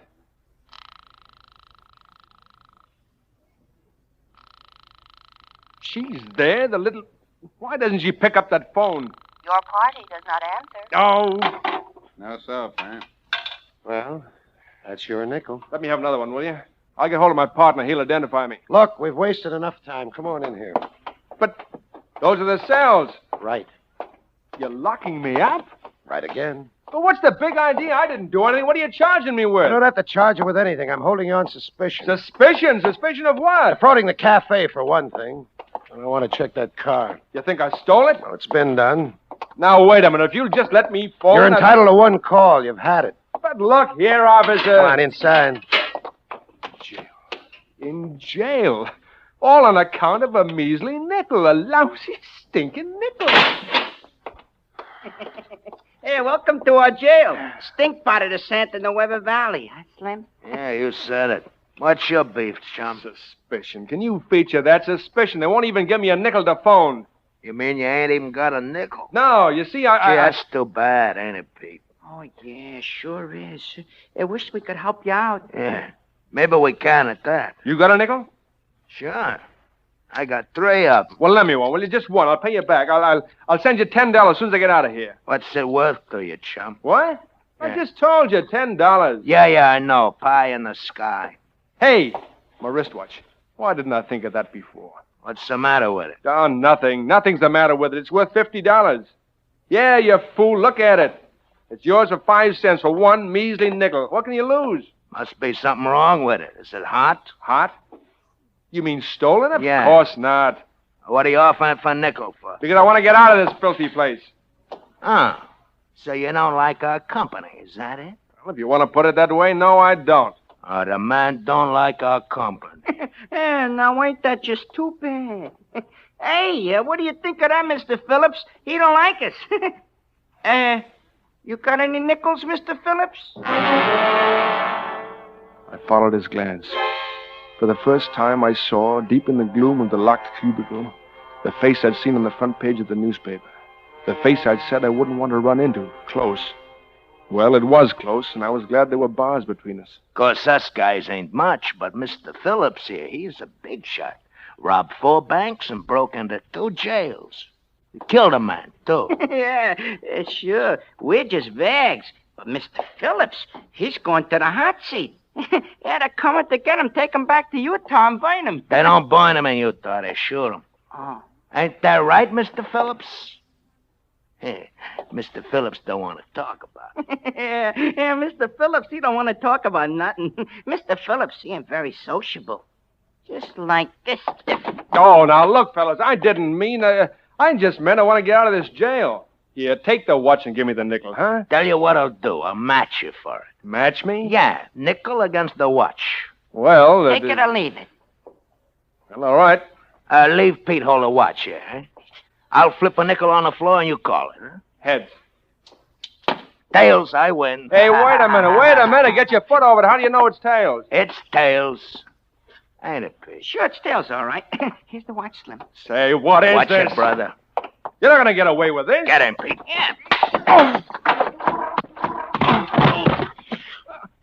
That'll learn you.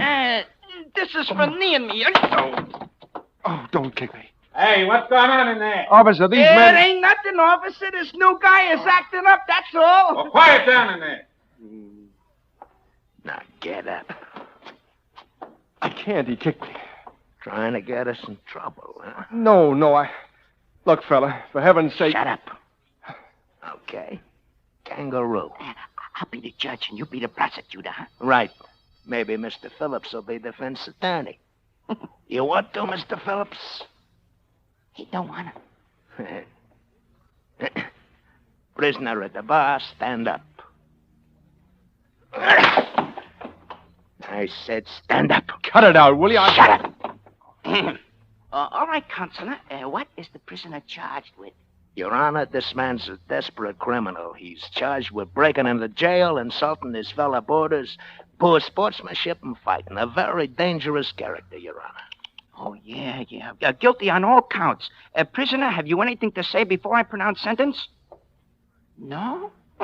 Well, I fine you 5 cents. Hand it over. You know I haven't got it. Can't pay, huh? Well, then you can work it out. A rate of 1 cent a day. Your first job will be to shine the court's shoes. Shine your own shoes. Oh, he's going to be like that, huh? Hold them, Slim. Yeah. Officer! Pipe down in there! Yes, sir. All right. Now get on them shoes. Oh, I don't have anything to shine them with. You got a coat, ain't you? Now get going.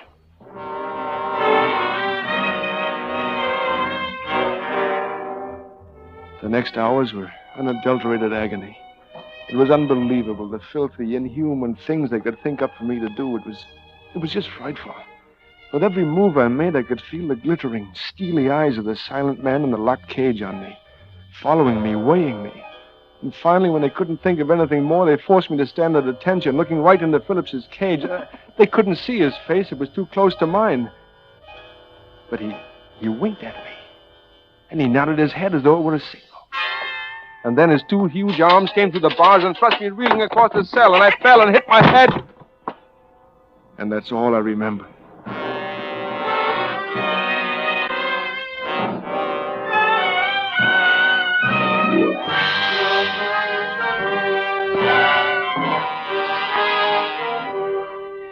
Autolite is bringing you Mr. Ray Milland in Chicken Feed. Tonight's production in radio's outstanding theater of thrills, Suspense.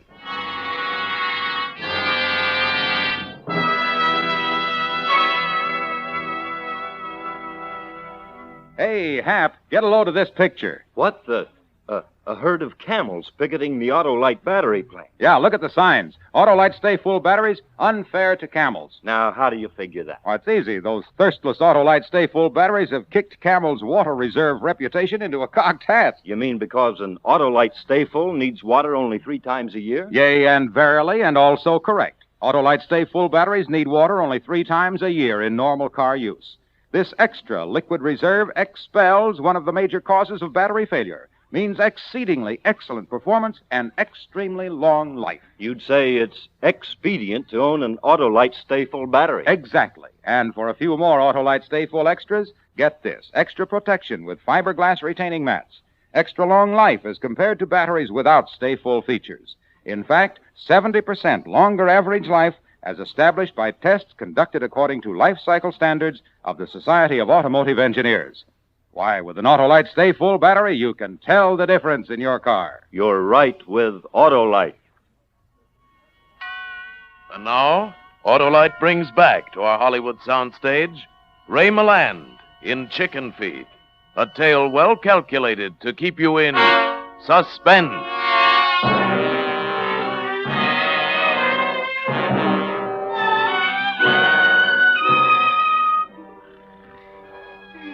I don't know what time it was. 2 or 3 in the morning, I guess, when I felt a stealthy touch on my shoulder. I opened my eyes. I was still on the stone floor. And Phillips was bending over me, holding a revolver. My mouth opened for an involuntary cry, and he clapped a hand over it. Shut up, you fool. You want to wake them punks? Get up quick and be quiet about it. I glanced quickly at Phillips's cell. It was open. So was the door to the corridor. He pushed me on and locked the door behind us. In his office, bound and gagged securely to his desk chair, Sergeant Ross glared at us. The empty holster at his side told where Phillips had got his gun. Here. Which is the key to your car? This one. Okay, take it and let's move.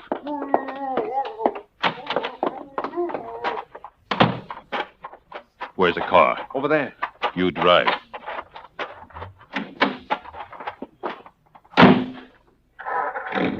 Yeah. Well, we made it. Them hick bulls, they panicked me. Guy could spring that crock with a hairpin. But you nearly done a fine job of lousing things up. What happened to you, getting thrown in the can in the middle of the day? Well, they picked me up on suspicion. Well, it wasn't supposed to be till midnight tonight. And all What? that phony kid stuff about the nickel. The nickel? Yeah, all that double talk when all you had to do was slip me the word that Jerry Nichols sent you. Served you right the way them lushes treated you. Acting like a dyed-in-the-wool squid. Jerry Nichols. Nichols!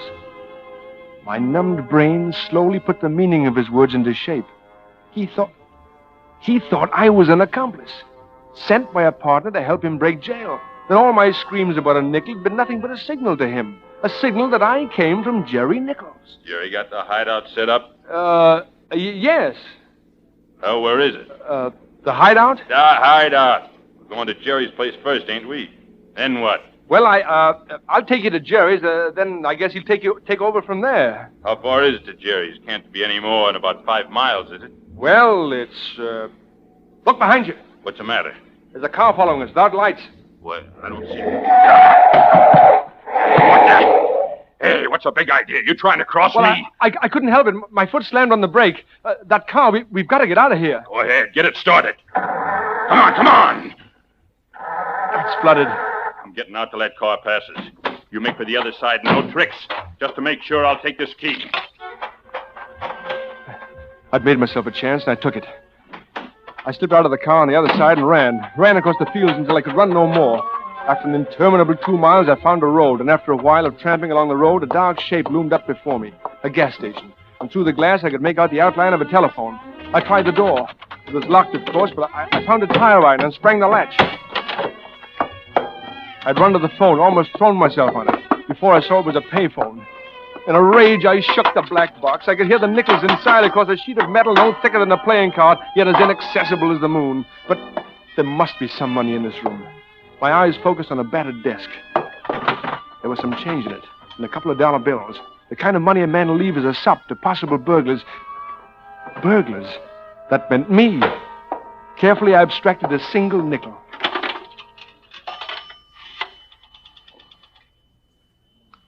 Number, please. Get me San Francisco. Sutter, 15994. It's Morris Jacobs. Tell him that this is his partner, Ralph Clark, and ask him to accept the charges. Thank you.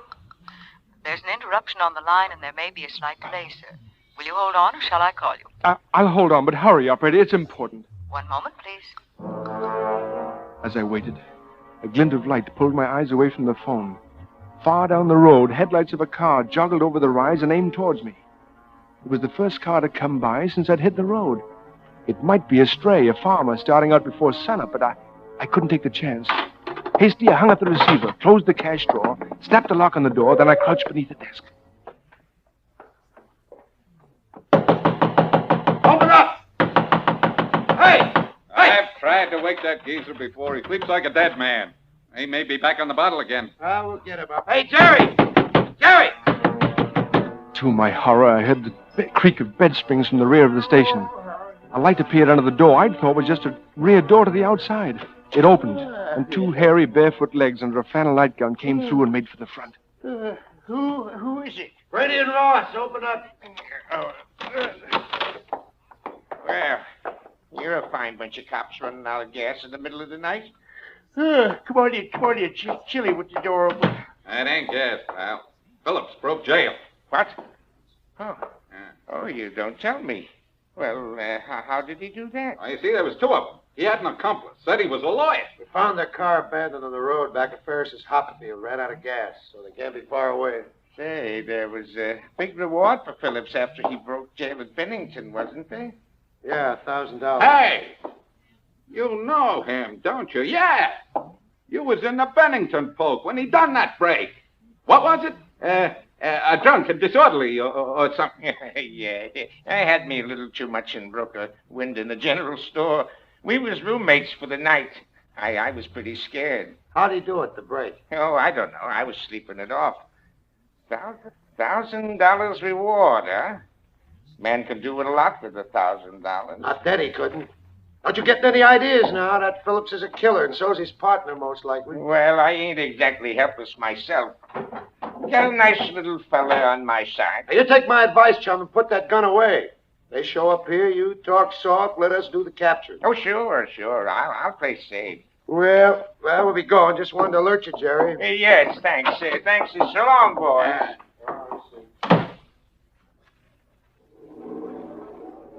All right, you.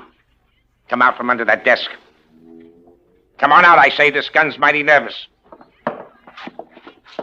Now, get your hands up and stand over there. Look, mister. I'll do the talking.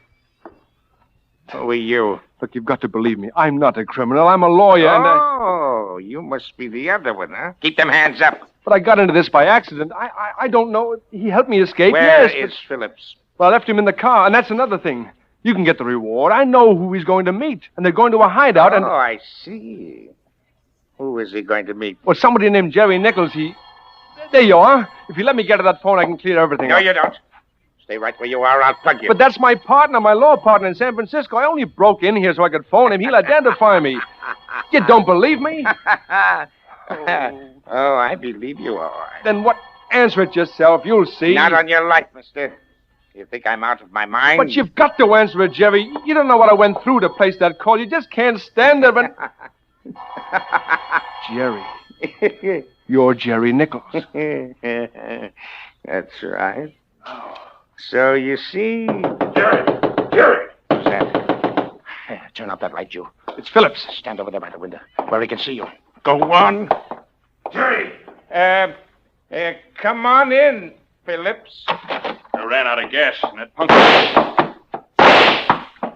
Jerry, what?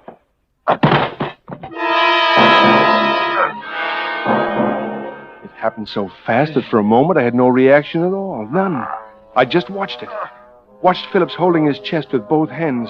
Watched that giant body twist convulsively on the floor and then lie still. Watched Jerry bend over him, then straighten up. Then as he turned, grinning to me, emotion, feeling came back, and what I felt was seething, overpowering rage, fury, everything I'd been through this night. It was like a boiler that had to burst. Well, dead or alive, I just made me $1,000. You foul, stinking scum. What? You're worse than he is. Shut up. Maybe I'll get a reward for you, too. A small one. I could feel the bullet land in my side just below the belt, and the avenues of pain spread out like the cracks in a hammered window glass. But somehow, strangely, it didn't stop me. I kept moving toward him. He backed away, surprised. He was aiming for another shot when we grappled. I got the gun, and he got me by the throat. He stumbled. I held onto his hand that was holding the gun. I wouldn't let go, and then as he fell backwards over the chair, I was on top of him. He wouldn't let go of that gun. And as we thrashed around there on the floor, I brought his hand up suddenly and smashed his own gun into his face. Then he lay still. I listened.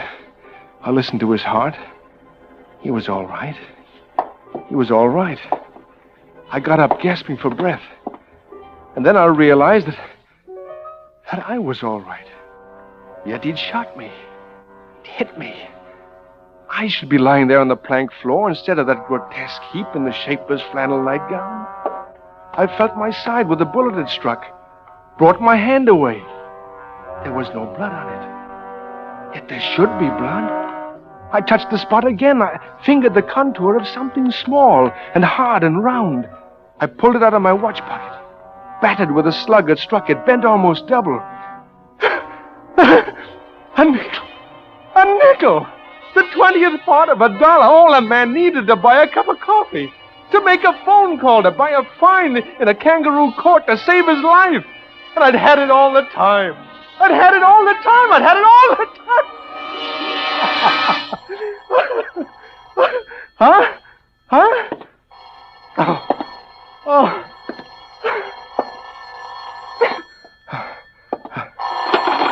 Oh. Hello. I have your party now in San Francisco. Shall I connect you, sir? Yeah. But first, get the Lansing police station, will you, operator? Lansing police. Yeah. Shut up, Jerry. You're gonna live. And I'm gonna be in court with you. Yeah. But I wouldn't give a plugged nickel for your chances.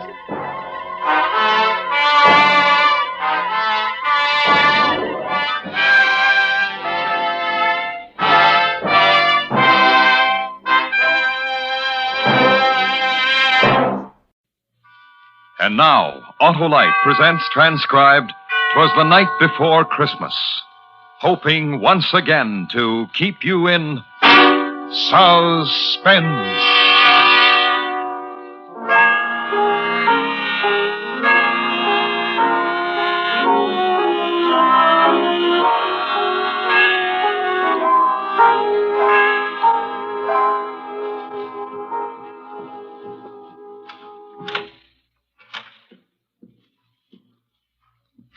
Kathy.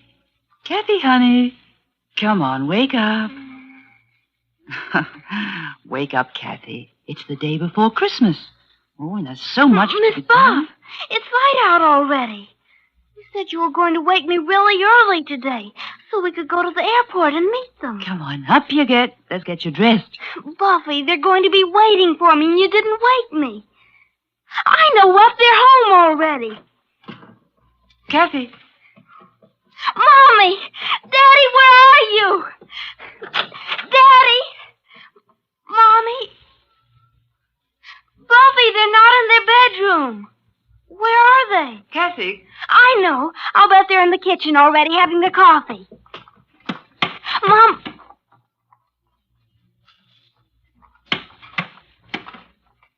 Miss Buff, they're not home. I know, honey.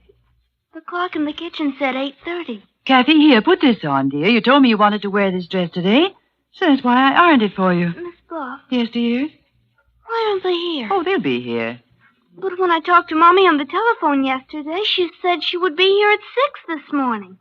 And I promised her I'd meet her at the airport, her and Daddy. I know. And Daddy said he had a surprise he was bringing for me all the way from Paris. It's 8:30, Buffy. Let's go out to the airport now. Oh, but there's so many things to do. First, you've got to get your breakfast, and we have to finish decorating the tree.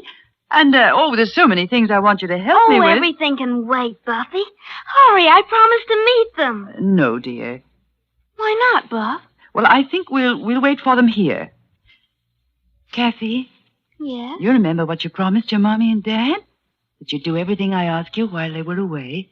Yes. Then, we'll wait for them here. All right, Buffy.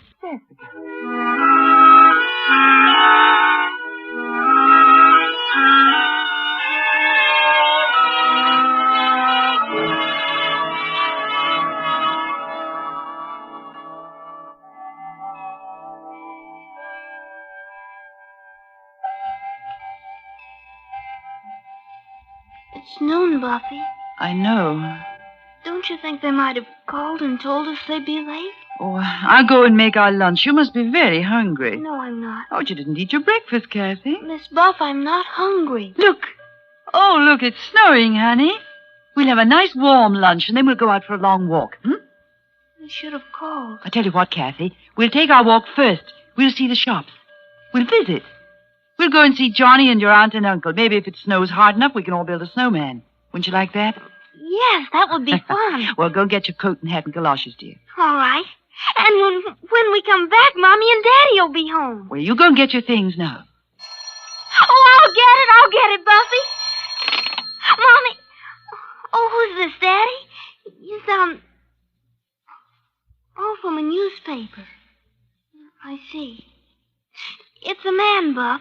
He says he wants to talk to an older person. Here. Hello? Yes, this is the Harper residence. I'm the housekeeper. Well, just a moment, please. Kathy. Who is it? Someone wants to talk to me, honey. Will you go get your things? No.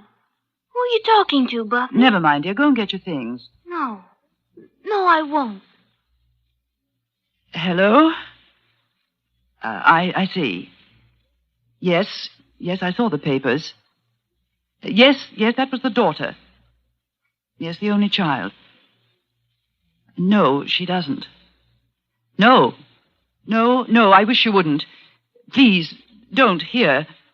No. Who was it? It was just a man, honey. It was from the newspapers.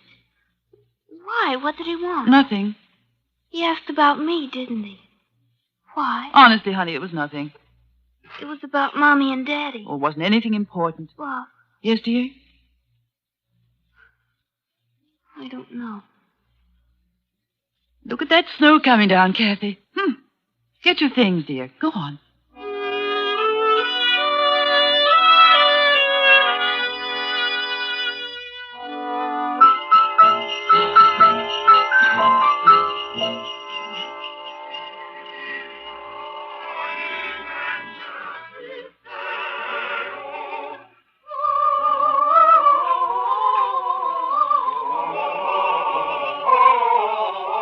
they sing beautifully, Kathy? Very lovely. This street and all the decorations and the singers. It's very lovely, Miss Buff.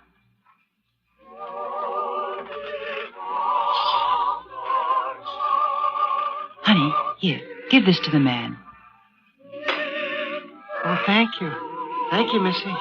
Merry Christmas. Merry Christmas. Let's go home now. In a little while, don't you remember? We were going visiting, too. Mommy and Daddy are probably home right now waiting for me, wondering where I am. And we'll build a snowman together, like I said. Come on, honey.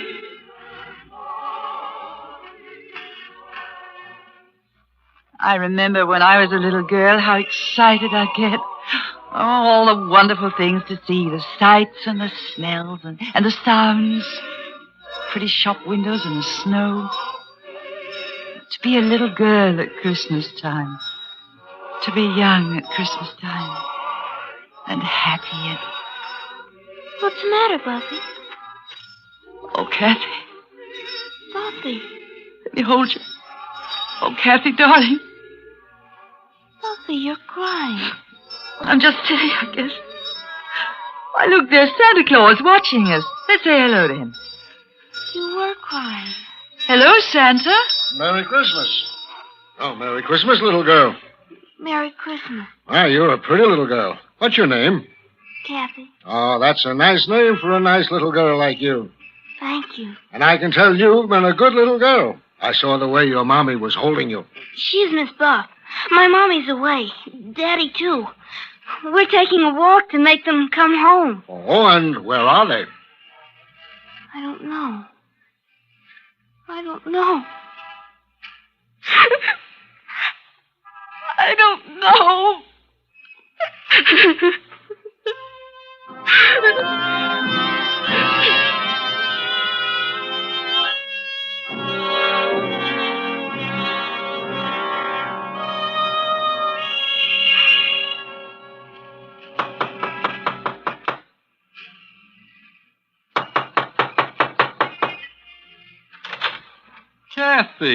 Kathy, come in, darling. And Miss Buff, how are you? Come in. Mother, guess who's here? Why, Kathy and Miss Buff. Hello, Aunt. Hello, Mrs. Cleveland. Take your things off. We've got a big fire in the living room. And wait till you see our Christmas tree, Kathy. I'm sure it's very beautiful. I'll bet Kathy came to see her cousin Johnny, didn't she? Yes, I did, Uncle Ted. I would like to see him very much. And you know what that boy of mine did, Miss Buff? No. He found the train. Oh, he did? After I took so much trouble to hide them out in the garage, he found them. So, of course, I had to set them up for him. Well, it's the day before Christmas. He's in his room now, Kathy. Yes, I would like to play with the train. Of course you would. Johnny! I can't come now, Daddy. I'm busy. Kathy's here. Hey, come on out and play with my trains, Kathy. You ought to see. I got them all hitched up now. Go on, Kathy. All right. I've been on the phone since 7 this morning, Miss Buff, and there just isn't any word at all about the plane. Look! A man from the newspaper called the house. I told him to stay away. Did the child know? I think she does. What did you tell her? Nothing. How do you tell a child, Mrs. Cleveland? Look at it go! What I can't understand is why no word at all. The plane took off from Paris on time, and there was radio contact over island, from what I could find out. But since then, nothing. You'd better tell her, John. Tell me what? Well, there was a storm over the ocean. Pretty bad storm. They said... Miss Buff, Yes, darling. I just figured out something. It's about Mommy and Daddy. Oh, Kathy. They're not coming home. They're not ever coming home.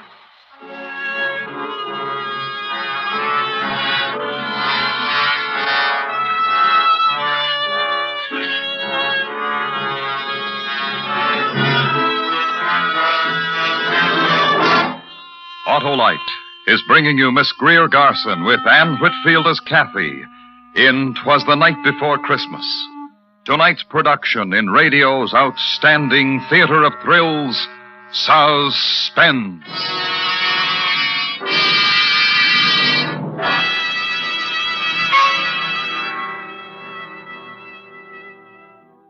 This is Harlow Wilcox again with a message from Mr. Royce G. Martin, President and Chairman of the Electric Autolite Company.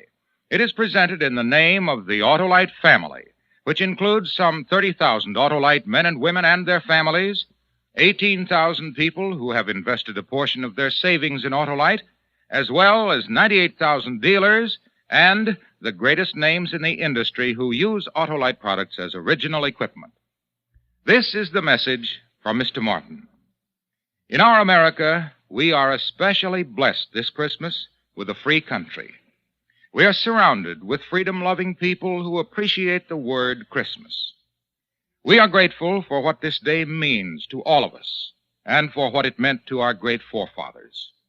We will never forget the one whose holy birthday we are about to celebrate.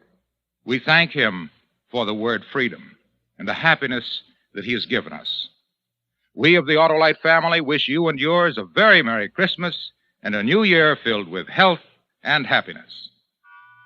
And now, Autolite brings back to our Hollywood soundstage Miss Greer Garson in Elliot Lewis's production of 'Twas the Night Before Christmas.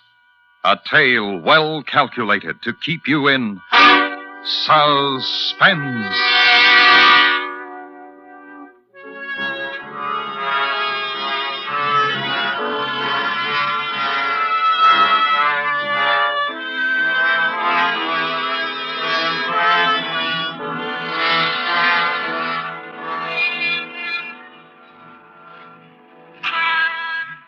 Oh, it's going to be good to get inside of the house, Kathy.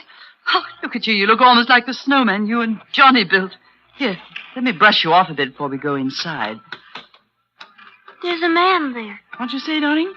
Right there, standing by the door. A man. Hello? Good evening, miss. Hello, little girl. Is this your house? Yes, I live here. Who are you? What do you want? Oh, then you'd be the Harper's little girl, wouldn't you? Yes. I asked you, who are you? Now, don't worry about it, ma'am. I just want to take a picture of the little girl. You want your picture taken, little girl? Buffy. You're the reporter I talked to this morning, aren't you? And we'll want one of you, too, ma'am.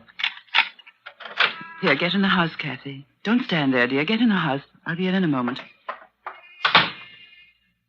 It's Christmas Eve, Mr. Reporter. Did you know that? Oh, now, look, ma'am, It's Christmas Eve. Where's your heart? Now, look, you've got to understand. I talked to you on the phone. It was almost 10 hours ago, before noon. It's nighttime already. There still isn't any word about the plane. I represent a newspaper, ma'am. We've got to assume... Well, you know, I don't want to say it any more than you do. Oh, just go away. Oh, now, really, I've got to... Were you ever lonely on Christmas Eve? Alone in a house that's empty?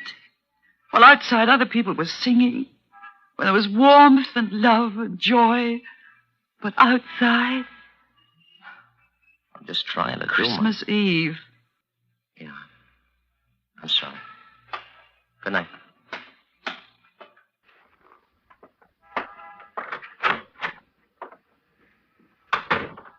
Kathy? I'm in the living room, Buffy. I just had a wonderful thought. Yes? Let's have a secret. What, Buffy? Let's not wait till tomorrow. What do you mean? We go to our tree and open some of our presents now. Maybe just one. We'll choose the one with the most beautiful wrapping. You can open it, and you can play with it now while I go and fix something for you to eat. I'm not hungry, Buff. Honestly, I'm not. Or just some milk and cookies, honey. You haven't eaten All some. right. Well, let's choose. Go ahead, pick one. All right. That one. It's from Mr. and Mrs. Anderson next door. Open it. You open it, Buffy. Very well. Oh, look. Very nice. A carousel. Well, I'll wind it for you. And we'll put it down here. Now. Oh, that's sweet. You watch it. When it runs down, you can wind it up again. I'm going into the kitchen.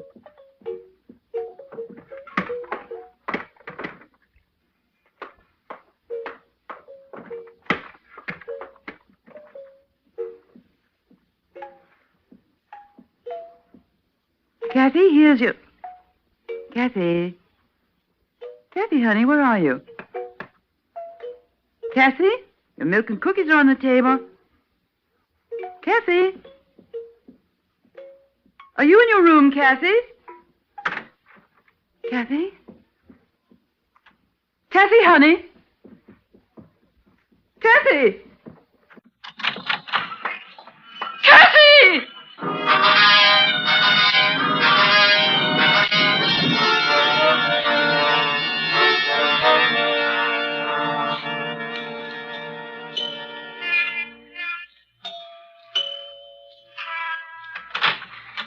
Why, Miss Buff. Mr. Anderson, is Kathy here?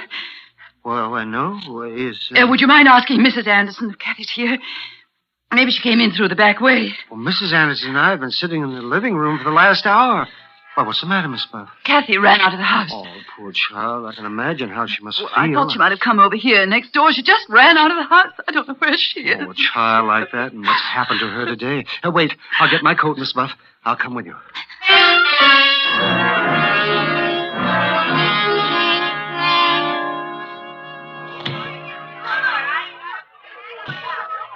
Paul! Paul!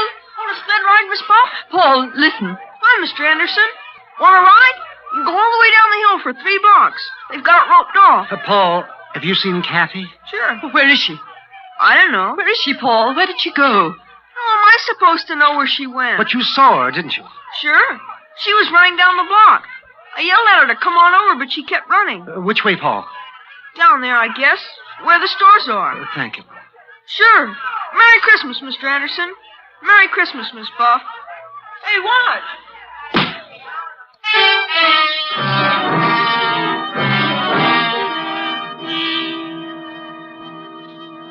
She hasn't been in my store, Miss Buff, and I'm the only one on the block who's open. Last-minute Christmas rush, you know. Thank you, Mr. Ruxton. Say, now, that kid and what happened to that plane today, I'd sure let the police know she was missing. I think he's right, Miss Buff. Call them, please. Call them. Oh, use this phone, Mr. Anderson. Oh, thank you.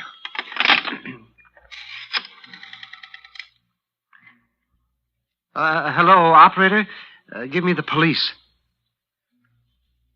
Hello, police. I want to report a little girl who's missing. Kathy Harper. Well, she's got blonde hair and blue eyes. And... wait a second. I'll find out.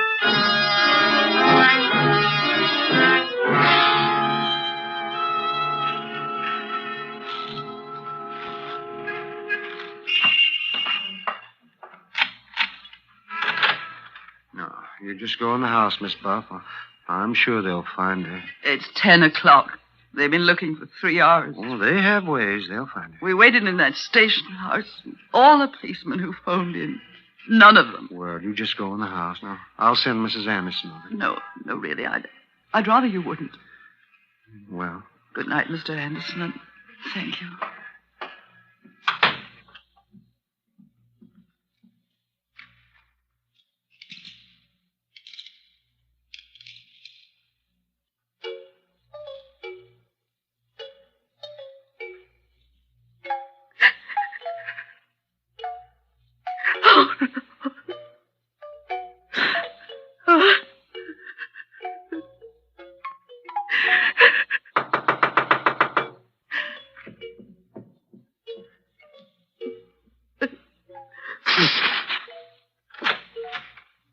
Yes?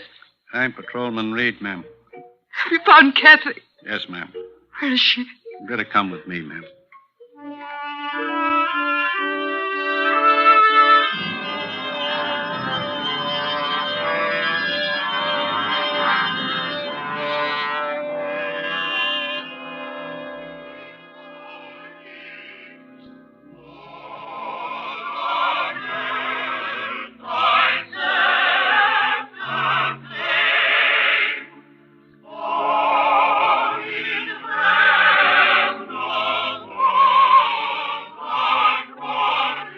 There she is, ma'am, in the second pew. Kathy. Oh, Kathy, child.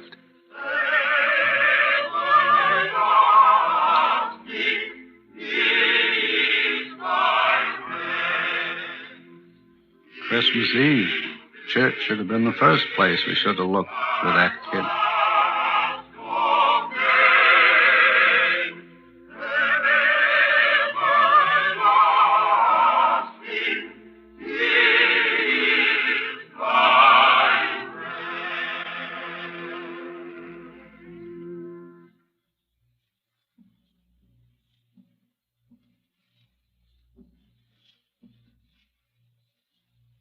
Kathy, let's go home now, darling. All right.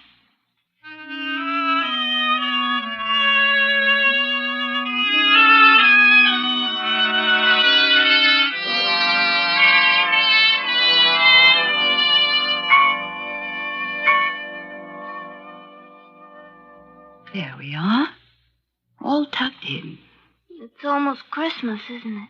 Yes, darling. You going to read to me? Of course. You just lie there. Buffy, Yes, darling? nothing. Just read to me.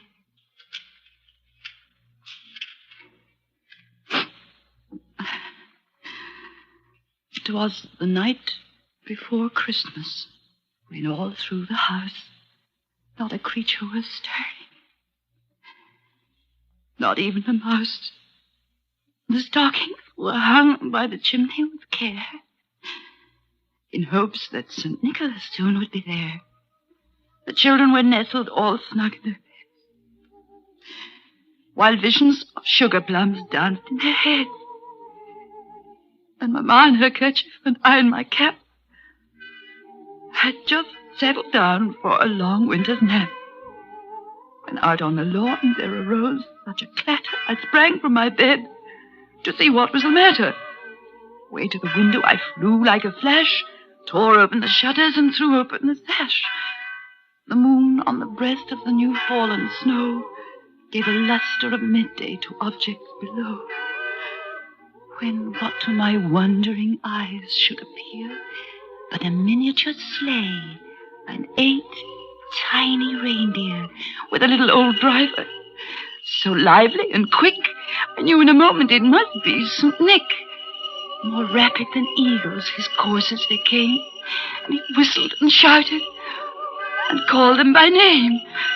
Now Dasher, now Dancer, now Prancer and Vixen, on Comet, on Cupid, on Donder and Blitzen, to the tops of the porch, to the top of the wall. Now dash away, dash away, dash away all.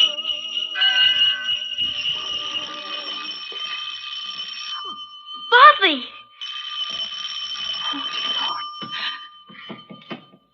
Mommy! Daddy! Merry Christmas, Kathy. Kathy, baby. Hey, it's Christmas. We don't cry on Christmas. I thought, oh, baby. Baby. Hey, how about a big hug for me? Oh, Daddy. Ah, that's my girl. Where's Miss Buff? I was in bed. She was reading to me. In bed's the place for you. Come on, I'll carry you. Buff! It's Mommy! It's Daddy! I know, darling, I know. Hello, Buffy. Merry Christmas. Merry Christmas, Buff. We had to make an emergency landing in Newfoundland. Small field communications were shot. That storm... Yes. Let's not talk about it anymore now. Buffy was reading me a wonderful thing about the night before Christmas. Here. I'll put you in bed, Kathy. There. There you are. Read it to us, Buffy. Hmm? To all of us. Oh, well, I lost my place. Read it, Buffy.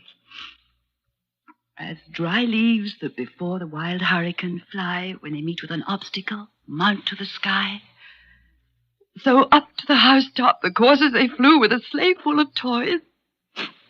And St. Nicholas, too.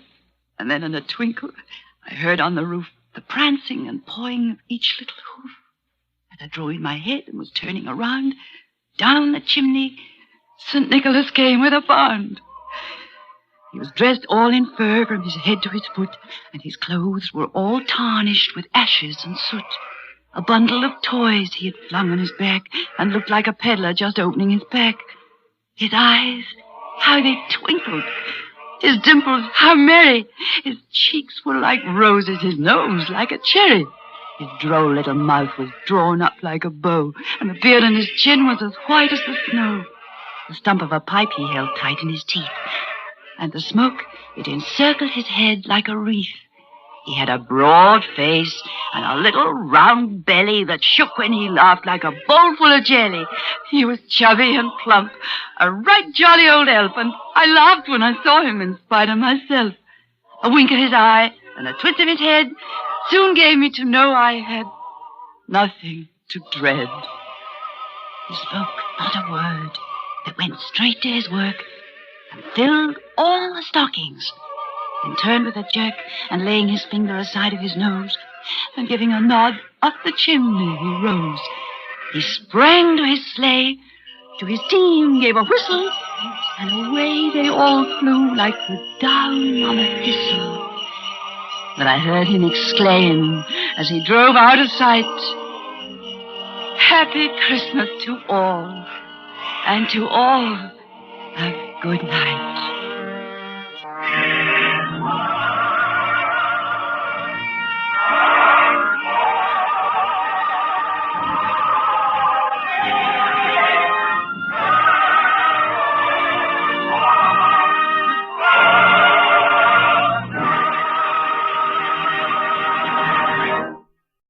And now, Autolite presents The Mystery of the Marie Celeste, starring Mr. Van Heflin, hoping once again to keep you in suspense.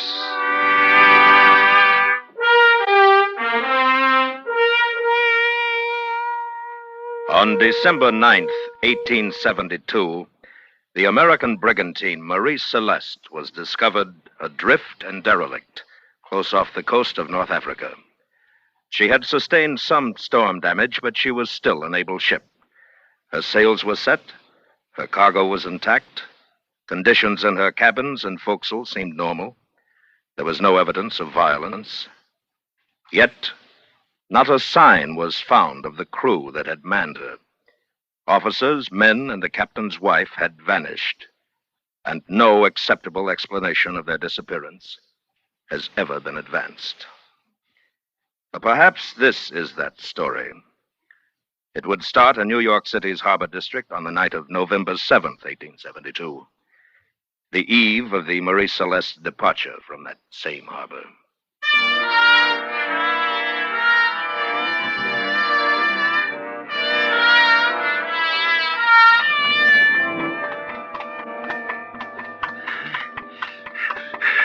Stop! Stop or I'll shoot! Stop or I'll shoot!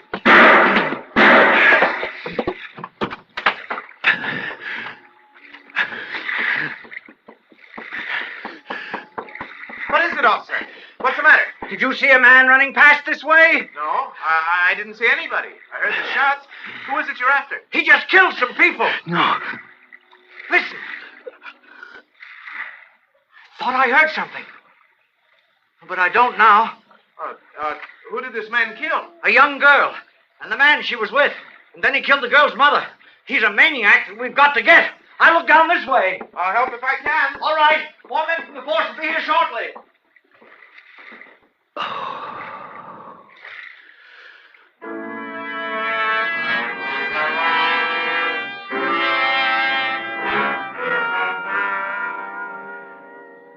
I didn't remember killing her mother. Grace I killed because I couldn't help it. The man because he came after me when Grace was down, but I never meant to kill her mother. When I heard that I had, I wondered if the officer was right and that I was insane.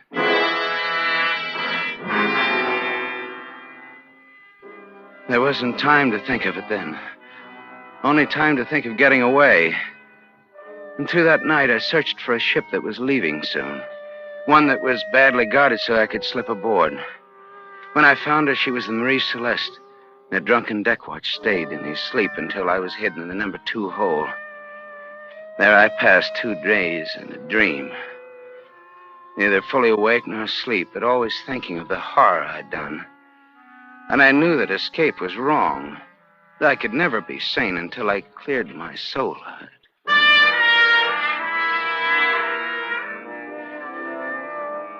On the third morning, I proceed to make my presence aboard known, so that I can go to the captain and tell him of my crime and take the consequences I so richly deserve. I climb to the deck and am immediately seen by a crewman. Hey, Lindley, look! Who's that? We'd better find out. Who are you, mister, and what are you doing aboard? My name is Sam Newcomb, and I want to talk to your captain. You'll talk to him right enough, whether you want to or not. How'd you get aboard? You'll be lucky if you didn't stand the 12 to 4 watch here last night in port, because that's when it was. You're uppity for a stowaway, aren't you? You're no better than a thief. Well, I admit that. Look, I want no trouble with you. Please take me to your captain. I'll talk to him and no one else. You take him, Bull. I'd better stay forward. Come on, Newcomb. If you're going to make the rest of the trip with us, you better drop your airs or there'll be trouble. I don't have any airs. And I don't think you'll be trouble with my company. Oh? You mean you don't think you'll quarter with the crew? No. You expect to be with the officers, like an honored guest? No. Where then? Well, I don't know. Yeah, you act like you're daft. Don't say that. I'll... You'll what? Nothing. I'm sorry. I want to talk to your captain. You'll watch what you do and say, or you'll be over the side.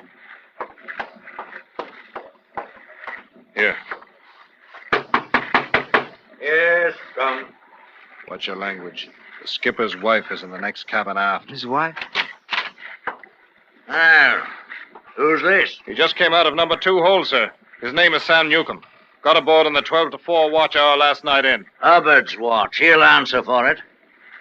Well, Newcomb, what do you have to say for yourself? I'd, like it if I could talk to you alone, sir. That's all, Bull. Tell Hubbard I'll want to see him as soon as he's off watch. Yes, sir. Now, you realize, Newcomb, that you've committed a crime by boarding this ship without permission.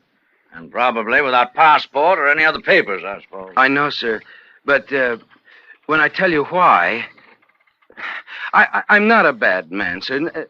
Nothing like this has ever happened before, but something drove me. I didn't know what I was doing. Another one who's always wanted to go to sea, I suppose. No, sir. I've been sailing for 10 years. I'm an able hand. I came aboard because, I had to get away. You were in trouble? Yes, sir. I don't think it was my fault, but I am wrong. What kind of trouble? Well, there was a girl, sir, who I was in love with. And, I don't know what came over me, but... Yes?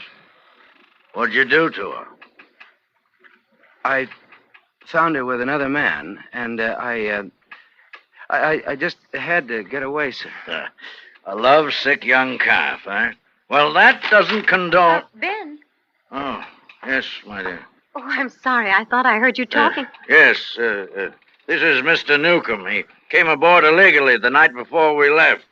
Well, where has he been? It's 3 days. In number 2 hold, ma'am. Have you had food and water? No, ma'am. Well, why haven't you come to us before this? I don't know, ma'am. He was going to tell me why he came aboard. I don't suppose it's important to anyone but me, but I felt that I had to get away, and... It was a girl. I almost guessed that. A broken heart? I thought it was. I know it sounds silly, but to me it seemed awfully serious, and I couldn't think of another way to leave as quickly as I wanted to. Yeah. Well, there's no other way I can allow an affair of the heart to influence what I must do in this case. Now, by reputation, I'm a fair and lenient I'm man. a seaman, sir. I could work my way. I'm not so sure that you deserve the chance. Whatever you say, sir. Ben. Oh, please, Grace. Great. What's the matter with you? Nothing, sir. My name. Grace is the name of the girl. Yes, ma'am.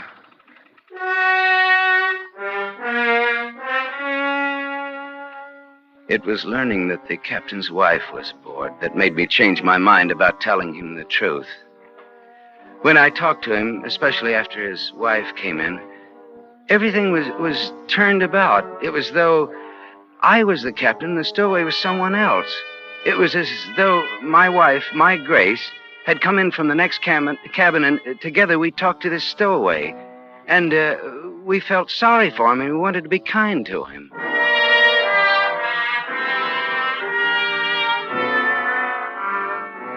The wife can't be more than 3 or 4 years older than I. And I feel close to her right away. I think that even if she doesn't know what I've done, she understands me. It's a good feeling to have one friend on the ship. Through her pleas, I'm sure I'm not restrained and instead sent to take my place with the crew in their forecastle. There I find no friends. Well, what are you doing here? Couldn't you find a better place to quarter? I was told where to come. Hey, Hubbard. Huh? Wake up. Here's the one came aboard during your watch. Huh? What'd you figure you'd be fined? A week's pay? Yeah, that's right. Newcomb, huh? Yes? Why'd you come aboard? Why, I wanted to get away from New York. Man's got to have a better reason than that. You running away from the police? No. What then? Well, it wouldn't interest you. It's not important. It's important to me. And I want you to know how I feel about it.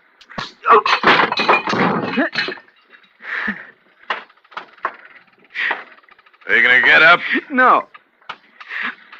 I don't want any trouble with you. You don't want no trouble.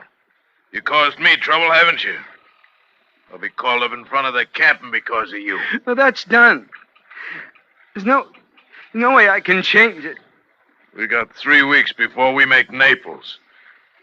You'll pay for it. I'll see to that.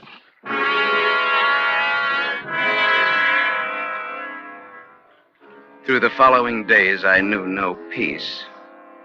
There were 4 deckhands and a first officer. And although I had reason to fight because of the way they beat me and used me, I didn't. I was afraid of my own violence now that I'd killed. The one named Hubbard, he was the worst. His eyes were always on me. And I wondered why. There was a night when I woke to find him bending over my bunk. He was smiling. And from that moment on, even in sleep, I felt him watching me.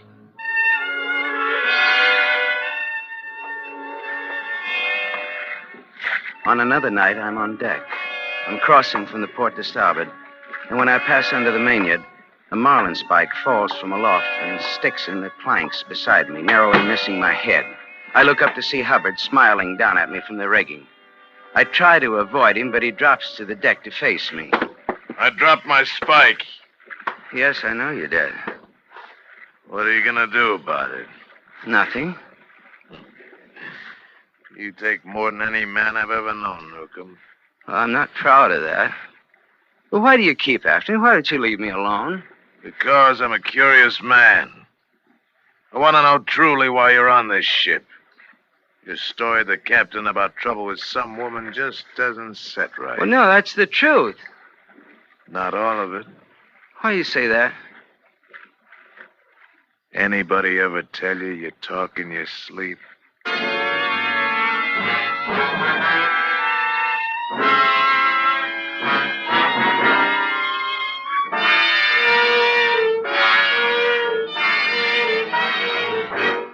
Autolite is bringing you Mr. Van Heflin in The Mystery of the Marie Celeste. Tonight's presentation in radio's outstanding theater of thrills, Suspense.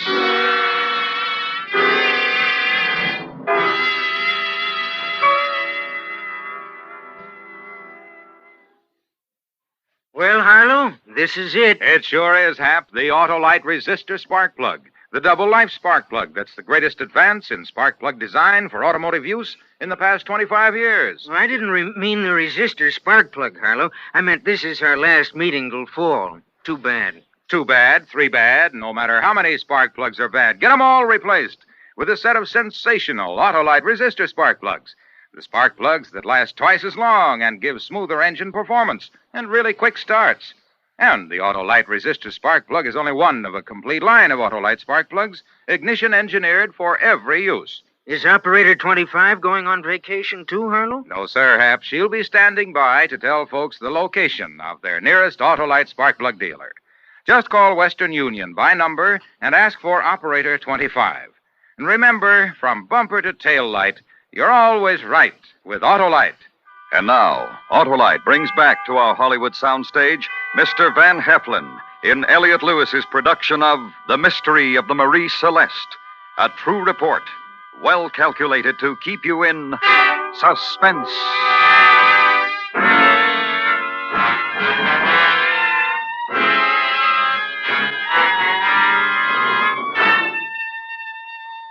I'd never been told that I talked in my sleep until the one named Hubbard said I did. He may have been lying, but I couldn't chance that.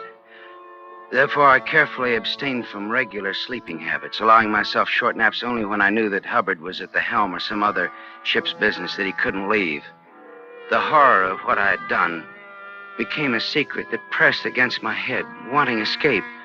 But I held it in, and I took the abuse of the men aboard.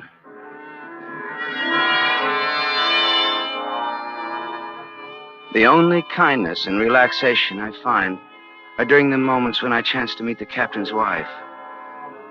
Off watch one night, when it's not safe to sleep, I'm alone taking a cup of tea in the galley. When she comes in... Oh, Mrs. Briggs. Why, Mr. Newcomb, I've been thinking of you. I haven't seen you. Well, you look ill. Is something wrong? No, nothing, no. My sleep hasn't been so good. And your cheek is bruised. What happened? Oh, it's nothing serious. Just some trouble with the other hands. Have you told the captain? No, ma'am. Why not? I shall. No, please, please don't. I've caused enough trouble. I wouldn't want there to be any more. May I have some tea, Mr. Newcomb? Oh, yes, ma'am. Thank you. I think you're a very kind man, Mr. Newcomb. You do? Yes. To protect the other hands, for one thing. They're a rough lot, I know. No worse than most men, ma'am. You're very unhappy, aren't you? This girl, Grace, I know this is hard for you to understand, but really, no one girl is worth ruining your life for. Not even losing sleep over. Yes, ma'am. I wish you'd stop calling me ma'am. Perhaps if you did, you could talk to me about this girl. I think it'd do you good, don't you? Well, I don't know. Tell me about her. I'm sure she's quite beautiful. Well, I thought so. And you plan to be married. Yes. But she changed her mind? She was never sure. She was ambitious for me. That's natural. And I disappointed her like I did my family, my mother, everybody. I'm always thinking that I'm doing my best, but I always disappoint people. What did she want you to be, this girl? A ship's master, like your husband. We dreamed of the day when she could sail with me, like you do on this ship. Well, you mustn't lose faith in yourself. It took my husband years to get his papers. There are no years for me anymore. She wouldn't wait? No, she wouldn't wait. You must have waited, but she wouldn't. Tell me. It'll be good for She you. promised to wait, but she didn't. She never understood that it took time. She was ambitious, and she pushed me for my officer's papers, and I failed. My family pushed me, too, but when I wasn't ready, they made me fail. And I went away, a 6-month trip to South America. I tried to jump overboard, and they stopped me, and then I got back and found her married to a ship's captain.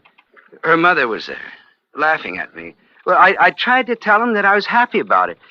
Then Grace smiled at me, and something happened. Mr. Newcomb. I was only going to kill her. I didn't even know that the others were there. And I hit her, and she went down, and then this man came after me, and I hit him, too. Well, when you get mixed up like that, you don't know what you're doing, and time means nothing, like everything else. Mr. Newcomb. Then her mother, well, I don't remember that. But she's dead, too, and they blame me. Maybe I did. Mrs. Briggs, where are you going? Stay away from me. No, you've been nice to me. Why did it have to be you that I told everything? Oh! No, I like you. Why did it have to be you? No! No, I don't want to kill you. I never wanted to kill anybody. Let me go! No, I won't hurt you. You've been nice to me. Stay away from me. No, I won't touch you. But you've got to promise that you won't tell. I don't know why I said those things. They're not true. See, I get mixed up. I dream things, and then they seem real after I wake up. That's why I'm such a liar. I always lie. There's nothing that I told you was the truth. Do you believe that? Yes. And you won't tell anybody what I said. I won't tell anyone. No, I'm glad. Now, come, Mrs. Briggs, and finish your tea. Come on, we'll talk about something else. No, I've got to go to my cabin. Mrs. Briggs, don't tell.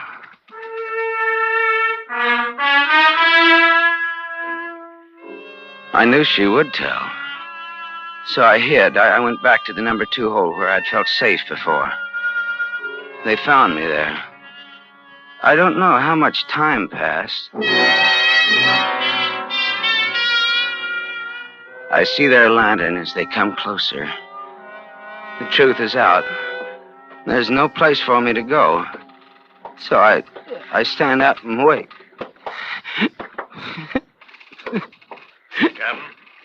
Captain, I hear him, I think. Yes, Hubbard. Keep your pistol ready. You have to be careful. Yes, sir. There he is, sir. Come out of there, Newcomb. Keep your lantern down, Hubbard. Keep us under the light. He's dangerous. No, I won't cause any trouble, sir. Get him out of there. I won't cause any trouble. It's all right, sir. He's down. Dirty little scum. Lock him up.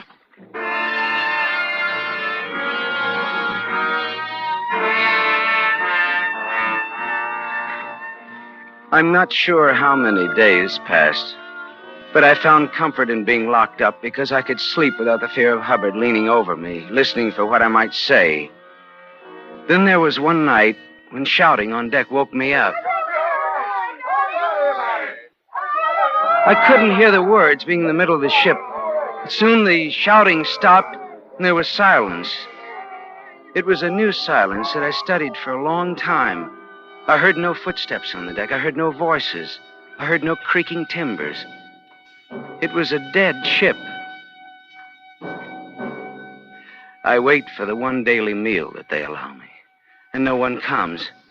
And then I shout, "Let me out! Let me out of here! Somebody come and let me out!" If one were insane, he'd surely break at a moment like that. I was locked up and alone on a ship that was held motionless as if gripped by some great hand. But I didn't break. I dismantled my bunk and from the wood fashioned a ram with which I attacked the door. The task of freeing myself consumed most of the day, and such was my concentration that I didn't realize the exact moment that the ship began moving, as if a great hand had released its grip and set her free. And I was free.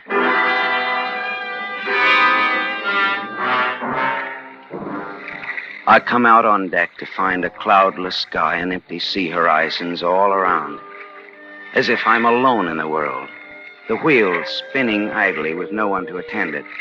I lash it after fitting a new course to the sails she's wearing. The whole ship is mine. I am master and crew. I found peace and well-being, as if I've been absolved of any wrongs I ever did.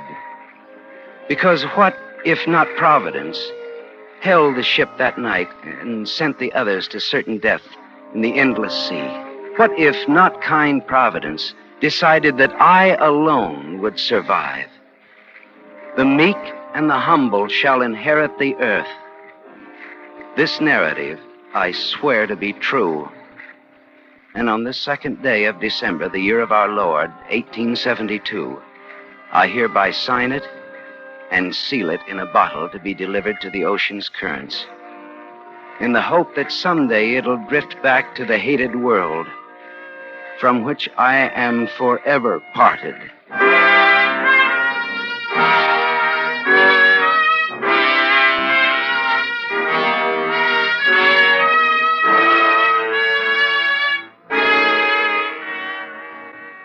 According to scientific theory, a strange phenomenon takes place now and again off the coast of Africa, near where the Marie Celeste was found.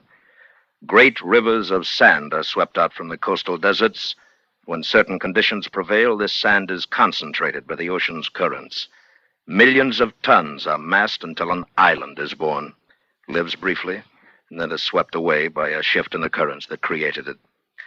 One such island formed under a small ship during World War II, held it for a number of hours, then released it, much in the same manner that Sam Newcomb's Providence acted. A like occurrence could have caused the abandonment of the Marie Celeste, but no one knows. According to some reports, Sam Newcomb's signed confession did drift ashore many years later. If that is true, perhaps another of the many mysteries surrounding the Marie Celeste has been solved. That mystery was a short length of line that reportedly was found secured to the stern of the ship, close up under the transom where someone would hide. Attached to this line was a man's leather belt that had parted in the middle. Could Sam Newcomb have hidden there when the salvage crew was put aboard to sail the ship to Gibraltar? Could he have hung suspended there against the weakening belt until it parted and let him sink silently into the sea?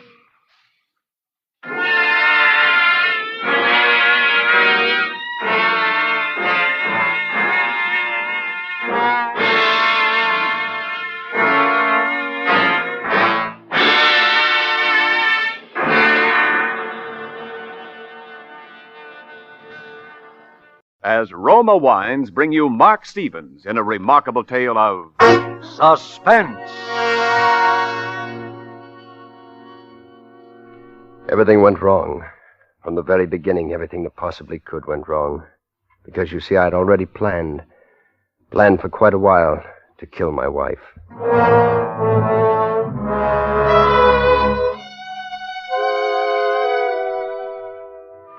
The first thing was the doors, and that's funny, too, because that was the thing that had impressed me the most about the new place, the doors.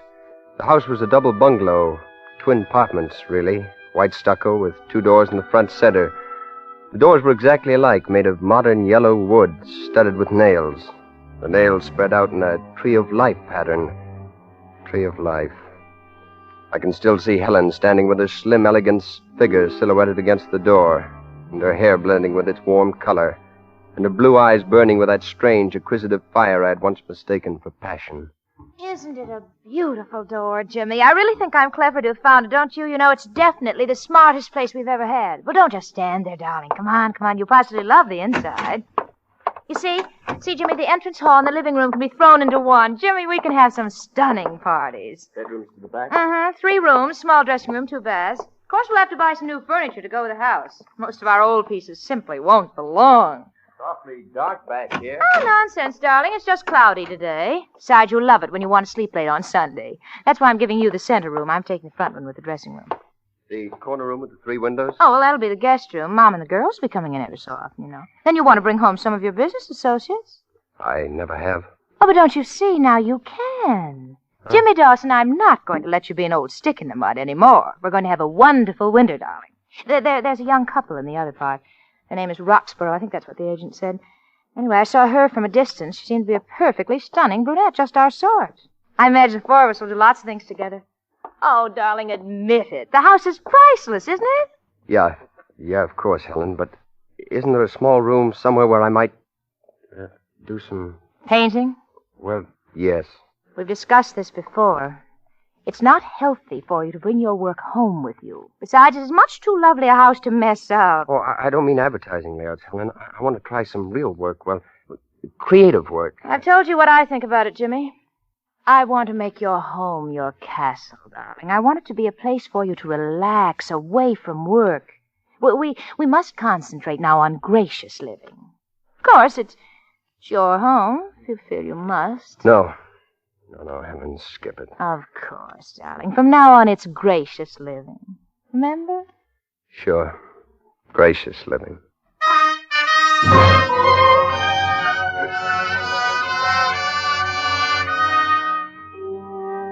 I'd already begun to make some plans for Helen before killing Helen, that is, when we moved into the new house 2 weeks later. I rode the Interurban to work that day and left the car with Helen.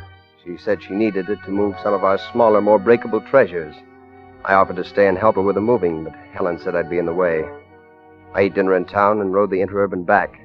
Walked the 7 blocks to my new home. I hated it more with each step I took.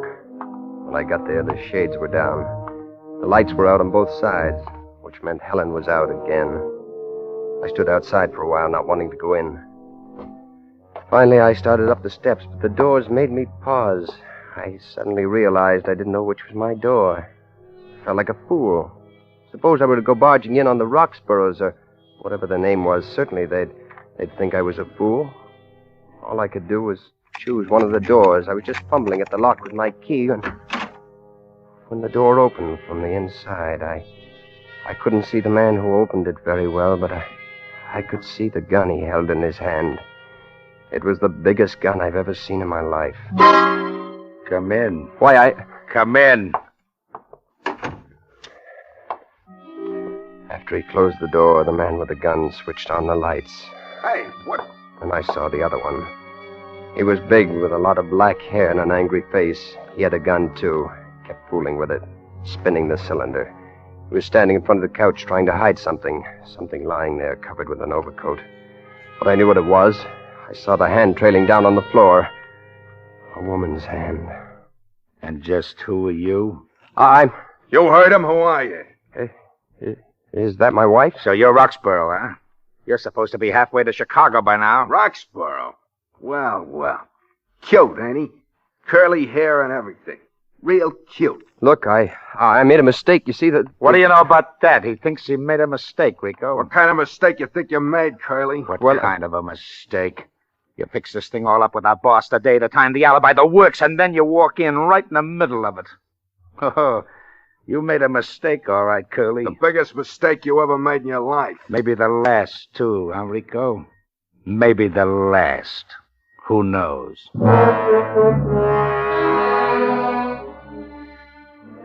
For a minute, they both just stood and looked at me. Oh, I'd made a mistake, all right. Here I'd gone and stumbled in on a job being done by a couple of hired killers. The job of killing his wife for Roxborough, my neighbor Roxborough. And they thought I was Roxborough. Even that wasn't the worst. As long as they thought I was Roxborough, though, I might be able to make a deal. But if they ever found out I wasn't Roxborough, the end of the line. I had to be Roxborough. Any last words, Curly? Now, wait a minute. Honest, I made a mistake. You said that. We don't like those kind of mistakes in our business. You can see how that would be, can't you? But listen, if it wasn't a mistake, why else would I come home right when... Oh, you can say it. It don't matter now. Right when we're knocking off your wife. Huh, Curly? I bet you I know. I bet she likes to play hero, huh, Rico? Hero? Sure. You come home, you find burglars. That's us. We just knocked off your wife, so you knock us off. You're a hero. Get it? You ought to be in Hollywood, Bud, where they pay for that stuff. Only you better tell Curly that I ain't making it up. Because a poor guy tried that on us once, Curly. The poor guy. But I couldn't have meant anything like that. I don't even have a gun. I haven't even got a jackknife. Listen, we can make some kind of a deal. There's a rod in the desk. Maybe you figured on using that. Huh, Curly? Hey, wait a minute, Rico. Wait a minute. Curly here said something about a deal. I don't like deals. The boss don't like deals. I like the other way. It's cleaner all around. Turn around, Curly. No, wait a minute. Relax. I just want to frisk you. This time. He started going over my pockets, and that was all right, till he came to my wallet and took it. My wallet? Driver's license, social security card, every identification under the sun to prove I wasn't Roxborough, but James Dawson. If he ever looked inside, it was finished. I had to do something to distract his attention. I had to do it right then. Hey, where you going? Oh, I just wanted to look. At her? Yeah. Maybe Curly thinks we don't know our jobs, huh, Max? Go ahead. Take a look. Take a good look. Might be somebody you know. I walked over to the couch. I lifted the coat off her face. I looked. I put the coat back again. I felt sick. I hadn't needed more than that one look to know she was dead. And I knew something else. I knew that my chances of getting out of this alive had just gone down about 90%. Well, Satisfied? He looks kind of sick, Max. Maybe he's the sensitive type. You know, these sensitive guys are funny. They don't mind having it done. Oh, no, that don't worry him a bit. But the guy that does it because he needs a few bucks, he's just a big ape. A guy with no feelings. Ain't that right, Curly? I'm not complaining. He's not complaining. Well, that's something anyway, huh, Max? He's not complaining. Oh, that's good. But a minute ago, he was talking about a deal. I like that better. We got work to do. We can talk about deals later. And I still say no deal. Maybe we ought to ask Curly. You want us to finish the job up right, don't you, Curly? Oh, sure. Ask Curly. Finish the job? Sure. Collect the ice. He don't know what that means. Do you, Curly? The jewelry, the silverware, the stuff that makes it look like burglars. Remember? Oh, yeah. Where do you keep it? Why, her bedroom, I guess. You guess? Oh, these sensitive guys are great guessers, but you'd better have guessed right, Curly. Come on inside. All right, now where is it?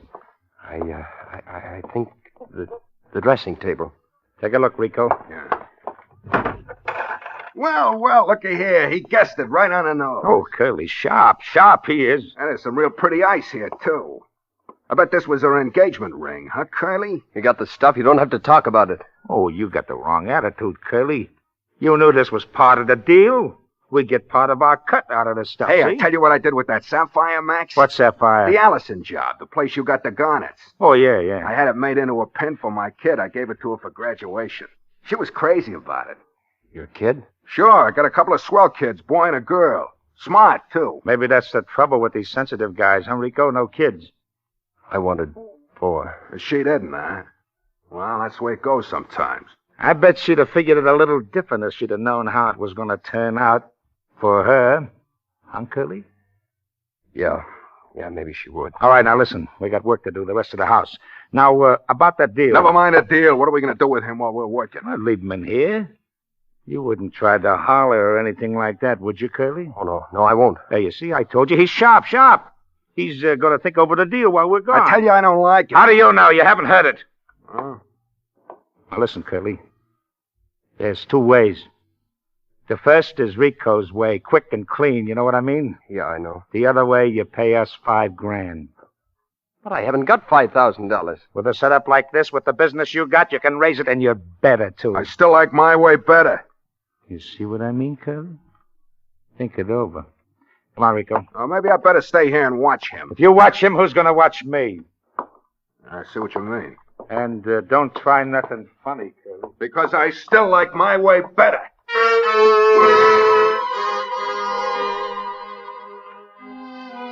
I like my way better.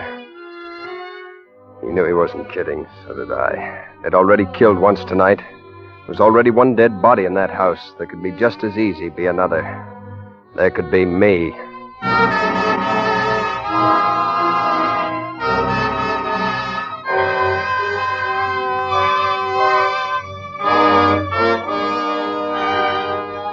For Suspense, Roma Wines are bringing you Mark Stevens in Tree of Life. Roma Wines' presentation tonight in radio's outstanding theater of thrills, Suspense.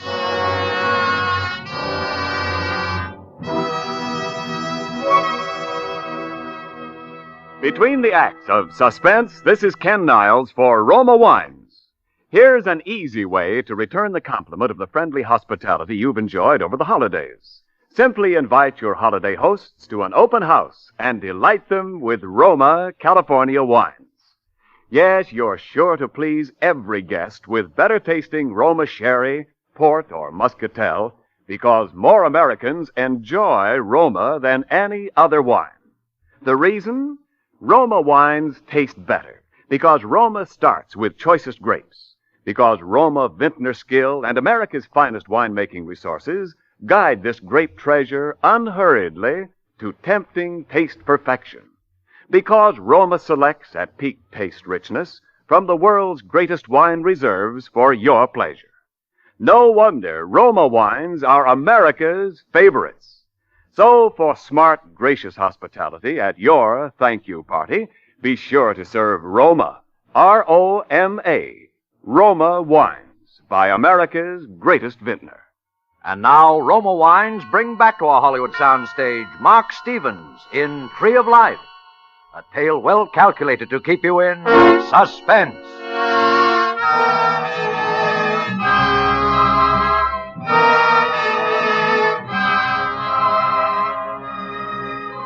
So there I sat, waiting, locked in a bedroom by a couple of hired killers while I ransacked the house for loot.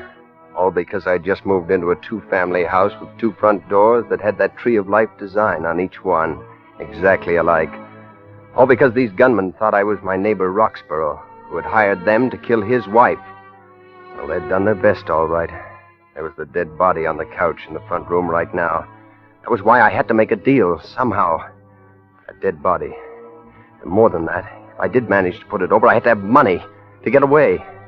Because I knew I had to go away, far away, for a long time. They had my wallet. There was just the off chance there might be some in the room here somewhere. She must have had money.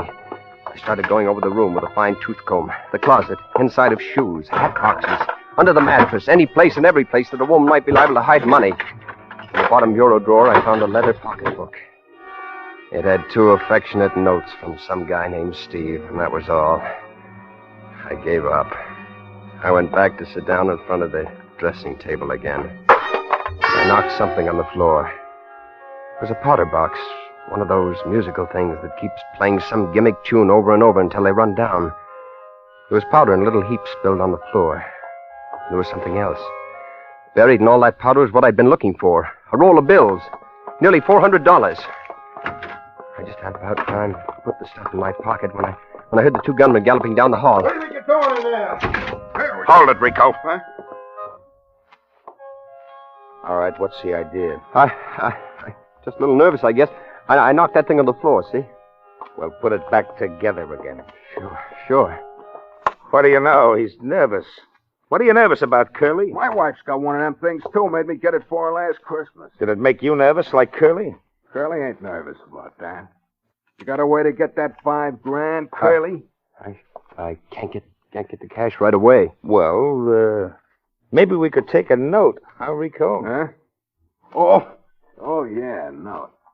Sure, maybe we could. Come on, Curly. You're going to come out here and write us a nice little note. All right. Now, sit down there at the desk. Make yourself real comfortable. Maybe you better tell him how the note should go. Oh, yeah. Maybe I should. Now, Curly, all you got to do is write us a nice little note telling how you killed your wife. How I killed my wife? He don't think he did kill his wife. Maybe he thinks we did. But if I did that, you could blackmail me. You could keep blackmailing me. You see, I told you it was sharp. You know, this thing has got to be said right, so one can believe it. Right, Curly? Yeah, that's right. That's right. Now, you're going to sit right down there and write how you and your wife was always getting in your hair, you know. You was always having fights, and finally, you had a real big one tonight, and you hit her over the head with a bottle. Only you hit her a little too hard, see? Is that how she... You don't think we use these things unless we have to, do you? It's too noisy. We don't want to cause you no trouble, understand, Curly? We just want to be sure you do raise that $5,000, see? Yeah, I see, but... Well, if it came to a showdown, how would you explain the note? Very sharp, very sharp. You see what I mean, Rico? Curly wants to know, if we turn him in, how do we tell the cops we got the note? Easy. We make a deal with a guy who's got to take a rap for burglary anyway. Says he burgled this place, too, and found the note. We bought it from him. Get it? I get it. Then start writing. For a minute, I sat there thinking. I wasn't too worried about the handwriting. The chances that Roxborough had been fool enough to write anything in his own hand that these mugs had ever seen was pretty slim. And it couldn't do me any harm, writing a confession in another man's name. So I began to write. And I stopped thinking about Roxborough and his wife. Began thinking about Helen and 5 wasted years. The opportunities missed, the friends lost, the time gone down the drain. All because of Helen and what she thought was gracious living. Gracious living. When I got through it, it was a pretty good note. Let me see it. Uh-huh. Okay. It almost sounds like you meant it, Curly. I did. Okay. Sign it. Huh? I said sign it. Sign it? I couldn't sign it. I didn't know Roxborough's first name. They'd know that. The one thing they'd be sure to know. I could have cried. To get this far, freedom almost in sight, and then to have it end this way, I just sat there holding the pen. What's the matter? Cold feet? Yeah, maybe. Come on, sign it. Well, And not K. Roxborough, like that little printed note you sent the boss. The full name. Not K. Roxborough, the full name. What's the K for, Curly? Kenneth? No. No, it's Kendall. Is that all? No, that's not all. Oh, no, the $5,000. That's the idea. That's my shop, boy, the $5,000. Well, I don't know where I can lay my hands on that much cash tonight. Well, cash was sort of what we had in mind, Curly. I could write you a check. No checks. Hey, wait a minute. I think he's got something there. Yeah, he could date it ahead. He could say he gave it to his wife for a mink coat or something, and it was stolen by them nasty burglars. You could think up something, couldn't you, Curly? You better. Why can't we get the cash from him tomorrow? Because Curly's got to be in Chicago tonight for sure. If the cops nab him for this job, what good is that little note he just wrote us, huh? Oh, yeah. Okay, Curly, write a check. Sure. To, cash. Yeah. 5,000. Kendall, Roxborough. Okay. Now we're going to do you a favor, Curly. We're going to take you down and put you on that next train to Chicago. How do we know we won't take a pounder and never come back? And leave this nice business of his? Oh, Curly wouldn't do that, would you, Curly? No, of course not. Okay, then let's go. I don't like sticking around here with that. She can't hurt you. She can't hurt nobody. Even Curly, if he's smart.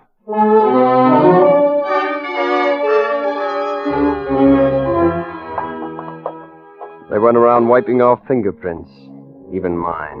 Now, they were very good about that. And they snapped off the lights, opened the door, snapped that behind them, too. Harvey, are you sure this is the Dawson's new place? No, you said you were. I heard their voices first. Then I saw them. Lillian and Harvey Reynolds. I tried to step back, out of the streetlight, but the two gunmen pushed me forward. I just kept my head down and prayed. Excuse me. Hey, what's the matter, Lil? I bumped into someone. Come on, let's go home. I want to know who I bumped into. You know, it's awfully dark, but he looks like Jimmy. Hey, are you Jimmy? No.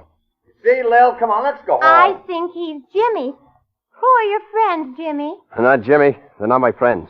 Must be relatives. Don't you think so, Harvey? Must be Oh, relatives. come on, Lil, let's go home. Sounds like Jimmy. If you're not Jimmy, where is Jimmy? I don't know. Oh. Well, I'm going to find Jimmy. I beg your pardon, madam. I think I know where he is. What? Where is he? Where's Jimmy? You're just a little mixed up. Now, if you go 5 blocks up the street, and then 4 blocks over, it's the big yellow house on the corner. Come on, Harvey. I told you we'd find Helen and Jimmy. Doggone it, Lil, I want to go home. I sure feel sorry for Jimmy if she finds him. So do I.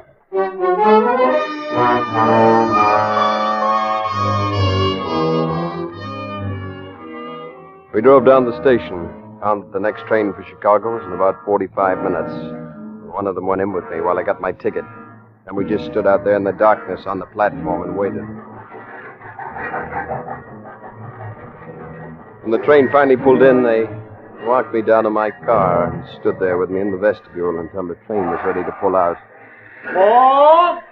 Bob! Take it easy now, Curly. And about that check. Yeah. It better be good. Yeah, because if it ain't, we'll be waiting for you when you come back.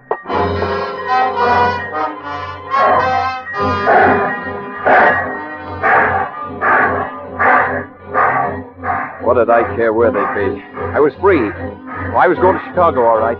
But from there, I was going to catch a train to Detroit. From there, I was going to cross the Canadian border. I was never coming back because I'd made it. I was free.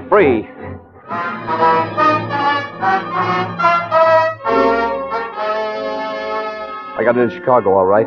And I got a train for Detroit last night. I was walking through the observation car, not paying much attention to anything except look for a seat, when somebody slapped me on the shoulder. Well, if it isn't Dawson. Huh?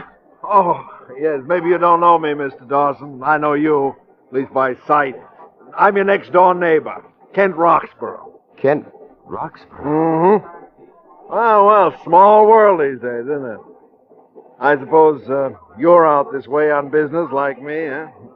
I stayed over in Chicago last night. Got a good room for a change, too. Then I thought I might just as well clear up a couple little things out in Detroit. Listen, Roxborough, I got to talk to you. Of course, old man. Come on, let's find a seat. No, not here. What's the matter, old boy? Trouble? Listen, I ran into those men last night by mistake. Those men you sent to see your wife. What? What in the world are you talking about? I never sent any... Okay, it's all right. I understand why you did it. I was thinking of doing the same thing myself, but I walked in on them by mistake. They told me all about it. They thought I was you. Let's you and me take a little stroll out onto the observation platform, Dawson. Yeah, sure.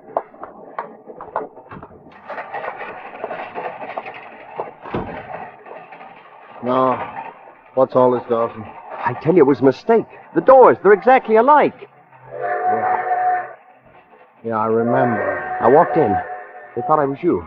They'd already done it. They thought I'd come back to double-cross them. So they made me sign a confession that I'd done it in your name. Confession? Oh, it's all right. It's in my handwriting, not yours. I even got your first name wrong. I had to write them a check, too. $5,000.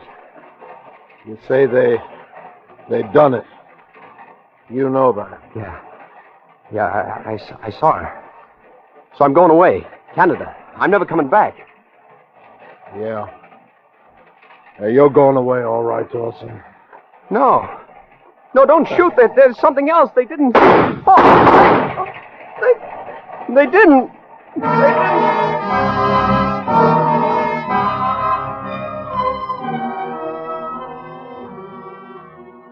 They found me beside the tracks this morning. They say I may live until tonight, maybe even a little longer. I guess I can't blame him. The cops picked him up. He'll get his. So will those two hired killers. I guess he thought he had to do it once he knew that I knew. I guess I can't blame anyone but myself. I guess it's what you call retribution. Because I'd planned to kill my wife. I'd have done it, too, I guess. But what he didn't give me time to tell him was that it wasn't me that got the wrong door. It was the gunman. It wasn't me that got into his house. It was the gunman that got into mine. It wasn't his wife they killed. It was mine.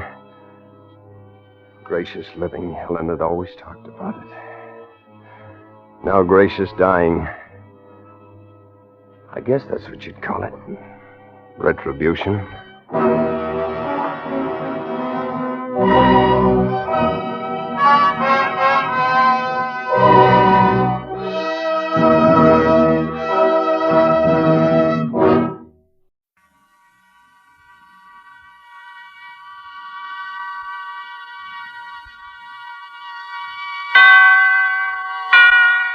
Suspense.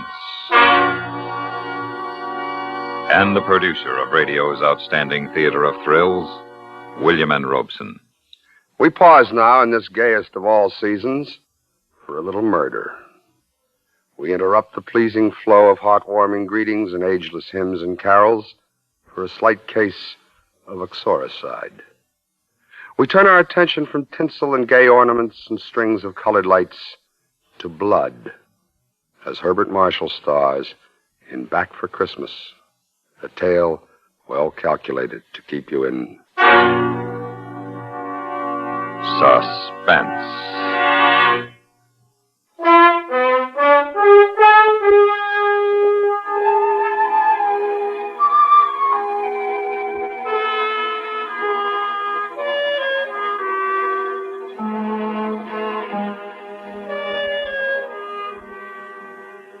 Happy, Mrs. Carpenter? Deliriously, Professor Carpenter. Well, then how about another glass of champagne?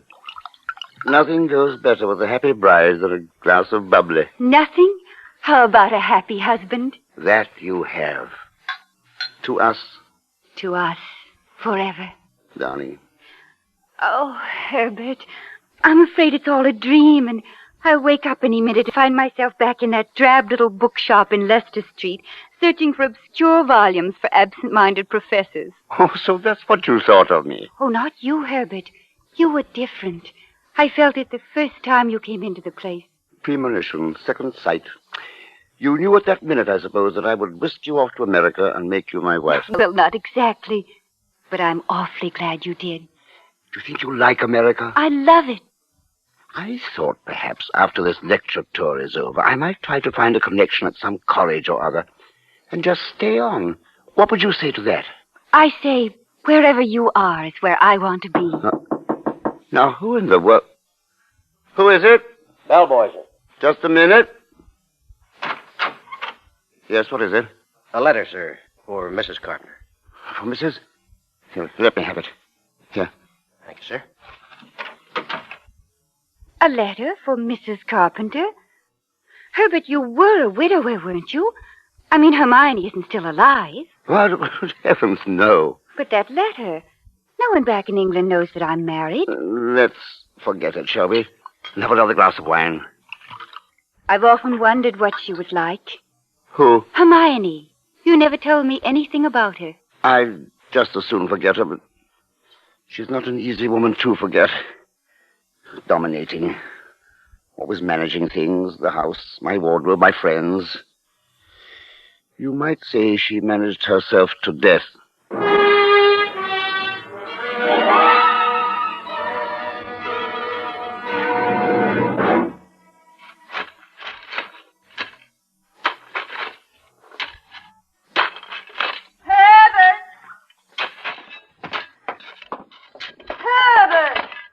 Yes, Hermione. What on earth are you doing down here in the cellar? Putting the finishing touches on this wine bin. Have you taken leave of your senses?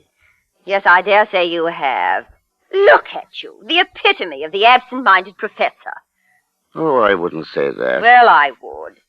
Whatever would become of you if I weren't here to look after you? I wonder. And, well, you might. Have you any idea what today is? Why, Tuesday, I believe. Indeed.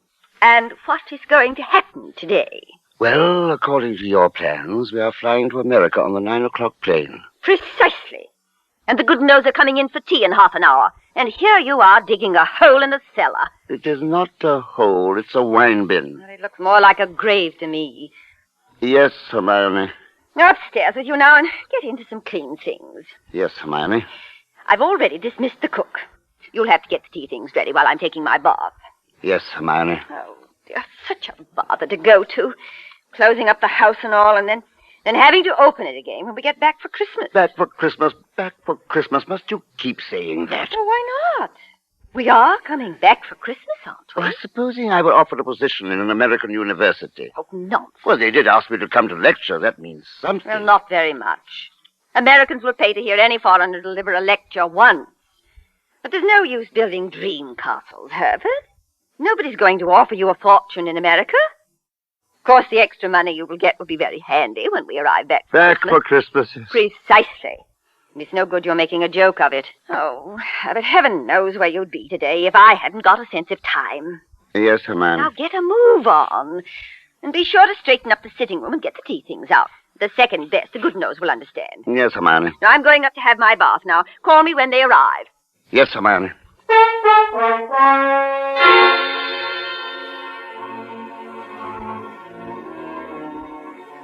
Yes, Hermione. Yes, Hermione. 20 years of it. 20 years of Hermione being right. 20 years of personal management. Down to the smallest detail of which necktie to wear and how many minutes one's eggs should be cooked. 20 years of slow strangulation, which would only have ended in dull death if it had not been for Marion. At least Marion was one detail that Hermione could not manage, could not even imagine.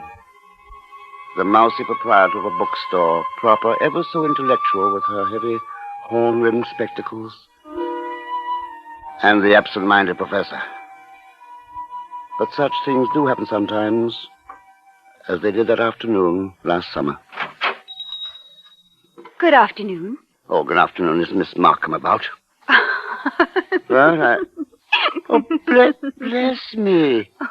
Is it you, Miss Markham? Yes, Professor Carpenter. But I say I didn't recognize you without your glasses. Why, I thought you couldn't see a thing without them. I can't. But you're not wearing them. Oh, yes, I am. Contact lenses. Well, I must say. Must say what, Professor? Oh, I never realized what lovely eyes you have. Thank you, Professor. And that frock, it is so becoming. Well, once I decided to get rid of the horn-rimmed glasses, it wasn't too difficult to get out of tweeds. It's a delightful transformation. From cocoon to butterfly. Yes, butterflies are not nearly as lonely as cocoons. You're lonely? I'm completely alone since my father died. Did you never think of marrying? My father was a very remarkable man. I never found anyone who could measure up to him, so... Oh, what a pity. How long have you been alone, Professor? Alone? Well, I knew you were a widower, of course, the first time I saw you. A widower? Oh, I can always tell. It was the same with my father. There's a certain sadness in a man's eyes. A sweet sadness, I think, when he's been married and then... A widower? I never thought of it quite that way. Oh, I have your books. Books? Yes, the ones you ordered last week. That's what you came by for, wasn't it? Yes, I suppose it is. I'd quite forgotten. The Phytotomy of Phalloid Gamophytites and Coniferous Shrubs of North America. Those are the ones you ordered, aren't they? Yes.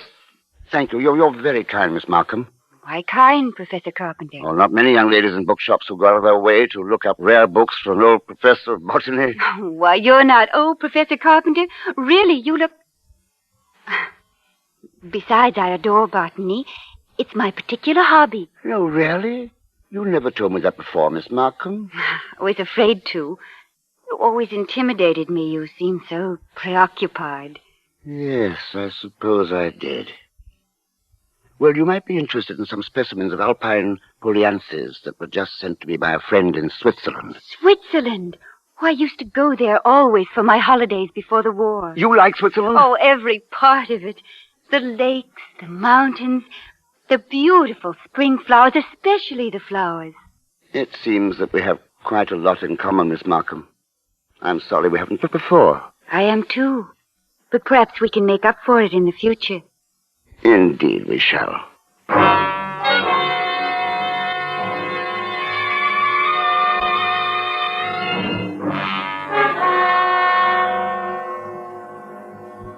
So had it begun, and one thing led to another, as they will with two lonely people. The invitation to lecture in America made a happy ending possible. While Hermione proceeded with her plans for the trip, I made my own plans. Quite different plans. Now they were all but complete. Everything was proceeding according to my schedule. Even Hermione, drawing her bath upstairs, gave me the opportunity to phone Marion. Hello? Hello, dear. Darling. Are you all packed? Almost. Not much time left. I know. Excited? Breathless. Heathrow Aerodrome, 8:30. I'll be there. I love you, Marion. And I you, Herbert. Herbert? I'm sorry I've got to ring off now, darling. I'll see you at the aerodrome. Tonight and forever, darling. Goodbye for a little. Goodbye. Herbert! Were you talking on the phone just now? Yes, Hermione. Whoever was it? Freddie Sinclair. Didn't I hear you say something about seeing somebody at the aerodrome? Yes. Old Freddie said he might possibly get out to see us off tonight. Well, that seems very peculiar.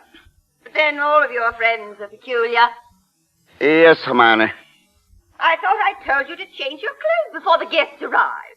Yes, Hermione. Never mind. Somebody just drove up. Don't let them in. Yes, Hermione. Herbert! Yes, Hermione. Look out the window. There's Professor and Mrs. Goodenough.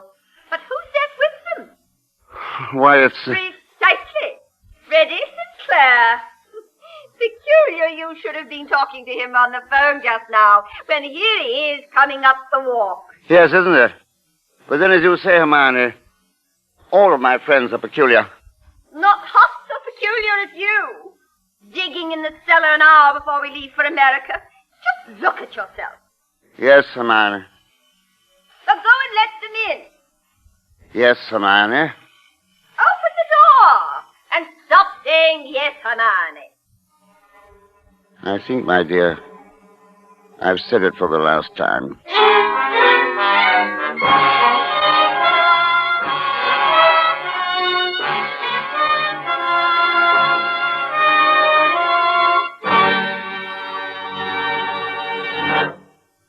In a moment, we continue with Suspense. Songs make Christmas. And for this Christmas Eve, you have a very special invitation from CBS Radio to raise your voice in all the old familiar songs in A Carol Sing led by Bing Crosby. On this festive hour-long holiday show, you'll also hear Rosemary Clooney, Maurice Chevalier, Sarah Churchill, the Paul Weston Orchestra, and the Norman Luboff Choir. There'll be pickups of voices raised in Christmas song from far-off corners of the world. Whatever you're doing this Christmas Eve, wrapping packages, trimming the tree, entertaining friends, add new joy to the evening as all of you sing with Bing. And now, we continue with Back for Christmas, starring Herbert Marshall. A tale well calculated to keep you in suspense.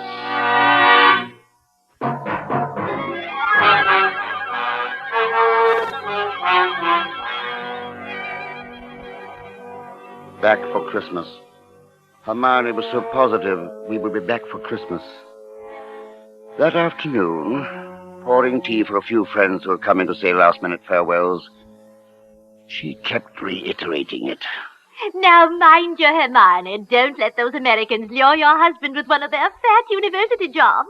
We absolutely must have you with us for Christmas. Oh, we will be back, I promise you. Oh, it's not absolutely certain, of course. Herbert, what do you mean it's not certain? Of course it's certain. After all, Herbert, old boy, you've contracted to lecture for only 2 months. Quite right, Freddie, but then, of course, anything may happen. Herbert adores being unpredictable. Now, what other man would decide today, the very day, mind you, before leaving for America, to dig a great hole in the floor in the cellar? In the cellar? Yes, for a wine bin.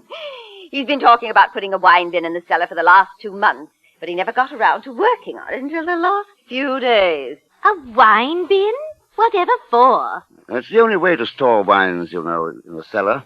Even temperature, all that sort of thing. Indeed. In that damp, they'll all turn. A proper wine bin should be made of concrete. Mine will serve its purpose, I believe. Oh, there you are, my dear. Men. They're impractical little boys at heart, all of them. I don't know, Hermione. Indeed they are. But not all of them are fortunate enough to have as practical a wife as you, Hermione. Oh, not really. Oh, yes, my dear. I know I could never have done what you've done. I'd just go to pieces. Imagine, Freddie, all the things one has to do before such a journey, and Hermione's done them all by herself. Oh, yes, Hermione is quite remarkable. Well, someone had to do them, and Herbert's no help. He's a lucky man to have you, my dear. You realize that, don't you, Herbert? Oh, indeed I do. You have no idea how well I realize it. Well, we really must be going. So soon? Oh, yes. I'm sure even you have at least a few last-minute things you must attend to. But don't forget, you'll be back for Christmas, if you may count on it. Bon voyage, then, my dear Hermione. Goodbye, dear. Goodbye, Hermione. Oh, not yet, Freddie. We'll make our farewells at the aerodrome. At the aerodrome? Why, yes. Herbert said you phoned to say you'd see us off at Heathrow. I phoned? Yes. Just a few minutes before you arrived. But I couldn't have. I've been out for a drive all the afternoon. Oh, come, Freddie. You may as well own up. I say, look here, old chap, I don't know what you're trying to... You see, Herbert can't even lie well. He's red as a beetroot. Aren't you ashamed of yourself, Herbert, stringing poor Hermione along like that? Well, I suppose the game is up. It wasn't Freddie I was talking to, Hermione. Well, I don't see how it could have been. No, I was, Well, it was about a little surprise I was planning for you. How sweet. And I have a surprise for you, too, Herbert, when I bring you back for Christmas.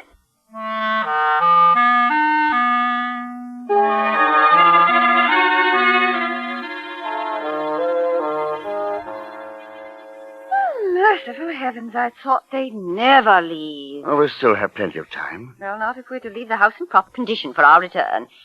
Now, Herbert, after you get that dust cloth over the davenport, you can help me with the tea things in the scullery. No. Oh, no, not that way. Herbert, you're leaving wrinkles. Well, who's to see it, my dear? Well, I can see it, and I don't like it that way. Yes, sir. Very well. How's this? A little better. Now, let's get at the tea things. There's a dear. Oh, Herbert, Yes?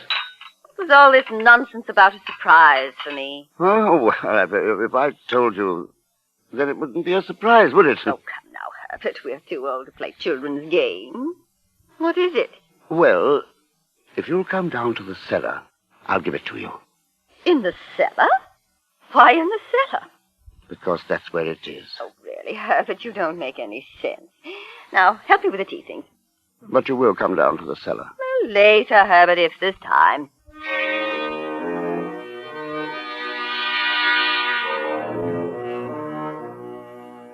Time. There had to be time. But Hermione was meticulous. And each cup had to be washed and dried just so, and put away in the cupboard in its accustomed place just so. And the silver had to be carefully wiped and put away in its plush-lined box just so. And then, once more, all the dust covers had to be straightened and the windows checked to be sure they were locked. And the time was running short. Now, I think that's everything. Everything but your surprise. Will you come down to the cellar now? Oh, can't you bring it up here? Oh, no, that would be quite impossible. Oh, it's so dusty down there, and I'm all dressed for the trip. I know, but it'll only take a minute, and you'll find it quite worthwhile, I'm sure. Oh, very well. She went ahead down the cellar stairs. As we reached the bottom, I silently lifted a small crowbar from a nail in the wall. She stood in the middle of the cellar, peering around in the ill-lit gloom. Well, I don't see anything but that hole you've dug. That's it. It's in there. Where? Look closer. Step closer to it. Right to the edge. Really, Herbert? Now do you see it? A little large for a wine bin, but just right for a grave.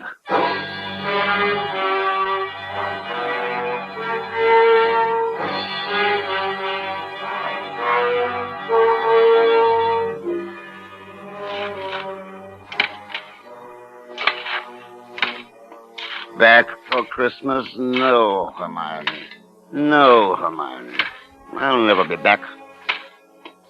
You've planned it so well, Hermione. You're so predictable, so practical.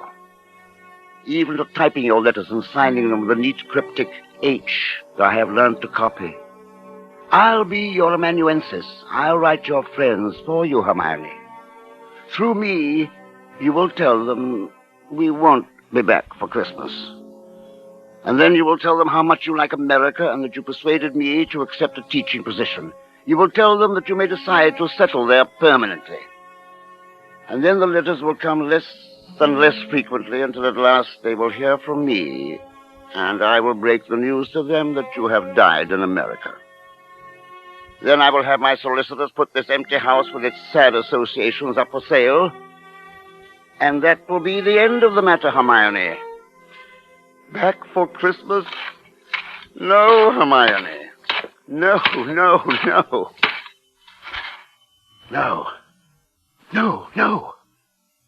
Not now. Go away, whoever you are, go away. Did I leave the front door unlocked? No. I say, Herbert. Hermione? Just keep calm, keep quiet. They won't look down here in the cellar. Keep calm. They'll go away. Now, where can they be? Well, perhaps they popped round to the dell. We must see them. Oh, perhaps the shop. There's something at the last minute, huh? Oh, not Hermione. I say, shall I shout? Jones might not be tactful. Oh, there's no harm in a shout. No, let's come in on our way back. Hermione said they wouldn't leave till 7. All right. Only I do want a last drink with old Herbert, you know. He'd be hurt. All right. Let's hurry. We can be back by 6:30.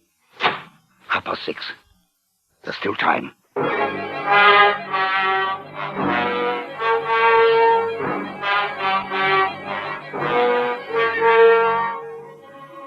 After that, it was easy. Put the finishing touches to the wine bin. Dress fast, get out of the house before 6:30. Take the tube to Waterloo Air Terminal and the airline's bus to Heathrow, all according to plan, Hermione's plan. But from here on, my plan. Announcing the arrival of BOAC Flight 14 from Rome, Calcutta, and Melbourne.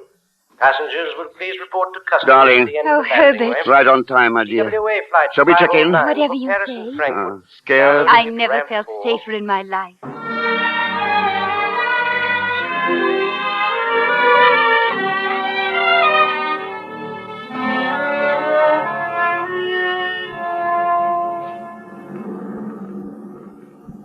The no smoking sign just went out. Care for a cigarette, darling. Yes, thanks. Ever been on a plane before? No, you? My first time, too. Oh, how nice. To enjoy a first experience together. I was worried. About what? Well, you having been married once, nothing would be new to you. My darling, it will be new. All of it. Is everything all right? Yes, thank you. Would you care for a pillow, Mrs. Carpenter? Well, were you speaking to me? Yes, Mrs. Carpenter. Would you care for a pillow? No, thanks.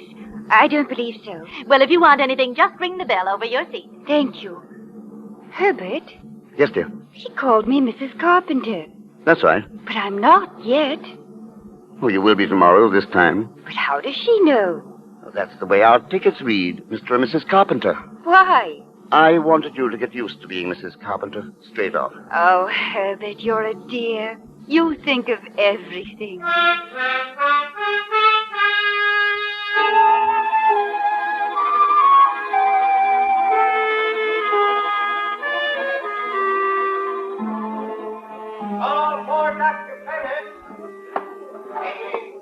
Can I help you, sir? Oh, yes, please.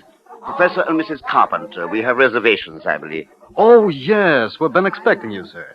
Boy, take Professor and Mrs. Carpenter's luggage up to their suite. You know, frankly, Mrs. Carpenter, you're quite a surprise. Your letter reserving the rooms was so thorough, I was expecting an older, more forbidding sort of person. My letter reserving the rooms? Oh, I wrote the letter, my dear, and I signed it Mrs. Herbert Carpenter, just as a joke. Oh, what a cunning old fox you are, Herbert. Now that I think of it, I am rather.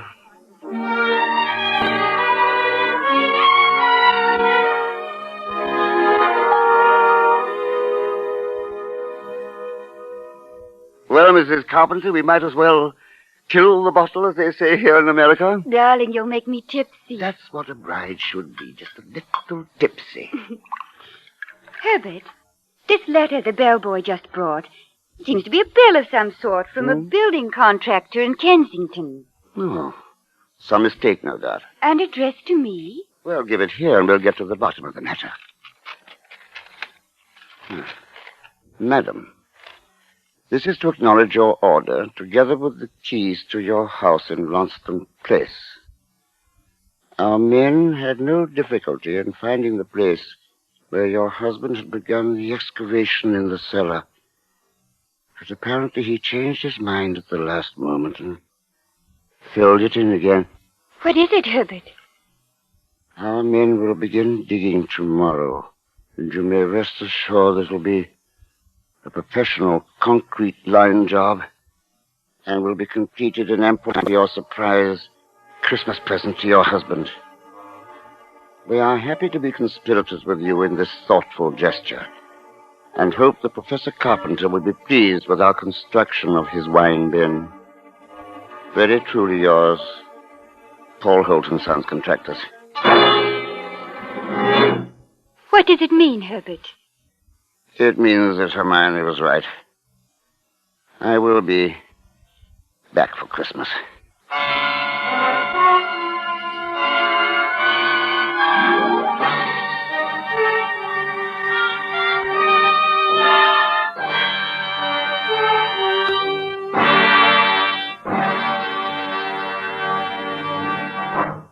as Roma Wines bring you Lloyd Noland and Vincent Price in a remarkable tale of Suspense.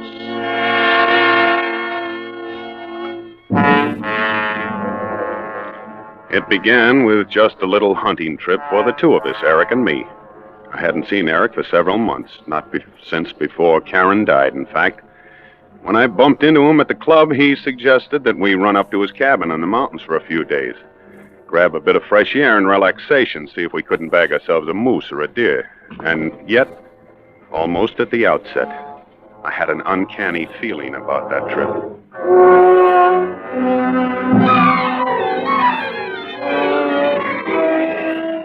I suppose actually it was the night and the setting. It was the blackest night I'd ever seen.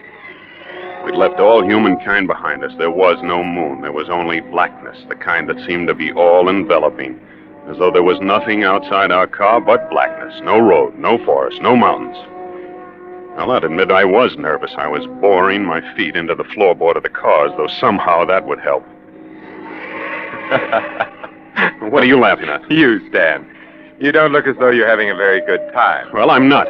Frankly, shouldn't you be driving a little bit slower? Why? Why? Good heavens, Eric, if you make just one little slip at the wheel, we're done for, that's all. I doubt if they'd ever even find us down in those canyons. Nonsense.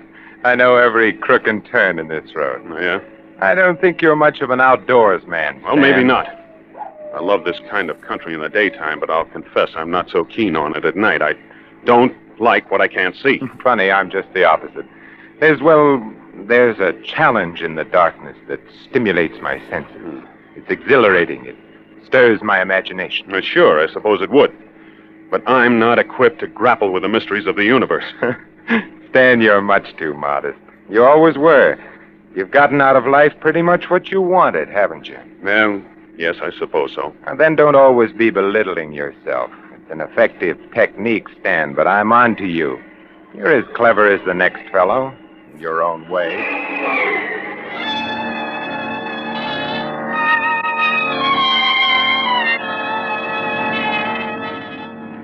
I sat back and tried to relax.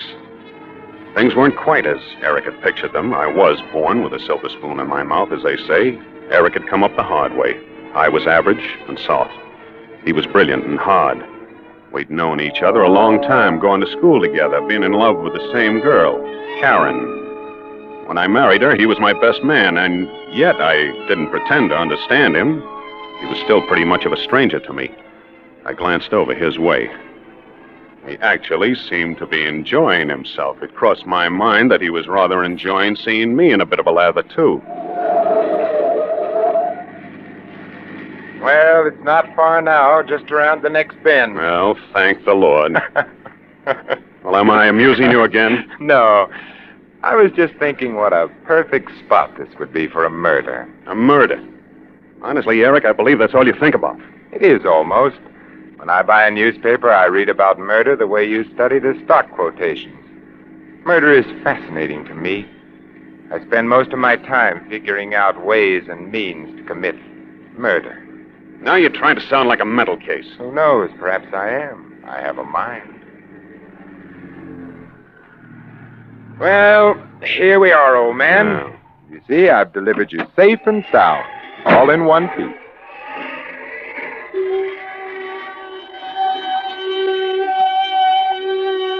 Eric's cabin was perched high on a rocky crag jutting out from the side of a mountain, with one wall flush against a sheer drop. In front, there was a steep path leading down to a lake. I could hear the lapping of the waves. Eric fixed us something to eat, then went outside. And pretty soon, he came back in. An armful of logs. His face was red and healthy. I don't think you like my place, Stan. Huh?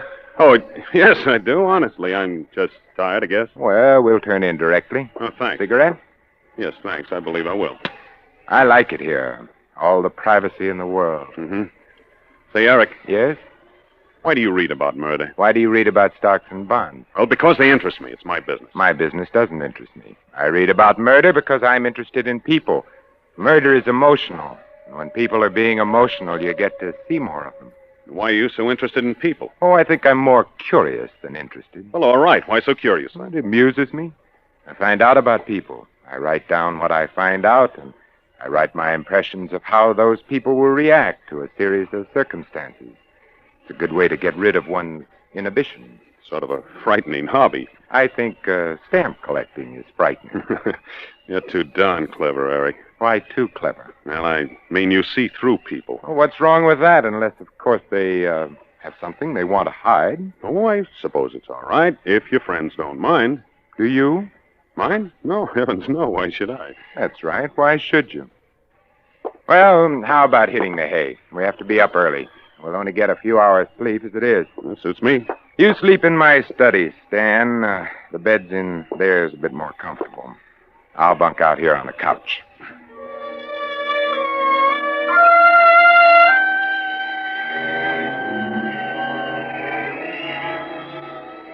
I had undressed and gotten into bed and was reaching over to put out the light on Eric's desk when my eyes fell on a stack of typewritten sheets. I wondered if they were the notes Eric had been speaking about. The strange mumbo-jumbo he'd written there, phrases he liked, single sentences describing people he'd met. There were a few clippings pasted on sheets of white paper, clippings describing murders, by strangulation, by pistol, by drowning, by poison. A full sheet was devoted to Karen. I hadn't realized how much he'd cared for her. His analysis was very kind, almost maudlin. He spoke of his shock at hearing of her suicide. He tried to reason it, to find causes. A small memo pad caught my eye, however. And on the last page, I saw my name carefully printed. I read it eagerly. I read Eric's arguments for not hating me because I had married Karen. I read Eric's cold analysis of my character. Not exactly flattering, but it was pretty accurate. And at the bottom of the page, newly written by the looks of it, and in Eric's own careful hand, I read, 4 ways to commit murder. By strangulation, by pistol bullet, by drowning, by poison.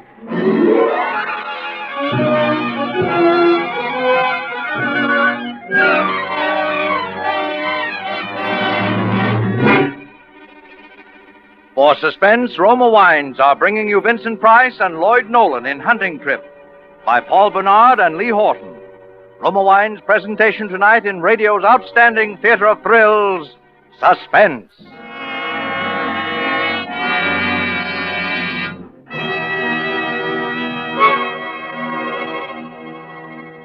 Between the acts of Suspense, this is Ken Niles for Grand Estate Wines. Last night, a friend who entertains frequently told me how much he likes Grand Estate wines, those wines of outstanding excellence presented by Roma, America's greatest vintner. Here's what he said. Recently, Ken, I served Grand Estate wine to some very particular guests, people who really know wine. Their sincere praise for that wonderful fragrance and taste was certainly flattering to me as a host. Grand Estate wines are outstanding. Yes, to bring you this limited bottling of Grand Estate wines, Roma selected only the choicest, juice-laden grapes from California's finest vineyards. Then, at Roma's famed wineries, unmatched in winemaking resources, Grand Estate wines are patiently, skillfully guided to perfection. Necessary time and the age-old skill of Roma master vintners endow each Grand Estate wine with brilliant clarity, full fragrance, and mellow taste.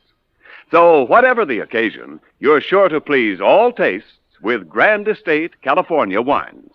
Medium sherry, ruby port, and golden muscatel for delightful entertaining. Grand Estate Burgundy and Sauterne for gracious dining. Remember the name, Grand Estate Wines by Roma, the crowning achievement of vintner skill. And now, Roma Wines bring back to our Hollywood soundstage Lloyd Nolan as Stan and Vincent Price as Eric in Hunting Trip, a tale well calculated to keep you in suspense.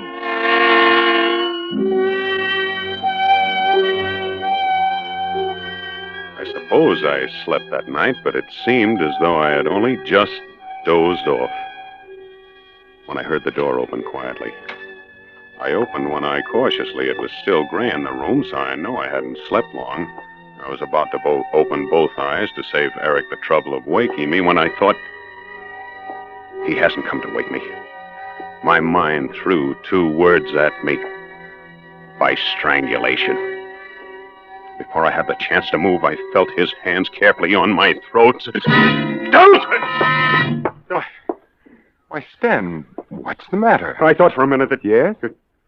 I guess I must have been dreaming. Nightmare. You grabbed hold of my hands like you thought I was going to strangle you. Oh, did I? What's the matter? Have you got a guilty conscience? Yeah. Yeah, I guess I have. What did you want, Eric? Time to get up. Oh, already? Yeah, that's right. I've got good news, too. I just spotted a likely-looking buck right across the lake when I went down for water. Oh, good. Well, I'll get breakfast going. As soon as you're ready. Yeah, be right with you. Now, there's no rush. Take your time. Nice to have you here. Well, maybe it was the way that he'd said that, as though he'd really meant it. For a minute, I was convinced that I'd let my imagination run away with me. And as for putting his hand on my throat, that was an accident. He'd been groping for my shoulder. And then the next minute, I was asking myself, was it an accident, though? Suppose I'd really been asleep. Suppose I hadn't grabbed his hands. I still didn't know what to think. Well, I dressed, and we sat down to breakfast.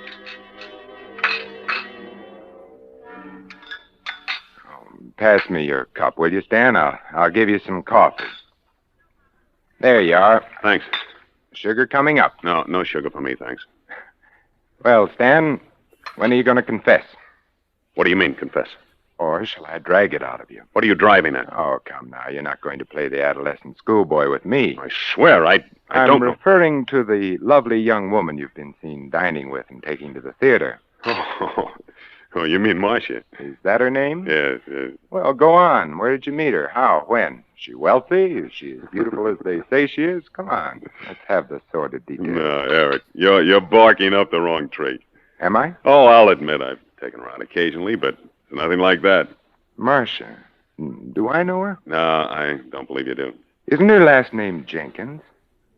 Yes. Oh, of course I know her. That is, I met her. Or don't you remember? You introduced me to her yourself. Oh, did I? Yes, don't you remember? I ran into you at Silver's. You were buying perfume, and she was helping you select it. For Karen. Remember? Oh, yes. Now that you recall it. More coffee? Yeah, no sugar. Well, when we got to the lake, we bailed out the boat, loaded it, and pushed it out into the fog. It was still half light when we reached the other side, so we sat in the boat and lighted cigarettes, waited for the sun to come up. We'd been sitting there, just smoking, not saying anything, when he suddenly turned to me and said, You say that she'd been ill? Karen. Yes, she'd been ill for some time, Eric. So she killed herself? Yes. There was an inquest, of course. Well, yes, of course. Why do you ask? Look at that sun. Did you ever see such color?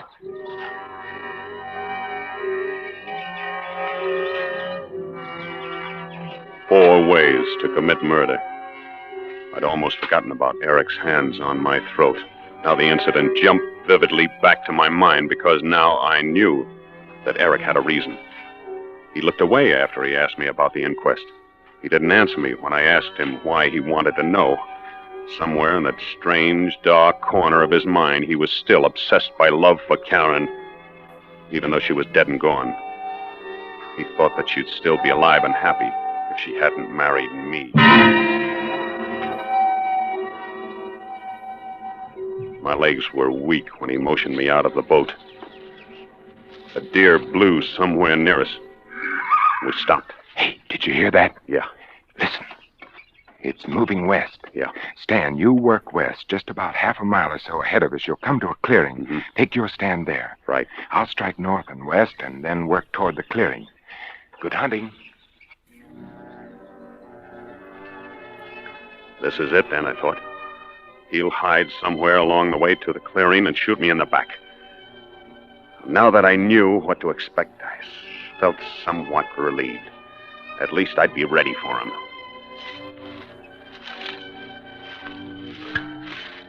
Nothing happened until I'd nearly reached the clearing. And then I got the feeling that someone was walking with me, timing his steps with mine. I stopped and listened. I don't know how long I stood there, my rifle gripped in my hands.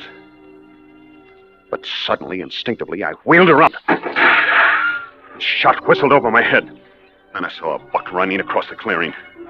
He'd shot at me and missed. Well, two can play at that game, I thought. The next shot would be mine. I wouldn't miss. I dropped on my knees watching the brush for him. Then all of a sudden, I saw him running toward me, right out in the open. I started to raise my rifle, but I couldn't. I couldn't kill a man that way in cold blood. Dan! Did I hit you? Confound you. Now, hold on a minute, old son. Let's not lose our heads. I'm terribly sorry, of course, but I had no idea you were to take stand in the clearing, so I naturally assumed you were there. I don't know what I can say. Well, maybe it was my fault. I don't know. Anyway, let's forget it. But I said let's skip it.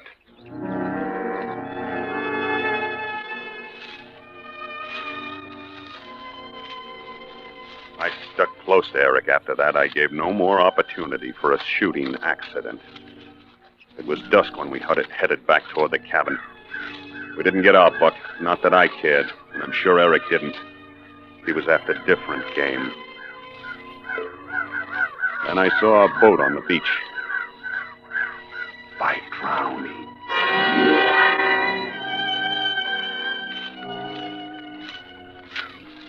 Here we were alone. I couldn't refuse to get in the boat with him. There was no other way of getting back to the cabin. I could feel the perspiration trickling down my ribs. I stumbled in the underbrush. Easy now. Hey, it's too bad we didn't bag that fella. What? That buck. Better luck tomorrow, maybe. Yeah, better luck tomorrow. You seem preoccupied, Stan. Do I? Yes, I have the ghastly feeling that I'm failing you as a host. I don't think you're having a very good time. I think this is a marvelous country, Eric. You've exercised phenomenal restraint, old son. What do you mean? About expressing your admiration for it. I'd never have suspected that you liked it so much.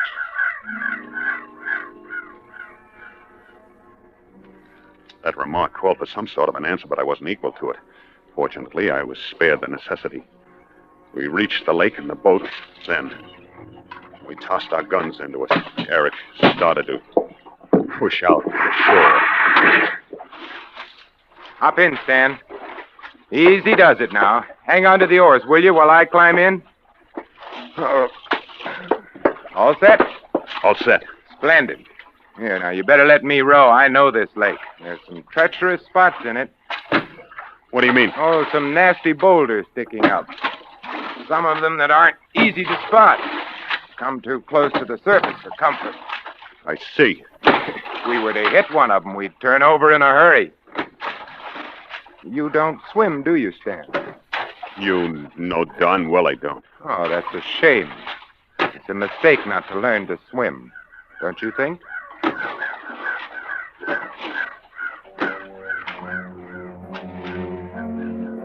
What happened after that was a nightmare.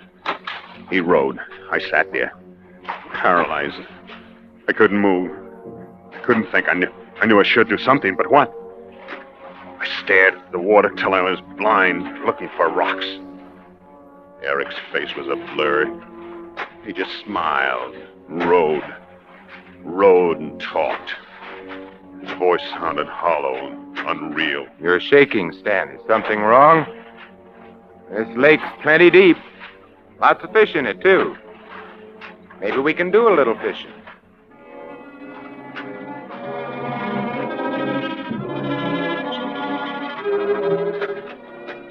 He stopped suddenly.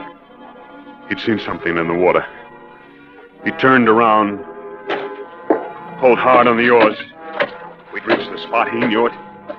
And then... No! No, Eric, no! Eric, for the love of God!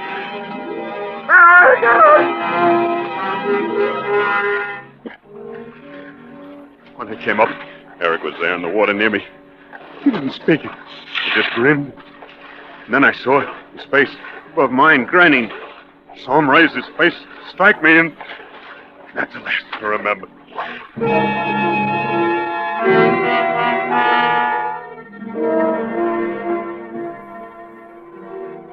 came to. I was lying on the beach, and Eric was standing over me, smiling. Well, hello. How are you feeling?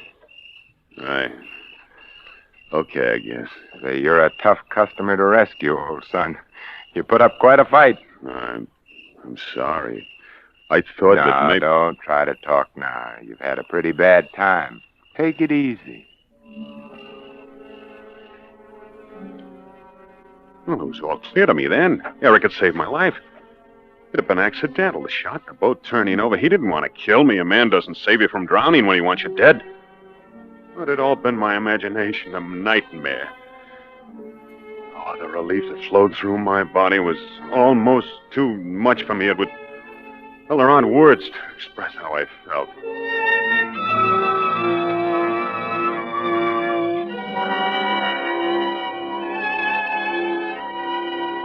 A little later, Eric helped me up to my cabin, and I stretched out on the couch. Eric went to the kitchen to fix hot coffee and soup. He brought the coffee in first, pulled up the coffee table close to me, and poured us each out a cupful. There you are. Get some of that into you, and you'll feel different. Oh, thanks. I'll be back in a second. Soup coming right up. Hey, Stan, do you like to cook? Huh? I said, do you like to cook? You know, I do. I like to try different concoctions. Oh, not me. I'd starve to death if I had to cook for myself. Oh, man. This coffee hits the spot. I can use a little of that, too. It sure does warm the innards, doesn't it? Mm-hmm. I got a little chill. Nothing like a cup of coffee, I always say. That's what I always say, too, Stan. Did I say something funny? Am I amusing you again? Immensely. In fact, Stan, I think that's probably the funniest thing you ever said. Mm-hmm. How did you like it, Stan? 4 ways to commit murder. You read it, of course. Why, yes, I couldn't tell you had, just as I intended you to. Were you frightened all day today? I don't understand. You didn't know, did you, that I came to your engagement party to ask Karen to be my wife? I wasn't aware that you were throwing a party or that she had accepted you. Oh, good Lord. Perhaps you don't remember what I told you that night. You thought I was joking, but I meant every word I said. That I'd make you pay if you failed Karen, if you made her unhappy. But in all these years, you would... Then you did bring me up here to... Murder you? You're so right, Stan. But you pulled me out of the lake. You saved my life. You're a dull-witted clown, aren't you, Stan? Don't you know me better than that? Did you think I'd kill you in the manner of a homicidal moron? Oh, no, Stan. But you did take a shot at me. Oh, yes. That was the second way. The first way was by waking you up by the throat this morning. The boat tipping over was the third way. And now I suppose we've reached the fourth way. Your brilliance positively staggers me. You can't get away with it, Eric. Oh, yes, I can. I have. You see how intently I'm watching you. I'm waiting to see you fall. You're going to die, Stan, just as Karen died. What do you mean? In the coffee stand. That's right. Your coffee's poisoned, just as you poisoned her coffee. Only yours is a slow poison. Poetic justice, don't you think? You poisoned my coffee? Yes, I wore down your guard. I planned it so that by now you would trust me. You would have faith in me. You poisoned my coffee? What have you... I didn't drink my coffee, Eric. I changed cups with you. There was sugar in my cup, Eric. I don't take sugar in my coffee, Eric. So I changed cups with you. I didn't mean to do it, Eric, but...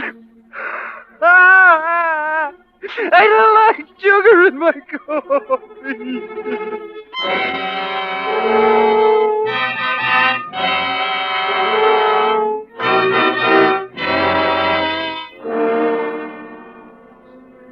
So you see, I didn't kill Eric, really. He killed himself accidentally, but I wish he had killed me. He had a good reason to, because somehow he knew about Karen, About how I killed Karen. By putting poison in her coffee that morning. And I watched her die. The same way that I watched Eric die. I'm tired now. I don't want to talk anymore. You do whatever you want with me.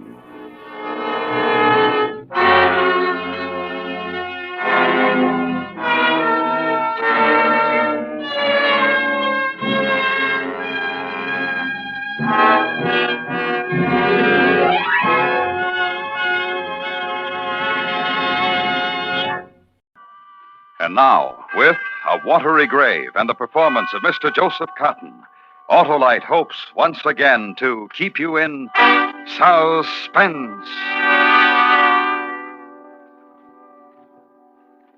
How did it happen when everything was so good? How did it get destroyed in 5 short hours? How did I start to die?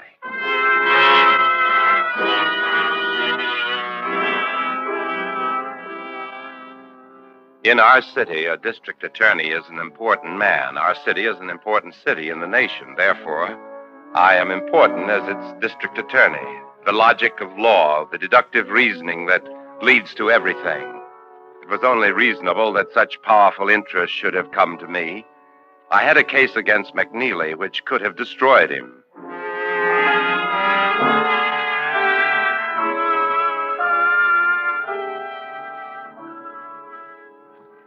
What is it, Mr. McNeely?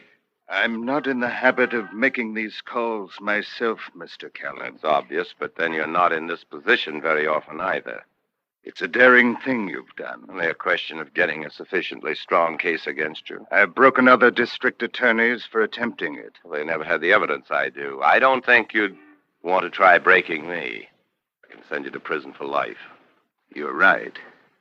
And yet, where I can't destroy you, I can prevent you from advancing, getting to a greater position, a more prominent position in political life. What does that mean? It means that it's no longer a question of can you be bought, but how much you want. I've waited a long time for this moment to be able to bargain with you. I respect your strength and perception. It's worth a great deal to me, Mr. Callan. There's the matter of my chief witness. If I don't prosecute you, he'll go to the state district attorney, perhaps to the federal government. And that is part of what you will give me in exchange for the wealth you're going to receive. Who is your chief witness? I can guarantee you he'll not testify. I would rather give myself my own guarantee on that matter. You mean his death, wouldn't it? Mr. Callan, all of us, any of us, even the most noble of persons must look the other way sometimes. It's easy for you to say that. It's easy for you to do. To look the other way becomes the easiest thing in the world after a while. All you have to know is why you're doing it and what you have to gain. How does one look the other way? How does one achieve the facility for turning around at precisely the right moment? A trip to Europe. My wife has always wanted to go to Europe. She likes things like that. His name? Trip to Europe is something Betty's dreamed of. Spoken of it often. His name? Bartell. Ah, yes. Oh, yes. My good, trusted friend, Bartell. Mm-hmm. Thank you, Mr. Callan.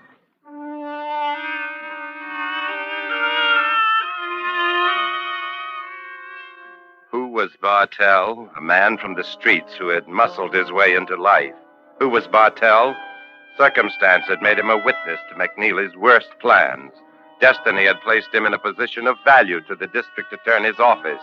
This valueless man, Bartell. Happenstance and coincidence had made him the keeper of dark secrets and illegal events which could have smashed an empire. An empire I was now partner to merely because I told them a name and looked the other way.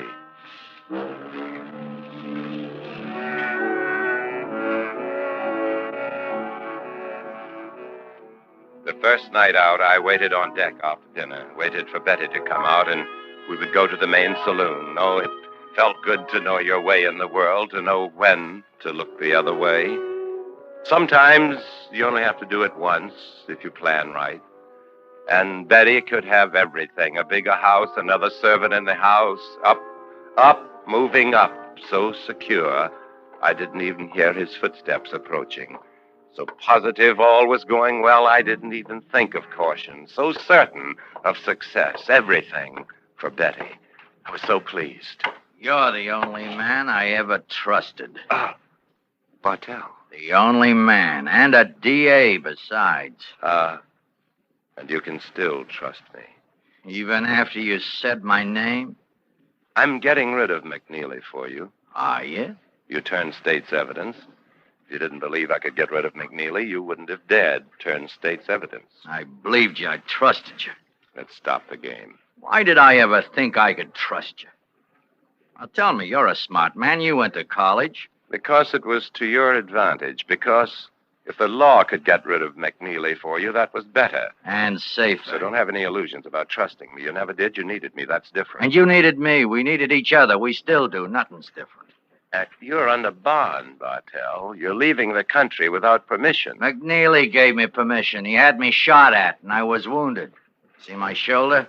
Fat on this side, fat from bandages. You don't have a passport. I don't need that either. I have money. How'd you get aboard? Oh, it's simple. Easy to stay hidden for a day. The second and third day, that's something else. I can fix it so you won't be let off, so you'll be sent right back. Mr. Callan, I can put you in prison if I'm sent back. My word would prevail against yours in any court of law. Maybe against my word alone. But not McNeely's hired gun, so both our words against yours. You have him? Some of my men do, yeah. He's safe at home. Oh, I could discredit your testimony. Then why argue? I have nothing to do with you. You got no choice, Mr. Callan. I'm warning you, Bartell. Well, what'll you do, kill me? You're not the kind who thinks like that. You kill by law, the legal way. And I'll find a way by law. Once I'm in Europe, they have different laws. All right. I'm a realist, Bartell. So? I only take calculated risks. What's your price? I have more money than you do, Callan. You couldn't buy me. Then what do you want? But you have more prestige than I do. You're liked. You know your way around the talkers. Well, talk me off this ship. You're impossible. Find a way. You'll be discovered before we dock. Not if you put me up in your cabin. Bartell, wherever I'm involved, I'll listen and meet a man halfway. But me alone, not my wife. If you involve my wife, I won't do a thing for you. Not if my wife's involved in any way. Not a thing. I'm in a squeeze, Callan. I'm finished unless you help me get into Europe. But you'll be finished with me. I got enough power for that. I'll find a way. All right, I'll go with you. No. Meet me here in 1 hour.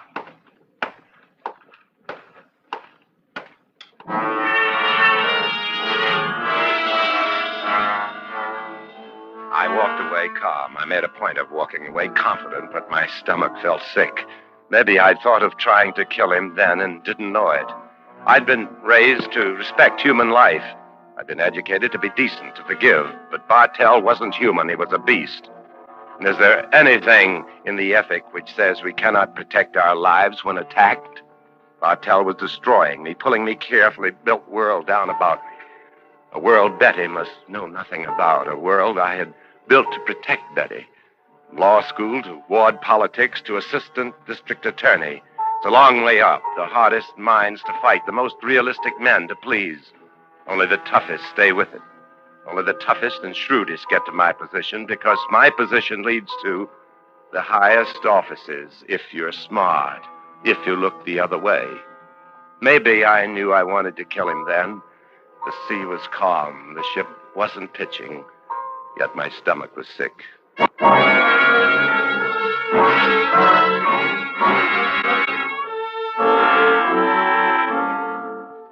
Half an hour was gone and still no plan. Where to go, who to turn to, what to ask. Nothing, anywhere.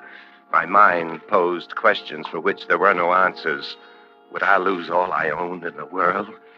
Problems for which there were no solutions. If I lost everything, would Betty go too? Were the two things inseparable? My success and Betty? I'll be ready in a minute. Robert, is that you? Who is it? Oh, Robert, you didn't answer. There. Drink helps. Helps what? You go to the dining saloon yourself. I'll be along soon. You mind if I ask what's wrong? I can handle it. Yes, of course. I'll be in the dining saloon. Wait a minute.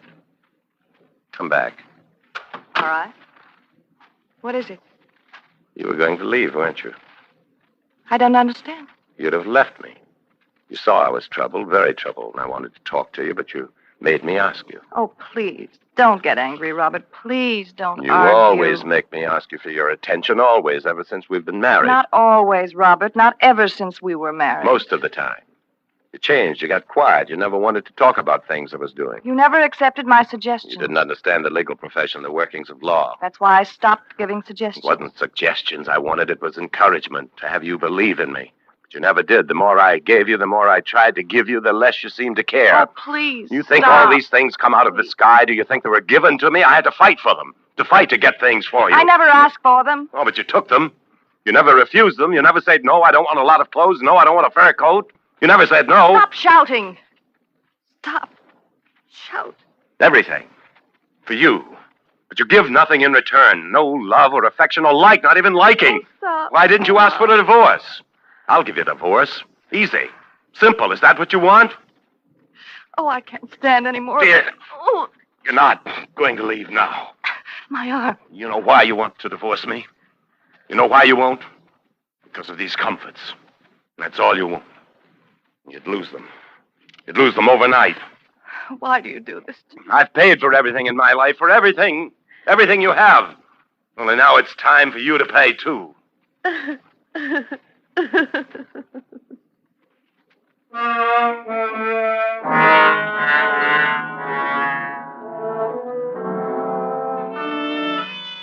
To kill a man is the easiest thing in the world to do. To kill a man who would take your wife from you. I know the logic. I know it's wrong. Bartell wasn't taking my wife from me, but he was taking position and wealth, and those things kept my wife to me, I thought. I knew. Bartell had to be destroyed, and she would have to be partner to it. That way, she'd never leave. That way, I'd achieve everything. That's why I told her the story as if I'd memorized it, as if it was the only thing I'd ever thought about, as if Bartell's death was the last obstacle in our life. No, Robert. Please, don't, Robert. You'll distract him up there on the deck, at the dark place on the deck. Don't ask me. Don't make me part of this. Together, we plan it. Together, we meet him. Together. Come on, Betty, the hour's up. Bartell's hour is up.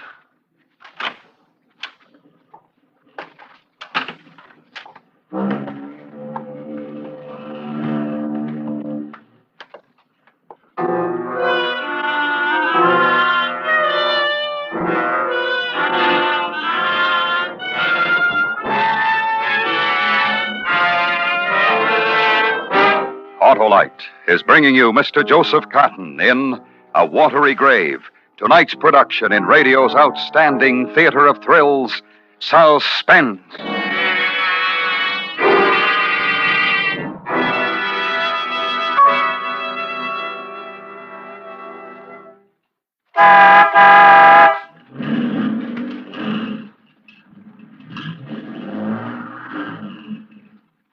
Wow, I feel great now. Ah, thanks to your Autolite spark plug dealer and his exclusive plug check indicator, Oscar. And those new ignition-engineered Autolite spark plugs.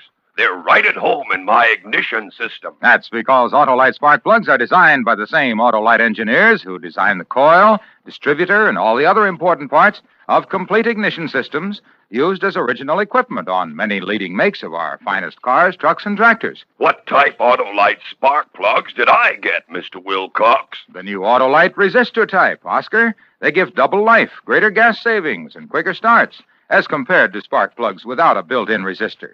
And the Autolite resistor spark plug is only one of a complete line of ignition-engineered Autolite spark plugs designed for every use.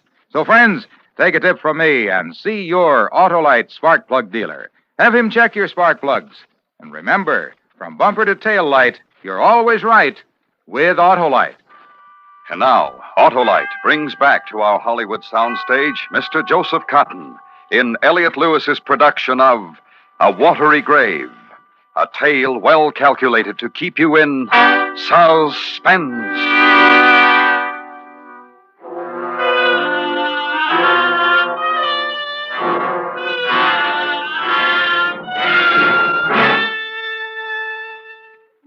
did I start to die? Then, at that moment, as we walked along the deck, did I start to die then because I knew I would kill Bartell? Does one die a little if one plans to kill a human being and die more when one does it? And to compound it, Your Honor... Funny to think, Your Honor. Funny to think that way now. To compound it by knowing your wife hates you more than anything in the world because she's terrified, infuriated by her hate, but pleased with her terror. How can she hate me so? In so short a time, I gave her everything. I tried to be something important for her, and rich for her, and killed for her. As we walked along the deck, I had no real idea how I would kill Bartell, no exact idea, but it had to be done. I held Betty's arm tightly as we approached the dark part of the deck near the railing, the place where Bartell was. Not actually a railing, an entrance for a ramp with only a chain across it. Bartell, this is my wife. What did you decide? I've been talking to her. I've been explaining to her. What did you decide? Don't talk to me like that, Bartell. Don't ever talk to me like that. Do you put me in your stateroom? Yes, of course. And guarantee to get me off the ship? I couldn't guarantee. Guarantees and things like this are impossible. There are officials to get at, ship's officers, finding the right people. Oh, you're good at putting in a fix, Mr. Callan. You've been putting in fixes all the way from the slums up to the penthouses. Ship shouldn't stop you. Don't say things like that. Why not? Everybody knows how McNeely pays off, and you're one of McNeely's boys. Now, anytime he wants to put his fingers in a dirty deal, he'll use your hands to do it. Don't talk like that in front of my wife. She'll get used to it. McNeely doesn't care who knows about his dirty-handed men. Shut up. Shut up! I lunged at him. I didn't even reach for his gun he was carrying. He didn't think I was capable of doing it. His back was against the chain, his good arm flailing wildly. Over the chain, over and into the water. I didn't see in the darkness. I didn't know until I heard the scream. Let go! Let go! Only it was too late for Bartell to let go. He had a grip on my wife's arm. Before I could move, before I could do anything, it was insane. She was pulled over the side, too. Over into the water. I had to save her. There was little I could do to save her would be to save Bartell, but I didn't hesitate. I know that. I'm sure of it. I grabbed the nearest life preserver and hurled it over the side. I could barely see them struggling in the water with the ship's propellers coming nearer. And then I knew I would have to jump. I would go over. I could still finish Bartell and save Betty. Still, I could have everything, and it would be called an accident. I went over the side.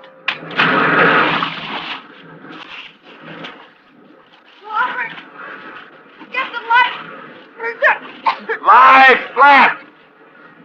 Don't try to swim. The wash from the propellers. Help! Robert, help! Don't fight. Float on the backwash. Float.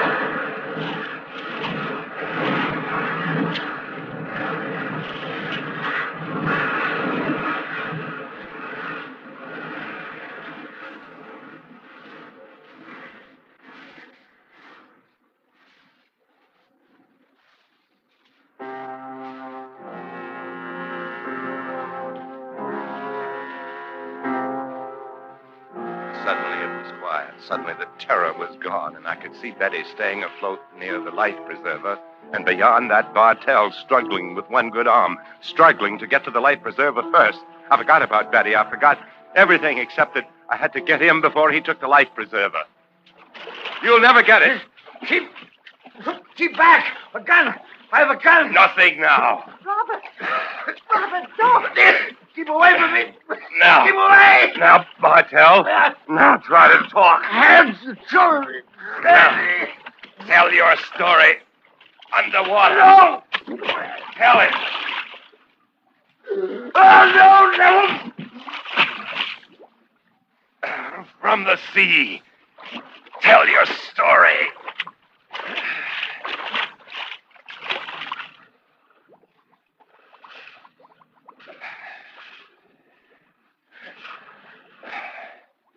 Tell it from the sea.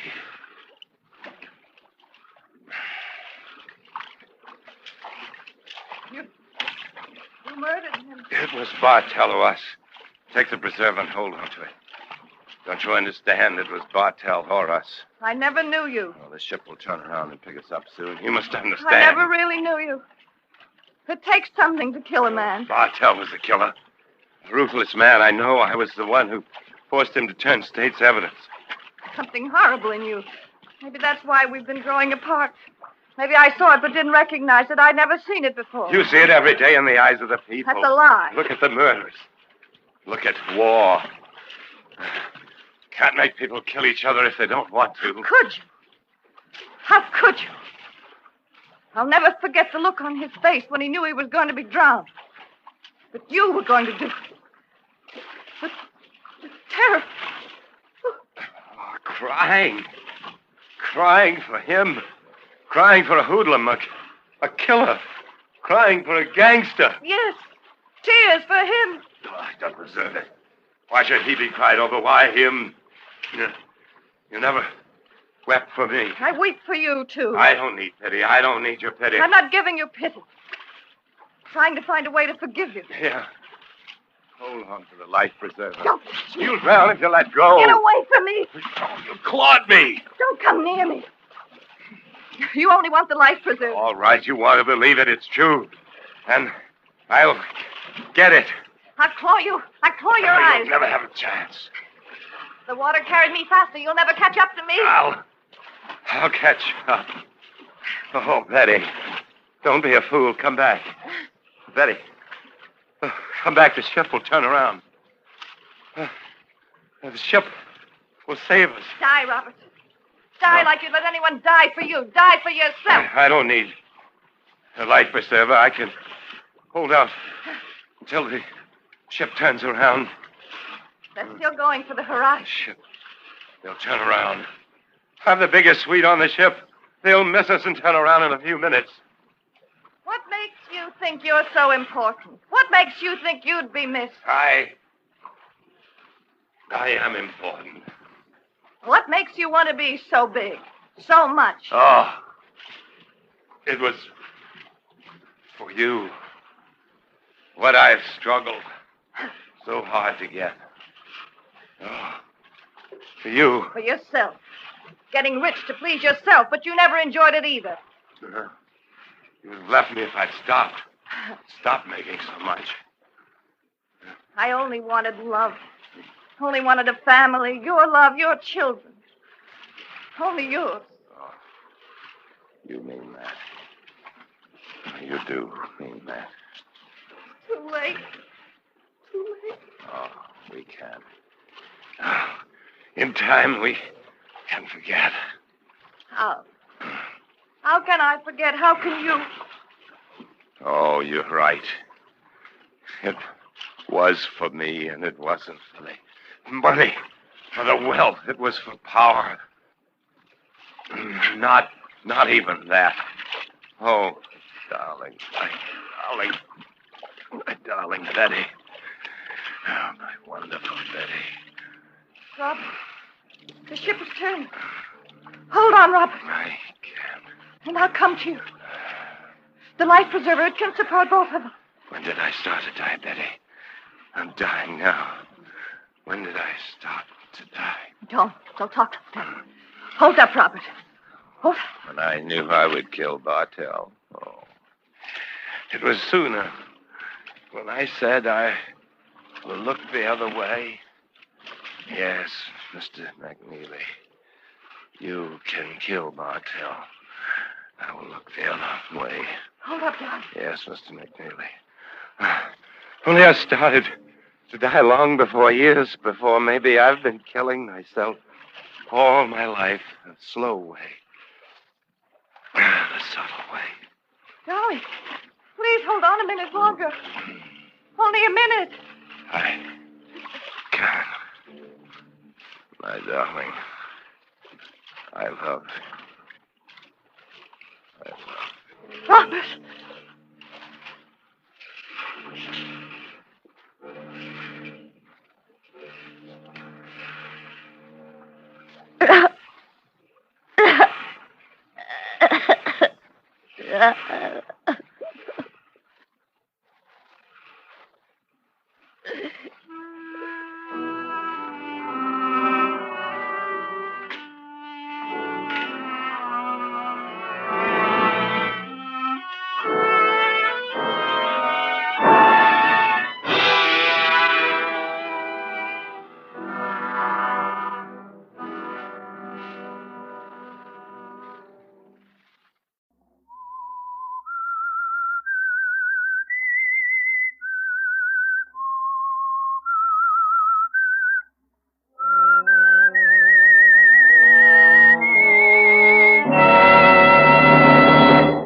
I am the Whistler, and I know many things, for I walk by night. I know many strange tales hidden in the hearts of men and women who have stepped into the shadows. Yes, I know the nameless terrors of which they dare not speak.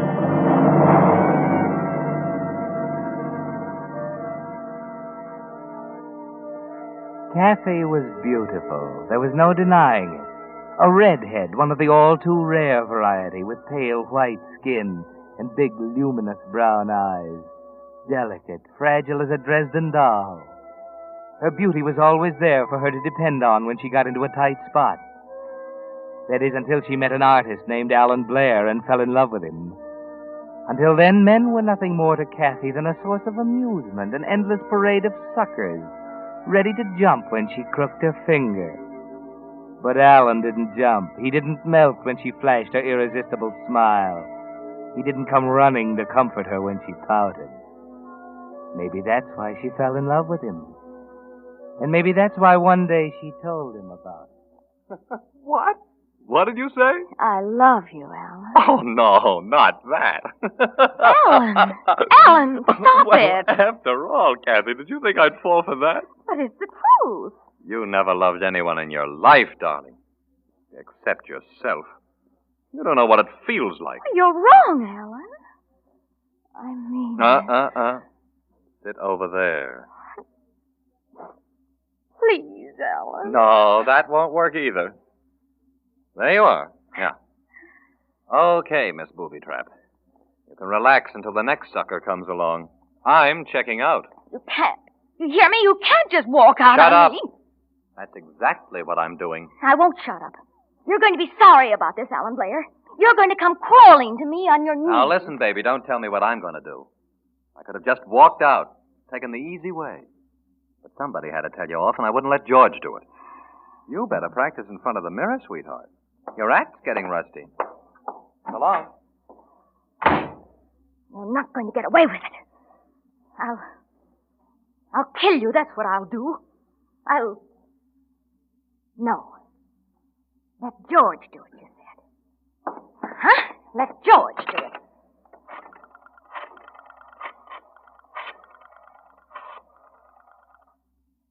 Hello?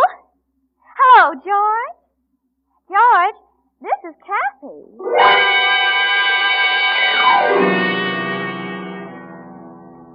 You can work fast when you want to, Kathy. 3 weeks later, the people of Evansburg are stunned when you announced your marriage to George. Dull, drab, uninteresting George Morrison, 15 years older than you. The staid, respected member of the city's Board of Supervisors. George is stunned, too. Kathy, I can hardly believe it. It's thrilling, isn't it, George? Well, it was so sudden, I hardly knew what to think. I'd always loved you, Kathy, but I never dreamed that this could happen. Love is an unexpected thing sometimes. You do love me, don't you? Oh, of course I do, George. You're all I'd ever hoped for. Everything I'd ever dreamed about. Gosh, Kathy, I'll bet this will be a surprise to the folks in Evansburg. Wait till we get back from our honeymoon. Well, I get a kick out of telling them. You're too late, Mr. Morrison. Huh? What do you mean? I wired the papers yesterday.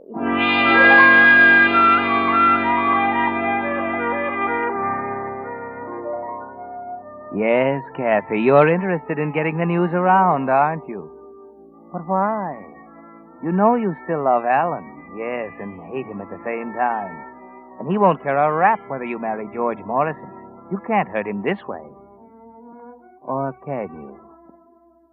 At least the marriage is giving the people of Evansburg plenty to talk about. Down at the Elite Beauty Salon on 6th Street, for example. Yeah, I heard I got back from the honeymoon last week. Really, Charlotte? Has she been in yet? She has an appointment this afternoon. Hey, don't wiggle so much. I might burn you. Ouch. See?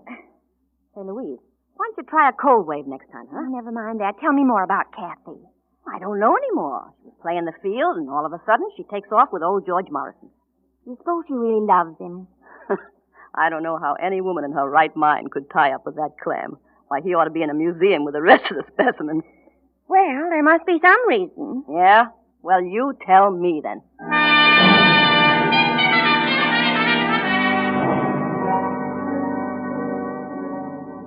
George, dear, Yes, Kathy? George, do you remember what we talked about on our honeymoon? No. What? My portrait. Oh, yes, the painting. Well, you haven't mentioned it, George.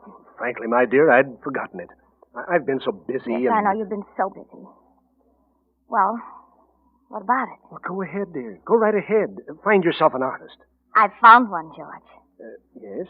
How long will it take? Oh, about a month, he says. You must work rather fast. That's not very long. Yes, I know, but I think it will be long enough.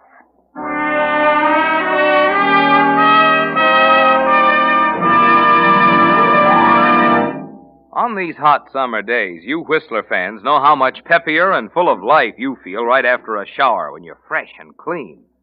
Well, that goes for your car's motor, too. Yes, a clean motor is naturally a more efficient motor. That's why it's so important these days to use the modern, solvent-refined motor oil that helps keep your motor clean. Signal 4-Star Motor Oil. You see, because of solvent refining, which is the latest, most costly process known to oil engineers, Signal 4-Star Motor Oil actually forms less carbon, and what little there is soft, like soot, tending to blow out with exhaust gases. Thus, by keeping your motor cleaner, Signal 4-Star Motor Oil actually helps 3 ways. 1, keeps your motor running peppier, smoother, quieter. 2, cuts down on the repair bills often caused by hard, abrasive carbon. And 3, helps stretch rationed gas. That's why, if it's been 1,000 miles or 2 months since you last changed oil, you'll be doing your motor a real favor by driving into one of the friendly dealers displaying Signal's yellow and black circle sign and saying, "Drain and fill her up" with Signal 4-Star Motor Oil. And now, back to the Whistler.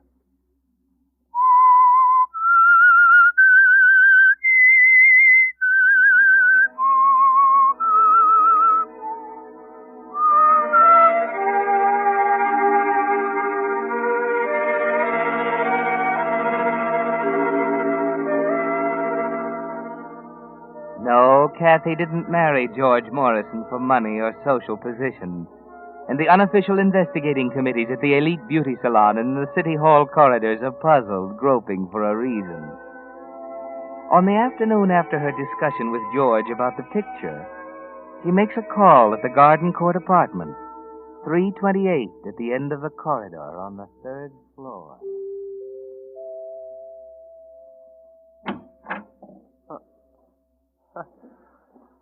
Hello, Kathy. Hello, Alan. Well, that takes care of the greetings. Are you going to ask me yet? I don't know. Was this trip really necessary?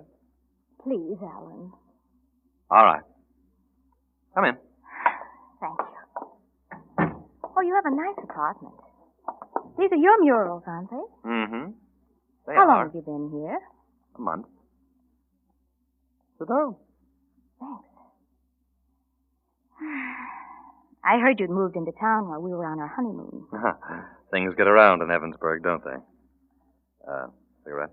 Oh, thanks.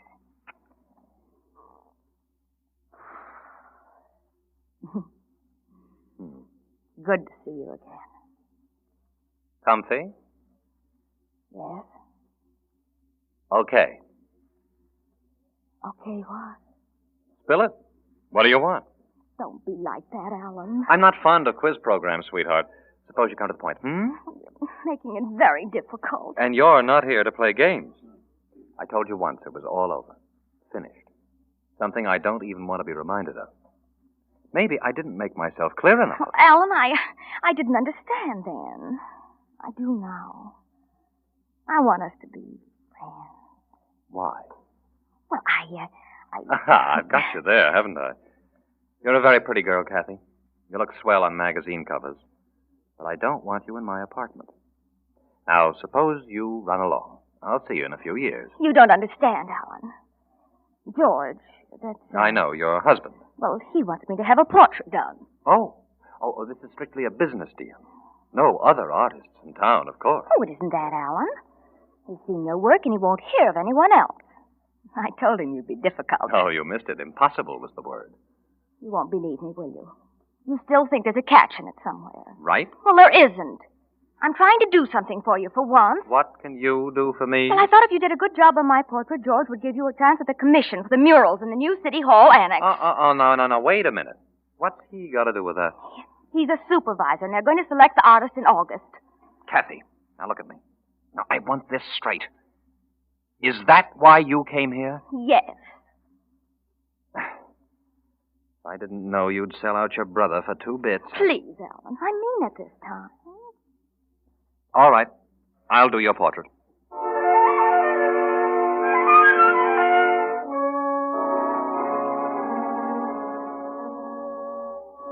You could hardly keep from laughing out loud, Kathy. It was quite a triumph.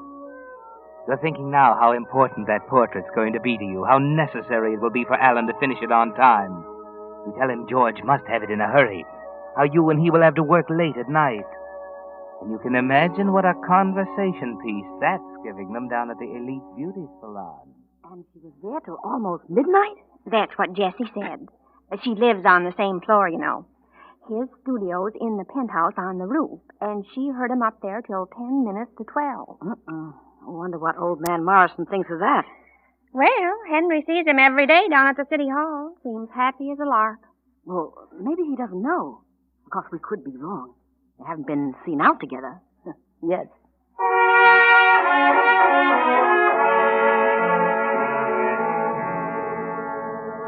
No, not yet, but you're working on that, aren't you, Kathy? While Alan works, you're making careful notes the way his apartment is laid out, with his living quarters on the 3rd floor and the studio upstairs and the penthouse on the roof. Hold still, Kathy. The light's bad enough without you changing position every minute. I'm sorry, Alan. Oh, excuse me. Yes? Okay. Well, what else? Oh. Yeah, that'll be fine. About 8. 9:15. What? Every night the phone rings at exactly 9:15. Oh, that's Manuel. I set my watch by him. Who's he? The houseboy downstairs. Calls every night to catch my order for breakfast. Oh. Well, no. Alan, I'm awfully tired. Couldn't we go downstairs for a drink? I don't know. It might not look so hot. Oh, don't be ridiculous. Huh. Okay. 10 minutes. That's better. Is there a mailbox around anyway? Yeah, there's a chute by the elevator. Oh, good. I'll drop this off on the way down. Almost forgot it.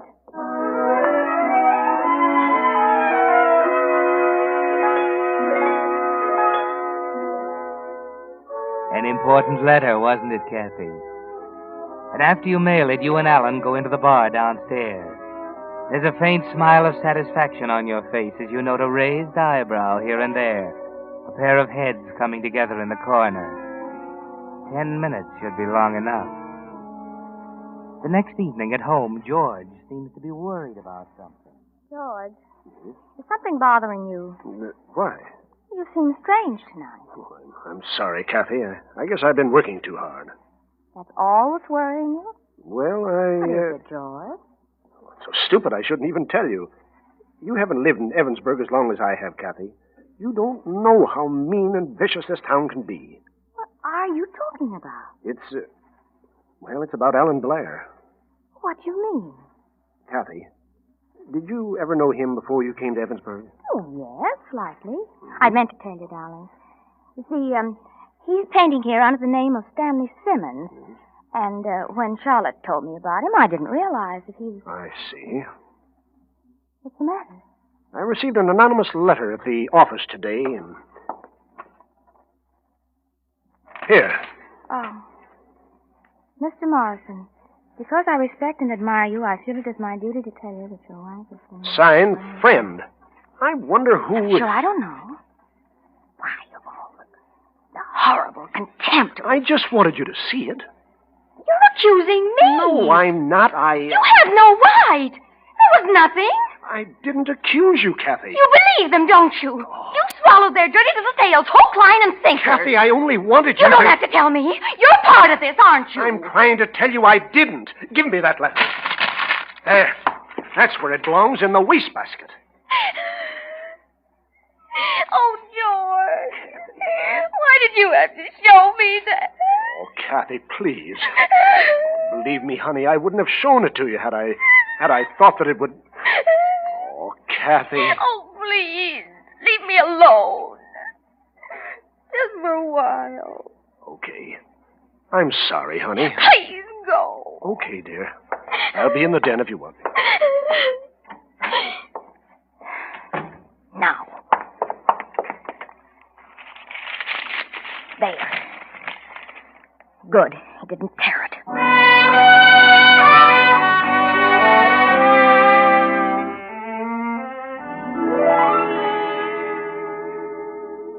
Well, Kathy. Hello, Charlotte. I'm sorry I'm late. Oh, that's all right, dearie. Kind of slow this afternoon anyway. Here, let me help you with your things. Oh, thanks. I don't know what I'd do without you, Charlotte. I'll hang the jacket up. Well, I suppose you want a shampoo and a facial. Mm-hmm. You always make me feel better, Charlotte. Oh, good. Say, what's the matter, dearie? Oh, it's nothing. Well, it doesn't look that way to me. Here, lean back. Take it easy. Oh, Charlotte. I've just got to tell someone. Huh? Tell what? Now, you mustn't breathe this to a soul. I don't know what I'd do if it got around. Well, you know you can trust me, dearie. Well, it's George. Uh-uh. We had a horrible scene last night about Alan Blair. I thought he was going to hurt me. It's all been so ridiculous. Mr. Blair's been so careful to be businesslike. Why, sure. But I didn't know your husband has such a temper. Well, I couldn't explain to him. He just went up in a rage. And I'm so afraid. And it was all so innocent. Alan's been working nights because George wants the picture done by next week. And the other night, Alan and I got awfully tired and decided to go downstairs.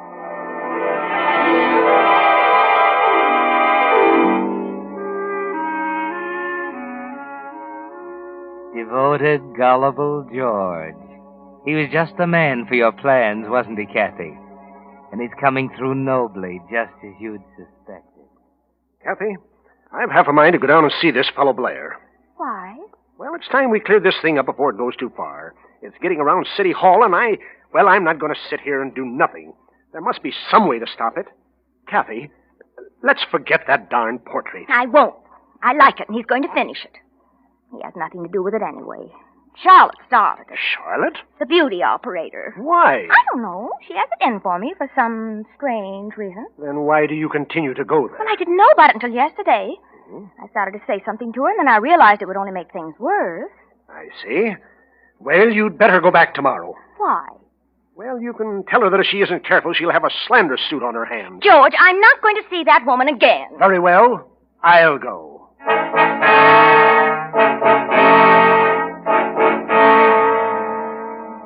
You're in the clear, Kathy.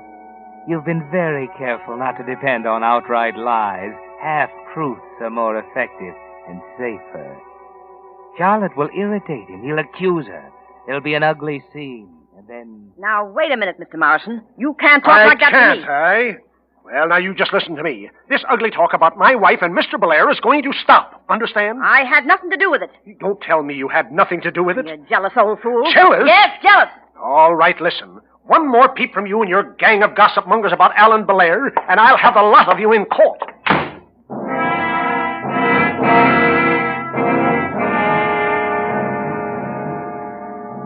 Well done, Kathy. It's there now. He's shown his hand in public.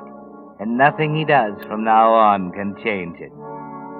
Murder comes in two parts, you see, motive and opportunity. The motive is complete, solid. You've cemented every brick in place with those clever, delicate hands of yours. Now, the opportunity.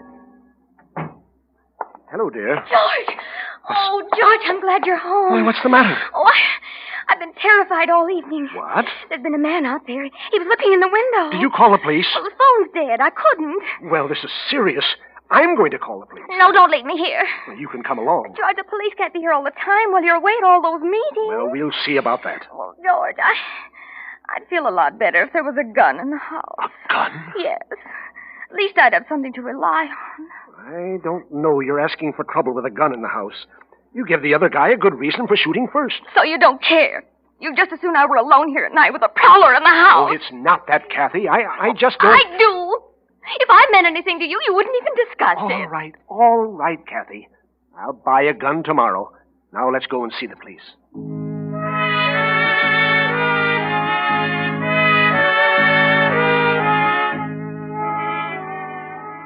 But of course, the police find nothing, Kathy. When you cut the telephone wire, you were careful to keep on the cement walk, and there were no footprints. And Evansburg took note of the fact that on the afternoon of July 23rd, George Morrison walked into Tyndall's Sports Shop and bought a .38 automatic. As simple as that. Motive and opportunity. You've built a beautiful frame, Kathy. Now all you have to do is put George's picture in it. Here you are, my dear. Thank you, George. I do feel miserable. It's so hot. Well, this ought to cool you off. Here. That's good. Oh, darling, it's 9:15. You better run along. Kathy, must I pick up that picture tonight? I told Mr. Blair you'll be over around 9. You'll be thrilled with it, George. Well, I don't relish leaving you alone like this, especially after Don't all... even think about it. That prowler's had the scare of his life with the police after him. You wouldn't like to come along? No, I'd be so miserable with this headache. I'll be an angel and run along. I can't wait to see it over the fireplace. Well, very well. You stay where you are, and I'll be back before you even know it.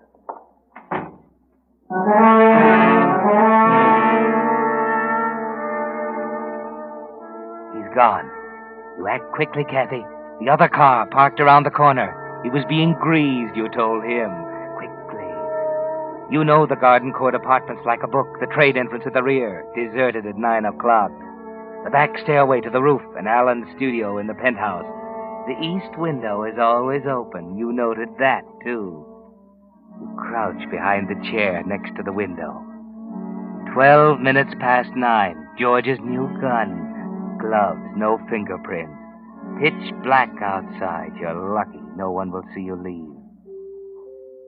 And there's George arriving right on the dot. You knew he would. Now, just one more piece of luck and you're in. Just one more. The telephone has to ring at 9:15 with Manuel's breakfast routine. And Alan has to come up to the penthouse to answer it. The seconds seem like hours. You can hardly breathe, Kathy. Waiting. He can't fail this time.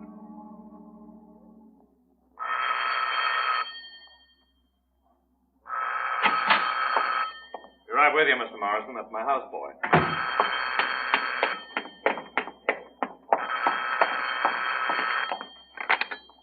Hello? Yes? Uh-huh. About 9? Sure. Right.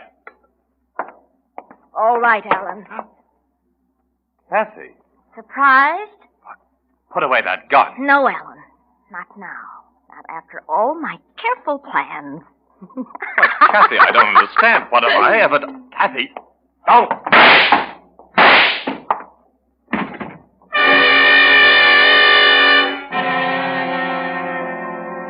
It's done. Now. Careful, Kathy. Don't be too obvious. Hide the gun under the chair cushion where they'll have to hunt to find you. Mr. Blair! Oh. Yes, here comes George. Out the window now and down the back Mr. stairs. Blair! That's Mr. Blair! it. It's done, Kathy. It's perfect.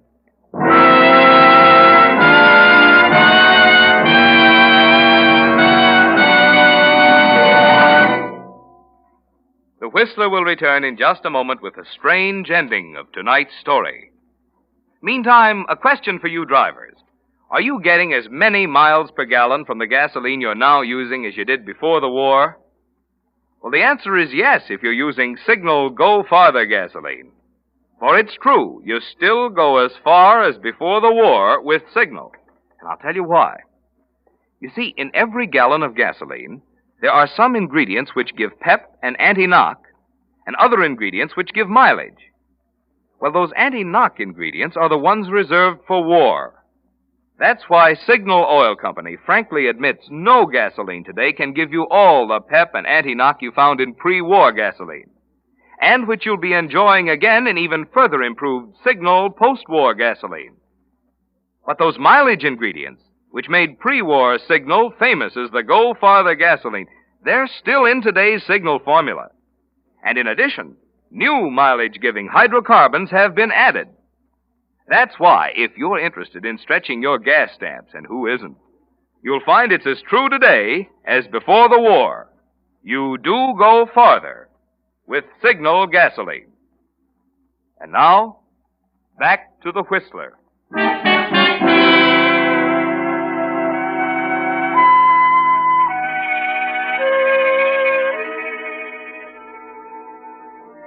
10 minutes after leaving Alan's studio, Kathy is home again, safe in bed with her headache.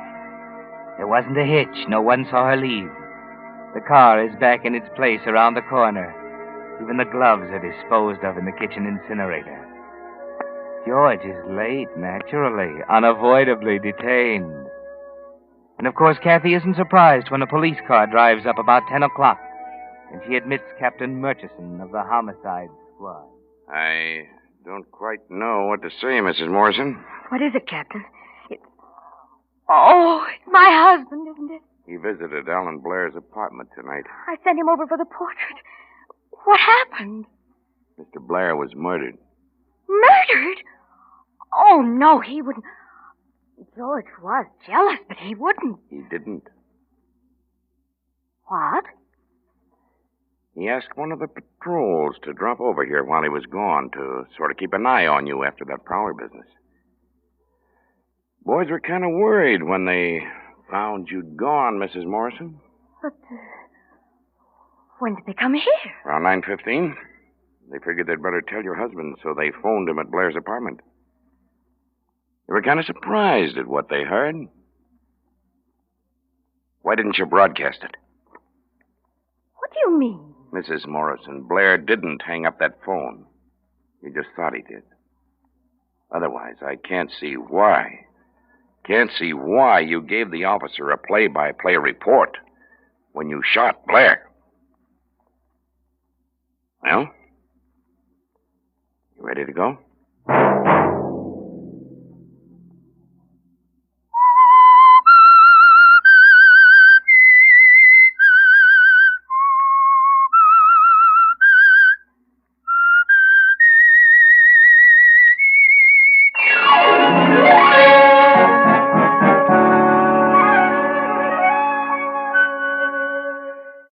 And now, Autolite presents Ordeal in Donner Pass, starring Mr. Edmund O'Brien, hoping once again to keep you in suspense.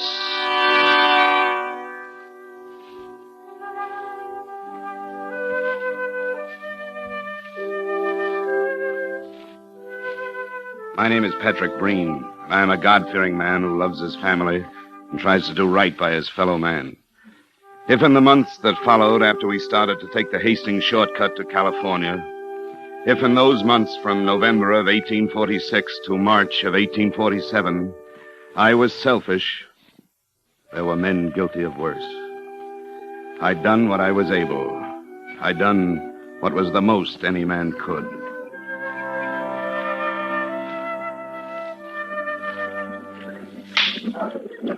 If we had have read the signs right, it wouldn't have happened, maybe. When Keysburg left the old man, Mr. Hardcoop, behind to die. When Snyder attacked Mr. Reed, and Reed killed him and got banished from the caravan, sent out alone without wife and child. If we saw the signs of losing all those cattle in Truckee meadows, and the Indians sneaking up and killing half the rest, we would have seen the hand of nature working against us. And the crazy task of clearing a road through the Sierra Mountain wilderness by hand. 30 miles of road. We should have seen the signs. But the Donner Party only saw Missouri where they came from, and California where they was going. We didn't see in between. Well, what's the trouble? What's the matter? Something go wrong again? Mr. Eddie is for trying to get over the pass again. Oh, I say it's crazy. Temperature must be near to freezing. And it gets worse near the summit, up near the pass. Well, I got my wife and children to think about, Mr. Donner. And so do I, Mr. Graves. And think about them. Don't stop here. You'll save their lives if you don't stop. It's colder and colder, Mr. Eddie. I tell you, get out of these mountains now. We'd have to leave most of our goods behind. And leave your goods. Leave our goods? As well leave our money. And your money. You talk madness, Mr. Eddie. What would we start our lives with in California? Don't be fooled. Mr. Eddie, you'll make trouble for yourself. Look at the health of our party. The exhaustion, Mr. Eddie. Look at it. I'll look at dead bodies if you don't move on. I know. I know that.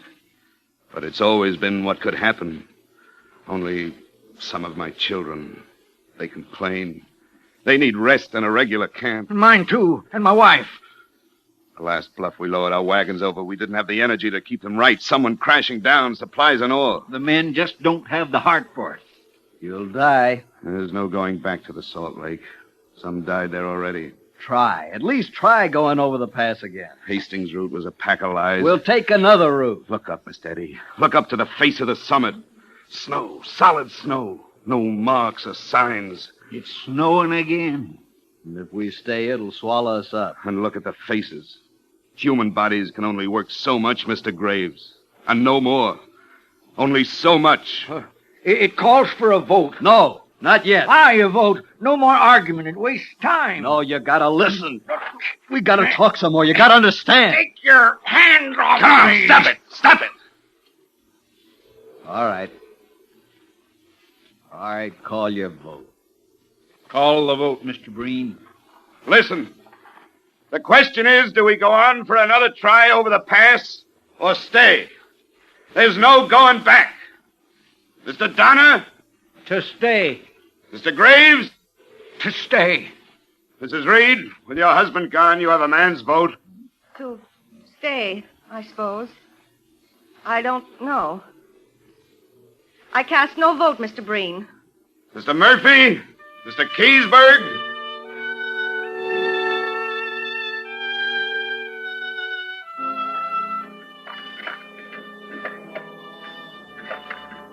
We built 3 houses.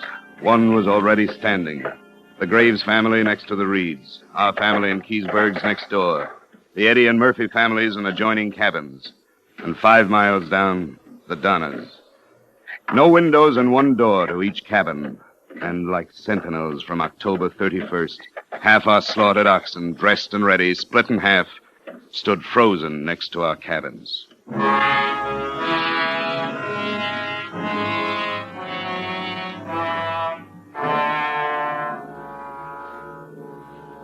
On Friday, November 20th, 1846, I began my journal. We now had killed most part of our cattle, having to stay here until next spring and live on poor beef without bread or salt. It snowed during the space of 8 days with little interruption. The remainder of time up to this day was clear and pleasant. Freezing at night, the snow had nearly gone from the valleys. Hello! My wife, my children asleep. They could not have attempted the crossing with Mr. Eddie, who started out with 22. My wife thought it better to wait. Hello! We're off! Oh, what is it? It's Mr. Eddie taking a group for another try. Oh, I wonder. It's no time for doubt. Doubt can mean terrible things. Do you think they'll make it? I've no facts to go by. Mr. Eddie's a courageous and daring man. Will they make it? It's only a feeling, and it's the only guide we have.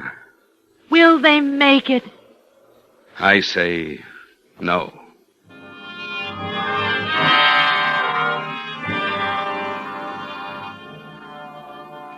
On November 26th, I slaughtered my last team of oxen. After this beef was gone, maybe Mrs. Eddie would sell me some of hers. There were some mules, there were dogs, and we waited.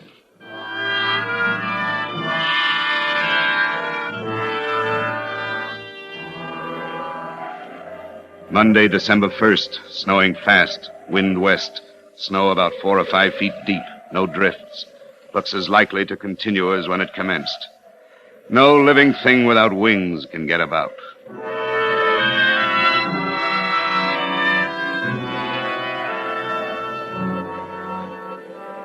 Tuesday, December 2nd, still snowing, wind west, snow now about 5.5 to 6 feet deep. Difficult to get wood, no going from the house, completely closed in.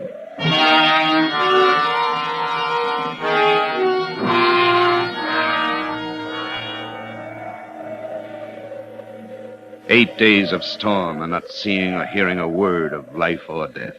Snowbound, so that even the people in the next cabin were like 1,000 miles away. We couldn't get out to kill the pack animals, and after the 6th day, our ration was barely enough to keep a baby alive. And then the storm stopped. We got to have meat. I'll go out. Slaughter the mules? Aye, the mules. Yeah. Help me with these boxes. The door is jammed. Step aside now. When I pull back the last hide, snow will fall through.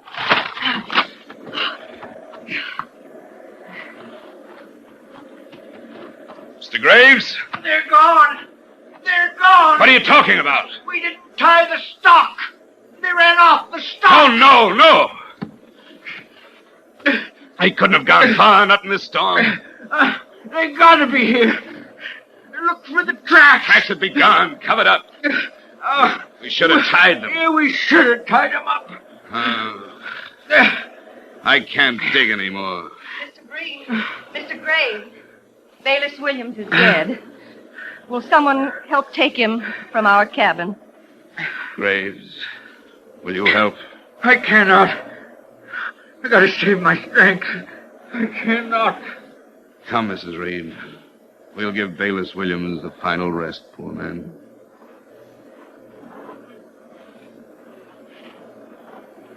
Mr. Breen, have you any ox meat for my children? There's almost none. A little. Just a little for my children. We have children, too, Mrs. Reed. Sorry. It's starting to snow again. I'm sorry. And getting colder. Maybe we should call him Fortunate Mr. Williams.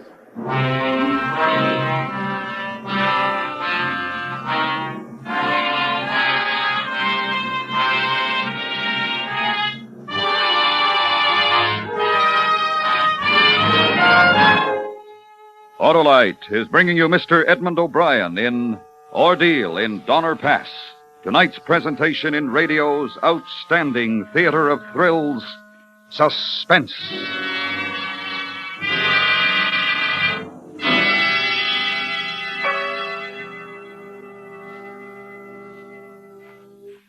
Say, Harlow, who do you think will win tomorrow? Why, the man with the Autolite Stay Full battery, Senator. You just can't lose with that rare, rugged, and reliable battery that states right on the case. Needs water only 3 times a year in normal car use. But both candidates have an Autolite Stay Full, Harlow. Then they have long-term power insurance, Senator.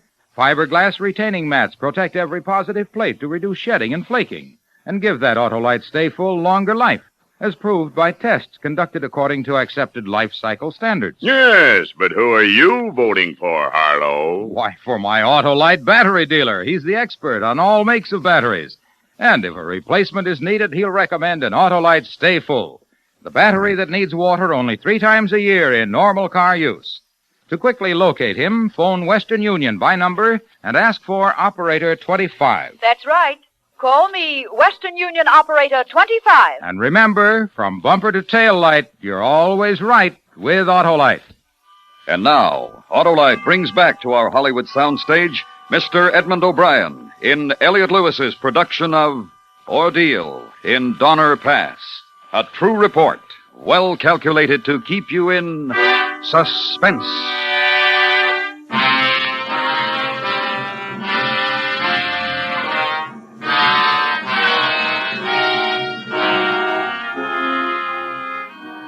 Maybe you say it was cruel of me to turn aside, Mrs. Reed. But I had 8 mouths to feed. She only had 5. Figuring life and death in numbers. What else could we do?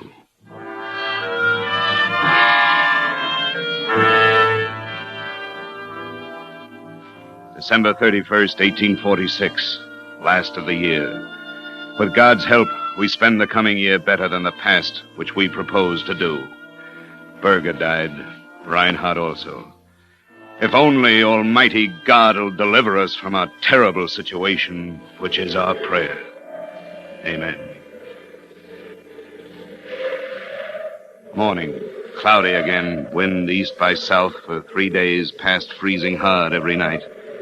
Looks like another snowstorm. Snowstorms are awful to us. Snow is so deep now. So very cold. Some of the children too weak to get from bed. Nothing but hides and the children starving dark.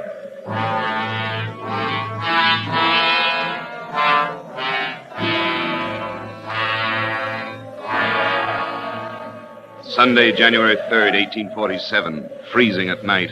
Wind about east. Mrs. Reed talks of crossing the mountains with one of her older children, leaving others behind. Provisions scarce. I have no right to ask you. But it's for their sake I must go. No, not alone, Mrs. Reed. With Milt. No. And Eliza and Virginia. 10 strong mountain men couldn't do it now. I must. There isn't enough for all of us. Can I leave James with you? I'm going for bread, Tommy. To get bread for you and everybody. Shh, child. What of Tom? To the Graveses. Will they take him in? I can only ask. Will you help me take him over? Hurry, Mr. Breen. For God's sake, hurry.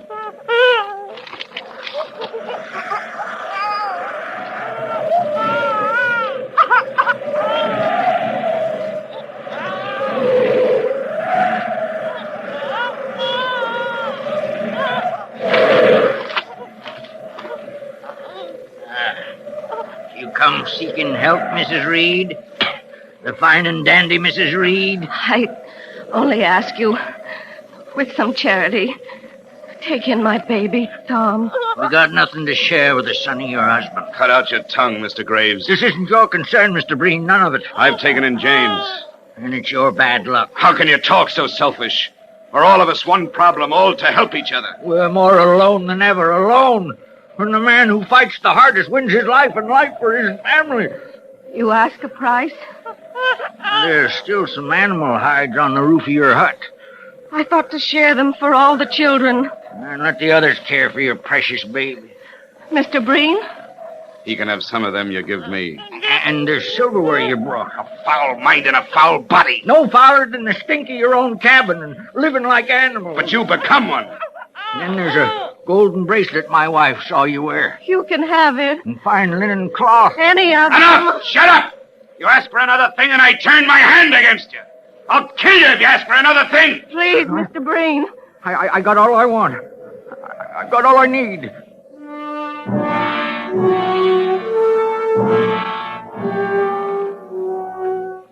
Monday, January 4th. Mrs. Reed, Milt, Virginia, and Eliza started about a half hour ago with the prospect of crossing the mountain. May our God of mercy help them. It was difficult for Mrs. Reed to get away from the other children.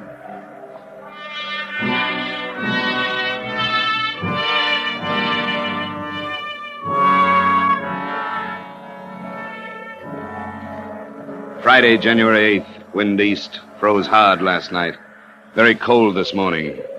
Mrs. Reed and company came back this morning. Could not find their way on the other side of the mountain. They have nothing but a few hides to live on.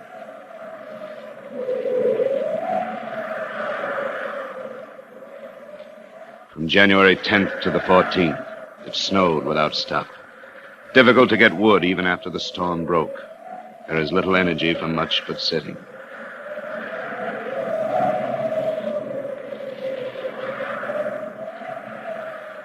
Saturday, 23rd. Blew hard and snowed all night. The worst storm we experienced this winter. The sun came out a while. No sign of any game. No birds. No Indians. Even they leave us to our fate. January 31st. Landrum Murphy died. The sun don't shine out brilliant this morning, and it froze pretty hard last night.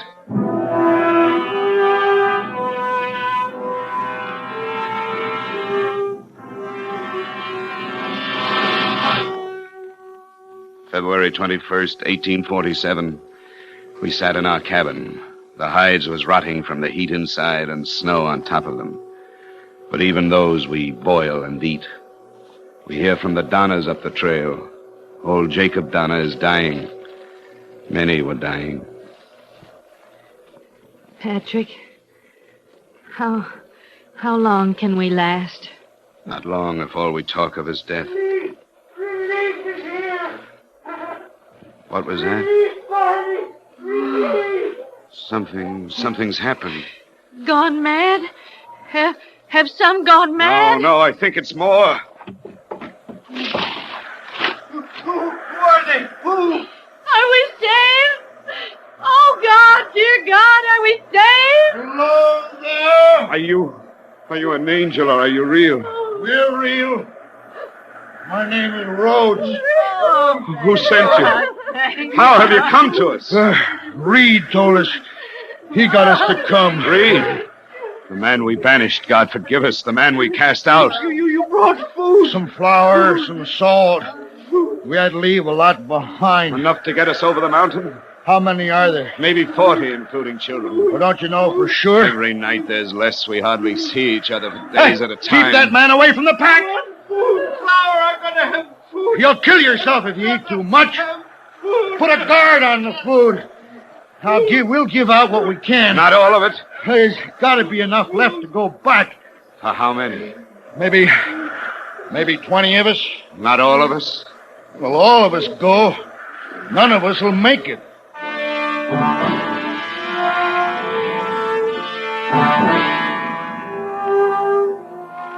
24 went with the brave 7 men. We were left, with no more food than we had when they came. And those who were left moved into only 2 cabins. We lived like animals then. We was little more.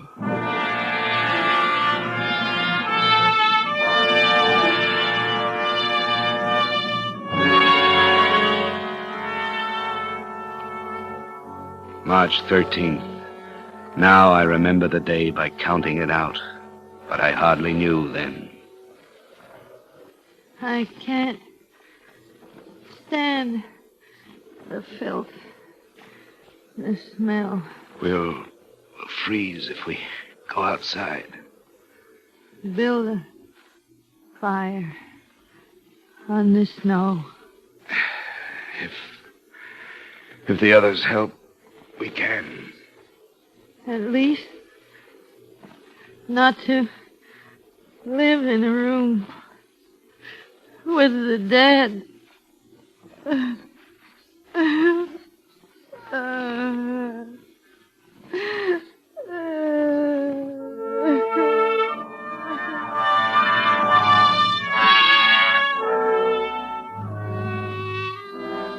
We come from built-up country and cities.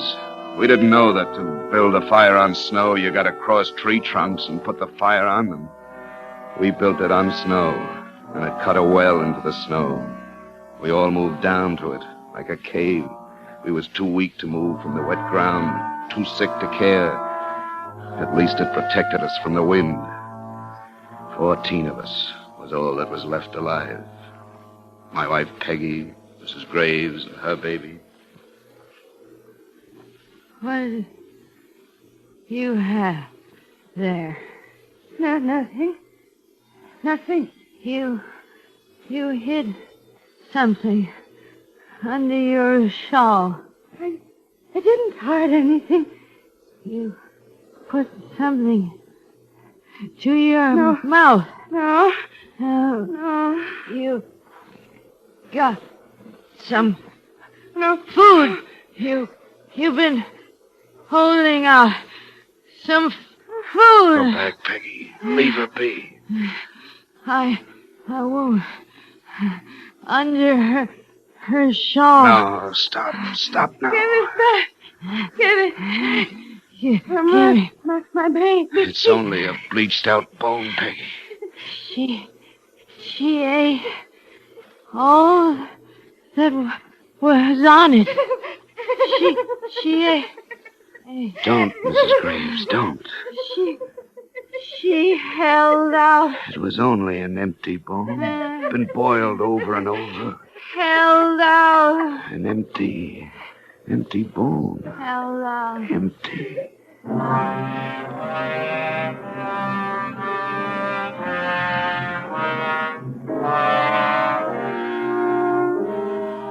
Mrs. Graves' baby died that night. And in the morning, a 5-year-old son. Life went from her altogether. She died by the time the sky was light. We did not have energy to take them out of the pit because we didn't have no energy to get out ourselves.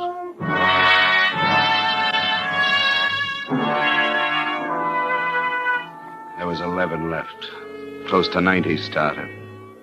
Half died. And on the 6th day, in that cave of snow in the ground, sitting like animals in the mud, not caring or even hearing. I can't pray. Don't say that. I can't even remember my prayers. Hello! Anybody here? They come back. Call. I got to call them. Help. We're here. Help. Go up to them. I can't move.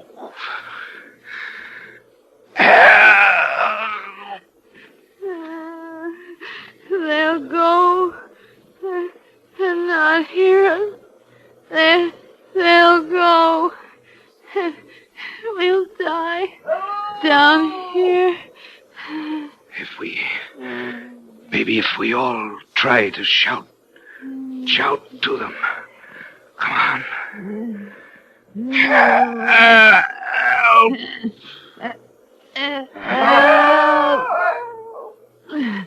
Hear it?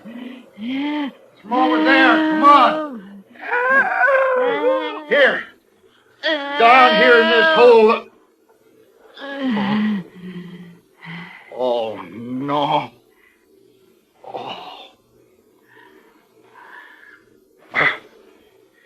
We'll take you out. Don't worry. We'll take you out.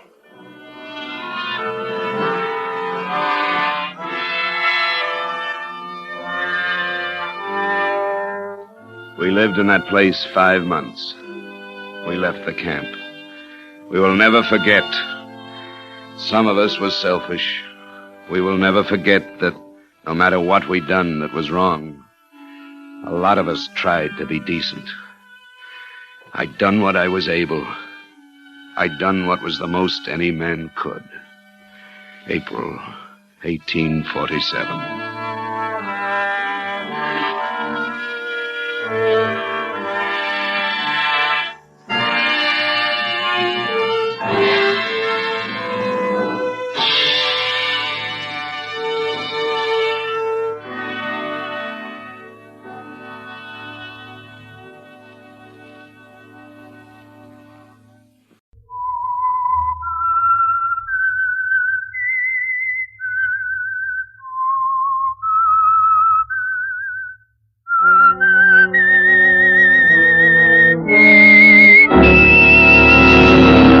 I am the Whistler, and I know many things, for I walk by night.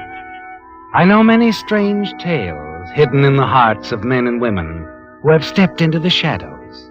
Yes, I know the nameless terrors of which they dare not speak. And now for the Signal Oil Company, the Whistler's strange story. Design for Murder.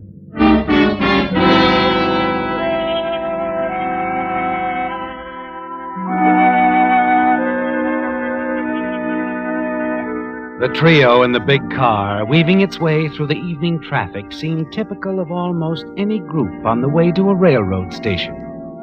Charles Gilbert at the wheel was responding patiently to the nervous admonitions of his wife, Edna. From the rear seat, his wife's close friend, Myrene Walker, chatted ceaselessly. Charles Gilbert, on the other hand, seemed lost in thought or patient resignation, all very typical as they pulled up at the railroad station and stepped out of the car. Charles, let me run on ahead for you. Check Edna's ticket. Would you, Myrene? I'll get someone to take the suitcases. Oh, it's all such a bother. I wish I was staying home. Well, you're not, so forget it. We'll meet you inside, Myrene, the cocktail bar. Right. You heard how she wished she were going? She likes to travel. I don't, Charles. You know that. Well, never mind now. It's all arranged. You need the rest. A red cap. Yes, sir? These 3 bags. Oh, yes, sir. The limited car 79, space B. Here you are. Thank you, sir. Now, come along, Edna. We'll drop in here, have a drink while we're waiting. Now, let's just relax, huh? Wait for Mark. I wish you weren't so anxious to have me out of town, Charles. At a time when the business needs me so. Oh, nonsense. Over here, Myrene. Here, darling. Everything's in order with your tickets. That's too bad. How do you like that, Myrene? She doesn't want to go. Thinks the jewelry business will go to pot. Thinks her husband plans a rendezvous with another woman. Oh, for heaven's sake. Buy her a drink, Charles. You can buy me one, too. Waiter, if you don't mind, we're dying of thirst here. 2 scotch and sodas here. Myrene? Fine, anything. Just bring it. Yes, ma'am. Now we'll all feel better. I'd feel better if I knew why you can't go along, Charles. I told you, Edna, I'll be busy. Also, I want you to go alone. You'll rest more. And you do need it. Look at her, Myrene. Not able to keep her hands still. Doodling on the menu. She's always doodling on something. Give me that pencil, Edna. Sorry. It's a design I was thinking of for a piece of costume jewelry. Well, stop thinking of anything like that. And since it's going to bother you, I'll tell you exactly what I'm going to be doing, dear. It was to be a surprise. A surprise? We talked about a beach house, remember? On Little Rock Point? I remember talking about it. Mm-hmm. And I've bought one. Oh. A beautiful place. Completely surrounded by trees, a good half-mile from the main road, and a quarter of a mile from the nearest neighbor. Hidden away like that, I don't see how you find your way out there. Oh, it's easy to get there.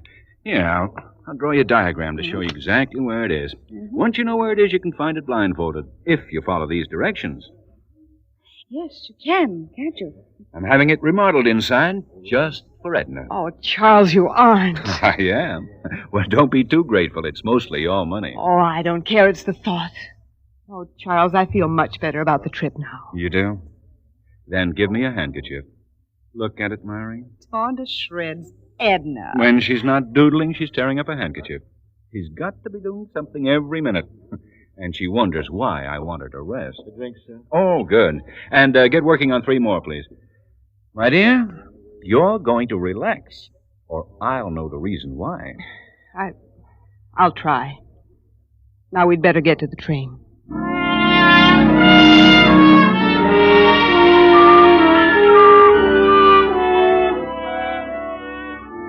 Well, Charles, Edna's gone, and after Myrene leaves you, you hurry back to the cocktail lounge. And inside, you go directly to a corner booth, slip in beside someone who's been waiting for you, not too patiently. I'm sorry, Helen. Darling, I am too. Sorry that we have to practice this deception. Charles, kiss me.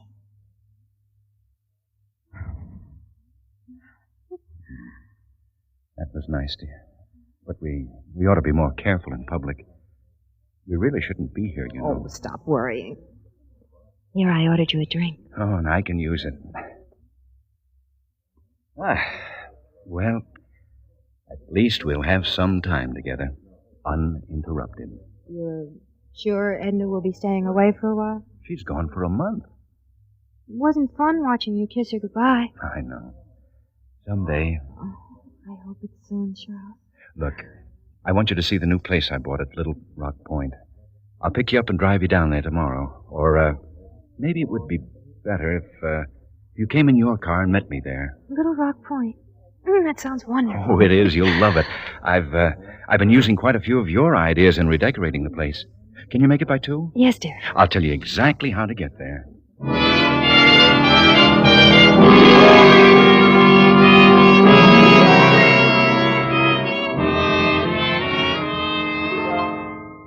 Helen's an exciting girl, isn't she, Charles? And when you reach your apartment building, you have difficulty getting around to saying goodnight to her. And only the thought of seeing her again the next day at the beach house at Little Rock Point finally makes it possible. It's quite late when you finally arrive at your own home and let yourself into the house. You're scarcely inside when... Son, look at that thing. Myrene. Yes, little Myrene.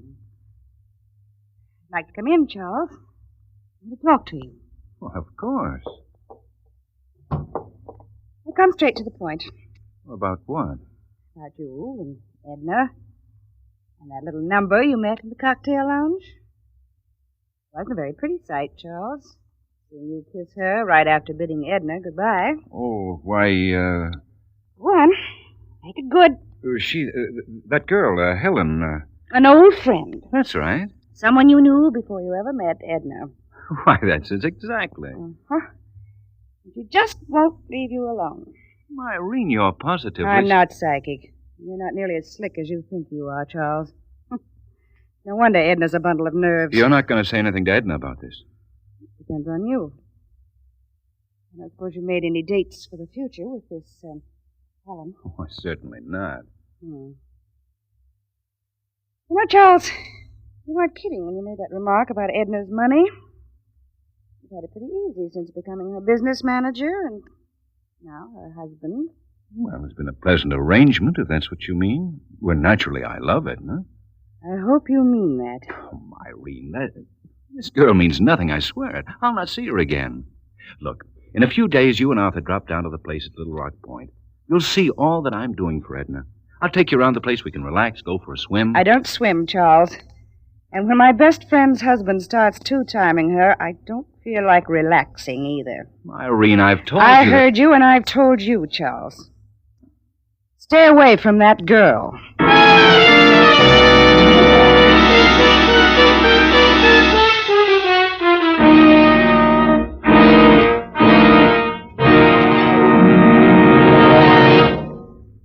You know, friends, in addition to being summer, this is also the time of year when more and more drivers switch to Signal, the famous Go Farther gasoline.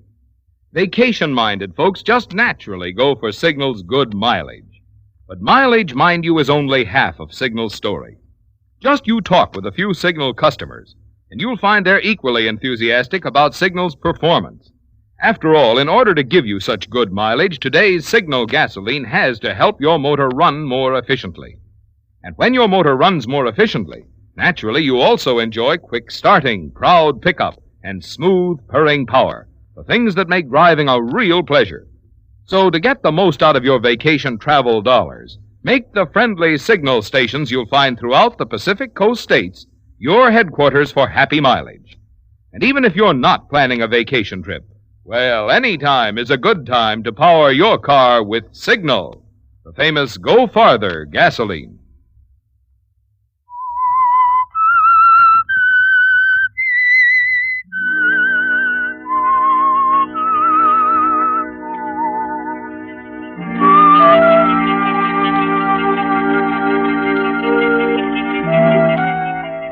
It's going badly, isn't it, Charles? Myrene knows about your girlfriend, Helen.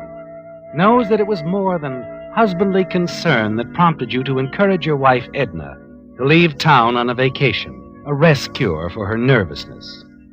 Myrene has always been Edna's best friend, and she'll tell her the truth if you don't do something to reassure her that you don't intend to see Helen again. You wish you hadn't made the date with Helen for the following afternoon at the beach house at Little Rock Point. And after she arrives, you're very nervous all the time that she's there with you. What is it, Charles? You haven't heard anything I've said. Well, yes, I have, Helen. It's just, well, I'm a little jumpy. Well, I thought with your wife out of town. Helen, we've got to talk about that. It isn't as perfect as it seems. Oh? A friend of Edna's, Myrene Walker. She knows about us. Knows what about it? Well, not everything, of course. She thinks it's a casual thing, that we're old friends, happen to run into one another. And... Oh, if she continues to see us together. That's right. She'll go to Edna. Helen, we've got to forget about it for a while. Forget about it? Well, you know, I really don't mean that exactly. I should hope not. You promised me you were going to talk to Edna, ask for a divorce. I know, and I intend to, but it can't be right away, Helen. I have my reasons. Right now, it's important that you leave, that we're not seen together. All right, Charles. I won't need a second invitation. Oh, now, wait a minute. I've waited long enough as it is. Quite long enough. Goodbye, Charles. But, Helen, Goodbye, Charles.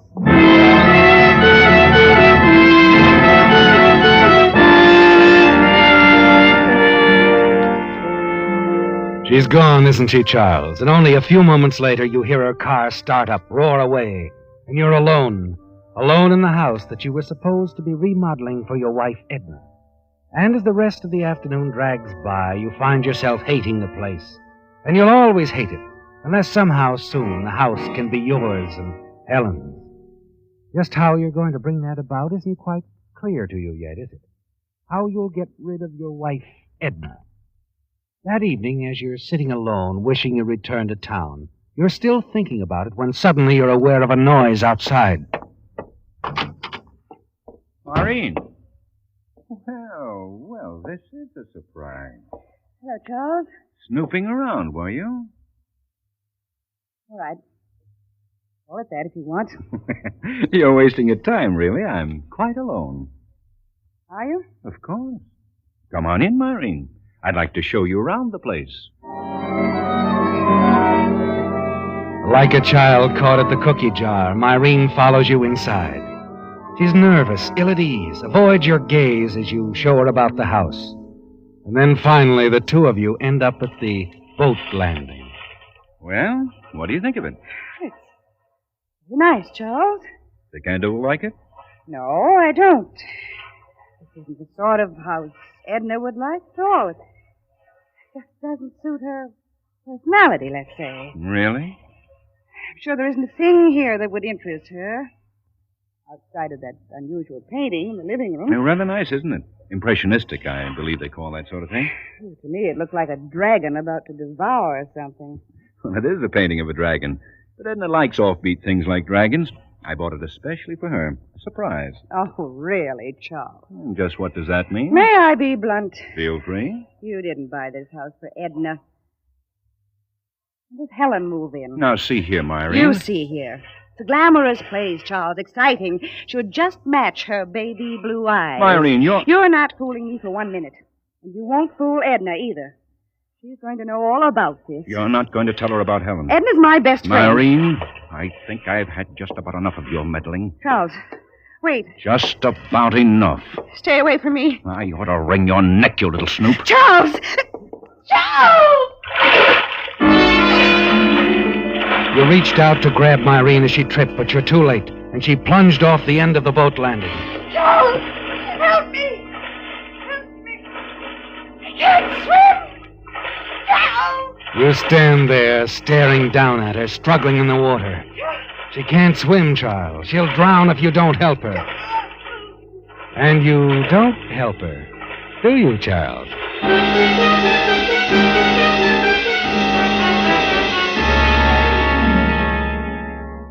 You're glad the house is isolated, aren't you, Charles? Yes. You're certain no one except the late Maureen Walker knows you've been here. But you decide to hurry back to your home in town, establish a reasonable alibi. 2 hours later, you're back in your house in town, where you nervously await the phone call you're certain you'll receive.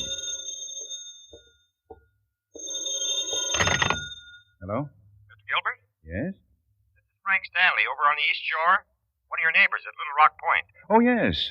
Yes, Mrs. Stanley. Would have called you sooner, except I had the devil's own time getting hold of your phone number up there in town. What is it? Something wrong? Well, yeah. A woman drowned off the island a few hours ago. What's that? Yep. Thought you probably know her. Police found her purse on your boat landing. Identified her as Maureen Walker. Maureen Walker? Good Lord. Oh, you do know her? Oh, yes. She's a very dear friend of my wife. Gee, I'm terribly sorry, Mr. Gilbert. It probably wouldn't have happened if I'd been out there. I'd planned to, but business kept me here in town. Maureen must have come out to visit us, wandered around in the dark, and... Yeah, that's sort of the way I figured it, too. Well, thank you for calling, Mr. Stanley. I'll get in touch with my wife right away. You smile, don't you, Charles, as you hang up the receiver. It's all over now. Maureen is dead. You could have saved her, but you didn't. And you couldn't have Maureen telling your wife about Helen, could you? Later that day, you send a wire to Edna at the resort. Inform her that you have some bad news. Ask her to return immediately. And that evening, you decide to go back to the house on Little Rock Point. Perhaps take a walk along the beach. See if you can learn news of the local reaction to Maureen's drowning. As you hurry up the path, You're startled to see a light burning in the living room. Helen, yes. She's probably paid you a surprise visit. Good evening, Charles. Found the key under the mat, so I came on in. I've been waiting hours for you. But I don't understand. I sent the telegram only a few hours ago. Telegram? Well, it must have missed me. I left Yuma this morning. But why? Here. Perhaps this letter will explain. Myrene sent it to me. Myrene? Yes. Her letter told me all about your little friend, Helen. Read it. See for yourself. Oh, no, Edna, surely you don't... Myrene wouldn't lie. But, Edna, You needn't bother to deny it. Well, you've got to let me explain. Let's drop the matter here and now. You see, Charles, I've thought it over very carefully. I've decided to forgive you. Forgive me? Yes. I'm really much more to blame for Helen than you are. I don't understand. Well, perhaps I drove you to her. I haven't been a very good wife, Charles. More than a little neglectful. Thinking too much about business and not enough about us, our home, our marriage. Well, we haven't been as close in the past few years as we used to be, Edna. Yes, I know. I know it's all my fault. I'm willing to forget all this, Charles, but of course you must forget Helen. Of course. Fix me a drink, will you? I could use one. All right. I could use one myself. Charles. Yes? You said something about a telegram. Oh, yes. Well? Bad news, I'm afraid. It's about Myrene. What's happened?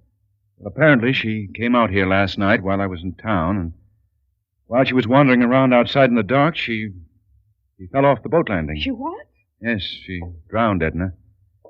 Police recovered her body this morning. Myrene drowned? Oh, easy now, darling. It's a terrible shock, I know. Here, this'll help. Charles, the poor dear. Well, if I'd been here, I don't suppose it would have happened. At least the lights on the boat landing would have been on. Wait a moment. You said you were in town. Yes, at the house all evening. But you weren't. What? You weren't at the house in town, I know, because I called you from the resort half a dozen times. There was no answer. But I tell you, Edna... Where were you last night, Charles? Where were you when Myrene had her accident? Answer me. Listen, Edna. You were here when Myrene came. She knew about Helen. You were afraid she'd tell me. You didn't know she already sent me this letter, did you? Did you? All right, so I was here. And Myrene's death wasn't so accidental. Wait a minute, where are you going? To the sheriff's office. Edna, now listen. Let go of me. I didn't have anything to do with Myrene's death. You've got to believe me, it was an accident. We'll let the police decide. Now, you let go of me, I say. No, Edna. You're not going to the police. Charles. Oh, don't look at me like that. What are you... Edna. She's fainted, hasn't she, Charles? Fainted and crumpled to the floor at your feet. And you know as you stare down at her that you had murder in mind in your heart as you stared at her. And it isn't over, is it? No. You can't let her go to the police with her story, Charles.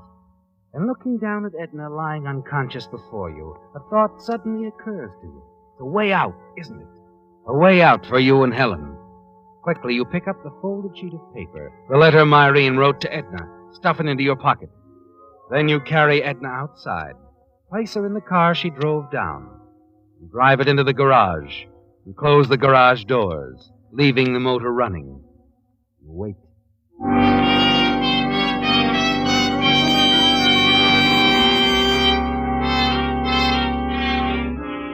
An hour later, and it's all over. Later, you drive Edna's body back to town in her car, put the car in your garage, again leave the motor running as you close the garage doors. Now all you need to do is return to the beach house and wait for Edna's body to be found in the garage. Knowing Edna as you do, you're certain she told no one of her return from Yuma. And you're sure no one saw her at the house at Little Rock Point. But you know you must get back there before her body is discovered. You take a bus back to the beach house. The next morning, walk the half-mile to the home of your nearest neighbor, Mr. Stanley.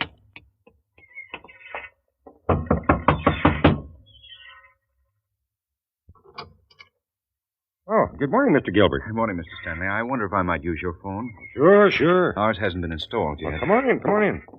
Sure was too bad about the little lady that drowned, wasn't it? Yes, it's going to be a terrible shock for my wife. I'm almost afraid to tell her. They were very close. Oh, you mean she doesn't know yet? Well, my wife is vacationing at a desert resort. I sent her a wire yesterday after you called me asking her to come home, but I haven't heard a word from her. I'm rather worried. Sure you are. There's the phone over there. Help yourself. Thank you.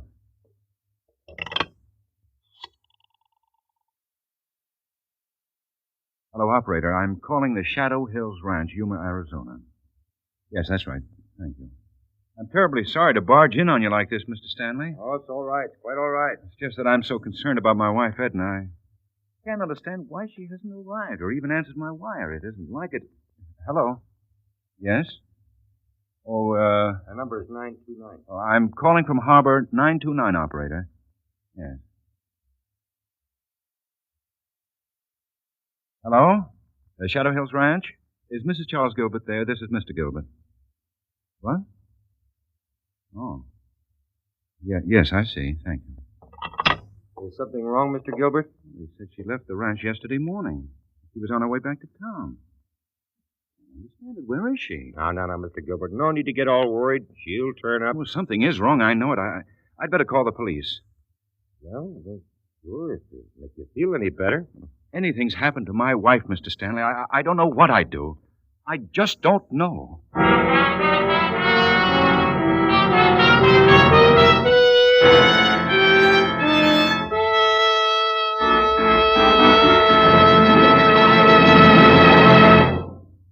Here's some hot weather mathematics for motorists.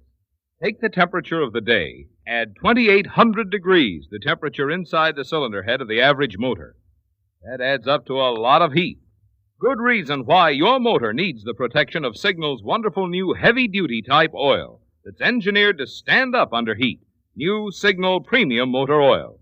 Because it controls harmful engine deposits such as carbon, gum, and varnish, new Signal Premium keeps your engine clean, keeps hydraulic valve lifters from sticking, keeps oil rings free to seal in power and prevent oil consumption. And in addition, new Signal Premium stops acid corrosion. So you can now stop worrying about all these causes of costly repair jobs. Best of all, you get all this extra protection at no increase in price at Signal service stations. So if you want to keep maintenance costs down and your car's performance up, make your next oil change a change to this remarkable Signal motor oil that reduces engine wear due to lubrication 50%.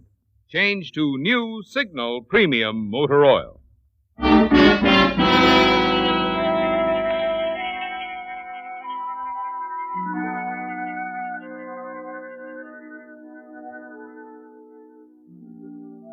You've carried it off very well, haven't you, Charles? The role of the worried husband, concerned over his wife's whereabouts.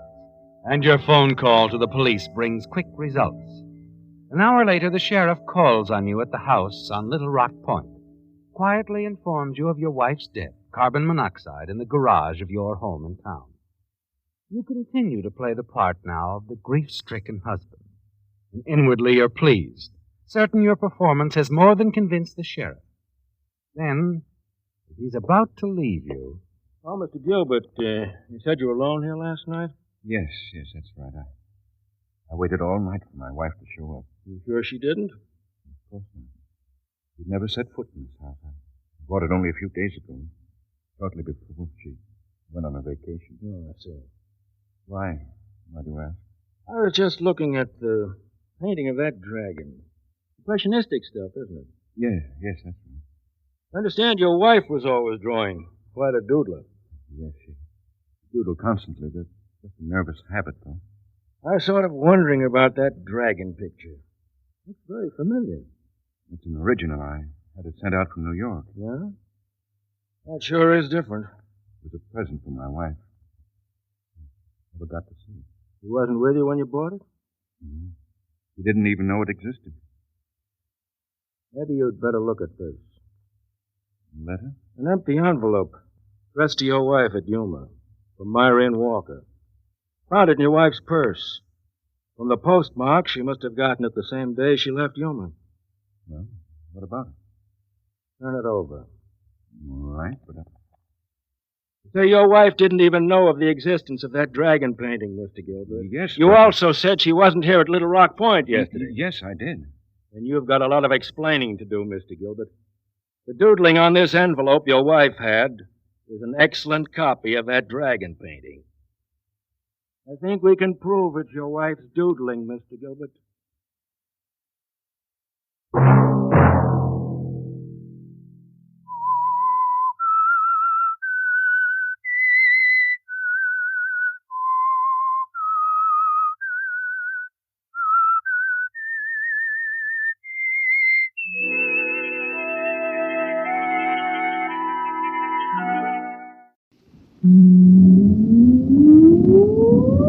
Countdown for blast off.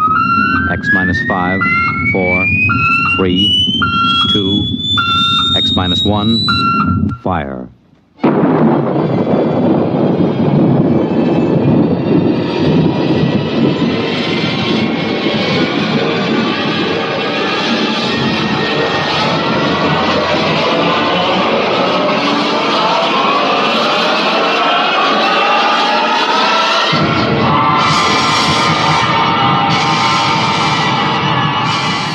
From the far horizons of the unknown come transcribed tales of new dimensions in time and space. These are stories of the future, adventures in which you'll live in a million, could be years, on 1,000 maybe worlds. The National Broadcasting Company, in cooperation with Galaxy Science Fiction Magazine, presents X minus 1.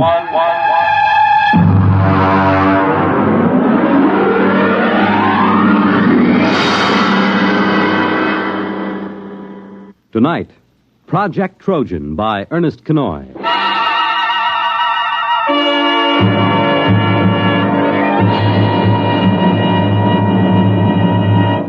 Most of the greatest contributions and biggest messes in history have been made by two kinds of brains, the devious and the literal.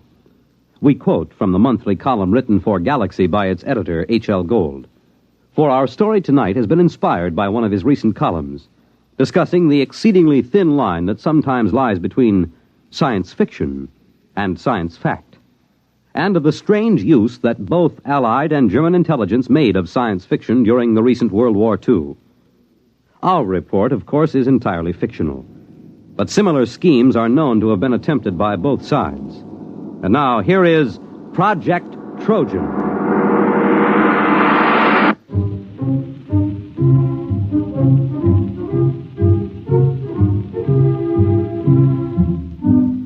The idea of Project Trojan was originally conceived in February of 1943. The Intelligence Plans Commission, an adjunct to Joint Army and Naval Intelligence, was under the command of Colonel Sir Harold Bostwick. The first antecedent of Project Trojan occurred on an afternoon in February. Corporal Arthur Muggeridge was serving tea to Lieutenant Maurice Withering and Captain Amos Mackenzie. Here you are, sir. That's real butter on the bread. I won 5 pounds of it from one of those Yank mess sergeants over at the Crown and Lance. Oh, butter, eh? Aye, sir. Mackenzie. Well, confounded man, you might show some interest. Here Muggeridge tangles with the 8th Air Force to improve your tea, and you sit there reading. And what the devil is so engrossing? No, never mind. If it's me you're worrying about, you needn't, sir. I was cleared for most confidential and top secret before I set foot in the pantry. What is it, Mackenzie? Well, I was reading about a fascinating notion. It's a machine, you see, dreadfully ingenious. It's a method of setting up a reverse polarization field about a given metallic surface, say the plates on a submarine or a tank. Makes them 5 times as strong. A little more cream, Muggeridge. It's powdered milk, sir. Hush, leave me to my illusions. Well, Mackenzie, how can you be so calm? Don't you realize what this means? Tanks 5 times as strong? Is it in production? I mean, when do the first models go into combat? It's certainly been a well-kept secret. I wouldn't say that. There's about 50,000 people who know all about it here in England. And, of course, a great many more in America. Oh, that's impossible. But I doubt if it will ever be used in combat. You're stark raving crackers. A secret like... Where did you find this? Now, let me see that. There you are. Incredible science fiction. It's an American magazine. You mean this is a story, one of those Jules Verne things? You've been pulling my leg. Aye? Well, I mean, after all... Well, Captain Mackenzie, I hardly think that... Well... Now, don't get stuffy, man. After all, to chaff me before the ranks. I don't mind, sir. But it did have you going, didn't it? Well, it sounded plausible. I don't know a confounded thing about electrical fields. Even if you did, it might take you in, huh? You see, the trick these science fiction lads do is to take something that's solid as a rock and then to push it just a wee bit forward till you simply can't tell where the science ends and the fiction begins. Still, I wish you'd exercise your ingenuity in deceiving Jerry rather than me. Good Lord. That's a fine idea. What is? If an intelligent, brilliant officer and gentleman like yourself might be taken in by a wild tale like this, whom else's leg might we pull? Huh? Muggeridge, another bread and butter sandwich, if you please, and take one yourself.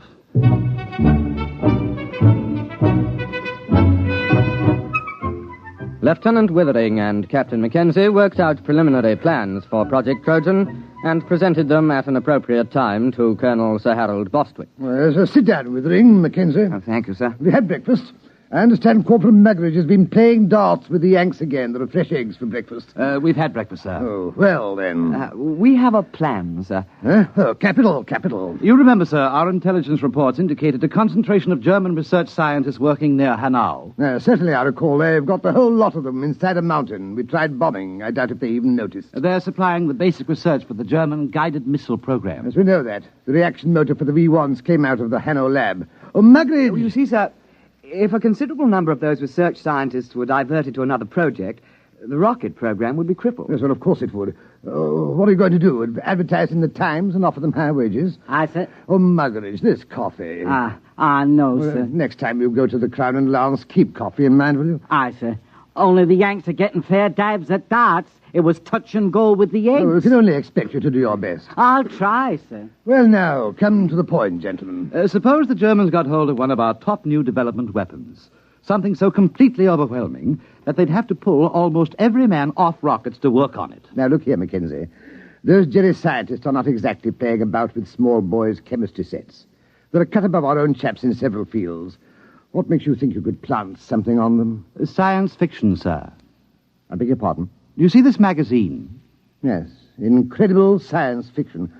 What's that chasing that girl there? That's a Martian, sir.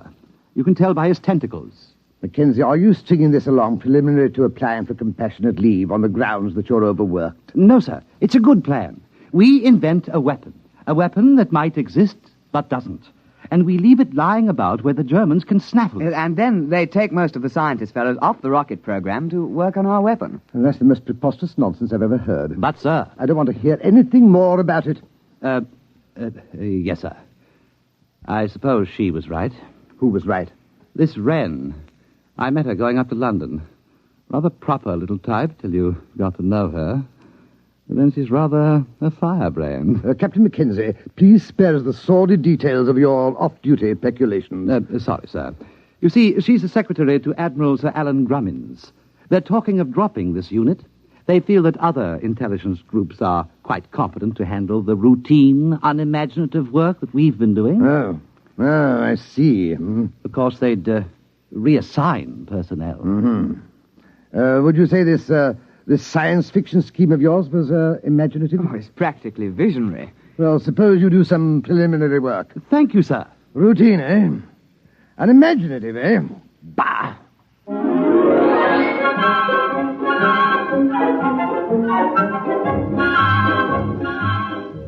On the 14th of February, preliminary work was begun on Project Trojan. At first, Lieutenant Withering and Captain Mackenzie worked alone, researching the source material of the project. Slamming the firing keys, brick blasted down on the Krull warship. Bright beams of crisp destruction lanced out from the giant dreadnought and licked along the plates of Brick's one-man scout. Nothing in that one. What have you got? It's a story about two robots who fall in love. What's the name of that Johnny who came closest? Herman. Jad Herman. He got half a dozen ideas that are close. Where do you suppose he is? Somewhere in the States, I suppose. That's no use, then. Why? Look, man, perhaps we can put a query through Central Chafe Intelligence. The Yanks ought to be able to dig up this Herman chap for us. No. It's worth a try.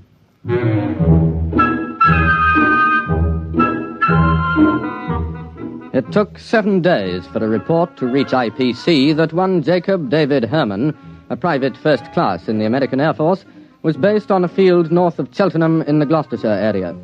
Lieutenant Withering and Captain Mackenzie requisitioned transport and visited Herman at his place of duty. You don't mind if I go ahead with my job, do you? I gotta have this place ready for inspection by 1300. Go right ahead. Hand me the cleaning powder, will you, please? Yes, very well. Say, what do they put in porcelain in England? You break your arm trying to get it clean. Private Herman. You are Jad Herman, writer? Yeah, that's a pen name, Jad. I use it for SF stuff. I used to write for the Confessions under the name of Cynthia Herman. I remember one article. I was saved by the YWCA from a life of shame. We're interested in your science fiction articles at the moment. Oh, yeah? Well, I knew we had some sci-fi fans in England. Oh, we're not exactly sci-fi fans. We're from... anybody else here? Well, look for yourself. There's no hiding place down here. Well, we're from Intelligence Plans Commission. Uh-huh. We need your assistance, Mr. Herman. No kidding. We have a project that calls for your particular talents. You got a latrine needs cleaning? We're quite serious, Mr. Herman. Will you kindly pack your things and be ready to come with us within 1 hour? Oh, I'm sorry, gentlemen. I couldn't possibly leave until after inspection. I've got too much of myself invested in this latrine. But after that, I'm at your service.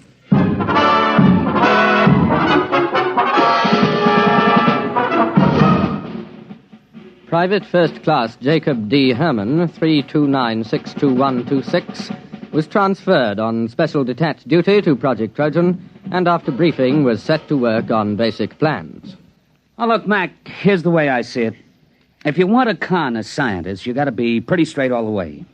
You can't get away with more than one phony step in the process. Precisely. Now, here's the way I see it. It's a focusing beam weapon. The electronics on that are square. I used it in a story about 2 years ago. Feinschreiber at MIT and Temple and Westover at the Bell Telephone Laboratories worked out the basic field formulas. Oh, you mean it's real? Well, up to a point. Everything's on the level till you get to the catalytic action on the grid. Now, that just won't work. It's a basic problem in physics, and it makes the whole thing impossible. But don't the Germans know that? Oh, sure. You see, you make up plans for the weapon, call it a death ray. You let the Germans steal everything but the catalyst formula.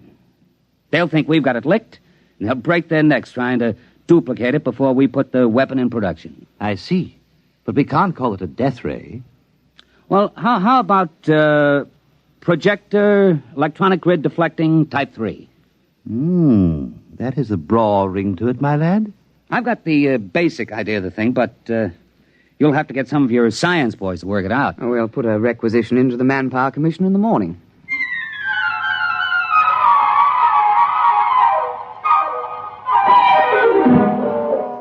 Doctors Montague, Felder, Harrison, Seisenby, and Pilsudski were assigned to Project Trojan, and under the direction of Private First Class Jacobs, complete specifications and plans for projector electronic grid deflecting Type 3 were drawn up. Project Trojan was ready for Phase 2. Have we got everything? Blueprints? Check. Specifications? Check. Machine tool inventories? Check. Letter rejecting the plans from the War Office? Check. Endorsement from Supreme Headquarters rejecting plans? Check. Note from 10 Downing Street overriding rejections, handwritten postscript, build the confounded thing, WC. Check. Don't you think that's going a little too far, the rejections? Not at all. That's the master touch. A rejection of an idea by the War Office makes it appear most genuine. All right. Private Herman, if this thing were real, if it could be built, what would it do? Oh, don't ask. You could blow a hole in a mountain 10 miles away. Well, you could knock down a whole wing of bombers without even aiming. Oh, dear. Lucky it won't work. I should say so. Oh, well, now to get this lovely thing into Jerry's hands.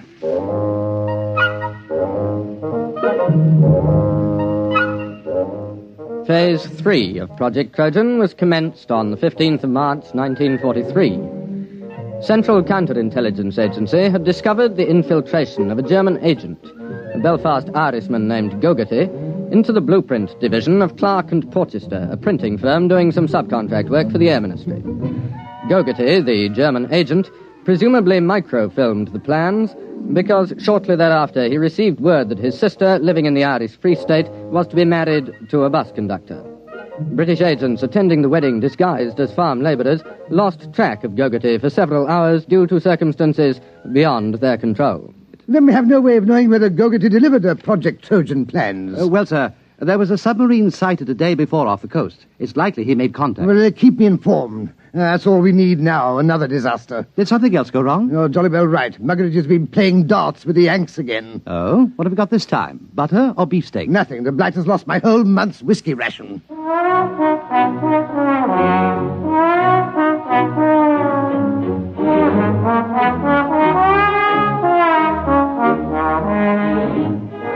Now the cover operation supporting Project Trojan was undertaken. A battalion of the Royal Engineers was detailed to practice at secret installations with wooden mock-ups of the projector. A lance corporal in this detachment, a volunteer afterwards awarded the George Medal, was court-martialed and sentenced to 7 years hard labor for revealing information about the project while drunk on a 3-day leave to Tynecastle.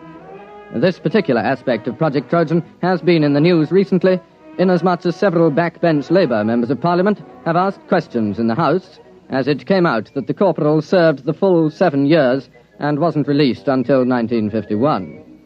The Home Secretary explained that this was an unfortunate oversight, and there were jeers from the opposition, with Mr. Honorin Bevan taking the occasion to call for the resignation of the government. At the time, March and April 1943, the Intelligence Plans Commission awaited reports from British operatives. Sir, there's been a shift in assignment at the research laboratories at Hanau. Professor Schlickmann and Doctors Hirsch, Van Sulau, and Grishman have been transferred from rocket research to another project. Trojan? We must assume so. But that's only 4 men. But they're the top experts in electronics, chemistry, and metallurgy. If they're really working on Trojan, we've set the German rocket program back a year, while their scientists go yelping off after a red herring. Well, let's hope so. Bring me any further reports as soon as received.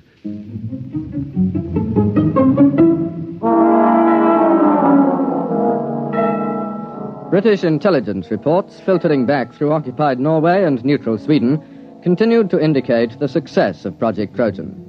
4 more top scientists were known to be transferred from the rocket research base at Peenemünde to the Hanau laboratories. Definite knowledge was obtained that the new assignment was a startling new weapon, agreeing in detail with Project Trojan. What a sally, Mackenzie. What a stunt. Yes, sir. We shall have to have a little party to celebrate. We'll have that Herman chap in for a drink. I've been sending Muggeridge off to play darts with some of the Free French over at Germain Manor. He ought to be back soon with the champagne.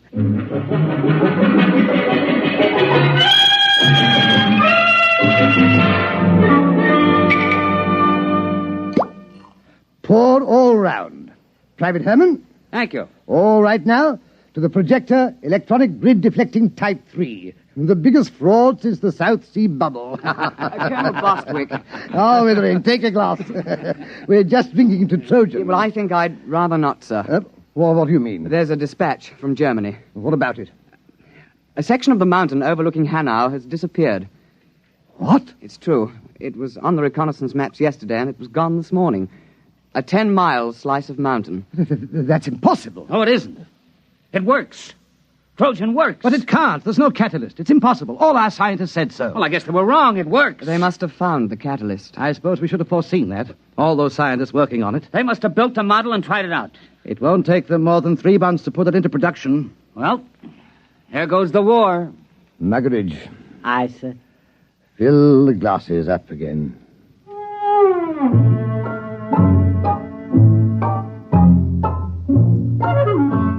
Intelligence Plans Commission now waited for additional dispatches concerning the reaction to Project Trojan in Germany. It was decided as a matter of policy to confine knowledge of these latest developments to the personnel of the project. Anything new, Mackenzie? No, sir, except that aerial reconnaissance confirms the damage to the mountain at Hanau. It's not quite as extensive as the first dispatch, but it is a bit of a hole. Oh, what do they think caused it? The Air Ministry seems to feel that an ammunition dump must have blown up. Couldn't that be it? I'm afraid not, sir. We have an intelligence report about several captured British and American tanks being brought to Hanau for testing. They were spotted the next day, completely destroyed. Trojan? Trojan. There's been an alert at factories producing parts for V1 and V2 rockets to prepare for retooling. Going to make the projector? It would seem so, sir. Well, I suppose I'd better go up to London tomorrow and make a clean breast of it. I'm afraid so, sir. Well, that's the end. Seems rather unsporting, doesn't it? Just handing the war over to them. I hate to think what the War Office will say. Not to mention the Prime Minister.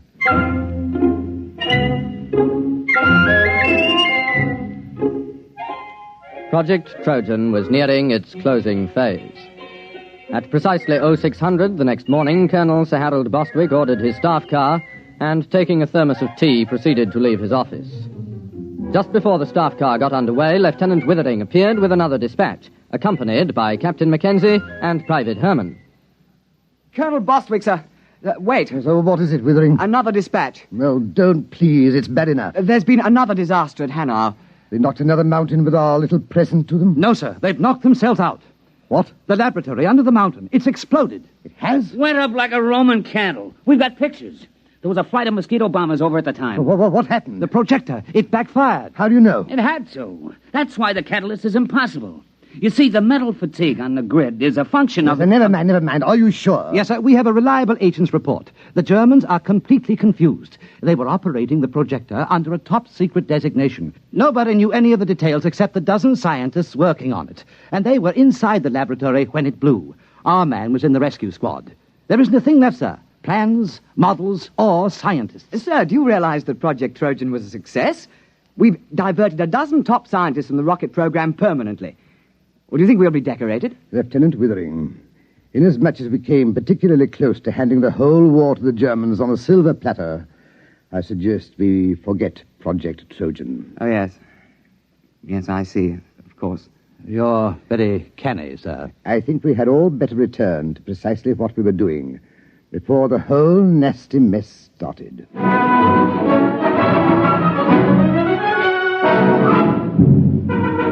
The final phase of Project Trojan was completed on the 22nd of March, 1943. The file, through some inadvertent error, was lost before the Intelligence Plans Commission had a chance to report to the War Office. All personnel returned to their previous assignment. All right. No splashing on the floor. I gotta get this latrine ready for inspection by 1300. Wait a minute. Have you heard the strange tales of the Whistler?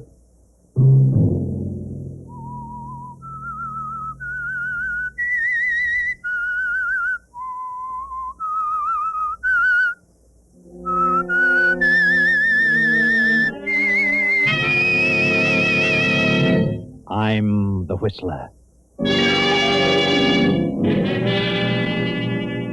Please don't leave me, Gerald. You mean so much to me, darling. Since you've been here, I've been the happiest woman in the world. You've nothing to fear. Andrew will never find out about us. Never. Sunday night, and again, CBS presents The Whistler. I, the Whistler, know many things, for I walk by night. I know many strange tales, many secrets hidden in the hearts of men and women who have stepped into the shadows. And so I tell you tonight the amazing story of the thief. Catherine Ford sits in the library of the Ford Mansion and ponders over the past.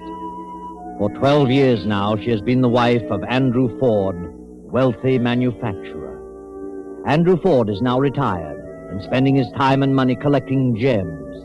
He has a daughter, Alice, whose mother died a few years after Alice was born. Alice is a lovely girl. And Catherine wonders what her own child might have been like at the age of 20. Catherine had a child 20 years ago, a child she hasn't seen for 19 years. She never told us. Hello? This, Mrs. Ford? Yes? Like to have a talk with you, Mrs. Ford. What about? I have some information that might interest you. Information? My name is Harry Jones. If you want to see me, come here to my home. Well, I could, but I'd rather you come to my place. My address is 217 East 20th Street, apartment 110. What's this about? I'll tell you when you get here. I have some good news for you. I'll not come till I know what your business is. Oh, this is no kidnapping trick.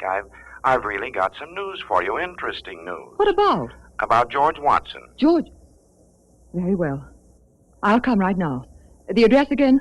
Apartment 110, 217 East 20th Street.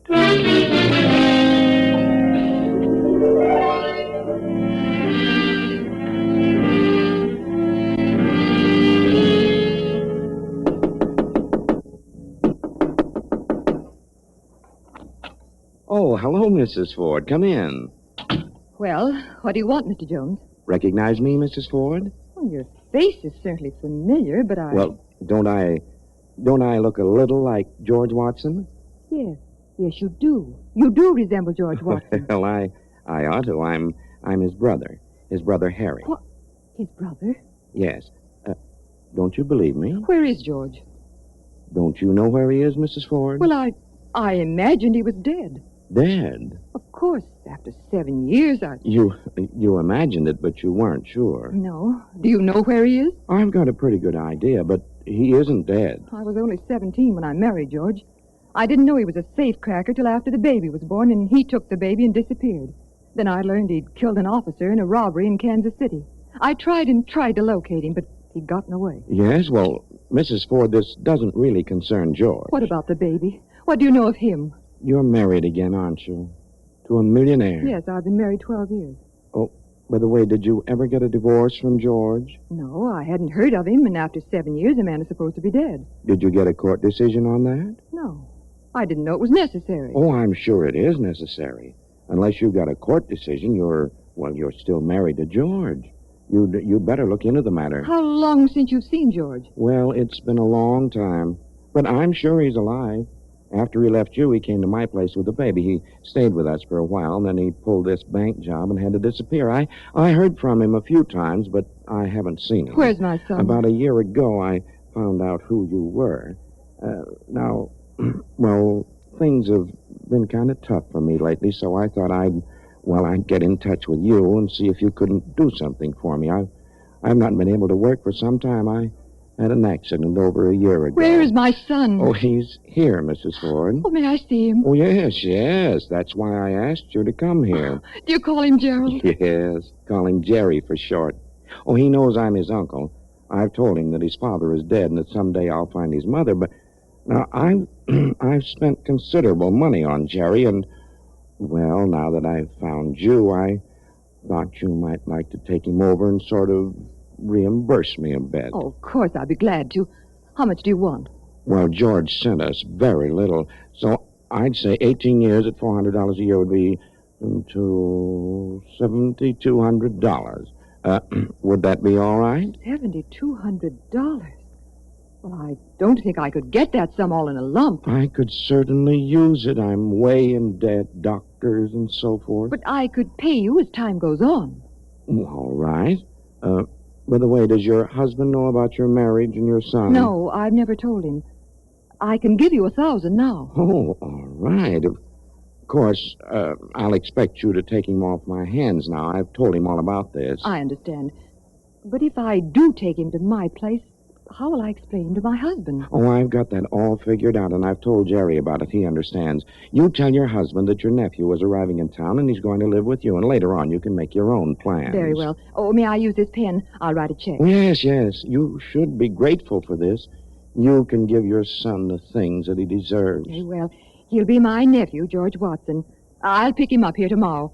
But first, I must see him. Oh, certainly. Jerry, come in here. Yes, Uncle Harry? Come in, son. Come in. Jerry, this is your mother. Yes, I know. I knew you were coming, Mother. Oh, Gerald, darling. Why, Uncle Harry, she's beautiful. Are you sure? Oh, yes, son. I'm sure she's your mother. And her name is Catherine. Looks just like George, doesn't he? Oh, yes, just like... Oh, Gerald.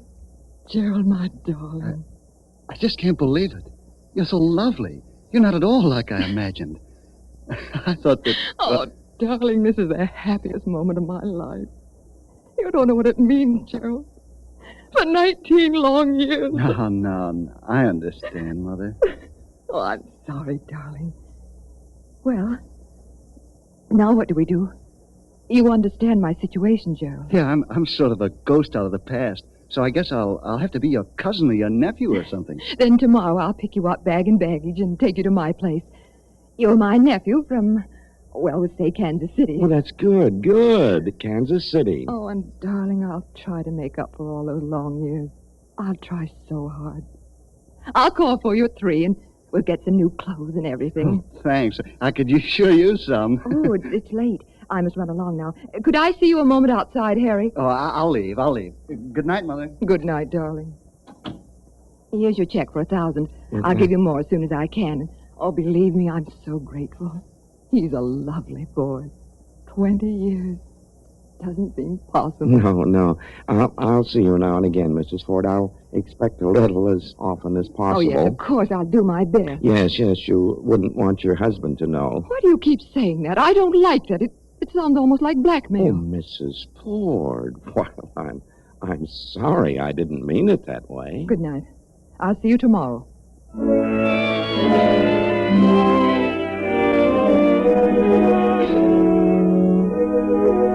Andrew Ford, Catherine's husband, sits in his library with his secretary, Paul Blake, discussing the recent purchase of a gem collection. Paul, a young man of 25, is in love with Andrew Ford's daughter, Alice. Well, Mr. Ford, I'd say you made a good deal on this collection. Some nice pieces here. Yes, I think so, too. Going to have some of these things reset for Alice. Her birthday is coming up in a few weeks. Yes, I know. I'll bet you do. I'd like to give this bracelet to Catherine, but she won't wear a speck of jewelry. It's strange, isn't it? Most women can't have enough, and they're always wanting more. Catherine is certainly different in that respect. Well, maybe someday I'll come across something she'll like.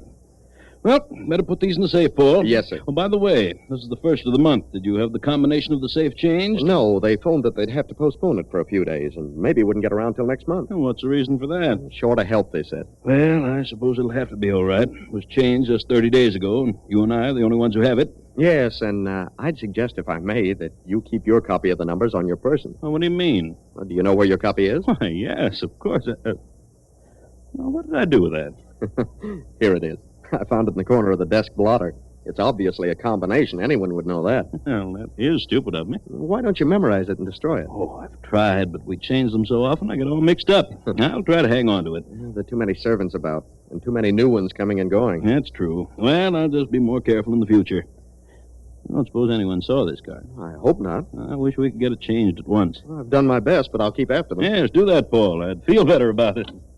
Hello, am I intruding? Yes, you are, Alice. But I suppose there's nothing to be done about it. Oh, that's a fine thing to say. Put them away, Paul. What have you got there? None of your business. Oh, something new? Something you picked up at an auction? Never mind. Oh, let me see. Put them away, Paul. She'll have them all on in 5 minutes and try to talk me out of them. Yes, sir. Sorry, Alice. Well, all locked up. Well, I'll run along. Soon be time for dinner. Oh, by the way, are we having any guests this evening? Just one. Really? Who is it? Oh, I don't know. Catherine says it's a surprise. Well, I wonder who it is. I can't imagine. Well, I'll see you both later. Yes, sir. What has Father bought now? Some more trinkets? Yes, a nice collection. You're very lovely tonight, Alice. Am I? Thank you. Show me what he got. Oh, I can't do that. He wouldn't like it. All right, I can wait if you're going to be mean. Alice, why don't you let me speak to your father? What about? Why, about us, you and me. Go ahead, speak to him. But I can't do that without your consent. You know I love you, but I can't ask him till you say the word. What word? What word? Well, that you'll marry me if your father gives his consent. You do love me, Alice. Paul, I don't know anyone I like better, but... But what? Well, I'm just not ready to get married yet. Oh, lots of girls get married before they're 20. But anyway, I'll keep on asking you. You mind? No, not at all. I just want to be sure. Oh, hello, Alice. Paul. Where's your father, Alice? Has he come in yet? Yes, Mother, and he's in his room. Oh, do you mind asking him to come down, Paul? Oh, certainly not, Mrs. Ford. Oh, before you go, Paul, I want you to meet my nephew. Alice, this is Gerald Watson, my stepdaughter, and this is Paul Blake. Well, it's a pleasure. How do you do? Your nephew? How nice. I didn't know you had a nephew, Mother. As a matter of fact, she'd forgotten about it herself. You see, Alice, I've been living in the West. I just got in town this afternoon. Is Gerald a surprise guest, Mother? Yes, Alice. Gerald's going to stay with us until he gets settled here. Oh, how delightful. What do you plan to do? Oh, I don't know. I'll get into something. For a week or so, I'm just going to look the country over. Beautiful place here. Oh, wait till you see it all. There's everything here. Hunting, fishing, riding. That's for me. Oh, great. We can have a lot of fun. How about a ride first thing in the morning? Before breakfast, the trails are gorgeous. All right with you, Alice. Mother, where on earth did you discover such a charming nephew? Pardon me, I'll get Mr. Ford. Oh, Paul, I thought you'd gone for him. I'll just ring him on the house phone. Mr. Ford? Mrs. Ford would like you to come down to the library. Yes, now. Very well. Wait till you see my new horse, Jerry. Wonderful. And we have one you'll be crazy about. It's Western, too. How long did you say you intended to stay? Well, I don't know. Maybe several weeks. Oh, marvelous. He's going to take an apartment in town. Perhaps I can help him locate something. I know of a few places that might interest I'll you. help you find something, Jerry. Oh, thanks. Do you like to dance, Like Jerry? it? I'm crazy about it. Oh, wonderful. I know the best places in town. Well, Catherine, what is it? What's happened? Oh, who's this? The surprise guest? Yes, Andrew. Just off the train. This is my nephew, Gerald Watson. Glad to know you, Mr. Ford. Nephew? Well, I'm glad to know you, Sam. He's my sister's son. Sister? Well, I didn't even... Yes, I had a sister. I lost track of her. You know how it is when families get separated. Well, you're quite welcome here, Gerald. Thank you. Just on a visit, or are you planning to settle here? Oh, he's going to settle here. Aren't you, Jerry? He's going to get into something. Well, maybe you could help him, Father. Yes, perhaps I could. You'd better finish dressing, Andrew. Dinner'll be ready in a few minutes. Oh, of course. Will you excuse me? I'll be down in a moment. I won't be 5 minutes. Come along, Jerry. I'll show you to the guest room. Do you like a sunny room in the morning? I know just the one. You'll love it. Anything you say, Alice, will delight me. You, say your nephew is just in from the West, Mrs. Ford? Yes, Paul. Why? Oh, nothing. I just asked. Charming fellow.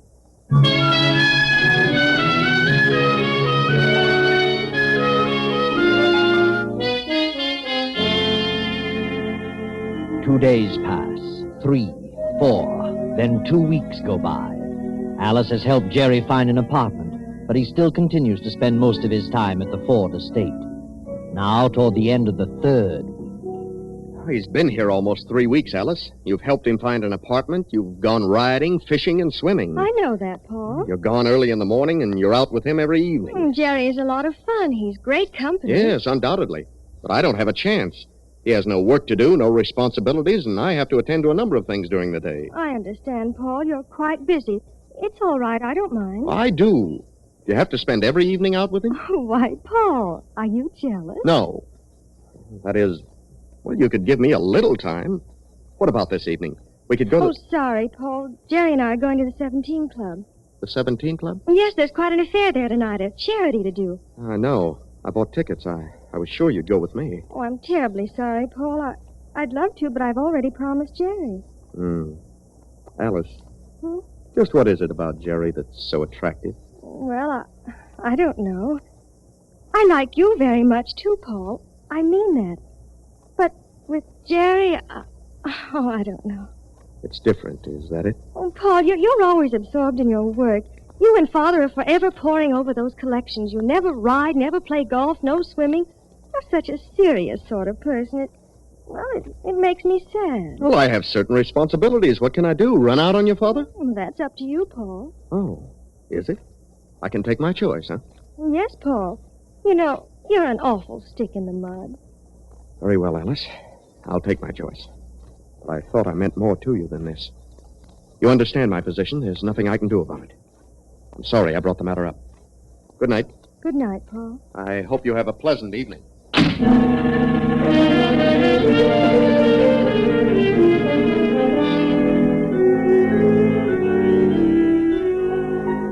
3 more weeks pass, and Paul and Alice continue on unfriendly. Jerry still has found no business connection to his liking, and he manages to spend much of his time at the Ford estate.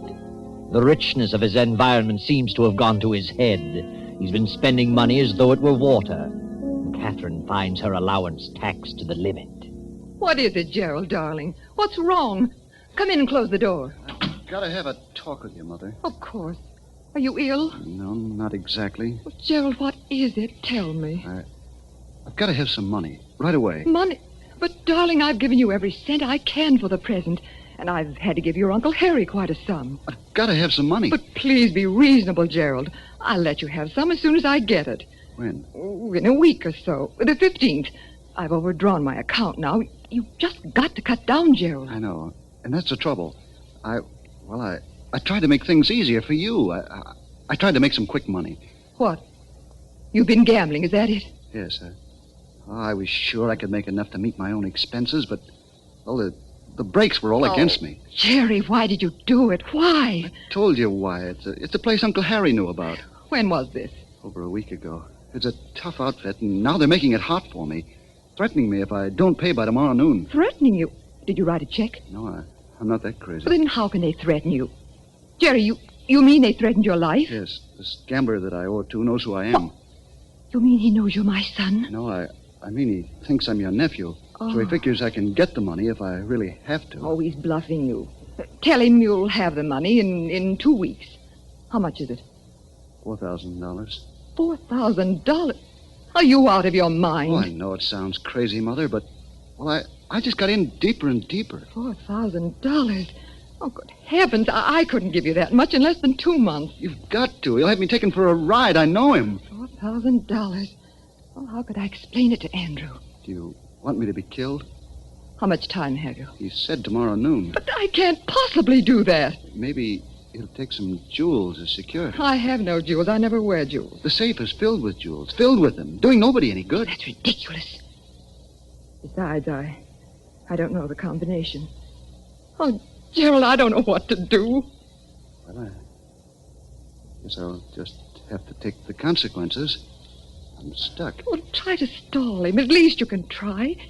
If he doesn't accept that, then I'll have to go to Andrew. Yeah, Andrew. He couldn't spend all his money if he tried. Okay. I'll see what I can do, but I don't think it'll work. Good night, Molly.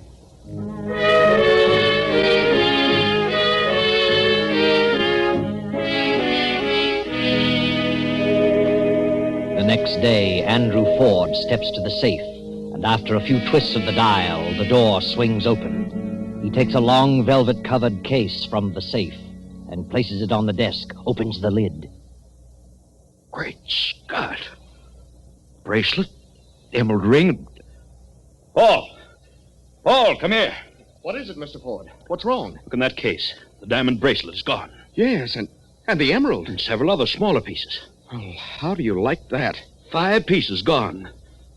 Is the combination set? Of course. I can't understand this. Well, why do you suppose the other pieces were left? I wonder.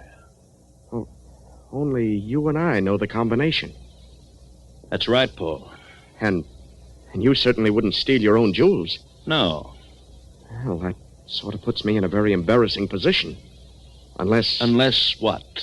The card you left on your desk bearing the numbers. Do you suppose, well, that someone in the household did see that? You mean Alice or Catherine? Why, that's ridiculous. Jerry wouldn't know because I found the card before he came here. Of course, one of the servants might have recognized the numbers as being a combination. Perhaps that's it. Well, it certainly wasn't forced. There's not a scratch on the door. Then someone knew the combination or was experienced in juggling tumblers by sound. I'd better call the police. No, not just yet. But I want this cleared up. I didn't take them, and since I'm the only other person who was supposed to have the combination, I'm in a tough spot. Yes, you are indeed, Paul. But whoever took these things must be planning to dispose of them. Why? They've taken only the pieces that would be the easiest to dispose of. Not one stone would have to be cut. Well, then, why not have the police keep a watch on the pawn shops and the fences? Oh, all right. You attend to it. I don't suspect you, Paul, but the police will. And for the sake of your future, this will have to be cleared up. I understand that. I'll give a description to the robbery detail at once. In the meantime, I'll check all doors and windows to see if there's any evidence of the thief having forced an entrance. No. Don't phone, Paul. There are too many extensions on this line. Oh, very well. I'll be back as soon as possible.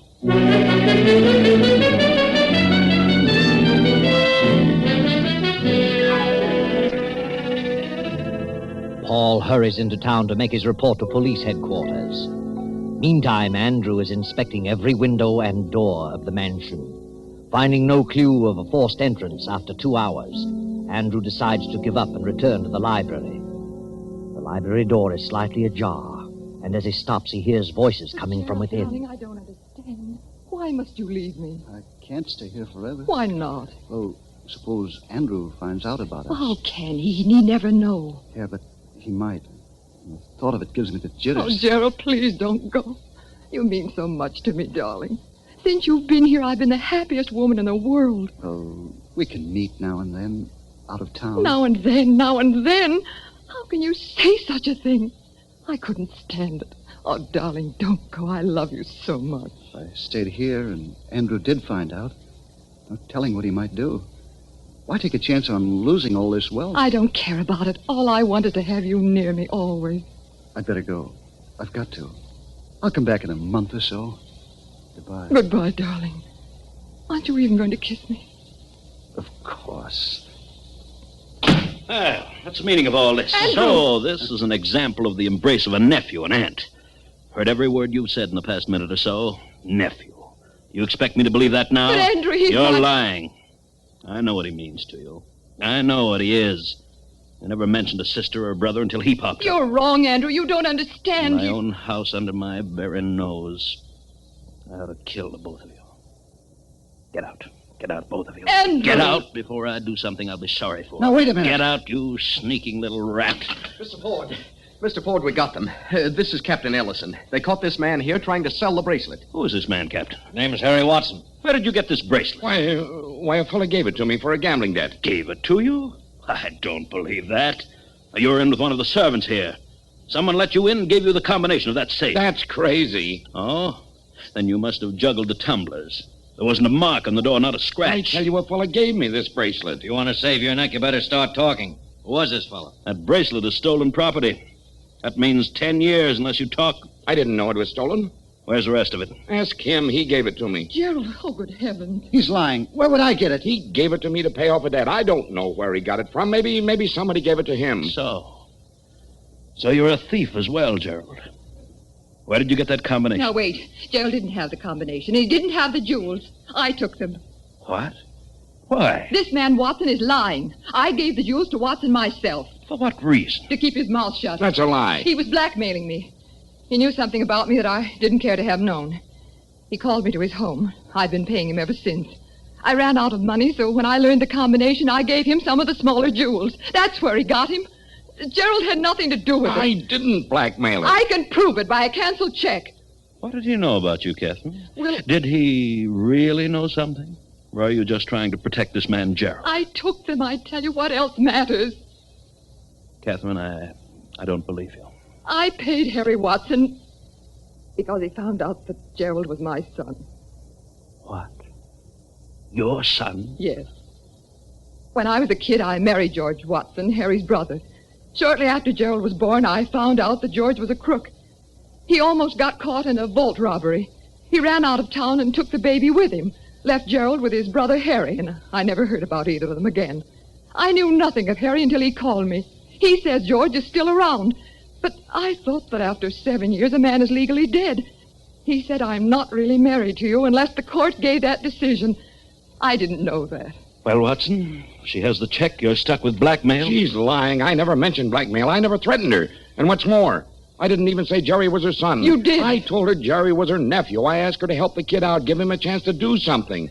I've never done much for him, and I was too old to do much now. Why, you said you raised him. I was even paying you for that. I did raise him, but I didn't say that he was your son because he isn't. He's my son. I can prove it. Your son died a year after George left him with us. I can prove that. You're just trying to railroad me. You took those jewels and gave them to Jerry. Wait a minute. You opened that safe, Catherine? Yes. Then prove it. Step over there and open it now. Open it? Yes, open it. You see? You can't. No. And where did you get that combination, Jerry? I didn't have the combination. She did give them to me. And as far as I can see, all three of you are stuck. Oh, no, Captain. Jerry and Harry Watson are stuck, but not Catherine. Because Jerry can't prove he didn't know the combination, and Catherine can't prove she did.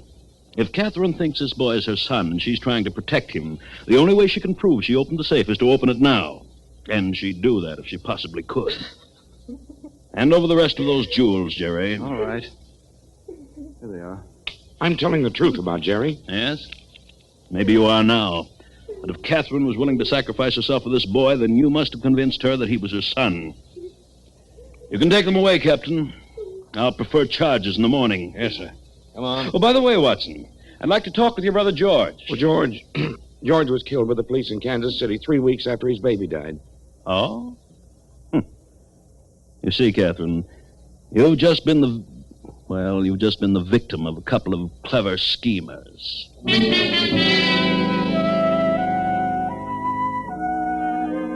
Yes, but you're still wondering, aren't you, Catherine? You're wondering if Gerald really is your son.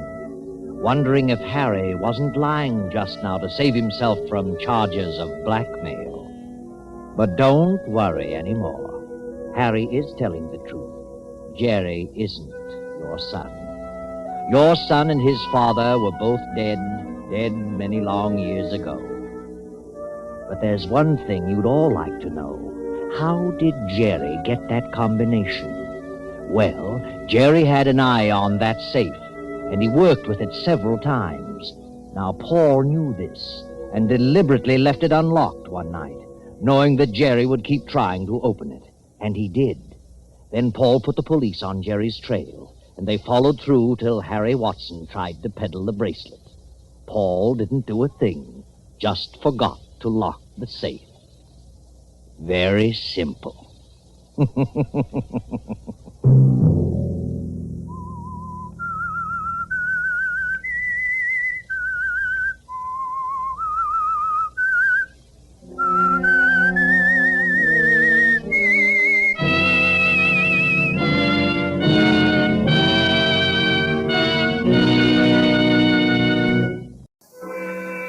And now, the Whistler's strange story.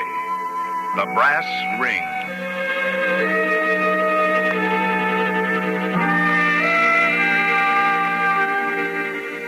Babe stood out on the platform in front of the sideshow tent while Duke made his pitch, smiling her best professional smile at the sea of faces below her, reserving a personal, intimate wink for the tall, gray-haired man with a carnation in his buttonhole. Babe was an intelligent girl, and the man with the carnation had money. She could smell it a mile off. And it didn't hurt to be nice to the customers, especially the ones with money, like dapper middle-aged Mr. Bundy, staring up at her from the crowd with stars in his eyes. Right over here, step right up close. It's the most sensational, most stupendous, most gigantic show in the carnival. Wait till you hear. Oh, wait till you see. You can't miss it. You just won't miss it. Why, it's so hot you'll just melt away. I said melt away. Hey, babe. Yeah, Duke? He's here again. Yeah, I see him. Mr. Finn, $5 for a ticket and keep the change. Great guy, Duke, great guy. You know something? What? Mr. Finn's name is Bundy, and I'm gonna marry him. What are you Take it easy. Go on with the pitch. You're crazy, babe. I said get on with the pitch. Hey, you don't know what you're talking Did you hear about. what I said? You'll lose the crowd. They're drifting off. Okay. This way, folks. What a dance she does. What a dance. You have never seen anything so colossal, so stupendous, right from the top of that gorgeous blonde head to the tips of her toes. Oh, she's hot. She's on fire. She's burning down. That's enough, boys. That's more than enough for some of them. Now step right up, step right over here and have your money ready. 2 bits, only 2 bits, the fourth part of $1. Come on, folks, give them room, give them room. Here you are. Oh, $5 again. Yes, you can... Keep the change. Thanks, Mr. Bundy. Oh, Miss Logan has told you. Yeah, she told me, sucker.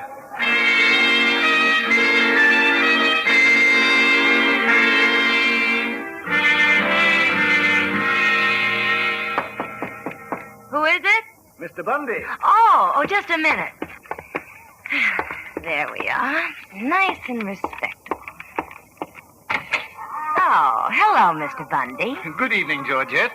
Am I... Oh, no, not at all, Mr. Bundy. Come on in. I don't want to intrude. Forget it. I got lots of time. Hey. What's the matter with you? We're ready to go. You better get on the move on. Stall them off. I'm busy. They're going in right now. Did you hear me, Duke? I said stall them off. Okay, babe. Anything you say. You know how the customers are, Mr. Bundy. Get a little over-anxious once in a while. I shouldn't wonder. Your dance is very good. Oh, you like it, huh? I haven't missed a night in 3 weeks. Well, maybe I ain't good enough for the Ritz Plaza, but I give them their money's worth. You certainly do. Oh, well, I don't quite know how to take that, Mr. Bundy. See here, Georgette. Must you always call me Mr. Bundy? Well, after all... Charles. Make it Charles, will you? All right. Charles. Why do you think I've come here night after night for 3 weeks? Oh, I guess maybe you like me a little. They all like you, Georgette. All of those people out there. Well, Charles, I can't help it if I know. Trouble is, I don't want it that way. What do you mean, Charles? Quite simple. I don't want to share you with anyone else. Oh? In plain words, Georgette, I want you to marry me. Why, gee, Mr. Bundy. I mean, Charles, I don't blame you for being surprised. You see, I was rather surprised myself. Gee, I got to think it over. You know, a girl can't go into this, tie up her whole life like that without looking at all sides to it. Of course, Georgette. You know, I got a career here, my whole future. You don't need to worry about your future. I'll take care of that. But how? I have more money than I could possibly spend, Georgette. Well, gee, you can't blame me if I'm a little cagey, Charles. There are so many fellas. Oh, I'll make it legal if you want. I'll get a lawyer and have an agreement drawn. Oh, will you, Charles? Will you? Babe, I told you that wait. Just a minute, Duke. Just a minute, nothing. They're going to tear the house down if I stall them any longer. No, I'm sorry, Charles. I got to do my show. What about it, Georgette? Yes, Charles. Yes.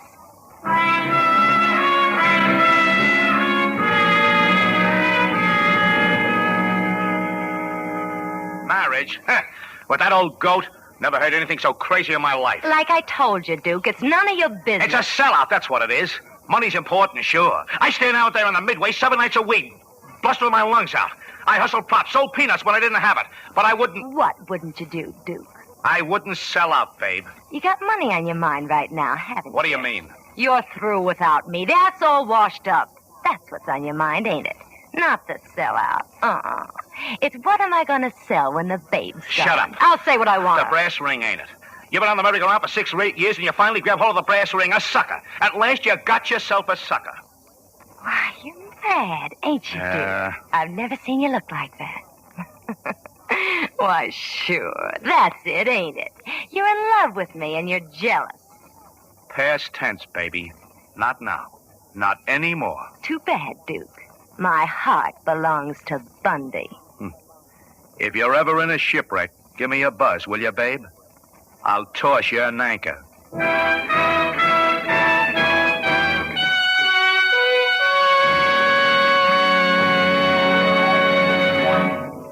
With the prologue of The Brass Ring, the Signal Oil Company brings you another strange tale by the Whistler. If you've lived out west any length of time, you know that Signal gasoline is famous as the Go Farther gasoline. And if you've noticed Signal's recent magazine, newspaper, and billboard advertising, you know that you now go farther than ever with today's Signal gasoline. Well, what does this all mean to you? Economy, yes. But even more than that, it means extra performance from your car. For in gasoline, it takes extra quality to go farther. Let me make that point clear. When science employed the modern magic of catalytic cracking to put amazing new power into today's Signal gasoline, they naturally gave you quicker starting, faster pickup, and quieter, higher anti-knock. And it's because of this, because Signal's increased power helps your motor perform more efficiently, that you now go farther than ever with Signal gasoline. That's why Signal says, look to your speedometer for the best proof of gasoline quality. It takes extra quality to go farther. Good reason why so many wise drivers are switching to Signal, the famous Go Farther gasoline. Now, back to the Whistler.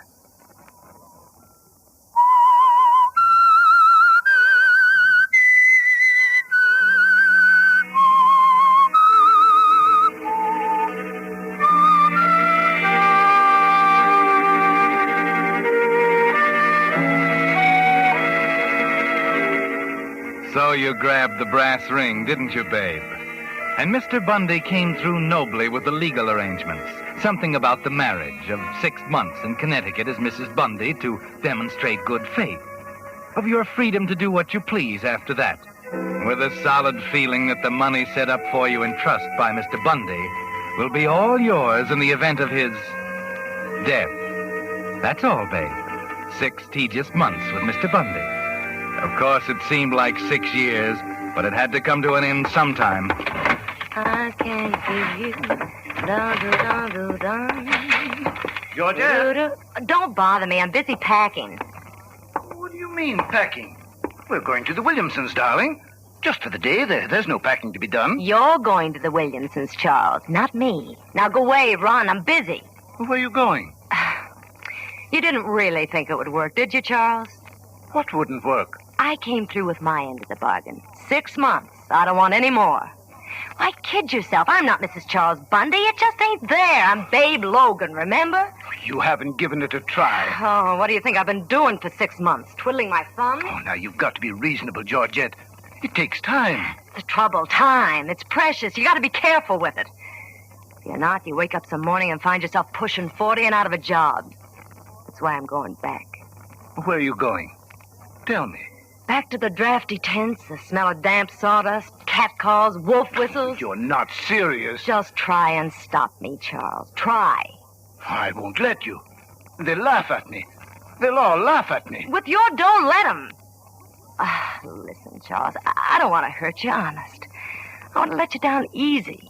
I'm not Connecticut, and I never will be. I'm a carnival girl. I belong there in a sideshow with a guy like Duke to make the pitch for me, see? Now beat it, will you? I got to pack. It'll work, Georgette. Really, it will. You've got to give me another chance. I said I'm going. All right, then. I'm going with you. Huh? You'll get tired of it after a few days. You're different now. Look, Charles. I'm not going to let you walk out of my life, Georgette. I'll do just what I did before. What do you mean? I want you near me, that's all. You change your mind, and I won't get in your way. I'll just stand around and be there, just like before.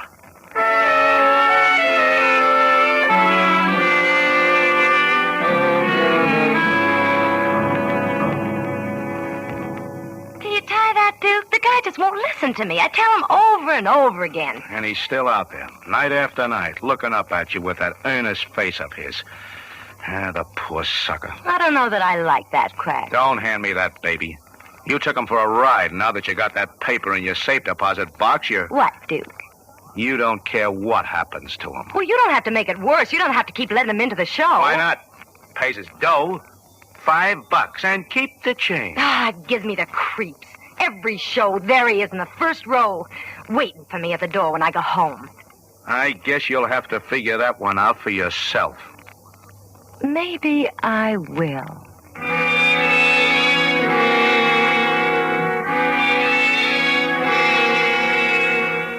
Yes, there were strings on that brass ring, weren't there, babe? It's not quite as easy to drop Mr. Bundy as it was to pick him up. And all you have to do is look into those earnest, pleading eyes of his to realize it'll go on as long as he lives. Night after night, day after day, as long as he lives. You wish there were some other way, don't you, babe? It'll be a shame to have to kill him. It comes to a climax on Monday night as you leave by the stage entrance after your 9 o'clock show. He's there waiting for you as usual. And it's right then that you decide it can't go on any longer. Monday night, a quiet night at the carnival. As good a night as any. Hello, Georgette. Charles. How long till your next show? Oh, about 30 minutes. Would you like to take a walk around the grounds? Why, of course. Oh, I'd be delighted.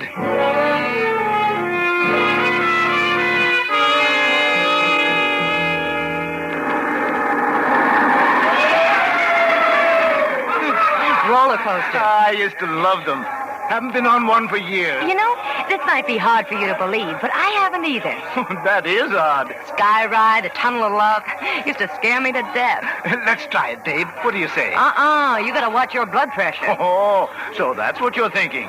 I'm too old for you. Oh, don't be silly. Come on, let's win a Cupid doll or something. No, I insist. The sky ride. Too high for me. I'd just as soon stay on the ground. Now who's afraid? Too old, am I? Well, we'll see about that. Are you game? All right, Charles. I'm game.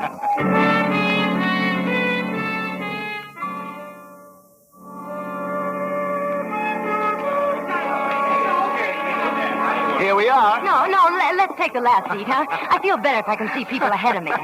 Still nervous, huh? Come on. Here's the last seat. Better take your hat off, Charles. Keep your safety belts buckled, please. Yes, now. Hold your hats. Oh. Safety belts buckled, please. Here we go. Well, we're off. I don't know whether I'm going to like this or not. Look at that bill ahead. George, I feel like a kid again. Is your safety belt hitched? Sure. Look down there. No, thanks. I got scared. Go ahead. No, I don't want to. Hold on. Here we go. Oh, boy, what a thrill. Yeah, only your stomach stays back at the ticket office. I used to go around with a guy who was awfully foolhardy. You know what he used to do? Can't imagine. What? Well, he used to unhitch the belt and stand up right at the top of the hill, just before you go down. Oh, what's so unusual about that?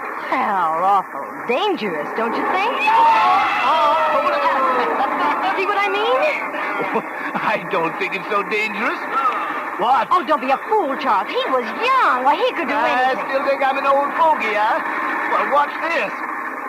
There goes the belt. Charles, we're almost at the top. Get down. Get stuff. How's this? George, my hat. Where? Over the side. Grab it. Look out. Don't push me. Don't push me. Oh, he fell off. He fell off.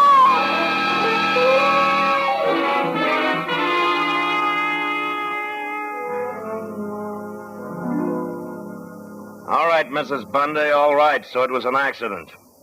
It was just a mighty peculiar accident, that's all. Listen, you dumb flatfoot. I gave you the straight stuff. And if you think you can sit back and make a lot of nasty Sit down, babe. That goes for you, too, I Drew. said sit down. Okay, I'll sit down. But I'm not going to take any more Just a minute, babe. Sorry, Sergeant. The dame's a little high-strung. Quite a jolt, you know, losing her only husband that way.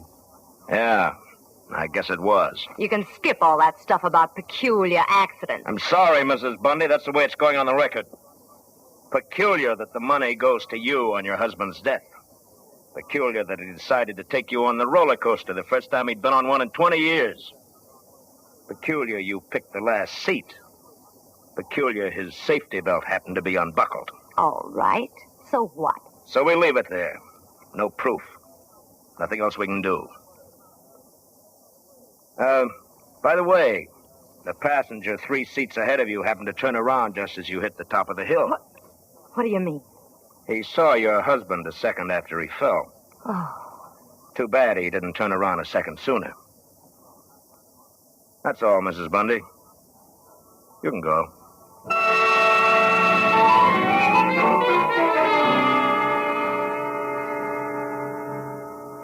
So it's over now. All over. Mr. Bundy is gone for good, and the brass ring is yours to keep. You ought to be able to relax now. Get back in the swing. Work 10 shows a day to pass the time until the probate is complete and the money arrives. Yes, it's smarter to keep right on working as if nothing had happened. No use exciting any more suspicion, is there, babe?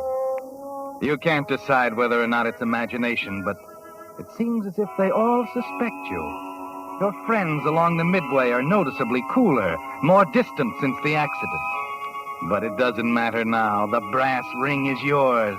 You can tell them all where to get off. Then you suddenly realize it isn't over after all. 2 weeks later, just before the 9 o'clock show, Duke comes into your dressing room. Yeah? Duke.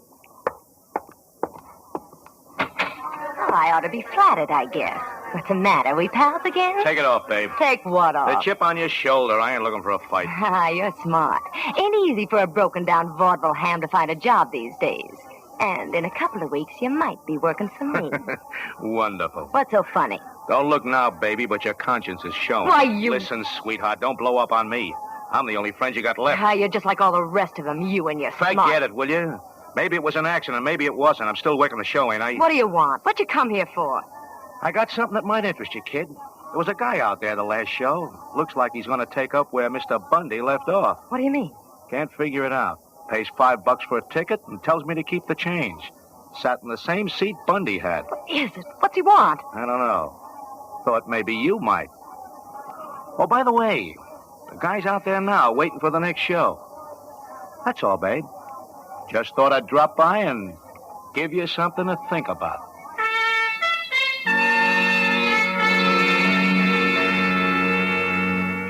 You see him there when you go on for the next show, sitting in the same front row seat Mr. Bundy used to occupy.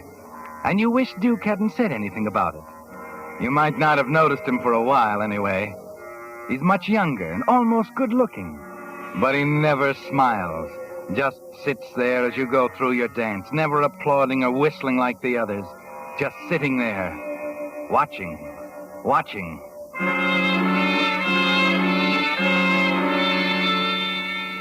He's there the next day and the next. The same cold stare, the same expression. You try and ignore it, but it just won't work, will it, babe? You have a pretty good idea why he's there, and you know there'll be a showdown sooner or later. It might as well be now.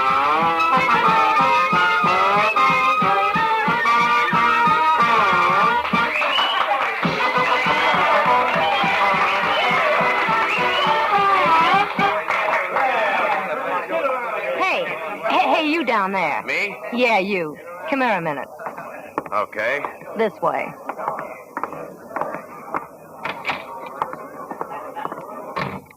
Now, who are you, mister?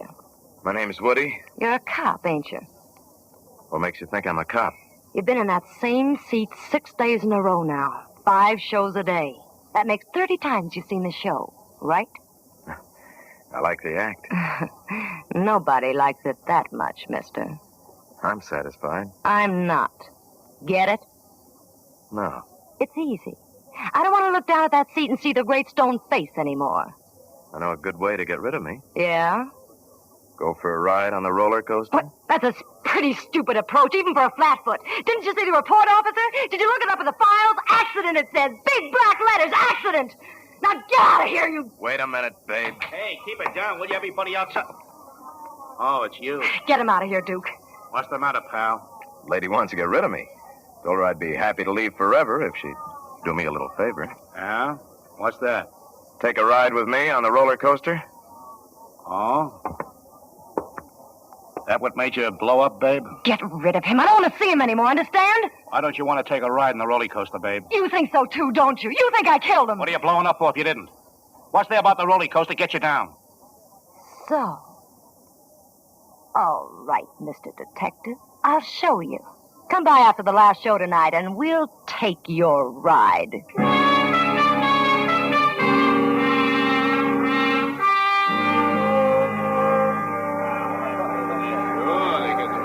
Next car loading, how many, please? I'll take them all. My girl and I want to be alone this trip. I get it. That'll be $4.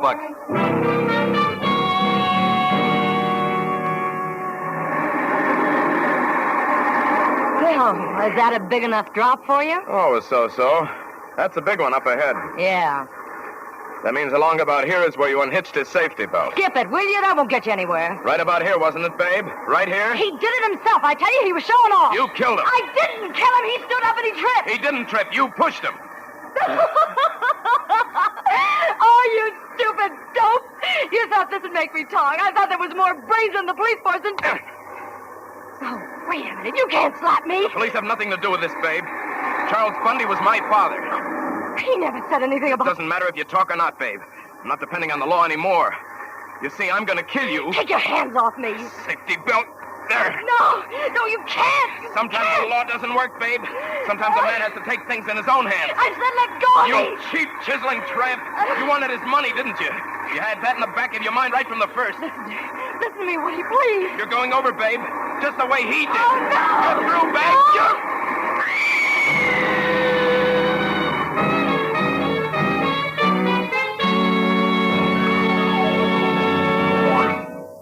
The Whistler will return in just a moment with the strange ending of tonight's story. You know, the proof of the pudding, they say, is in the eating. And the proof of the service you get at dealer-owned Signal gasoline stations is, after all, in what actual customers say about it. That's why we're so happy to receive letters such as this one from Mrs. Leon F. Marsh of Berkeley, California, who wrote, During a recent trip, which took me from Berkeley as far south as Calexico on the Mexican border, I met with courtesy from every Signal dealer with whom I traded. Especially, I want to commend Harvey Nathanson of 4400 Beverly Boulevard, Hollywood, whose service was both prompt and complete in every detail. I never had to request that my windshield be wiped or my tires checked. These and many other services were done automatically and with a smile. It's men like Harvey Nathanson who make trading with independent Signal dealers a pleasure. Mrs. Marsh, on behalf of my sponsor, Signal Oil Company, I want to take this opportunity to thank you and the many other kind drivers who have dropped me a line, telling of their experiences with Signal products or of little extra services you have enjoyed at dealer-owned Signal stations. It's letters like yours that make independent Signal dealers want to do an even better job of helping today's cars run better and last longer. Now, back to The Whistler.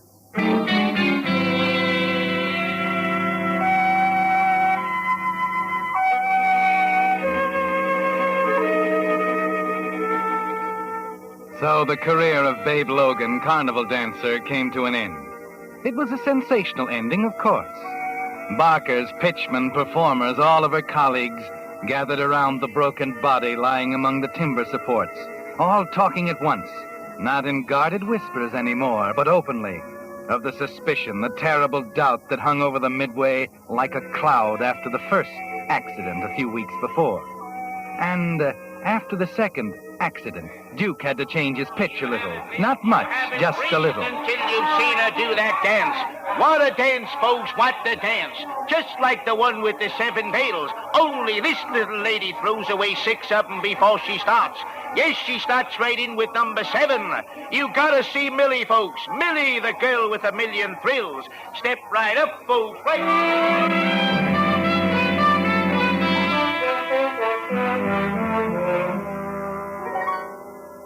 Yes, now that Babe was gone, there was a new attraction in Duke's tent. An ambitious young redhead named Millie. And at that very moment, a few blocks away at police headquarters, Sergeant Case had changed his approach, too. There's no use going over it all again. We've been through it before. But it was an accident. He tried to push me. He slipped. I was the one who was supposed to go out of that roller coaster. Sure. You were supposed to go out, but you didn't. He fell, just like his father did 2 months ago. Both of them accidents, huh? Can I help that? It was an accident. Maybe.